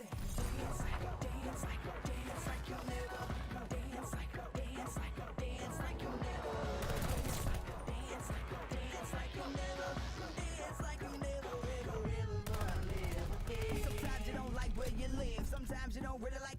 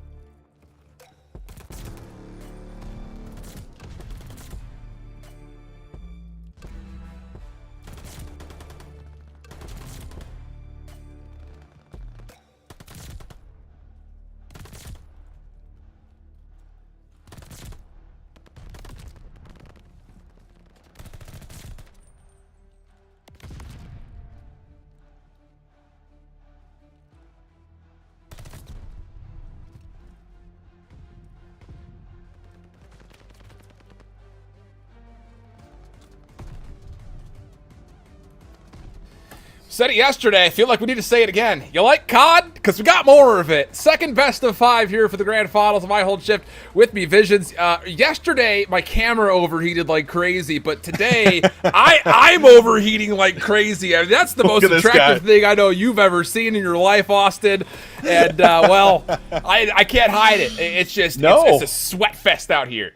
Yeah, nobody can. I mean, like, after that, we're hearing the observers, like, Apple Watches are beeping, giving, like, heart rates, saying warnings, calm down. Like, it's crazy out here, right? So everyone kind of just watching over that first series was, like, absolutely blown away with what we were gifted. But we have to get to the second best of 5 now and take a look at, once again, what has happened. 705 Esports, they're able to close that one out. That is 3-1 just for you guys there that are currently tuning in. And they're able to now reset the bracket, get us to that second best of 5 here going up against Ultra Academy. Oh, buddy.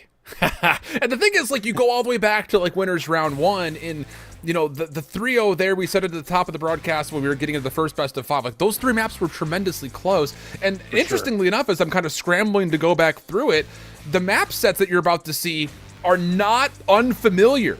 The only 5 maps that these two teams have picked versus each other are the same 5 maps that we've gotten in all 3 of their series. Tuscan Hardpoints, Desert Siege Search, Gavudu's for the Control and the Hardpoint, and the Bacage Searches. That was the first best of 5 layout. It was the second best of 5 layout. And wouldn't you know it, once we get to it, you'll see it. It's the same best of 5 layout here for the second best of 5. So for these two teams, I mean, Austin, I think the biggest thing is a lot of confidence about what this means for their outlooks, but what happens if Ultra NA all of a sudden come out in this first map and fall a little bit flat?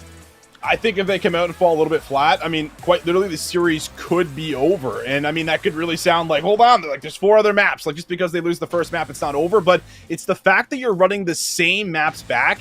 And if you're saying, okay, we just made a couple mistakes, this was really close, 2-point differential, we do this right, all of a sudden this changes the outcome. But you have to kind of take in the amount of emotion that's coming into the second best of 5 for a team like 705 Esports. They come up that reverse sweep. They come into this series as the underdogs, thinking like, all right, Ultra might be able to wipe the floor with them, just like they did in that very first round. Despite it being close, it was still a 3-0. But this time around, it has been very close. So I feel like if you're Ultra, you have to at least keep it competitive, keep it close, but you want to win this more than anything to prove we did make the right choice selecting these maps the second time around.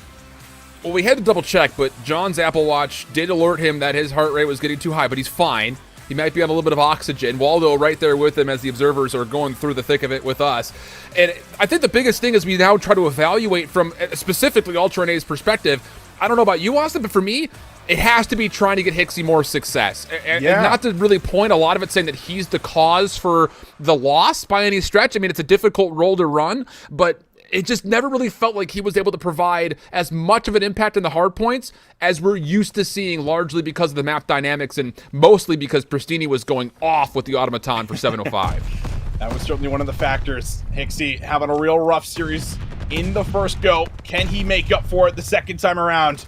Already looking pretty solid with the trades for Ultra. One more player to deal with inside of the point. Vico can't really find him and actually finish off the kill. So now Mohawk's kind of stopped here at the front. Has to play for kills to outer, and he's going to be good for it. Scrap now also backing him up as once again Ultra able to get back through and find the rebreak. Yeah, a lot of second guessing there for 705 as far as where Ultra NA positioned, and Mohawk just kind of sitting on the outside of ring will benefit 5 easy kills. Hixie through the middle of the map. Oh my, he gets 2, reads the 3rd! You like explosions and fireworks? I know 4th of July a days away, but oh boy, of Ultra NA right to the US holiday early.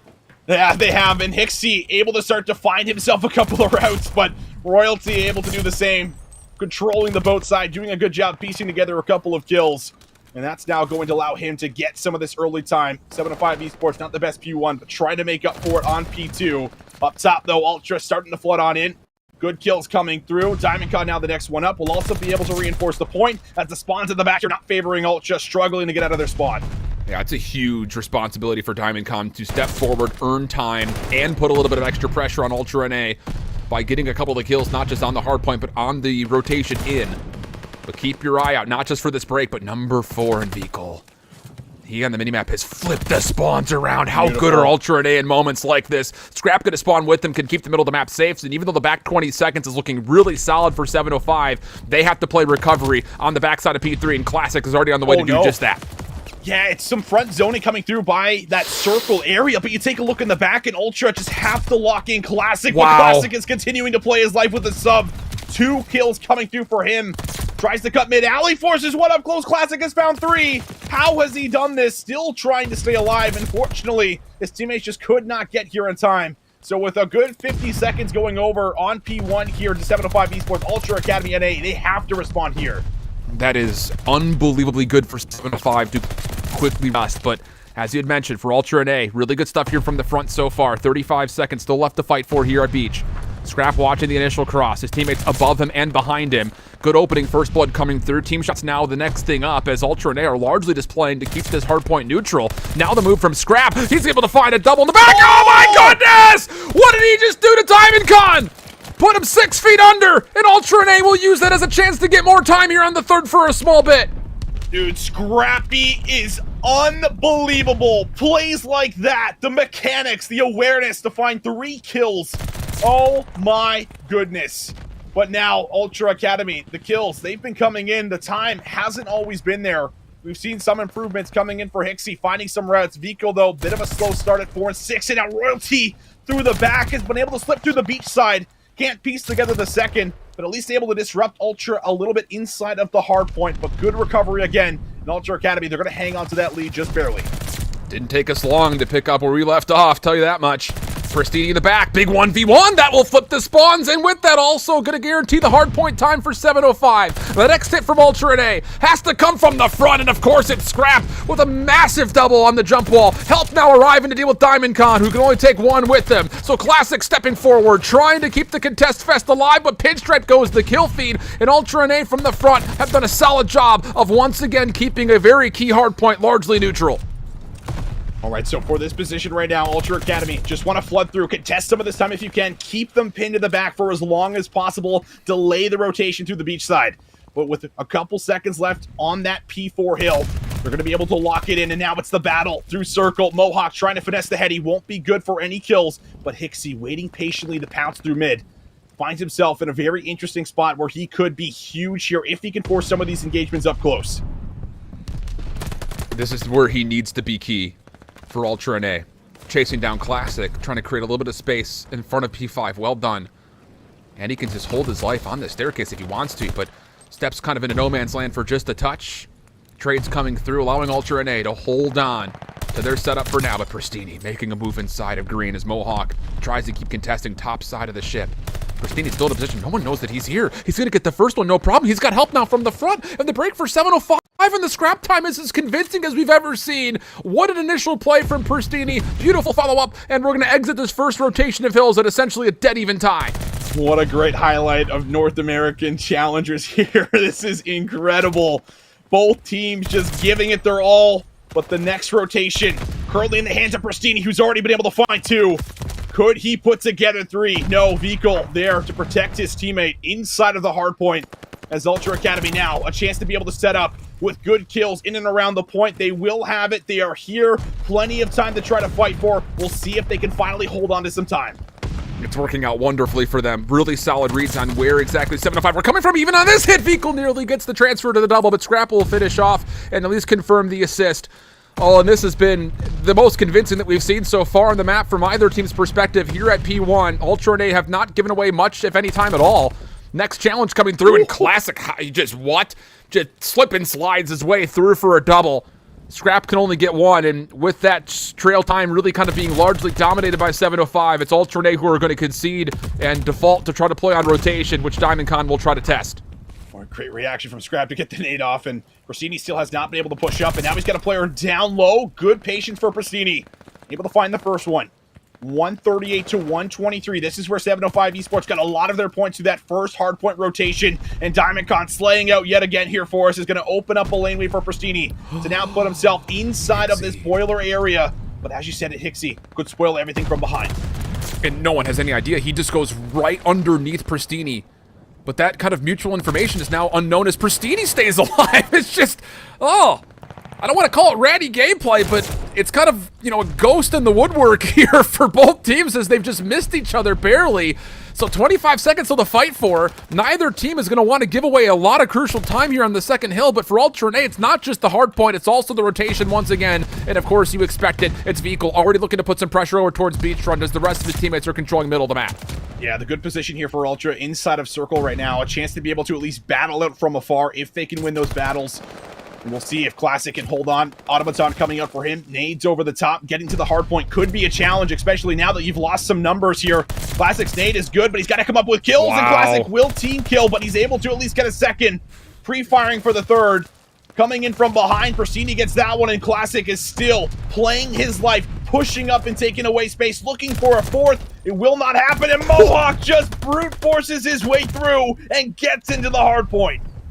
Once again, Ultra and A from the front of a key hard point. So good. And now Scrap looking for another triple in this same exact position where he just completely world-starred 705 last time around. Not able to replicate. And with that, the contest largely just falls onto what Hixie can do. And as he gets pushed aside, the only thing between Ultra and A and potentially a free rotation back to 4 would have been Classic. Vehicle on 5 will deny the rotation, and it looks like we will handshake this scrap time as Ultra and A will back up and try to get themselves some early time here at Radar. The fact that this game is this close is a really good feeling for 705 Esports right now, because Scrappy almost has 30 legitimate kills going into this fourth hill, which is the most ridiculous thing we've gotten to see, it feels like, on the night. He has just been so electric, firing at everything. He's going to spot Classic. But is he going to be able to finish off the kill? No, he sets it up for Vehicle, but the spawn's in the back. Inside of the front, 705 Esports, they are here. They've been able to break. Pristini for 2, Pristini for 3. Oh my, Pristini just takes out all 4 and says, I'll do it myself. It's just it's a little oversight. Ultra and A are so focused on winning these boat-sided spawns that they forget about the fact that if you get too far through ship, you're going to naturally flip the spawns out, and Pristini uses that to great avail. 5 in a row for Preston, and absolutely not done yet. Number 6, would you like a glide bomb? No, Scrap puts him down. And with that, Ultra and A will recover at least a little bit of contest here at 4, while also having some good numbers as we look towards the bottom right of the minimap and see what's coming up over towards the docks. Oh, Vehicle. Battle up against Diamondcon. He doesn't see him. He doesn't see him to the right side of his screen. So DC now in the back to be able to influence the spawns, but Ultra looks like they should still be good. One player going to spawn out. So you're going to have Scrap that's not going to be existent in this play for a good amount of time, and Diamondcon is still putting on the pressure. But now Classic, close on the point. Can he find this kill on the Hixie? Yes, he can. The break is in. And 705 Esports find themselves in a great position. Oh, but Royalty falls off the map trying to play the contest corner in the backside of the barrels, and now there's nobody else to help out Classic. Ah, what an unfortunate exchange of events for 705. It looked so good with the spawn manipulation, but not having that second component of the hold is massive. And now all of a sudden, instead of being in the lead with potentially a chance to close out on P1 or 2 again, you've got to play recovery. So you concede the scrap time. Ultra and A will get over 230 points, and it's all about what 705 can do right here to once again send it to the ship.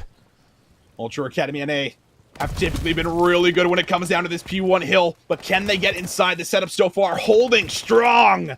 The 705 Esports shut down the first push. Vico only able to come out with that first kill onto Pristini. Hixie with a little slide across, getting information. Tracy to come in, and it's done very nicely on the first attempt. But can they battle through the next AR? Vico says yes, trying to break in. Classic, next one up, has to hold the line. 15 seconds needed for Ultra. So far, so good for 705. And Classic has a pistol out. He's going to be able to try to contest in the interior, but it's not going to quite work out. So Preston once again called upon, but Vico with a sub does get the double. Royalty, he stays alive, and Mohawk, unfortunately, stun kills Hixie. So 18 seconds left. Classic on the way forward, cannot get in. Diamondcon stuck behind rocks. Win condition now established from Ultra and A. 705 have to go. You've got to find a way to clear them out. First 2 kills are good. Mohawk, the last one that will fall. It stops at 249, but you got to get Vehicle out of the new hardpoint, and he's going to find the first kill. Hardpoint opens up. Ultra and A with good support will this time finish off map number 1. It's still tight. It's still close, but Ultra and A do just enough, largely thanks to Scrap's heroics. Unreal. Unbelievable. Oh my goodness, man.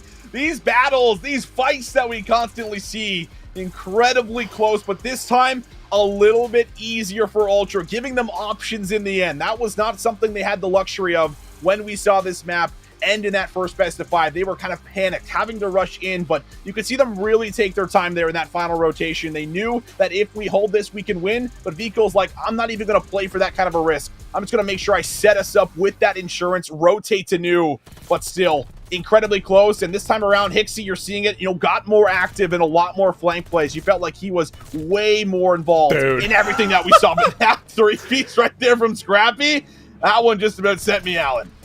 Yo, look, here's the thing. Someone in YouTube chat just has to clip this entire replay function and add it over to Reddit, because there's going to be a lot of people talking about, did you see Scrappy do this? Did you see Vehicle do that?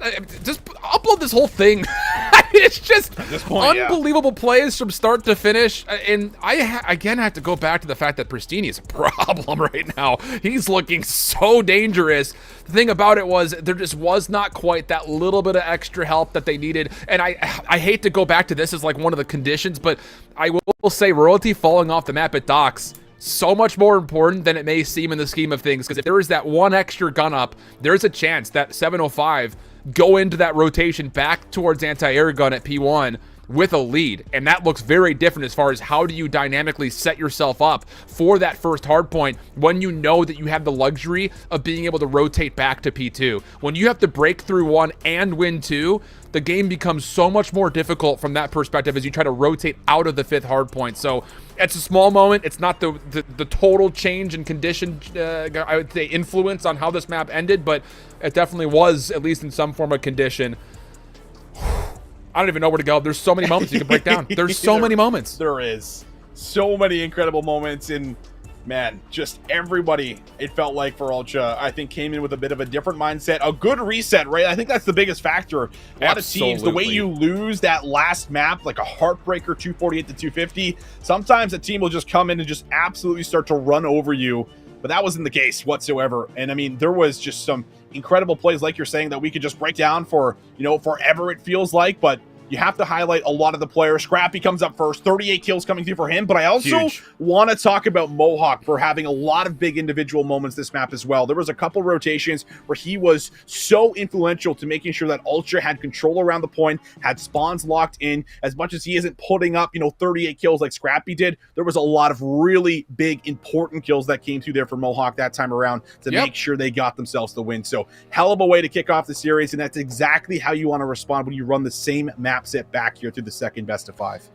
And it's in the lot of that 6 spree that he put together where you really felt all of the impact that he had immediately, because we saw it all on camera, and it was obviously a lot of kills in a row. But yeah, you're absolutely right, because there were a ton of different locations on the map that he was able to provide that same kind of clutchness, so to speak. But now here we go, partner. We're into a Bocage search and destroy. One of which, look, there were a lot of different mind games that were being attempted. And I would say, first and foremost, I'm curious to see what 705 is going to try to do to deal with Scrappy outside of B when they're on the offensive side of the bomb. Because Scrap did not have a lot of success from that position topside B. He, in fact, needed a ton of help. And on the opposite side, if you want things to look at, how do you deal with royalty inside of Grandma's house on the offensive side if you're Ultra and A? Because he was winning gunfights that he had no business even thinking about, let alone winning. Might have to go back to what you did round 1 and just send 3 players in there and hope you trade them, right? At this point, based off of what we saw, it almost felt like that's what was needed. But I mean, you're absolutely right in calling that out. Like that Grandma's house, that was royalty's house, that time around. Like, he was in complete control of it. Ultra never had an answer. And if you remember, the first couple of rounds that we saw as well offensively, it was classic finding those little windows to get through tunnel, to kind of push through this riverside, use little line of sights advantages to hop over walls through that upper staircase that we just saw here throughout this map overview, and kind of get himself into positions where he can get from behind. Ultra's now going to know that, kind of having their coaches watching over this game live, which means that that's likely not going to be an option for you. So offensively, things are going to have to be altered, and we'll see what it's going to be. But here we go. 705 Esports looking to tie us up here 1-1, and Ultra, they're flooding through. Oh, so are 705. Both these teams are saying, let's go. Let's just have at each other. An absolute slobber knocker here in round number 1, and 705 find absolutely nothing off of it. Both teams had the same idea. The Classic is stuck in a 1v4, and he's not going to do more than just the first. I love that call from both sides. Just Let's run at him. Let's see what happens. It's just like we're in the Gavutsu Hardpoint in series number 1 all over again, it feels like. But that's what I also called out the first time around we were watching Bocot Search, is Ultra like to do this kind of 4-man flood play coming through that bomb site to see if they can just overwhelm through the outer putter field in that P2 area, get into barn, and just run at your opponents, right? Catch them off guard in that first round. I love that play call. And now 705 Esports likely going to have to adjust to that patience going into future offensive rounds. But here's my big question. What is Ultra going to do about Grandma's house or Royalty's house? Vikal says, I'm just going to run in there and run to the back with the bomb. I'm not scared. This is just so different than what we saw from Ultra and A in the first time these two teams had played in the opening best of 5. And this is what we had predicted. This was the tempo and speed that we thought they were going to run at. Vikal actually does not see Diamondcon at range. More focus on what's happening on the interior of the house. It'll work out, as Diamondcon will still get traded and Classic will fall behind the play. So it leaves it to Royalty. The 1v3, he's got a pretty solid read on this rotation back over towards B, but Hixie's watching. And well, those tags will be enough to not just confirm the bomb, but it also allows an opportunity for Scrap to come around the back and find the free kill. Ultra and A up 2-0 early. Alan, we found the answer. You want to stop Royalty from piecing you? Well, that too. You want to stop Royalty from just finding kills? Just don't get in any engagements with them. Don't let him have the opportunity of winning out on those battles, because Vikal didn't go searching for him, right? He just runs through the back door and says, listen, Tools is open. I'm just going to hit this out, and you're almost never expecting that kind of an aggressive play. So now that Ultra have just thrown 2 back-to-back, just run and gun it, sprint at you, like how is 705 going to play here? How much map control are they going to have based off of how these last 2 rounds have kind of went with just overwhelming aggression? And Ultra, oh my God, they're not stopping. They're just going to keep running at them. It's literally one of those situations where this playbook, all you see on the playbook is run. That's it. That's all it is for Ultra Nades. Just run at them. The nades are coming through really well, I will say, as far as kind of breaking up where the hits could be coming from 705, but they're taking away every key location of the map in the first 5 seconds, my man. And that just, you cannot allow that to happen anymore if you're 705. You have to put together a response. And here's the interesting thing. I'd be willing to wager in round number 4 coming up, Ultra and A don't get aggressive. They don't hit with speed. Yeah. They're going to try to bait out all of the utility from 705. I'd be willing to wager on that right here. That's what I mean. That's what I was, almost expecting for 705 Esports to slow down completely, right? Just like post up on that back heady, just watch over mid, try to get a read on some of the initial nades and kind of nades and stuns coming out through the first kind of opening 10 seconds of the round, but they just kind of chose to get into barn, do their normal thing, and Ultra punish. So no way. Oh my God, that is just sprint at no them way. again, dude. This is just pure confidence from this Ultra Academy NA roster. And again, 15 seconds in the round, Classic is in a 1v3. Well, I lost my wager. I mean, it's as fast as you could ever predict. Classic for the 1v3. Gets the first, no problem. Second, around the back. I thought Scrap was about to hit from the staircase, but no, he actually isolates himself, but finally gets up top. And that will allow him a chance to put to bed any hopes of a 1v3. And I don't know what the current Search and Destroy record is as far as overall speed, but this one might be a 3-minute map. I mean, I think we've been in like overall game time for maybe about 1:30 so far, like a full S&D round. Like, if that, like I think the one round did go a little longer and Royalty was last alive, but other than that, everything has been about 15 seconds. 15-second rounds. Ultra just, they're done, man. It's just like that second best of 5 buff they just tend to get, it feels like. And well, they have been able to look over their mistakes, but this time, this is what I expected. Get on this back heady, watch over mid, kind of get a little bit of a foothold on the initial round, and finally a first blood goes the way of 705. But do you expect that there's a double stack at gate and one player outside the barn doors to courtyard? Probably not. I mean, the thing about it is, because 705 had to spend all their nades to stop the initial aggression, they may not have enough to clear these positions out. Vikal gets one, look to extend further, but gets denied. Hixie, the next one up. Pristinian Classic will combine for the final 2. And finally, we get a response to all of the quick speed out Ultra and A. Yeah, finally we do. And that's like, Classic does exactly what I want him to. He just goes to that back heady initially. He just says, listen, I'm going to sit back here. I might be useless if they're 15 seconds of the round if they don't hit this, but at the very least, if they do, I'm going to be effective. And that's what you need to do to kind of, just check Ultra a little bit. Say, listen, you can't just do this every single time. You've been able to get away with it for the first 4, but not the 5th. You won't get away with it for the 5th time. But now, going into what will be round number 6, Ultra. They've shown so many creative plays. The last time a 4-man hit over to B, This time it's a heavy defensive stack here for 705 Esports to the front and Classic. He's going to push forward. Oh, what? Is that? That had to be a team nade. Maybe.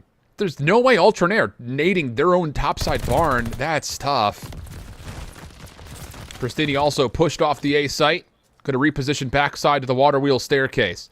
Ultra and A still biding their time, and actually they're going to full rotate back over towards B. Royalty will commit to get down low. Nearly catches the timing for a couple, but only walks away with one. And that will lead to surely be a plant. Pristini pushing through A. He's going to try to get around the back, but you can kind of see Mohawk's position. He's at least turning around and watching for this long flank. He definitely is. And while Pristini and Diamondcon both going to be isolated on this retake, so you're relying on individual gunfights, and well, it can only come by one player now. As Mohawk is going to drop, turns it into a 1v2, still doable, some time to work with, stun over the top, and nade as well. If the nade connects, maybe there's a chance. Get some information, but not going to be able to find it. And now he spots out Vehicle, but 20 seconds on the clock. Yeah, you kind of have to force the isolation.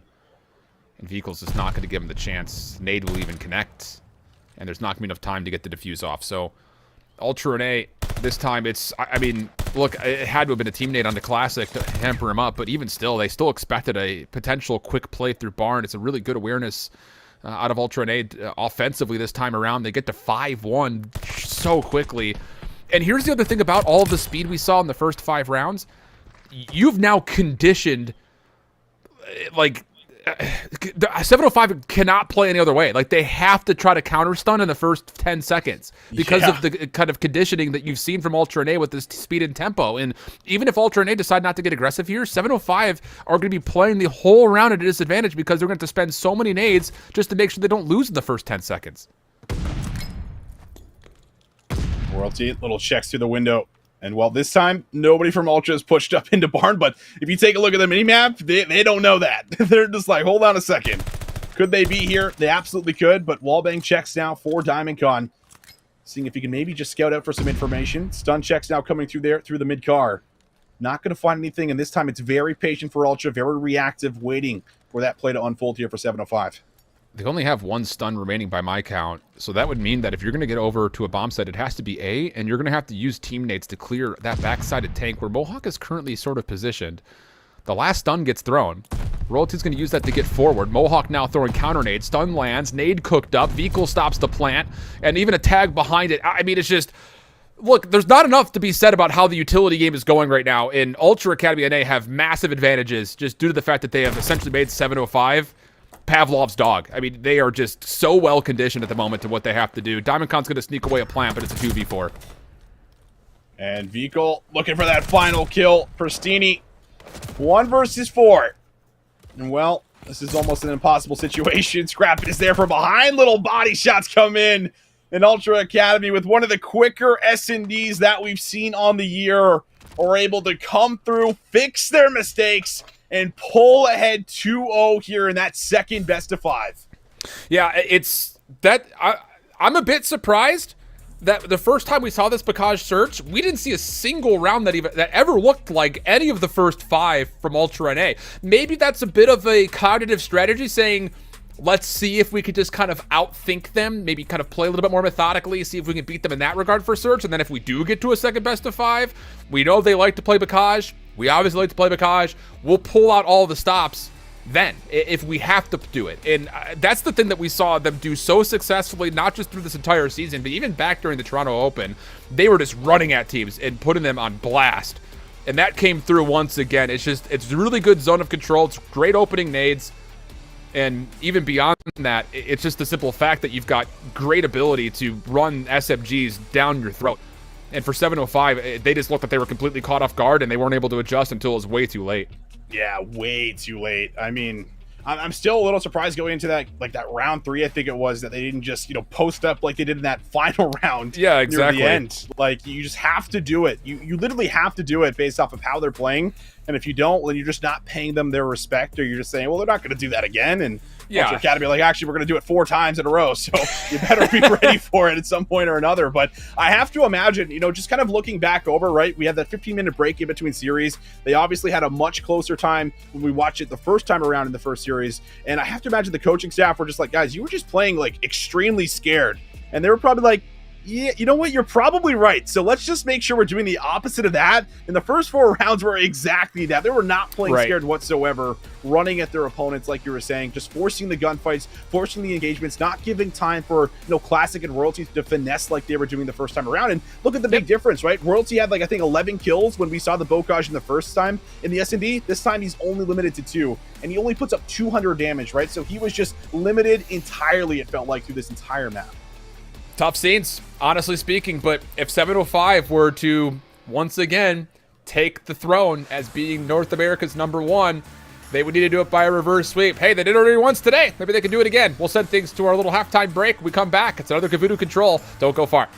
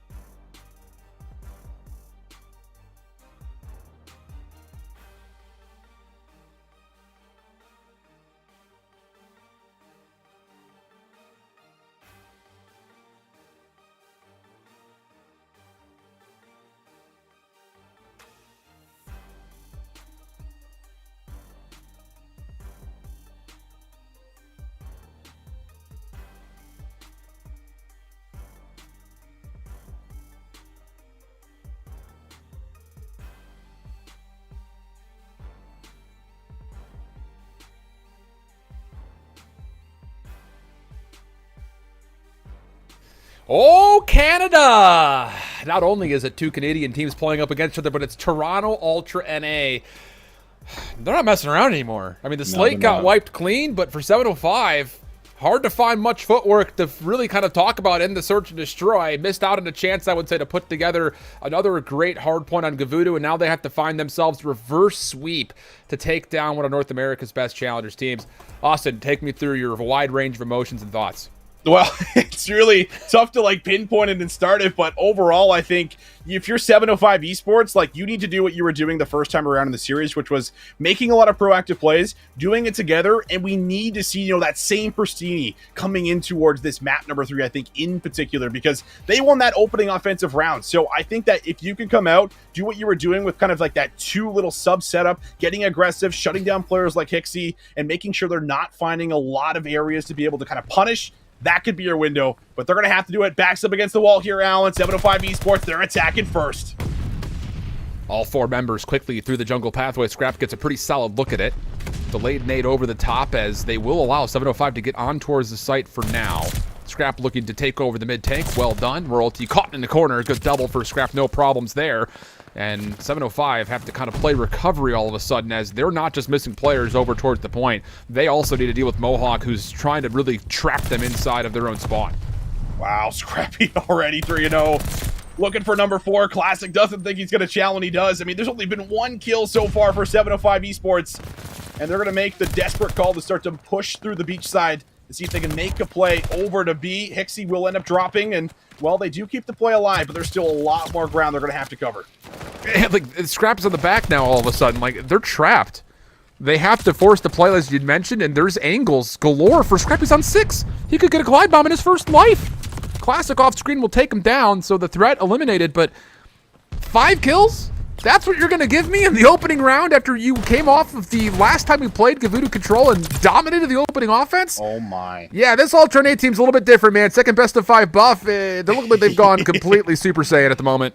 I mean, they're just not losing battles. They're just constantly in behind the enemy spawn. Persini will get a read on it, and Diamondcon will touch. This is where they were able to actually make the offensive round come to life before. It all started with Diamondcon playing like he had a sub inside of A, but it doesn't feel like the kills are coming in unless Classic can do something big, and he is able to tag up Hixie. Doesn't finish off the kill, gets to a back position to maybe cut off the respawners, and Pristini will find himself at least on B to stop the clock. 1.1, though, on the clock. Let's let that soak in for a second. You're going to capture an entire B zone with 1.1 on the clock. If you do, it might be one of the greatest moments in Gavudu Control history. Pristini's completely caught off guard, and, well, we'll have to wait to write history another time. Alternate dominant in the opening defense, and it all starts with Scrap and Mohawk. It's huge streaks. I mean, yeah. Scrappy just opens up, finds 6 in a row. Nobody can get out of spawn, and once a team offensively is forced to go through the beach side because they've just lost wave after wave through the front, like, that's when you know you're in a real tough position where you're just kind of scraping by, hoping you can get a touch on a zone. And, well, it's always so difficult to try to hold B with the back spawns that you get offensively. But Ultra Academy, they do good here in round number 1. I think limit to about 1 tick, but what can they do offensively? That was a big problem last time around. We'll see if anything changes, at least off the break. And the biggest first condition is, can you get Hixie into a safe spot in and around the hard point? Not going to work out quite on the initial attempt. Royalty now is trying to move a bit further forward, looking to cut off the jungle pathway. Good for the first. More nearby, sure, reads that beautifully. How about a third down low? Goodness, but no. Scrap continues to put together a solid opening to another round. 10-3. Come on, give me a break. Diamondcon's going to be pushed back, at least initially. Vehicle taking space underneath green, and that's going to lead to a first tick of progress, most likely here today. Give you a break, Alan. Give 705 Esports a break, it feels like. Give them a lifeline, my dude. Yeah, something right now. It's looking so much more convincing. Looking like the Ultra Academy NA that we've all come to know throughout Challengers so far in the year. And, well, as you take a look at the map, 705 Esports not interested in the A point. They're happy to give that extra minute over to allow an early setup. Classic does get punished looking for some early exits, however. And now they got eyes onto Pristini. So a lot of good information. Hixie with a quick trade. And now Pristini in a tough position and has to play his life. Wow. I mean, you've got Vehicle on the back. Royalty needs to win this 1v1. Ah, well done. Okay. 705 can finally breathe. For just a moment, you still have Mohawk in a position to try to set up something through the middle of the map. No one seems to know, has any idea that he's here. But as Classic reads the challenge, he'll back up to extend his life up towards AA gun. Help over the middle of the map will clear some space for 705 to work with, but Classic coming back to the gunfight up top won't be able to do too much with it, and Ultra Academy NA at least have a position to work with as they approach the B site. Pristini, slow start here for him at 2-8. But maybe a chance to really start to bring it back. Tough battle here versus Scrap, both on some disgusting eddies, but Pristini gets the best of them. Classic tries to make the pinch play, and Nixie reads it so well. Royalty with a quick trade, but this does allow Scrap to get forward. Yep. He's going to find Diamondcon. Unreal. He's on 4 in a row, and that's going to be a push into the back for Scrap. What a difference maker a 1v1 through the side alleyway of Ring makes. That kill puts it to essentially 3 down. Scrap can move forward. Now he's on 5. Jumping shots on the Royalty, looking for 6th. To the pistol he goes. Reads him to the left. He gets the 6th in hand. Now the reload has an MP40 off the ground, but Diamond Khan will put to rest any potential streak, but the damage has been dealt. Ultra and A all over the B zone. Spamming through the tank is Diamond Khan, but Mohawk peels his forehead off. Classic looking to follow up. Will stop the second tick of progress at 7:05. Still an opportunity to hold on to this defense, but they're running out of lives. Yeah, running out of lives, but 30 seconds on the clock here. So, well, Toronto at some point in time going to have to likely stall, getting through all 8 in 25 seconds. Probably not going to be the win con. But Diamond Khan, quick trade there after Vico found his teammate. Now down to 20. Mohawk might be the first one to have to go and try to get a touch on the point. Hixie's going to drop for the side, and, well, things are looking a little gray here for Ultra. Not looking too good, but Mohawk does at least get pushed up to the rock. Hetty, can he finesse for some kills? No, Diamond Khan has just played his life, showing us his AR dominance up close as he's able to survive and limit the damage to 1 tick. Yeah, it's still a costly tick, though, when you consider how things look for 7:05 on their first offense. Man, it's just so many opportunities are gained off of these little 1v1s, and I know a lot of people out there are watching Gavudu Control, and it's like, second monitor content because it's Gavudu Control, but these little 1v1s are so important. And that little pickup from Hixie on the little pinch play that was being set up by 7:05 is the only reason that Scrap moves forward and puts himself on potential streaks, and that is exciting action to say the least, because that kill goes differently. Well, I'll tell you, 7:05 never give up that first tick of progress, you feel like. So we'll see what happens this time around. Hixie from the middle of the map this time, able to take down 2 as Pristini and Royalty just kind of lined up for one another. And there's an opportunity for Hixie to also extend the defense's chances of just holding on to the zone inside the ship itself. Oh, Hixie, this is where we want to see him become a lead. Oh, gets an AR and almost has an angle at Classic. Classic actually turns for Vico as well, and now can start to push out, see if he can cut off this cross. No one's going to know he's here. He's going to have a player right close on him. I think he hears a little grenade tick, and that's going to allow him to get on 4. Can he get 5? No, he cannot. Trades come in, and man. it's all purple. No trades here for the side of 705 Esports, and that's going to hurt them. I don't know if Scrap has won a single 1v1 true gunfight where both players are shooting at one another, because that was a situation where Pristini's in a 1v1 with Scrap kind of on that cross through the backside of Beach, and both players were taking shots, but Scrap's just not losing gunfights right now. 19-10. Essentially, I won't say doing it all himself, but he's a big component of why this defense has been as good as it is. Hixie's starting to light things up on this next defensive attempt over towards A, and oh my goodness, has he missed a bullet? What are his accuracy stats? Is it over 900? Because it sure feels that way. 3 in a row for Scrap, still holding a key position down low. No one can shoot back against this kid. If you rip Diamond Khan's head off there, oh my god, I'm waking people up. Hixie, able to get help from Mohawk, can't even get out of your spawn right now if you're 705 Esports, and this is just dominance on Gavudu Control. I mean, 705 Esports, you take a look at what was happening the first time around. They were winning these battles. They were controlling the temple. They were keeping Ultra pinned in the back of their spawn, but this time, it's a different script, a different story, as Ultra Academy are now up 2-1 with another convincing defensive side. I don't have the words. I really don't. Oh boy. You see things like that out of Scrap, and you just go. What do you do? It's just. Oh my god. I'm just a spectator at this point. I mean, just like the rest of us that are watching, it's just, I'm here for the show. Yeah. Welcome to the show, bud. Scrap here for a chance to be able to maybe make something happen again. 25-11. There it is, 26 for him. Looking for the 4th, not going to happen. And now a little bit of control here. If Diamond Khan can hold on, a nice snap there onto 1, but is not done. Has to find the 2nd. Hixie's going to be isolated, but is at least able to hold on to some of that boat control. Oh, man. You got to just show some life here, 705. Make me feel some sort of confidence that you could put together a potential round 5 offense. Convincingly start to slay out, and they're not having it. Scrap, Hixie, Vico, all individual kills, leaving Diamond Khan by himself. Over the corner, Scrap will finish him off. Oh, boy. I mean, oh, boy. I mean, there's not a single gunfight that he's unable to take successfully, it feels like. It's stupid. It's actually stupid. This is disgusting. Nope. Just, nope. Not there. Not gonna win that It's a walking gunfight. highlight reel. Unbelievable.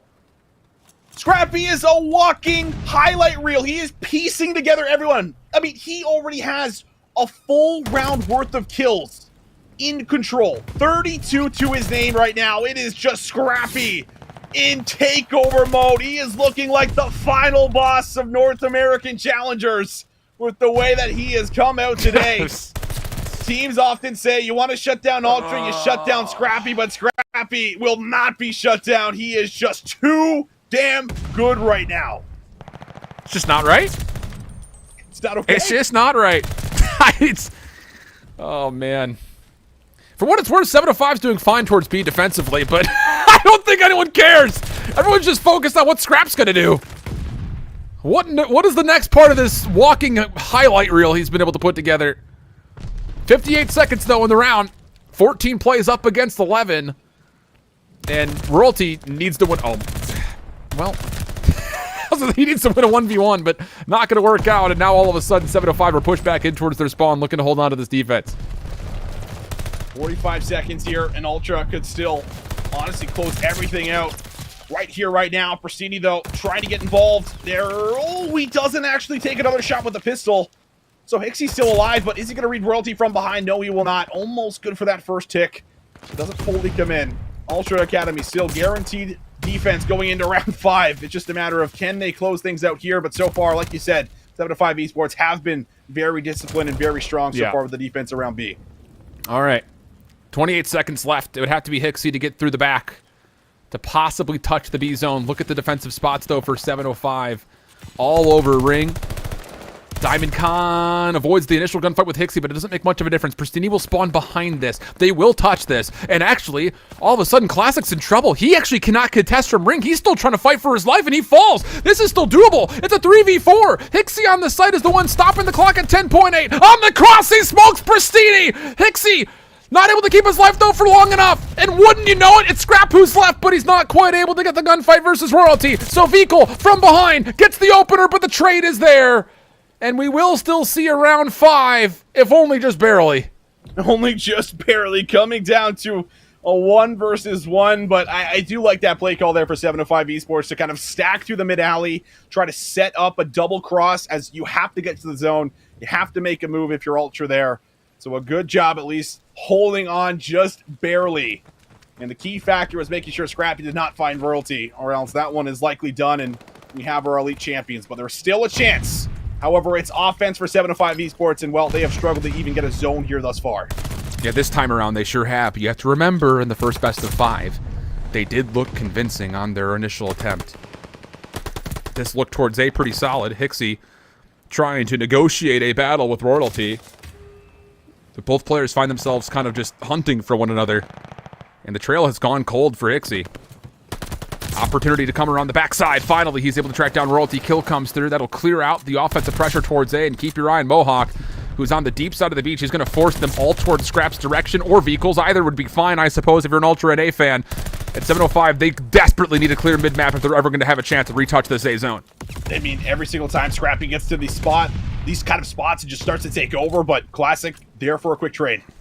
40 seconds left. I mean, this has to be convincing here if you want any shot at being able to extend this and make something happen on B. Here comes the Classic through mid. Classic there on the pinch for 2. Diamond Con with 1 up close. That's 3 out of 4 dealt with, but you're still going to have Mohawk in from behind to potentially make a flank play on A. You have to get convincing kills out of Classic right here. And even just keeping them at bay would be fine. Second tick of progress is looking pretty solid. Also, in the same moment, Pristini finds a key kill on the long flank. So that will open up space for potentially not just a chance to lock this A zone, but if Classic can get through, maybe you can start to string together a rotation over towards B. Big kill onto Vikal. Diamond Con also finding a kill from the front. The only other player defensively nearby is Mohawk, and he'll drop. So now it's just Scrap, the last one left alive, and he was playing for the long play. He's going to get caught in the rotation, and all of a sudden, you've got Royalty on the zone. Not done at all yet. A 3-life lead, and 705 have an imminent threat over towards the B zone. Oh, Classic, one off of getting that glide bomb, and he can't get it. Hixie just finds him. Classic wanted to play for his life, and he can't earn the streak, but now Pristini turning up on 4 in a row. able to spot out Viko, reads the push, but Viko with the stun, able to elude the gunfight. And now, able to just recover. Take a breath here if you're Ultra Academy NA, as they're able to get them off the zone and make sure that first tick is not secured. Dude, how much does that palm tree come into play? Classic absolutely destroys the foliage here on Kavudu, and it eludes the chance at a glide bomb in a round that very well could be determined by lives. But now all of a sudden, 705 a bit stuck, as Ultra NA are making moves across the middle and through the beach, but no one has kept track of Royalty, and the clearance from Diamond Con is good. Easy kill onto Hixie. Nade will come through, plus the clearance from the front. They can start to stack this. It's a 12v8 Austin. 37 seconds where the clock stops. This is very doable. Royalty's got himself pushed up on front, but Viko, he can just look at everyone. Oh, he doesn't finish off the kill. Viko has choked in this position. He's got to be the one to do it. They're on the zone. 3 stacking it. Oh my goodness. 705 Esports, after getting shredded every single round, somehow make the miracle happen in round 5 offense. Expect the unexpected in this series. Scrappy dropped almost 40 for the L. 40 for the L, something like that. Here's the thing. Look, the only thing everyone's going to remember is Scrap from that entire map. But you have to really cement that is just the definition of composure from 705. Pristini's in the absolute blender for the first 4 rounds, but he puts together 4 in a row on that rotation out of the capture of A over towards B. And arguably, he's the reason that they even get initial progress done at B, let alone the fact that they continue to build a life lead with the play around the back. Unbelievable. And all of a sudden, you start to feel the current shift just a touch, and 705 with this never say never mentality have given themselves an opportunity to still fight for the series. I am just so shook that somehow 705 Esports were able to win an offensive round after not even securing a single zone the entire offense is leading up to it. Like, for real, it was just looking like they couldn't even fight back in certain moments. But that final push, Royalty getting around the back, some big gunfights coming through the middle of the map because Ultra are trying to zone and get a read on where that push is coming from, leaves them a little isolated in a lot of situations where trades can't come in. And, Viko, he had a really good opportunity at being able to probably collect more than one player there. But I think he maybe thinks that he finds that first one, tries to duck away to allow his teammates to maybe pinch from behind so they can attack from multiple angles at the same time. But Viko, I think, just needs to try to use that heady, challenge out, find 2 or 3 kills, and likely save the entire game, because now you have given 705 Esports that lifeline as they're still alive in the series. Yeah, that's tough scenes, honestly. I mean, it's I won't say just 1 kill from securing the round, but that kill would have been an important one. Not only would you be able to kind of help the stack not be there, but you would be able to stop any rotations coming through. But I'm telling you, man, I have a feeling. What do you have a feeling of, Alan? I'm not going to say it out loud because I'm going to get roasted, but it's just one of those things that this 705 team, you erase what happened on the Bakaz Search and Destroy. They were in a position to win Gavudu Hardpoint. And now you're in a position to all of a sudden go back to a Tuscan Hardpoint where you put together one hell of a run against an Ultra and A team that felt like they were always putting you against the wall. The only thing that has to change as we look at this 4th map is you just have to be a little bit better reading when the rotations are happening from Ultra NA. The setups were largely fine. The contests over spawns were largely fine. And the first time that we saw this in the first best of 5, the thing that was missed was just 705 was the second team to the Hardpoint. It felt like more often than not in those rotational timings. So we'll see. I don't know. Still doable. Yeah, I mean, it is doable. I mean, especially, you win an offense round 5 Gavutsu, and I think that everyone on the team now knows that this is absolutely doable. You can bring the series back, and I mean, it is a scary moment for Ultra Academy because it feels like every single map, they have been dominant. They have been really good. Gavutsu Hardpoint, of course, was still a little back and forth, but they took control near the end. But now that you've just given, a little bit of life over to the squad, a team like, just like Royalty, Pristini, when these guys get amped up, all of a sudden, like, that changes the overall energy of the team, and you can start to roll with it, start to see if you can turn that into more success. But I think it was, a 12-point differential on the first Tuscan Hardpoint. So, like you said, one different break, one different rotation, all of a sudden it's a different story, and maybe 705 Esports come out with it. So this is going to be another barn burner coming in for us. And man, Desert Siege, we know Ultra's good, but I just do not think that you want to go to that map number 5 if 705 Esports can keep playing like they've been playing in that last map. Yeah, we'll see, man. Yeah. We got to get there first and foremost, though. And for Ultra NA, we've seen a number of late tournament series not be decided, but we've seen instances of this Tuscan Hardpoint, and I feel like we continue to repeat ourselves when it comes to talking about this Ultra NA team and how good they are in the scrap 20 of a previous hill going to the initial 20 of a new one. I think a lot of people would expect maps like Berlin to be very much so heavy on the contest towards rotation, but Ultra NA have a way in the tight situations and tight corners and alleyways that you get around these rotations of Tuscan to still make it feel like a wide open map. Sure. I think the biggest thing that we had said at one point was like Ultra NA just made it feel like they had 5 members on the map at certain moments in time during that first map instance that we had this map mode combo in the initial best of 5. So 705 has to stop that, first and foremost. Yeah. You got to start to establish your own proactivity on rotation, and it really comes in that key 40 seconds between hills.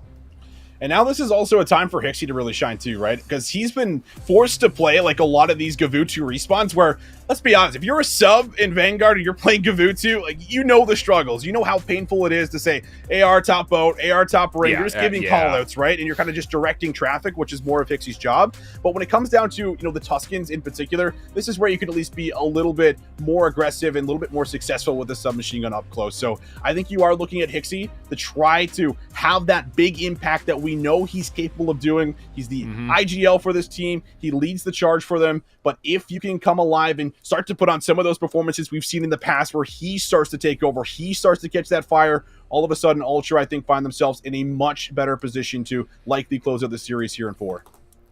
So you think what, a lot of the focus here comes down to what we see from Hixie in Classic in a way, or do you still kind of keep this with Scrap because he just obviously took over the entire conversation through map 3? I think Scrap is probably just going to put up numbers no matter what I say. Like, that guy, I think he's just good. You know what I mean? I'm not worried about Scrap, but I think this one definitely is more on that submachine gun battle because Classic, you remember, right, in that lower final, he was putting up 1.20s. He was having incredible series. So, you know, that battle between those two, I think, really will be the difference maker coming in. I like it. All right. Wow. I mean, it's just, you eliminate this map 2 out of the picture of the other 7 maps that we've had, and it's been tight affairs all the way throughout. And just to keep in mind, again, I know a lot of people have, you know, on the tip of their tongue, we're talking about posties, we're talking about LCQs and initial kind of invites to the championship format. These points are huge for 705. Like, I know there's a lot of conversation around how, like, oh, NA is only going to have 2 teams at champs. That's not the case. I mean, there are so many teams that are in position to threaten the other 3 spots outside of Ultra NAs at the moment, just with a good finish here in this elite, and then also what they can put together at Boston. So it's anyone's game still to finish in the top 4 overall, and 705 is definitely in the conversation, and their ability to potentially upset Ultra NA here in a second best of 5 reverse sweep would put them in a really good position to start really threatening teams like Rocker Academy and Team War, who kind of find themselves in the 3rd and 4th position, so to speak, in the kind of challengers postseason standings. So you got to keep in mind that it well extends beyond just the scope of this individual series with the way that Champs is currently set up. So it's a huge match for 705. For Ultra NA, it's all about just asserting yourselves as potentially the best challengers team in the world. We'll see. Yeah, for anyone, you know, worried about how they're doing with their points, well, they are just leaps and bounds ahead of everyone they're else. comfortable. So this is just, you know, realistically like practice going into, you know, that Boston land, going back into Challenger Finals.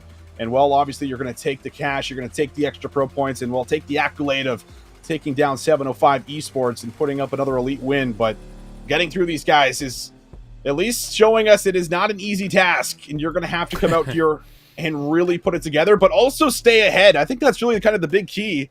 Looking over the Gavutu control, at least for me, Alan, where it's like, you were looking at Ultra, and it was like, oh, this is going to be done in 3, almost. It looked like we weren't even going to see around 4. But, I mean, the ability to at least continue to keep things going, again, after not even securing a final zone or 1 zone, like, it's just absurd to close that out. So that's enough for the map number 3. We got map number 4. We're loading in Tuscan Hardpoint. I hope you guys are entertained at home. I know it's like 11 o'clock EST, but we are still amped up for COD. We are amped up for challengers, and we are amped up for this match. Can 705 Esports get us to a Game 5, or does Ultra Academy NA have it in them to close it out and get themselves yet another elite championship? Oh, boy. It's just can't help but smile. So fun. It really is. I mean, we're just glorified spectators is all it is. I mean, I don't know about you guys, but I'm enjoying my time. Opening nades as ceremoniously as they are start echoing across P1. Classic over the top, though. Goodness, 2 incredible gunfights for him. And an opportunity to still hold the angle. Scrap will deny as Classic couldn't get the full regen off, and it will be Ultra the first ones into the hard point for some early time. Yeah, a lot of credit here to Mohawk and Scrap, the duo, being able to just kind of wait out, play patiently, find those picks, and get back into the point here. 705 Esports going to try to play retake through mid. Scrap is going to be aware of this. He is on 4, so already threatening some early streaks. Number 5 for Scrap, looking for 6. Goes to the pistol long range, but Diamond Con going to be able to secure that from afar. As now Hixie just going to try to do some damage, but Pristini says no, shuts the door in their face. And 705 is good for some of the scrap time. Yeah, good stuff here from 705. Not only to play recovery, but also, of course, to make sure Scrap is held somewhat reasonably at bay.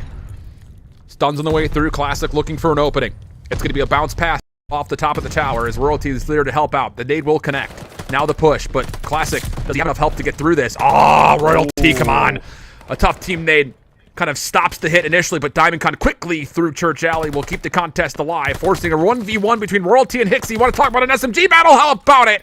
As Hixie will eventually win it, and Scrap is there to support as he gets a double to make sure that Ultra Renee can get into column first. No, certainly will, and Hixie might not always put up the most kills, but he'll get you the important kills, and that's another example of it there. But 705 Esports still ready to pounce for some of this time. Left on P2. Classic comes flying out of patio. Comes flying out of patio Unreal, again dude. to take out Mohawk. It feels like he's able to force his way through, but this does also flip the spawns on the map, so Ultra Academy will edge out with a small lead, but can they hold on to this rotation because 705 Esports, they're here. Dude, I mean, we'll have plenty of time to talk about this later, but how good has Classic been in this series, man? A guy that I think, just largely speaking, we talked about it kind of at the first best of 5, like, is just being ruled out as his career coming to maybe a possible close, but his flexibility and his ability to turn a situation around has been lights out in this grand finals at least. Stun check back towards Tile will work out. Mohawk will reveal himself over through Vines. Royalty just waiting for a little bit of help, and he's going to get it. Back of the map, it's just Vico left alive, and he will fall clean from 705 on rotation. They'll win this, I won't say initial time, but a lot of the core amounts of time here on Fountain. Yeah, they definitely do. Just nice little bait and switches coming in. Not really overextending, giving up your life for free. Making Ultra work for it. And Ultra have to work for it again with 20 seconds left on Fountain. Classic looking for 7. There it is. Glide Bomb is in. Going to be great for some of these future rotations. Scrap time should also be secure. Classic's going to add in some reinforcements here. Challenge out from Mohawk. And we'll just obliterate him for 8 in a row. The duality between Pristini and Classic in the entirety of that hard point was lights out, just textbook gameplay. And so not only do you have Classic on 8, Pristini's got 5 of his own. He still has the potential of trying to get a second glide bomb earned. Now, you don't want to get too cute with this potential streak. You've already earned 1. That should feel like job done. You want to make sure you can try to foil this setup for Ultra Renee. Diamond Con's going to try to go around the back. It's not going to work out, but Pristini on 6. 1 more weakened up. It's double glide bombs from 705. Plus, they have the ability to challenge on the back as Classic continues to keep his streak going for a small time. But Ultra Renee off the respawn deal with both threats at the same time and are still earning time at Church.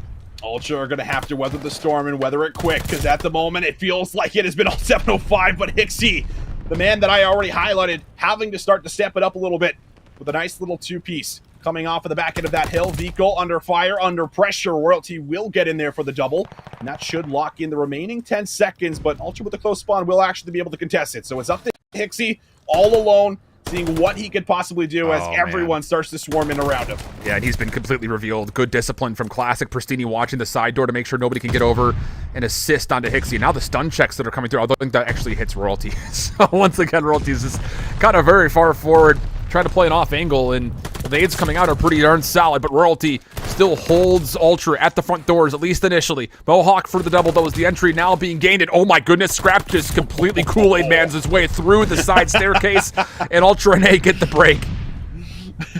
Oh yeah, certainly did, man. Just right through the wall, hanging it open, and now Vico on the pinch.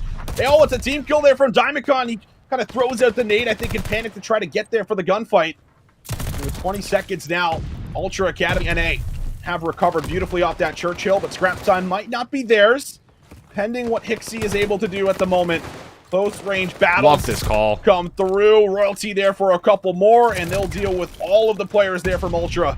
as it will be a rotation early setup for them, but almost a dead even game going back into the second rotation yet again. I wouldn't be mad to see one of the 2 glide bombs be used right here. If I'm being completely honest. Yeah, I love the call. This is the benefit of having 2 streaks early. You've got to look at the full surround from 705. Vika will fall first on the close heady. Now it's down to isolating inside of you and the 1 player on the back. And oh my goodness, that is absolutely perfect from 705. Great use of the glide bomb. You commit in a full 4-man stack towards scrap time on 5, and the key 20 seconds that we're talking about between hills now starts to tilt in favor of 705 as they got a hold on the first. And I love how they just don't let Ultra breathe or reset up with cooking some nades, getting out some stuns. It's just immediate pressure as soon as they come off spawn. Now finally a favorable kill feed for them to start to move in. Maybe get in for some of that time.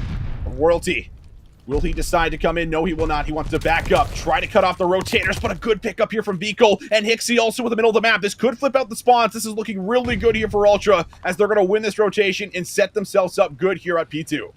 As good as it was from 705 on the break attempt going from 5 to 1, that is more than the appropriate response from Ultra NA as they break back in with good gunfights after the glide bomb had already kind of come to fruition, and then stopping the rotation to column.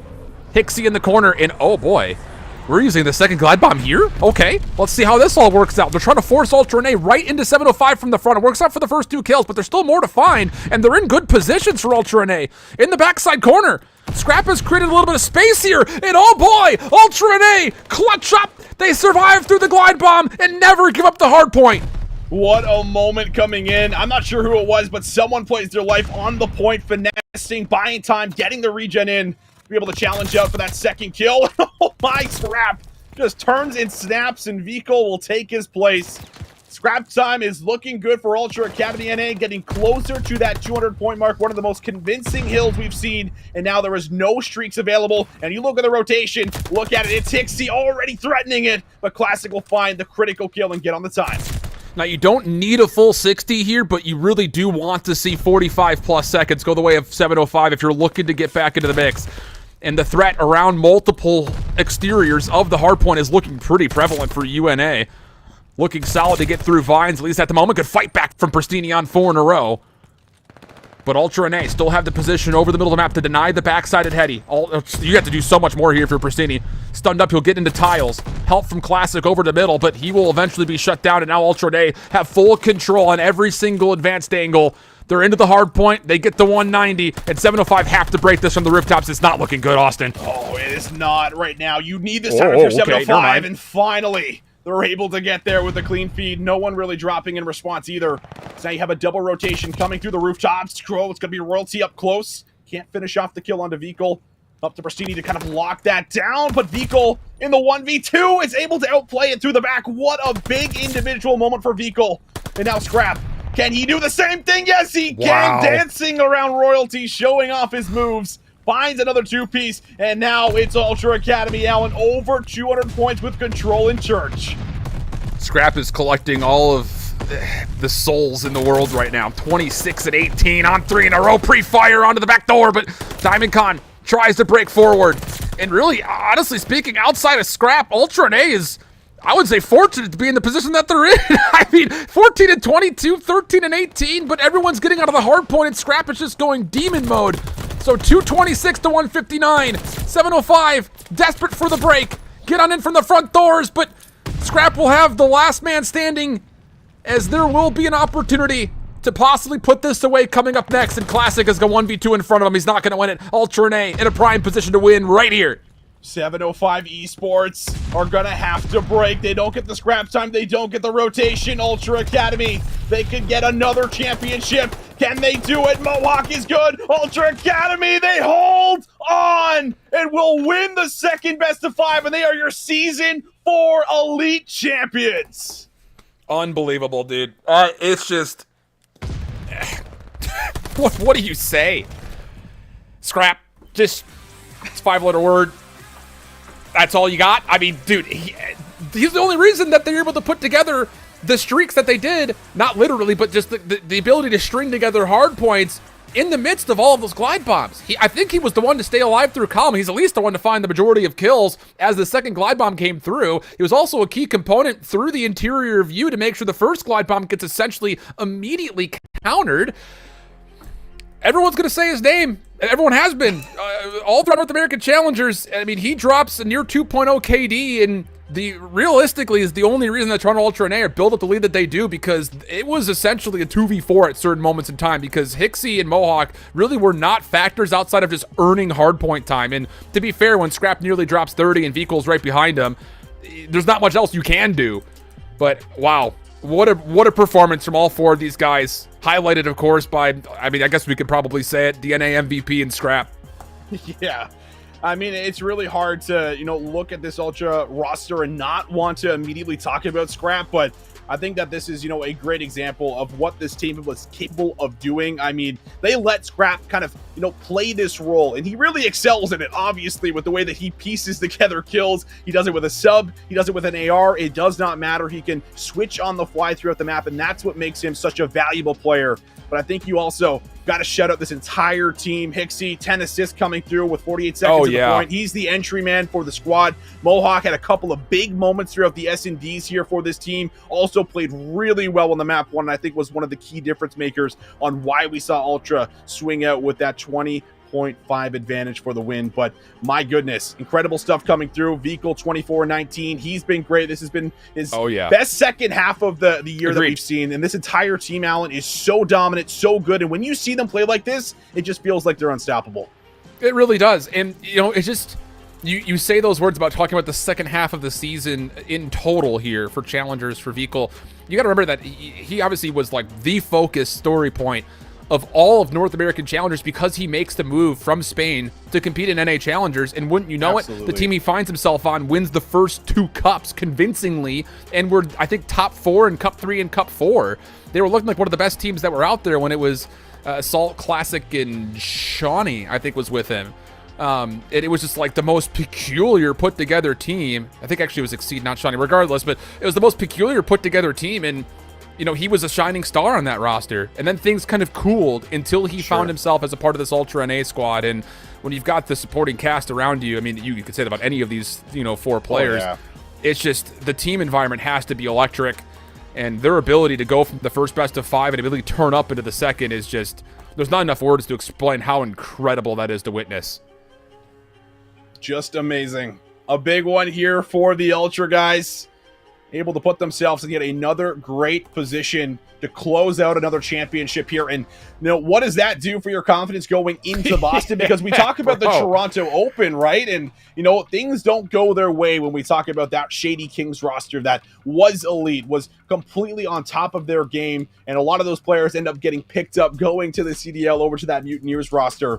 But now you look at an Ultra that has been able to fix a lot of their mistakes, expand some of their map pools throughout some of the game modes, and everything has been coming together beautifully. But we'll take one more look through the entire bracket. It's been a hell of a playoff run here throughout the final season here, Alan. Yeah, for real. It all starts with the matchup versus 705. Sure, again, we mentioned it a couple of different times, but it's important to reiterate that was a tight 3-0 series. Their impressive win versus Trash Bros last night, a lot of it coming by way of just good overall respawn and control. It felt like it kind of reestablished maybe one of their weaknesses coming in towards the playoffs in the first place, just due to the fact that their hardpoint for Ultra NA was kind of a huge spot when it came to their group stage, where whatever it takes was kind of the dominant respawn team. Ultra NA really stepped things up for this playoffs, and even though the first best of 5 went the way of 705 Esports, there really wasn't too much doubt here in the second series, even though I think the 705 control win was surprising to say the least. Everything else was pretty darn convincing, and it really builds a lot of confidence that this Ultra NA team is not just the best team in North America right now, but by points and by overall standing, you have to say that they are the best team in global challengers at the moment. Absolutely. Just been so consistent the whole year. And listen, this is a lot of what happens when you stick together, but also have a good team behind you. A lot of credit over to Mystic and Mayhem working behind the scenes to help these guys get to this point. You talk about just the difference that we saw between the Series 1 and Series 2. A lot of that comes from that coaching staff, that support staff they have behind the scenes to be able to kind of sit down with them and say, listen, this is where it went wrong. This is what we need to do. This is what they're doing and how we're going to adapt and play towards it. And well, I mean, a lot of that adaptation really comes into the second best of 5. So credit to the entire team for coming out here and being able to put on that kind of a show, make those kind of changes, and just look that damn dominant as well. Dude. I'm thinking about the Bocage S&D. There's been a lot of matches on the day, but they're just sprinting at their opponents the first 4 rounds, showing no respect whatsoever. Like, that is the definition of adaptation right there if we've ever seen it. So that's what you love to see, and that's what I feel like we constantly get out of those Ultra Academy NA boys. I've got a lot of questions about the mentality in each of those 2 Bocage Search and Destroys, which hopefully we'll be able to get a chance to kind of have answered, as I believe we're trying to get Vico on for a little post-game interview. But he is still trying to get himself set up. I want to take just a moment, though, to talk about, obviously, 705 Esports. The thing about it in the conversation that floats around North American Challengers is how close in competition we'll say like the top 12 teams can be on any given day, any given weekend. Does this boost 705 into a position to maybe contest for a top 4 position at Challengers Open in Boston? Because honestly speaking, if they want to try to break into the top 4 overall global standings, they're going to need at least a top 4 finish, if not better, to try to make an argument for one of those given spots. Otherwise, they're going to have to make waves through that whole LCQ. Where's your confidence about the 705 team? I still feel really confident about these guys. I think they had a really good showing. I mean, first best of 5, extremely clean. They pulled off that reverse sweep, down into the lower final. So I think these guys have a lot of composure. They have a lot of consistency. And the big factor about Toronto is they didn't really have a lot of practice going into that event, right? Like, they had just kind of picked up, Pristini and Classic, and, they were able to put together, I think it was a top 8 finish, roughly off the top of my head. And overall, I mean, going in now that you've had more reps, more practice, and you have veterans on this lineup, I think that you actually thrive even more when it comes to that LAN environment. So I'd say a top 4 finish is, very possible for these guys based off of at least what they showed us throughout this season. It's interesting stuff. I mean, we're going to have to take some time here once we get all the Challengers points kind of accumulated to see what the conditions are going to be for each of these 2 teams, or really even all of the teams that are out there globally across both Europe and North America, as everyone's now to train their focus on the Boston Open. That'll be happening not this weekend, but next weekend. I mean, goodness, it is right around the corner. Then we're into the postseason. But for Ultra NA, I think that, you're comfortable now with this win especially. There's really no way you fall out of the top 4 overall points, but there is still something to be learned about your performance that you can put together at that Boston Open. Are there any shaky moments, do you think, for you when it comes to Ultra NA, or are you feeling super confident about their ability to possibly not just win this season of Elite, but also potentially follow it up with an open win? I think it's very possible for them to do it, but I think I have to hold off on that question, Alan, because I think Vico is here. He's here to join us, and welcome. That was an incredible performance that we just got out of you, Vico. I mean, initially coming in, like, how was your mindset kind of coming off of that first best of 5 compared to that second best of 5? What's kind of your first thoughts? So obviously, like, they came out super strong with their first series they had. We were waiting for them, and obviously they reverse swept Trash Bros, and it was even longer wait. So we came out a bit flat. We managed to take the first hardpoint, which was, to be honest, a surprise. Because it was a bit shaky at the start of the Tuscan, and then they just did better. They had a better S&D. Their offense on gap control was really good, so they just took those 2 maps, and the last map was a grueler, 250, 248. What else can I say? There's not much else. Trust me, we were running out of words ourselves. But I want to go back to the Search and Destroy, specifically because we got Bocage in both the best of 5s. You guys came out, I won't say flat, I won't say not prepared, but you played a very uncharacteristic kind of slow tempo in the first best of 5. Was that a predetermined decision? Because obviously the second best of 5, it was all gas all the time for you guys picking up the tempo. So, Challengers, we play so many different teams, and Boke is always a map that is in a series, and so many teams play differently. For example, on Sunday in the Cup, Exceed and them played it super slow, and we played it slow backwards, and it worked. And then these guys pushed us all the time. So in the second best of 5, I said, first round, I called out, yo, let's push them, let's get super aggressive. And Scrap on the second round goes, yo, let's slow things down. I'm like, no, we're not slowing anything down, we're running at them. and we just literally run together and said,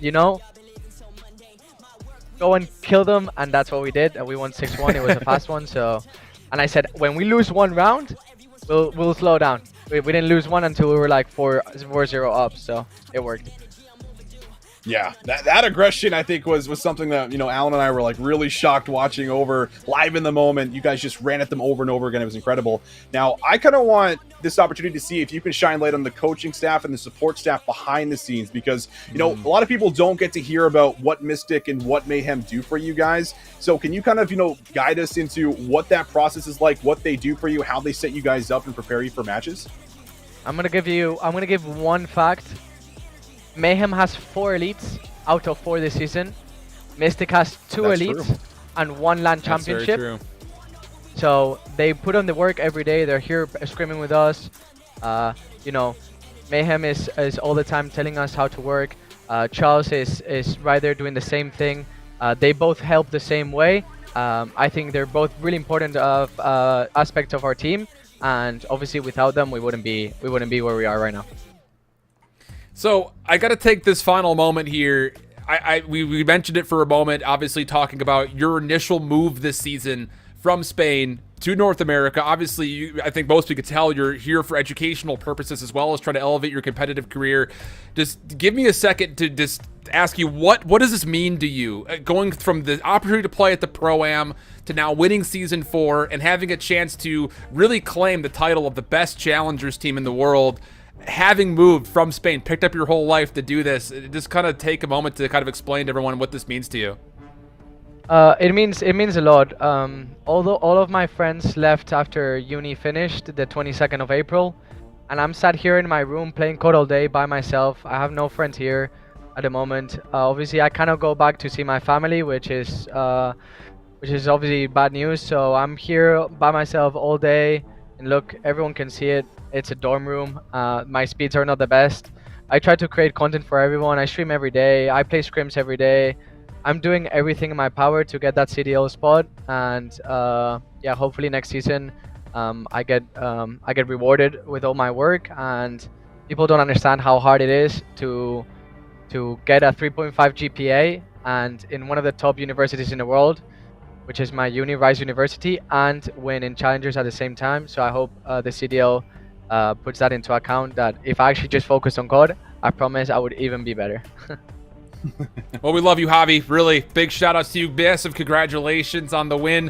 And of course, we're excited to see what you guys are going to do at Boston. Absolutely. Take your time. Yeah, take a shout out. I want to say something. Scrap, listen, he's the GOAT, okay?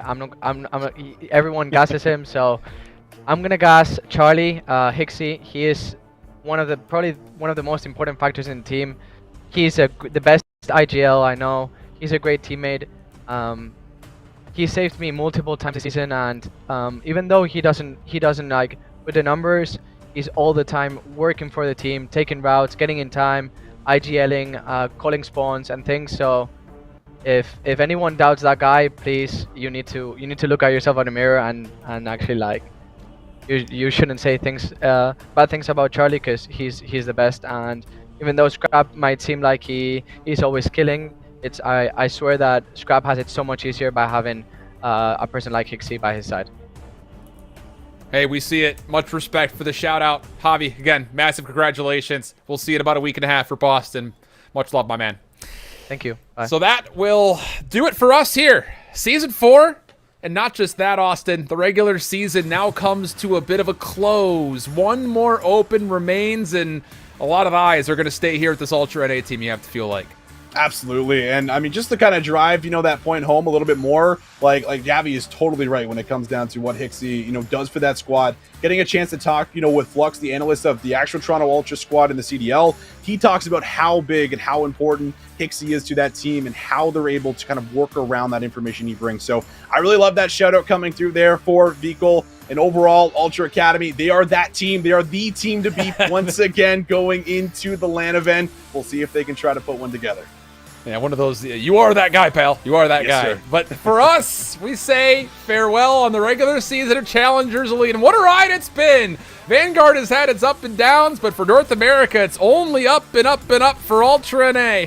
Over in Europe, tight affair going through, of course, as the Europeans as a large community are going to look to try to improve after Toronto going in towards Boston. But of course, major opponents will sit in their way. None more prevalent than the 2 Canadian squads of 705 and Ultra NA. We'll see you next week for Boston Open right here at Challengers.